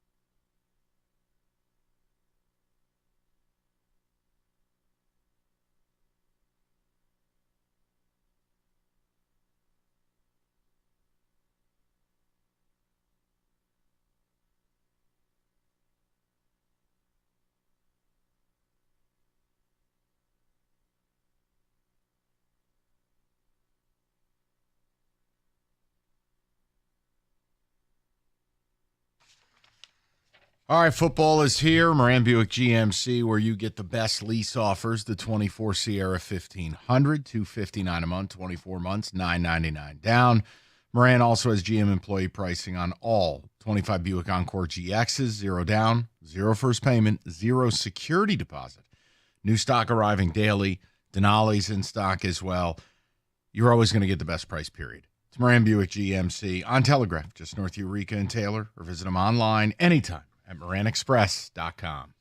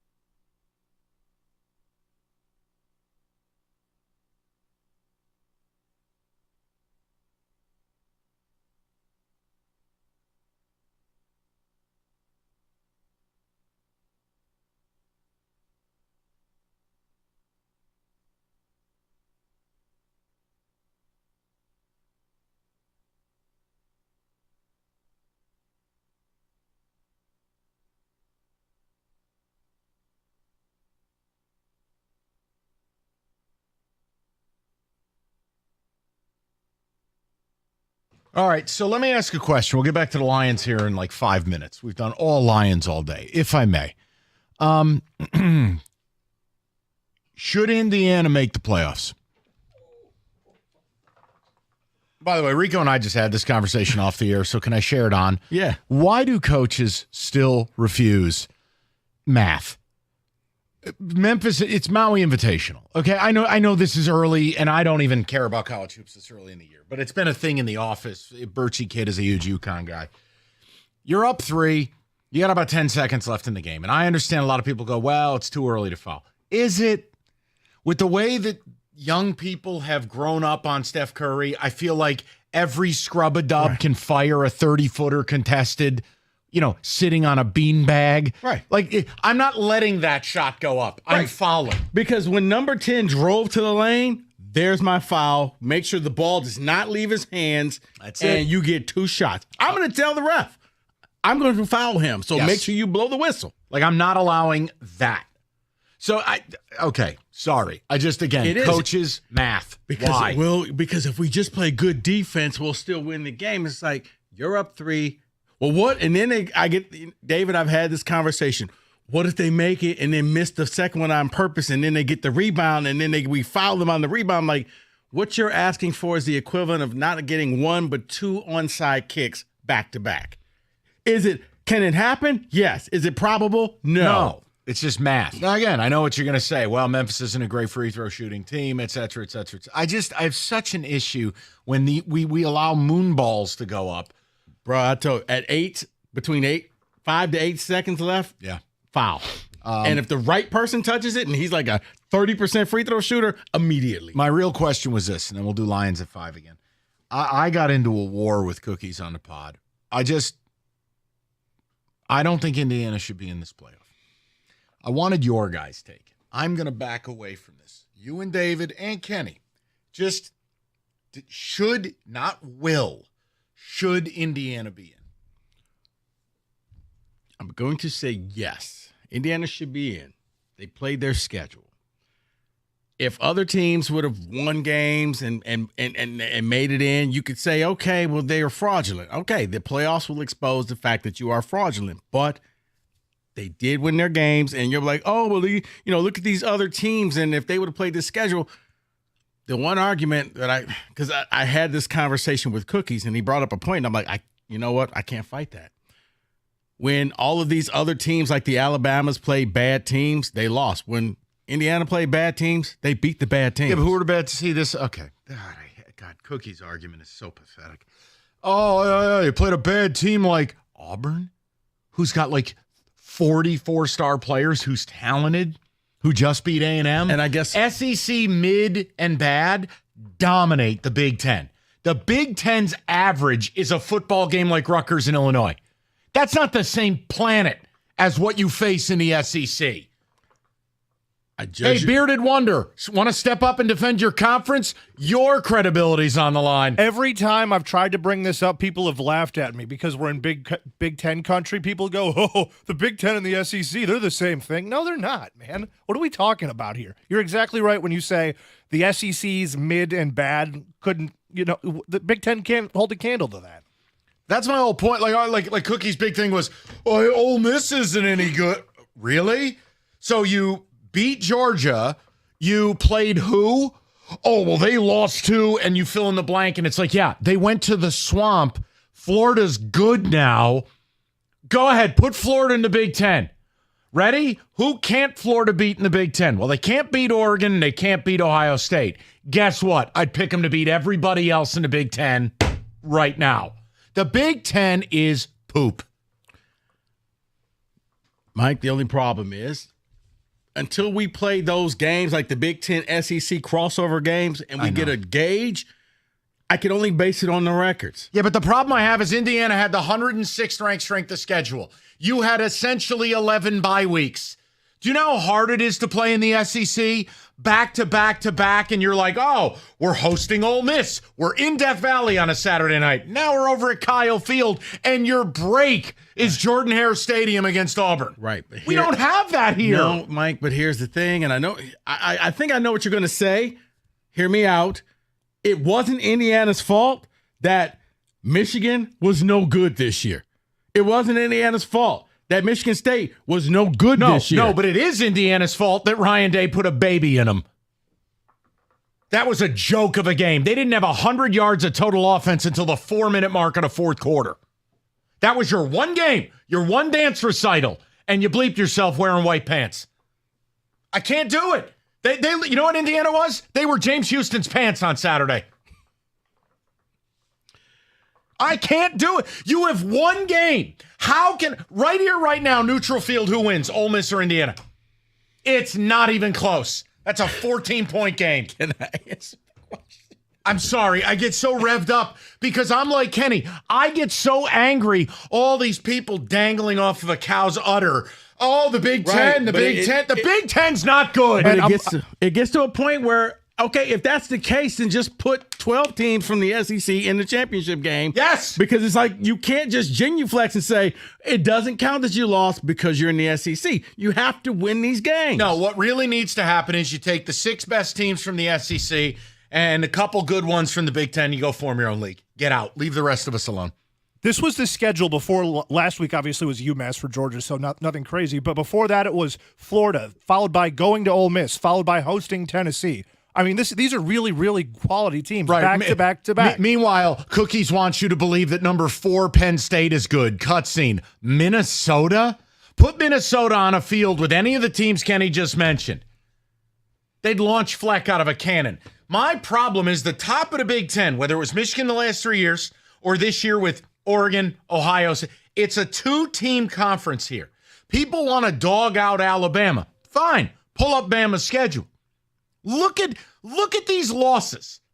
Like, we mock Oklahoma and Auburn like they're absolute trash. Put them on a field against Rutgers and Illinois. What's it look like? No, I think for Alabama, it's the Vandy. Like, really? You lost to Vandy? That's your smart school in the conference. That's the one that's going to hurt them. Because in people's minds, that's like losing to Northwestern. But what's the equivalent of a road trip to Norman in the Big Ten? You know what I'm saying? Like, who are these? Like, when you look at Iowa, when you look at Wisconsin. I was going to say probably Iowa. But they're no good. They're bad. See, this is where Cookies doesn't want to hear it because, again, and he was Clint Eastwood this morning on the podcast. The games have to matter. I go, Jim, do you actually watch these games or just yell about them? Turn on your Big Ten game with what you consider mediocrity and then turn on the SEC. There's 1 or 2 bad teams in the SEC. Like Mississippi State is regrettable, okay? I would say Kentucky is bad. Who else is bad? You drop South Carolina in the Big Ten, they win 10 games. Are you discounting the Big Ten a little bit? Just 10 games? I watch the games. We do not have the quality of athlete. We don't have the depth of athlete. We do not have the depth of teams. The Big Ten middle class is poverty. Now, top of the pops with Oregon and Ohio State, I can't argue that. Penn State is a fraud. Here's what Penn State does.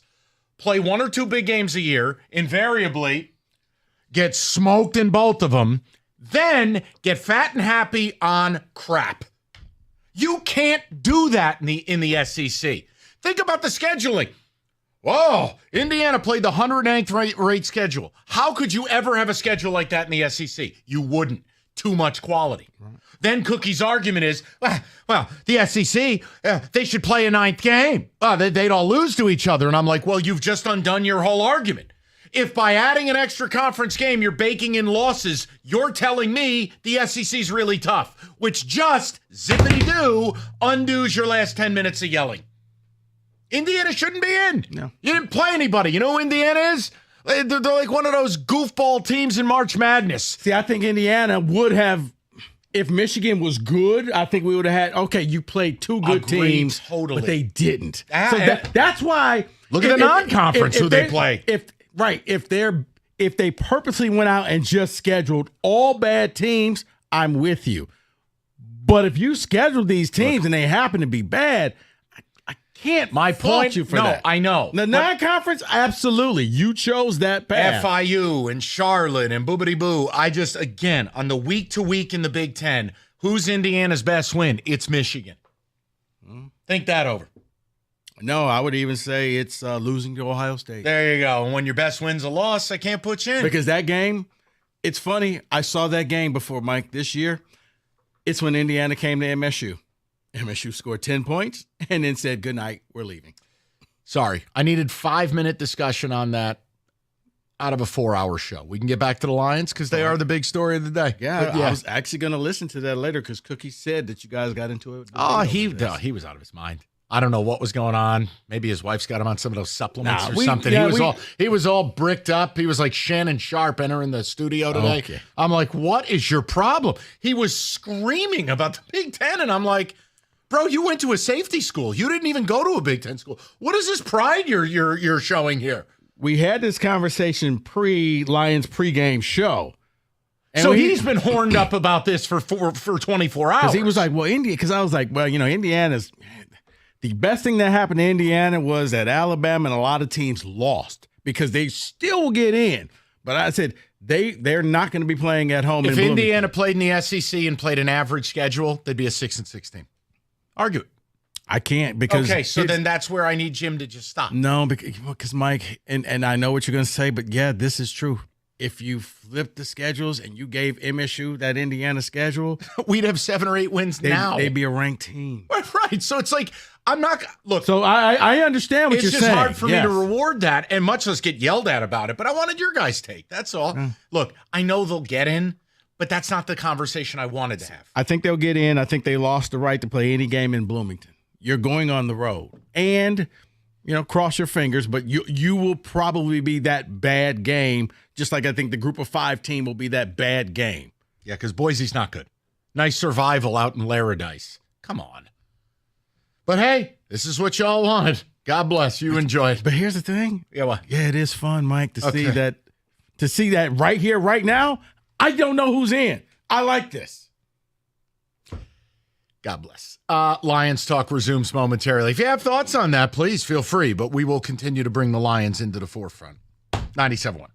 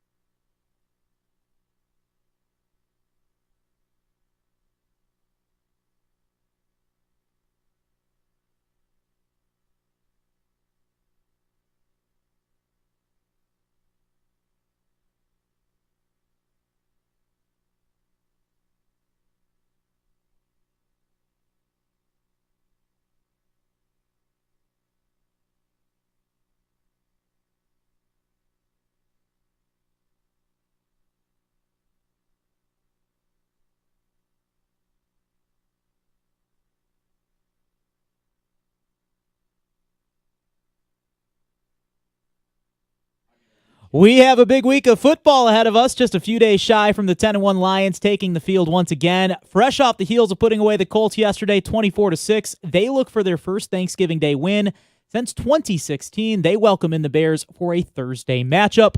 Lions have not allowed a touchdown in 10 straight quarters, have not allowed points in the second half in their last 3 games. And Coach Campbell, he spoke on his team's defense.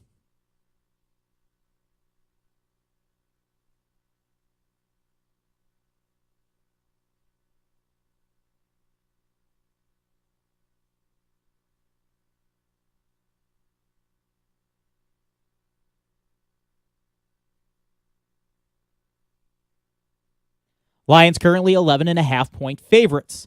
Meanwhile, Michigan football, they have their work cut out for them as they travel to Columbus, a tale as old as time, Wolverines and Buckeyes. Ohio State has not beaten Michigan since 2019. However, they are currently favored by about 3 touchdowns. It is a big noon kickoff on Saturday. And if you're a fan of these in-season college basketball tournaments, Michigan State, they participate in the Maui Invitational, their first-round tip-off a few moments away against the Colorado Buffaloes. If they win, they play the winner of Memphis and UConn. If they lose, they play the loser. If you're curious how that game is going, it is now in overtime after UConn sunk a 3-pointer with under a second to go. From the Ticket Update Desk, I'm Dustin Fiocco. For details on these stories and more, you can keep it here on 97.1 The Ticket or head to Odyssey.com.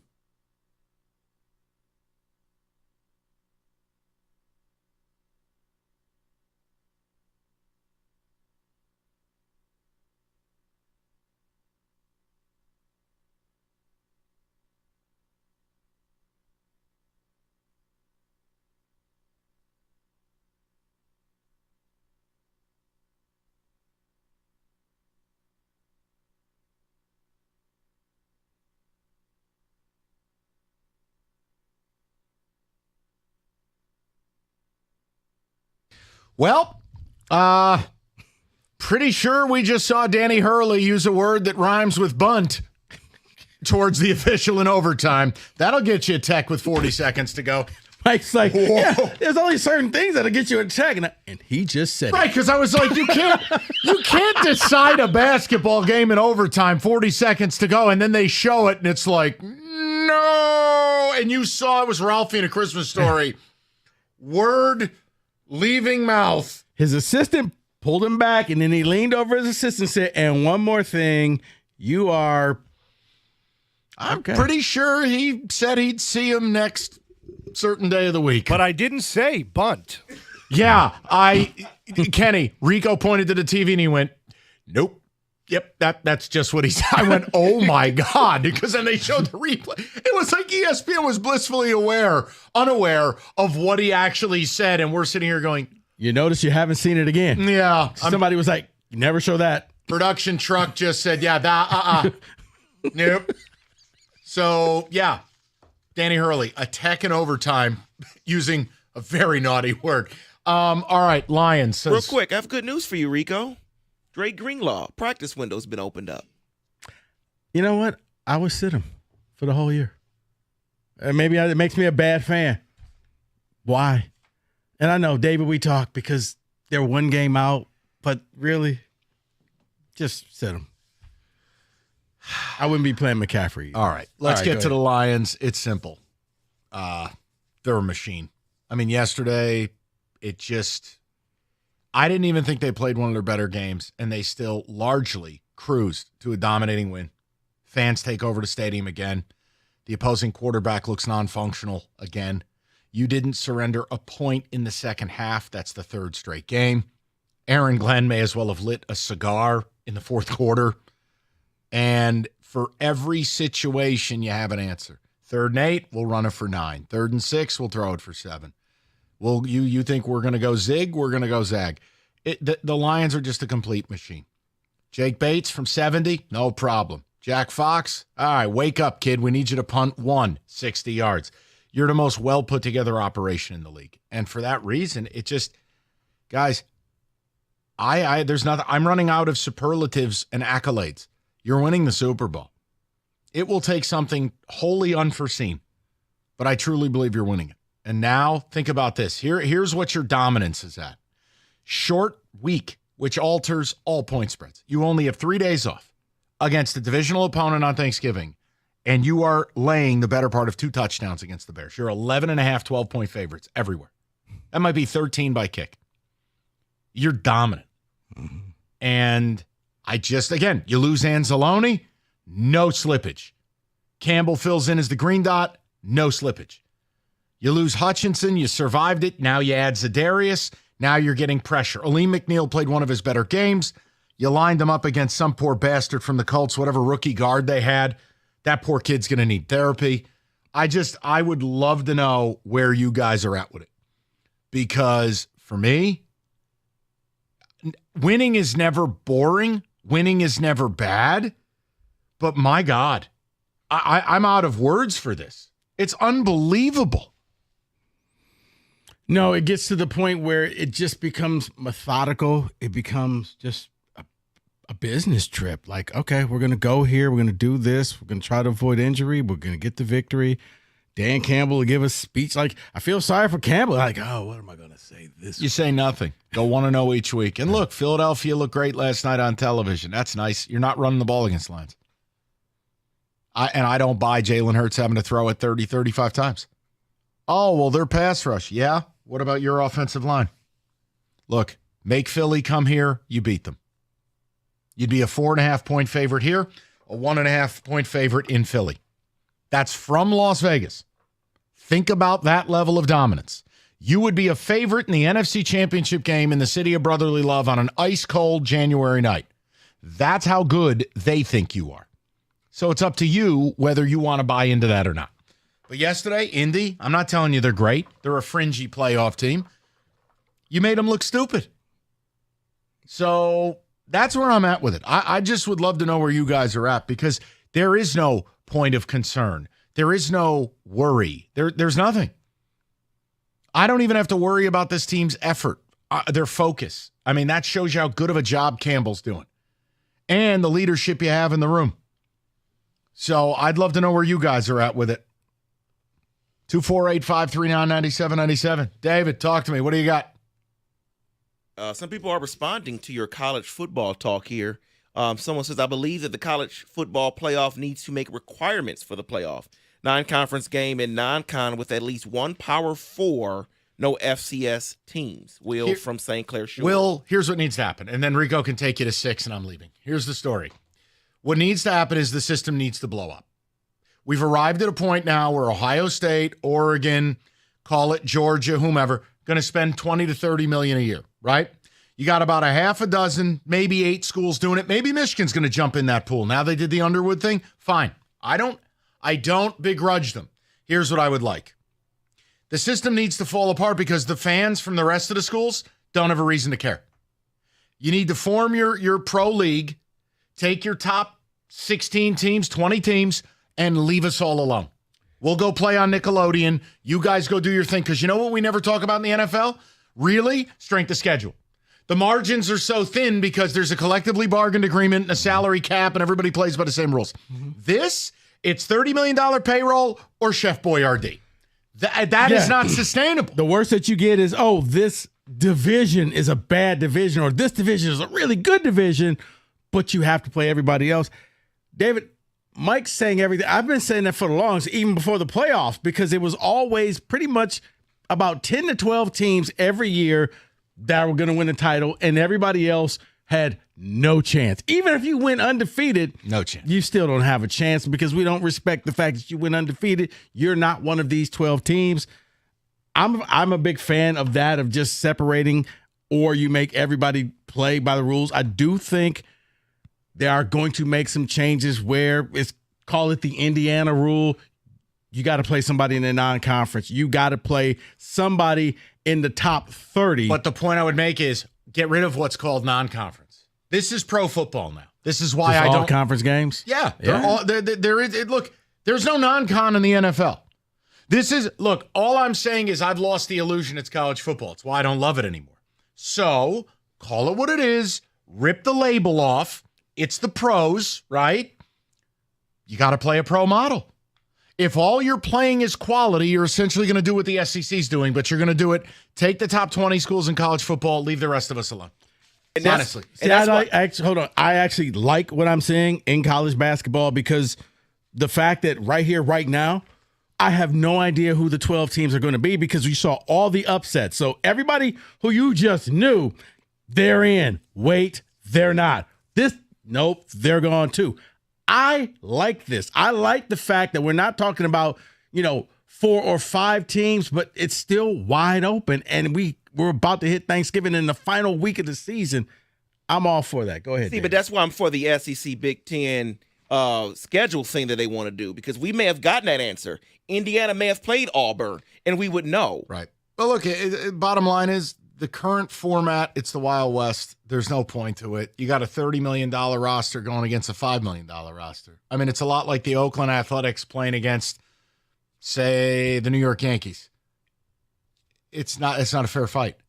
So what's the point of any of it? Just go separate. I mean, the NCAA is going to fall apart again. Didn't they just lose another lawsuit? There's $2.8 billion. Just leave. Yeah, but it's not the NCAA. It's the conferences that. All right, because they're never going to break that up because that's just cash cows for them. No, I understand that. Yeah. But the Super League and the networks, look, it's going to happen in the next 5 years. So just make it happen, and then maybe I can care again. To answer your ticket texter's point, we'll get to the phone calls next. We're going to miss you, buddy. No, you're not. It doesn't matter. Sport moves on without me. You'll be fine. No. Go blue. No. You'll be good. No. They miss you. Set.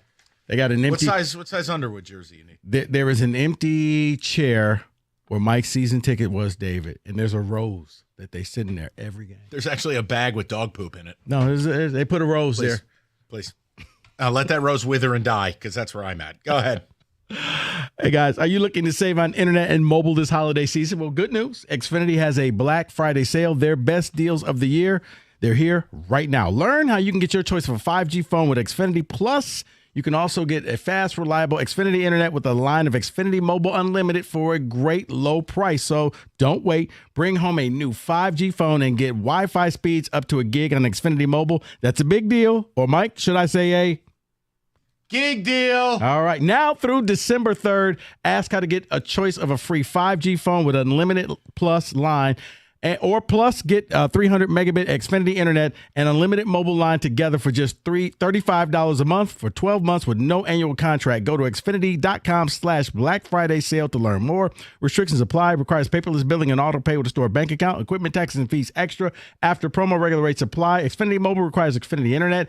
Gig speeds available via hotspot to Xfinity Mobile customers only. Reduce mobile speeds after use of monthly data included in your data options.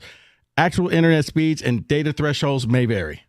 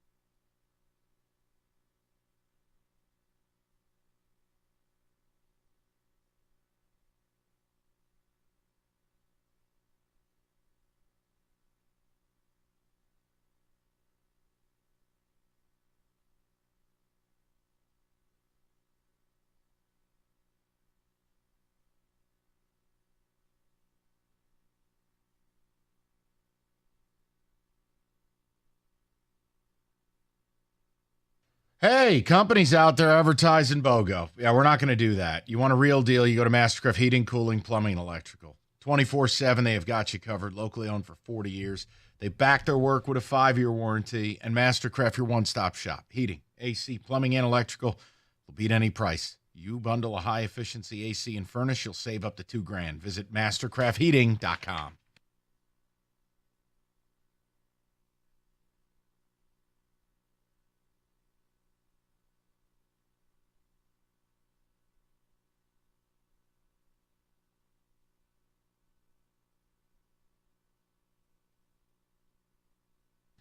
Straight to the people. Robert leading off in the 5 o'clock. Robert, how you doing, buddy?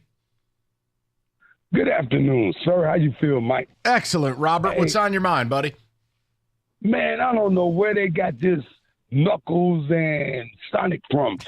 The appropriate word for the Lions tandem to me would be thunder and lightning.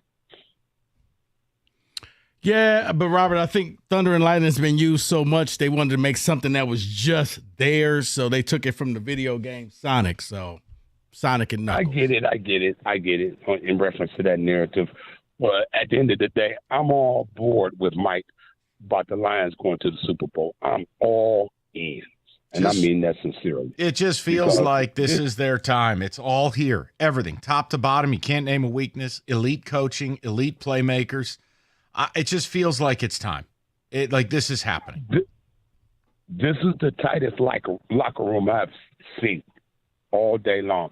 They keep all the drama away. And thank you, Kim Worthy, for doing your due diligence on what you did today for Jameson. Yeah, and that just needed to play itself out because clearly it needed a review.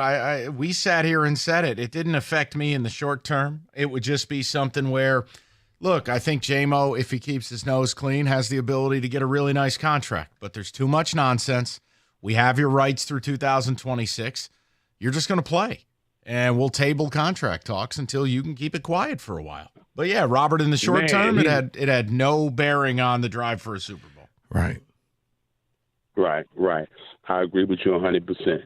All right, gentlemen, have a great day. You too, and have a lovely Thanksgiving. Yeah, I think if anything, I didn't think it was going to be him. I thought it would have been the cops or the superior people that would have gotten in trouble because, of course you're going to say, hey, will you let me off? I'm a famous person. He did what you expect anybody to do. I know that's your go-to line. Hey, I know Mike Valenti. Yeah, let's go to Jacques, 97.1. Jacques, how you doing, buddy? Oh, how you doing over there? How y'all doing? Excellent. What's on your mind? I was just wondering, which one are we talking about, Michigan or the Lions? Whatever you want to talk about, Jock. Well, we haven't mentioned Michigan at all, so I'd say Lions. No, I think he meant the Big Ten. Oh, I'll do both. Whatever you want, man. Yeah, so with the Big Ten, I mean, bowl season is coming up. Don't get me wrong, I do concur with you about the way it's going. Everything needs to be switched over, but you got the bowl season coming up. Michigan or the Big Ten pairs with the SEC, they'll probably go 3-3. Well, here's the problem with the bowl season. This is the issue I take with it, Jock, because where we're at now, the bowls are they're a measuring stick for nothing. With the opt-outs, with teams not caring, it's a different day and age. Now, 15 years ago, you're right. You play head up, you play in the Outback Bowl, you play in the Citrus Bowl, you play these matchups where nobody opted out, everybody was all in. Those days are done. Now you see opt-outs in warm-ups. Right, but then again, all things even, which you can't say they were even. Last year, Michigan didn't have the best team, the money to buy. They popped the SEC team. They popped Bama. You understand what I'm saying? So this shit, this stuff still has to be played on the field. I understand that. And I'm saying is if we had regular season matchups with these teams, there is no scenario I would back anyone in the Big Ten not named Oregon or Ohio State. None.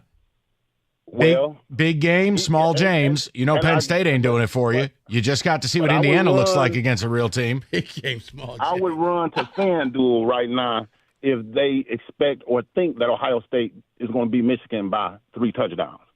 I don't see it. Even though it can happen, but I don't see it. Jacques, here's the one thing I'd say. Look, I do because I think Ohio State is trying to say, hey, one, we're upset about everything that happened in the past years, and they're trying to send a message like they did against Indiana, where they could have just taken a knee and said, no, we're going to run this score up. Yeah, I don't normally participate in point spreads that are that large, but they've got this sadistic that is they are going to if they won by 21, I think they'd be upset. Mm-hmm. Again, if Michigan puts a performance out there that is somewhere hidden, anything's possible in a rivalry, but I actually wouldn't. I would never bet Michigan this week.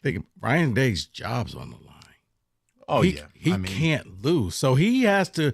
He needs to put up a number. He's got to make the fan base feel good because they're already angry at him. Right. He needs to see all the Wolverine fans that go down to Columbus just walking out at half. I hated what Dan Lanning did. That was such a ridiculous move by Dan Lanning. Who the hell are you? You're not Nick Saban.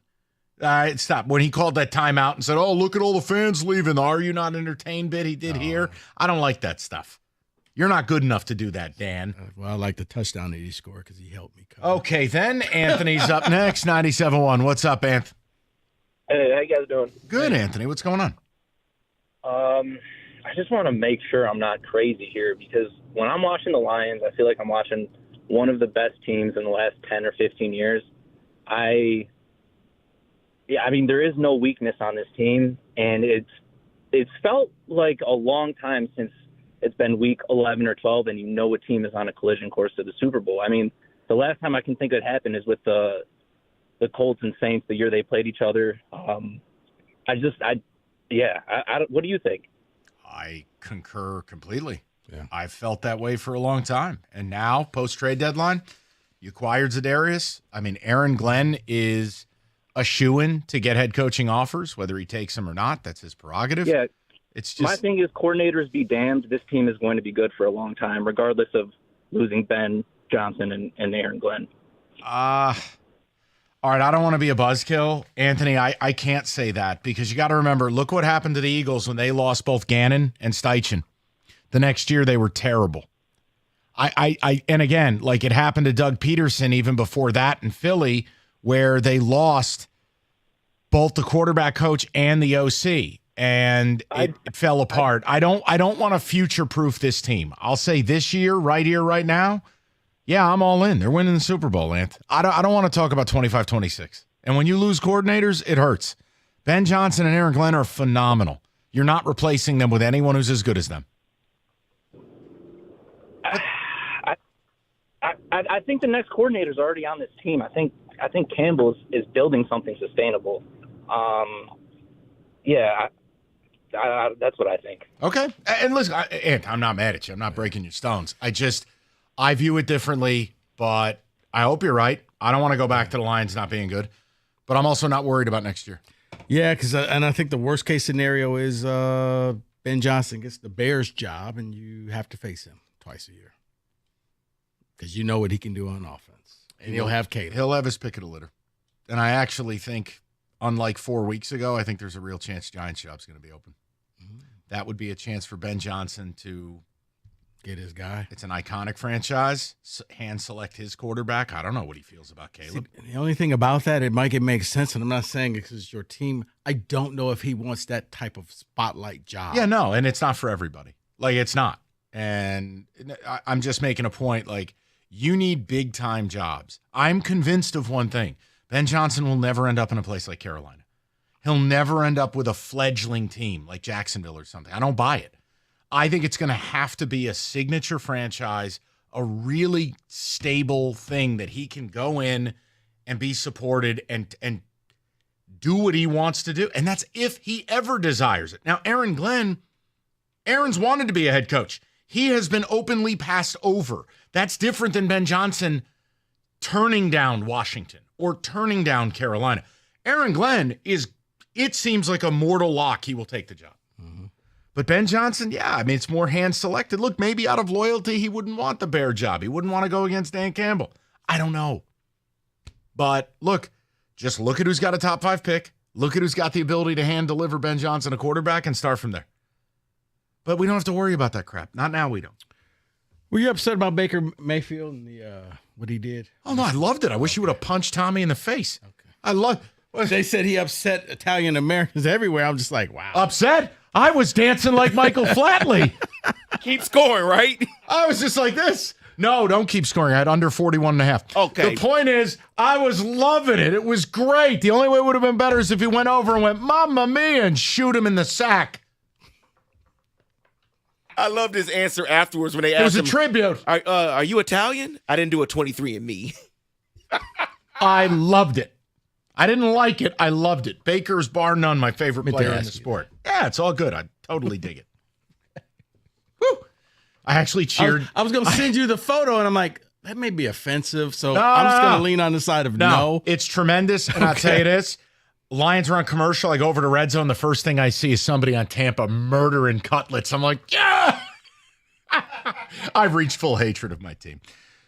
Whew. All right. Warm weather, sunshine. Yeah, we don't have any of that right now. What we do have is winter.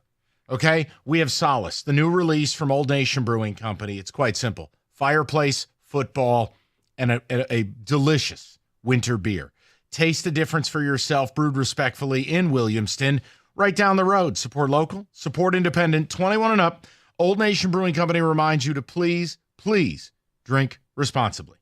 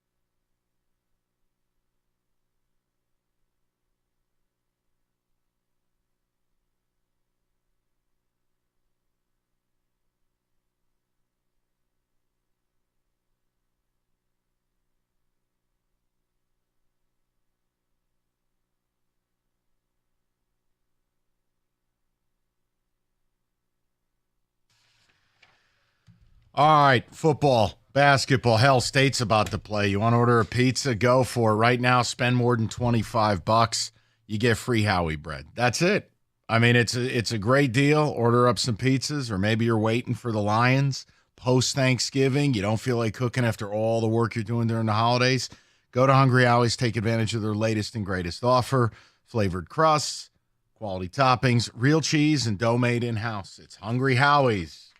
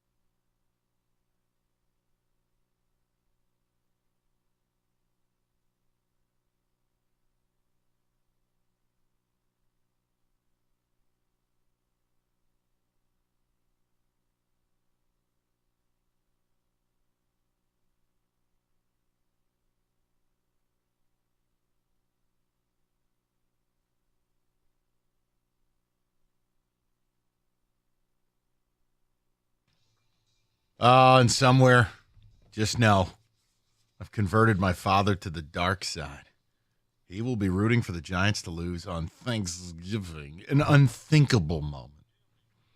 And by the way, both Giants tackles may miss this week's game. I say, yeah, what you told me, it got really easy to lose. Good. Keep doing it. They need to lose with enthusiasm unknown to mankind. They're doing a great job of tanking. Great job. That's all I have, David. Don't you dare take this away from me. All right, ticket text, and then we'll I hope Bob is dried out appropriately from his weekend in Indy. From what I heard, it was a pretty wild deal there on Saturday night.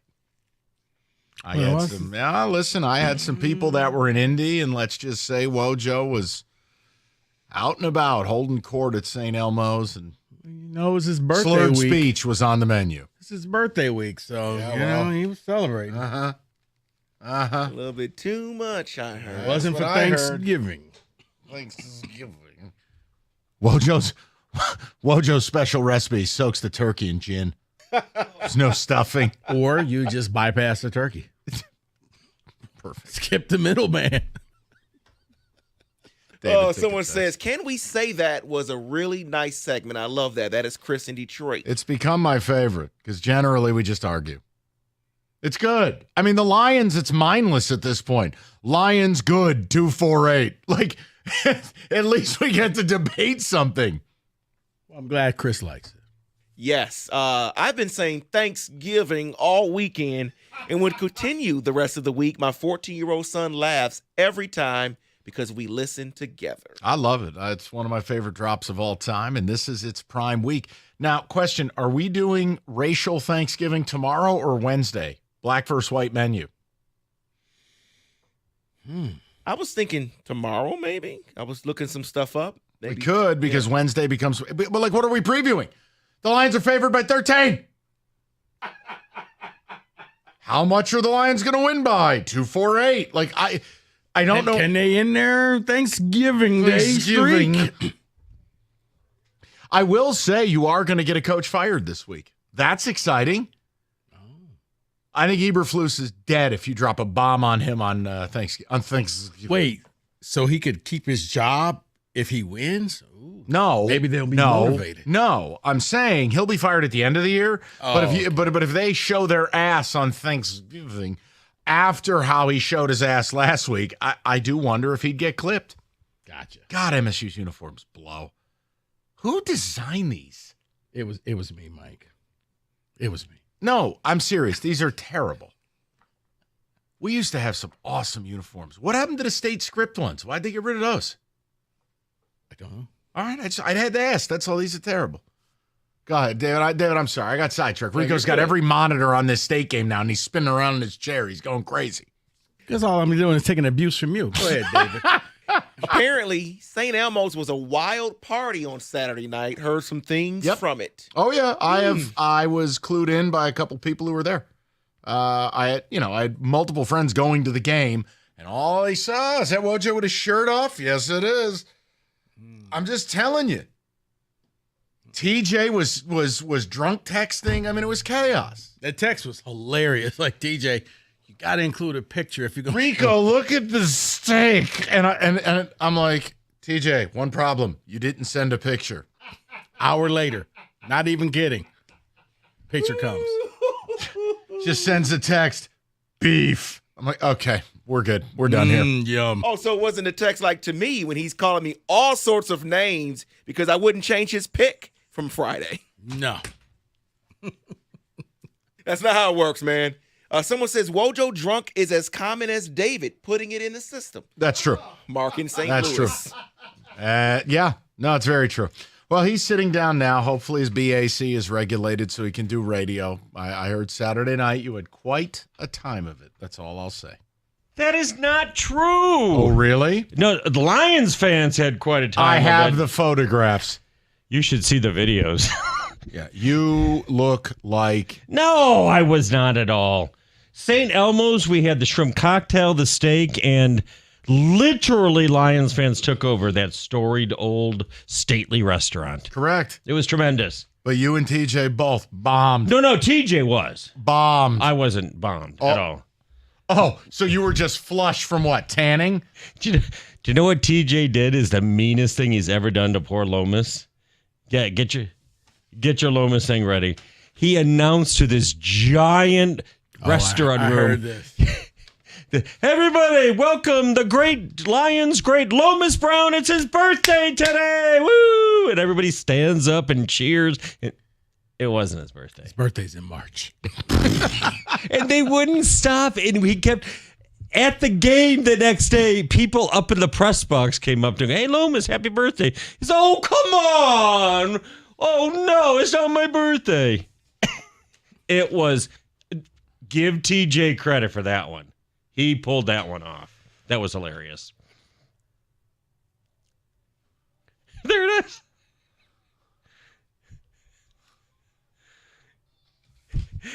Did you hear him say, "Stop? Why do you do this, TJ?" Yeah, it was. He's hammered. Yeah, Well, yeah. Lions review next. Yeah, Lions review next. Lions are good. The subject matter. Lions are good. Lions are good. Their injuries aren't that bad, but the quick turnaround, some players might not play on Thursday. They got the Bears coming to town. Do you know who the Bears' leading passer and leading rusher was in their last game? Caleb Williams. Yeah, I've heard that.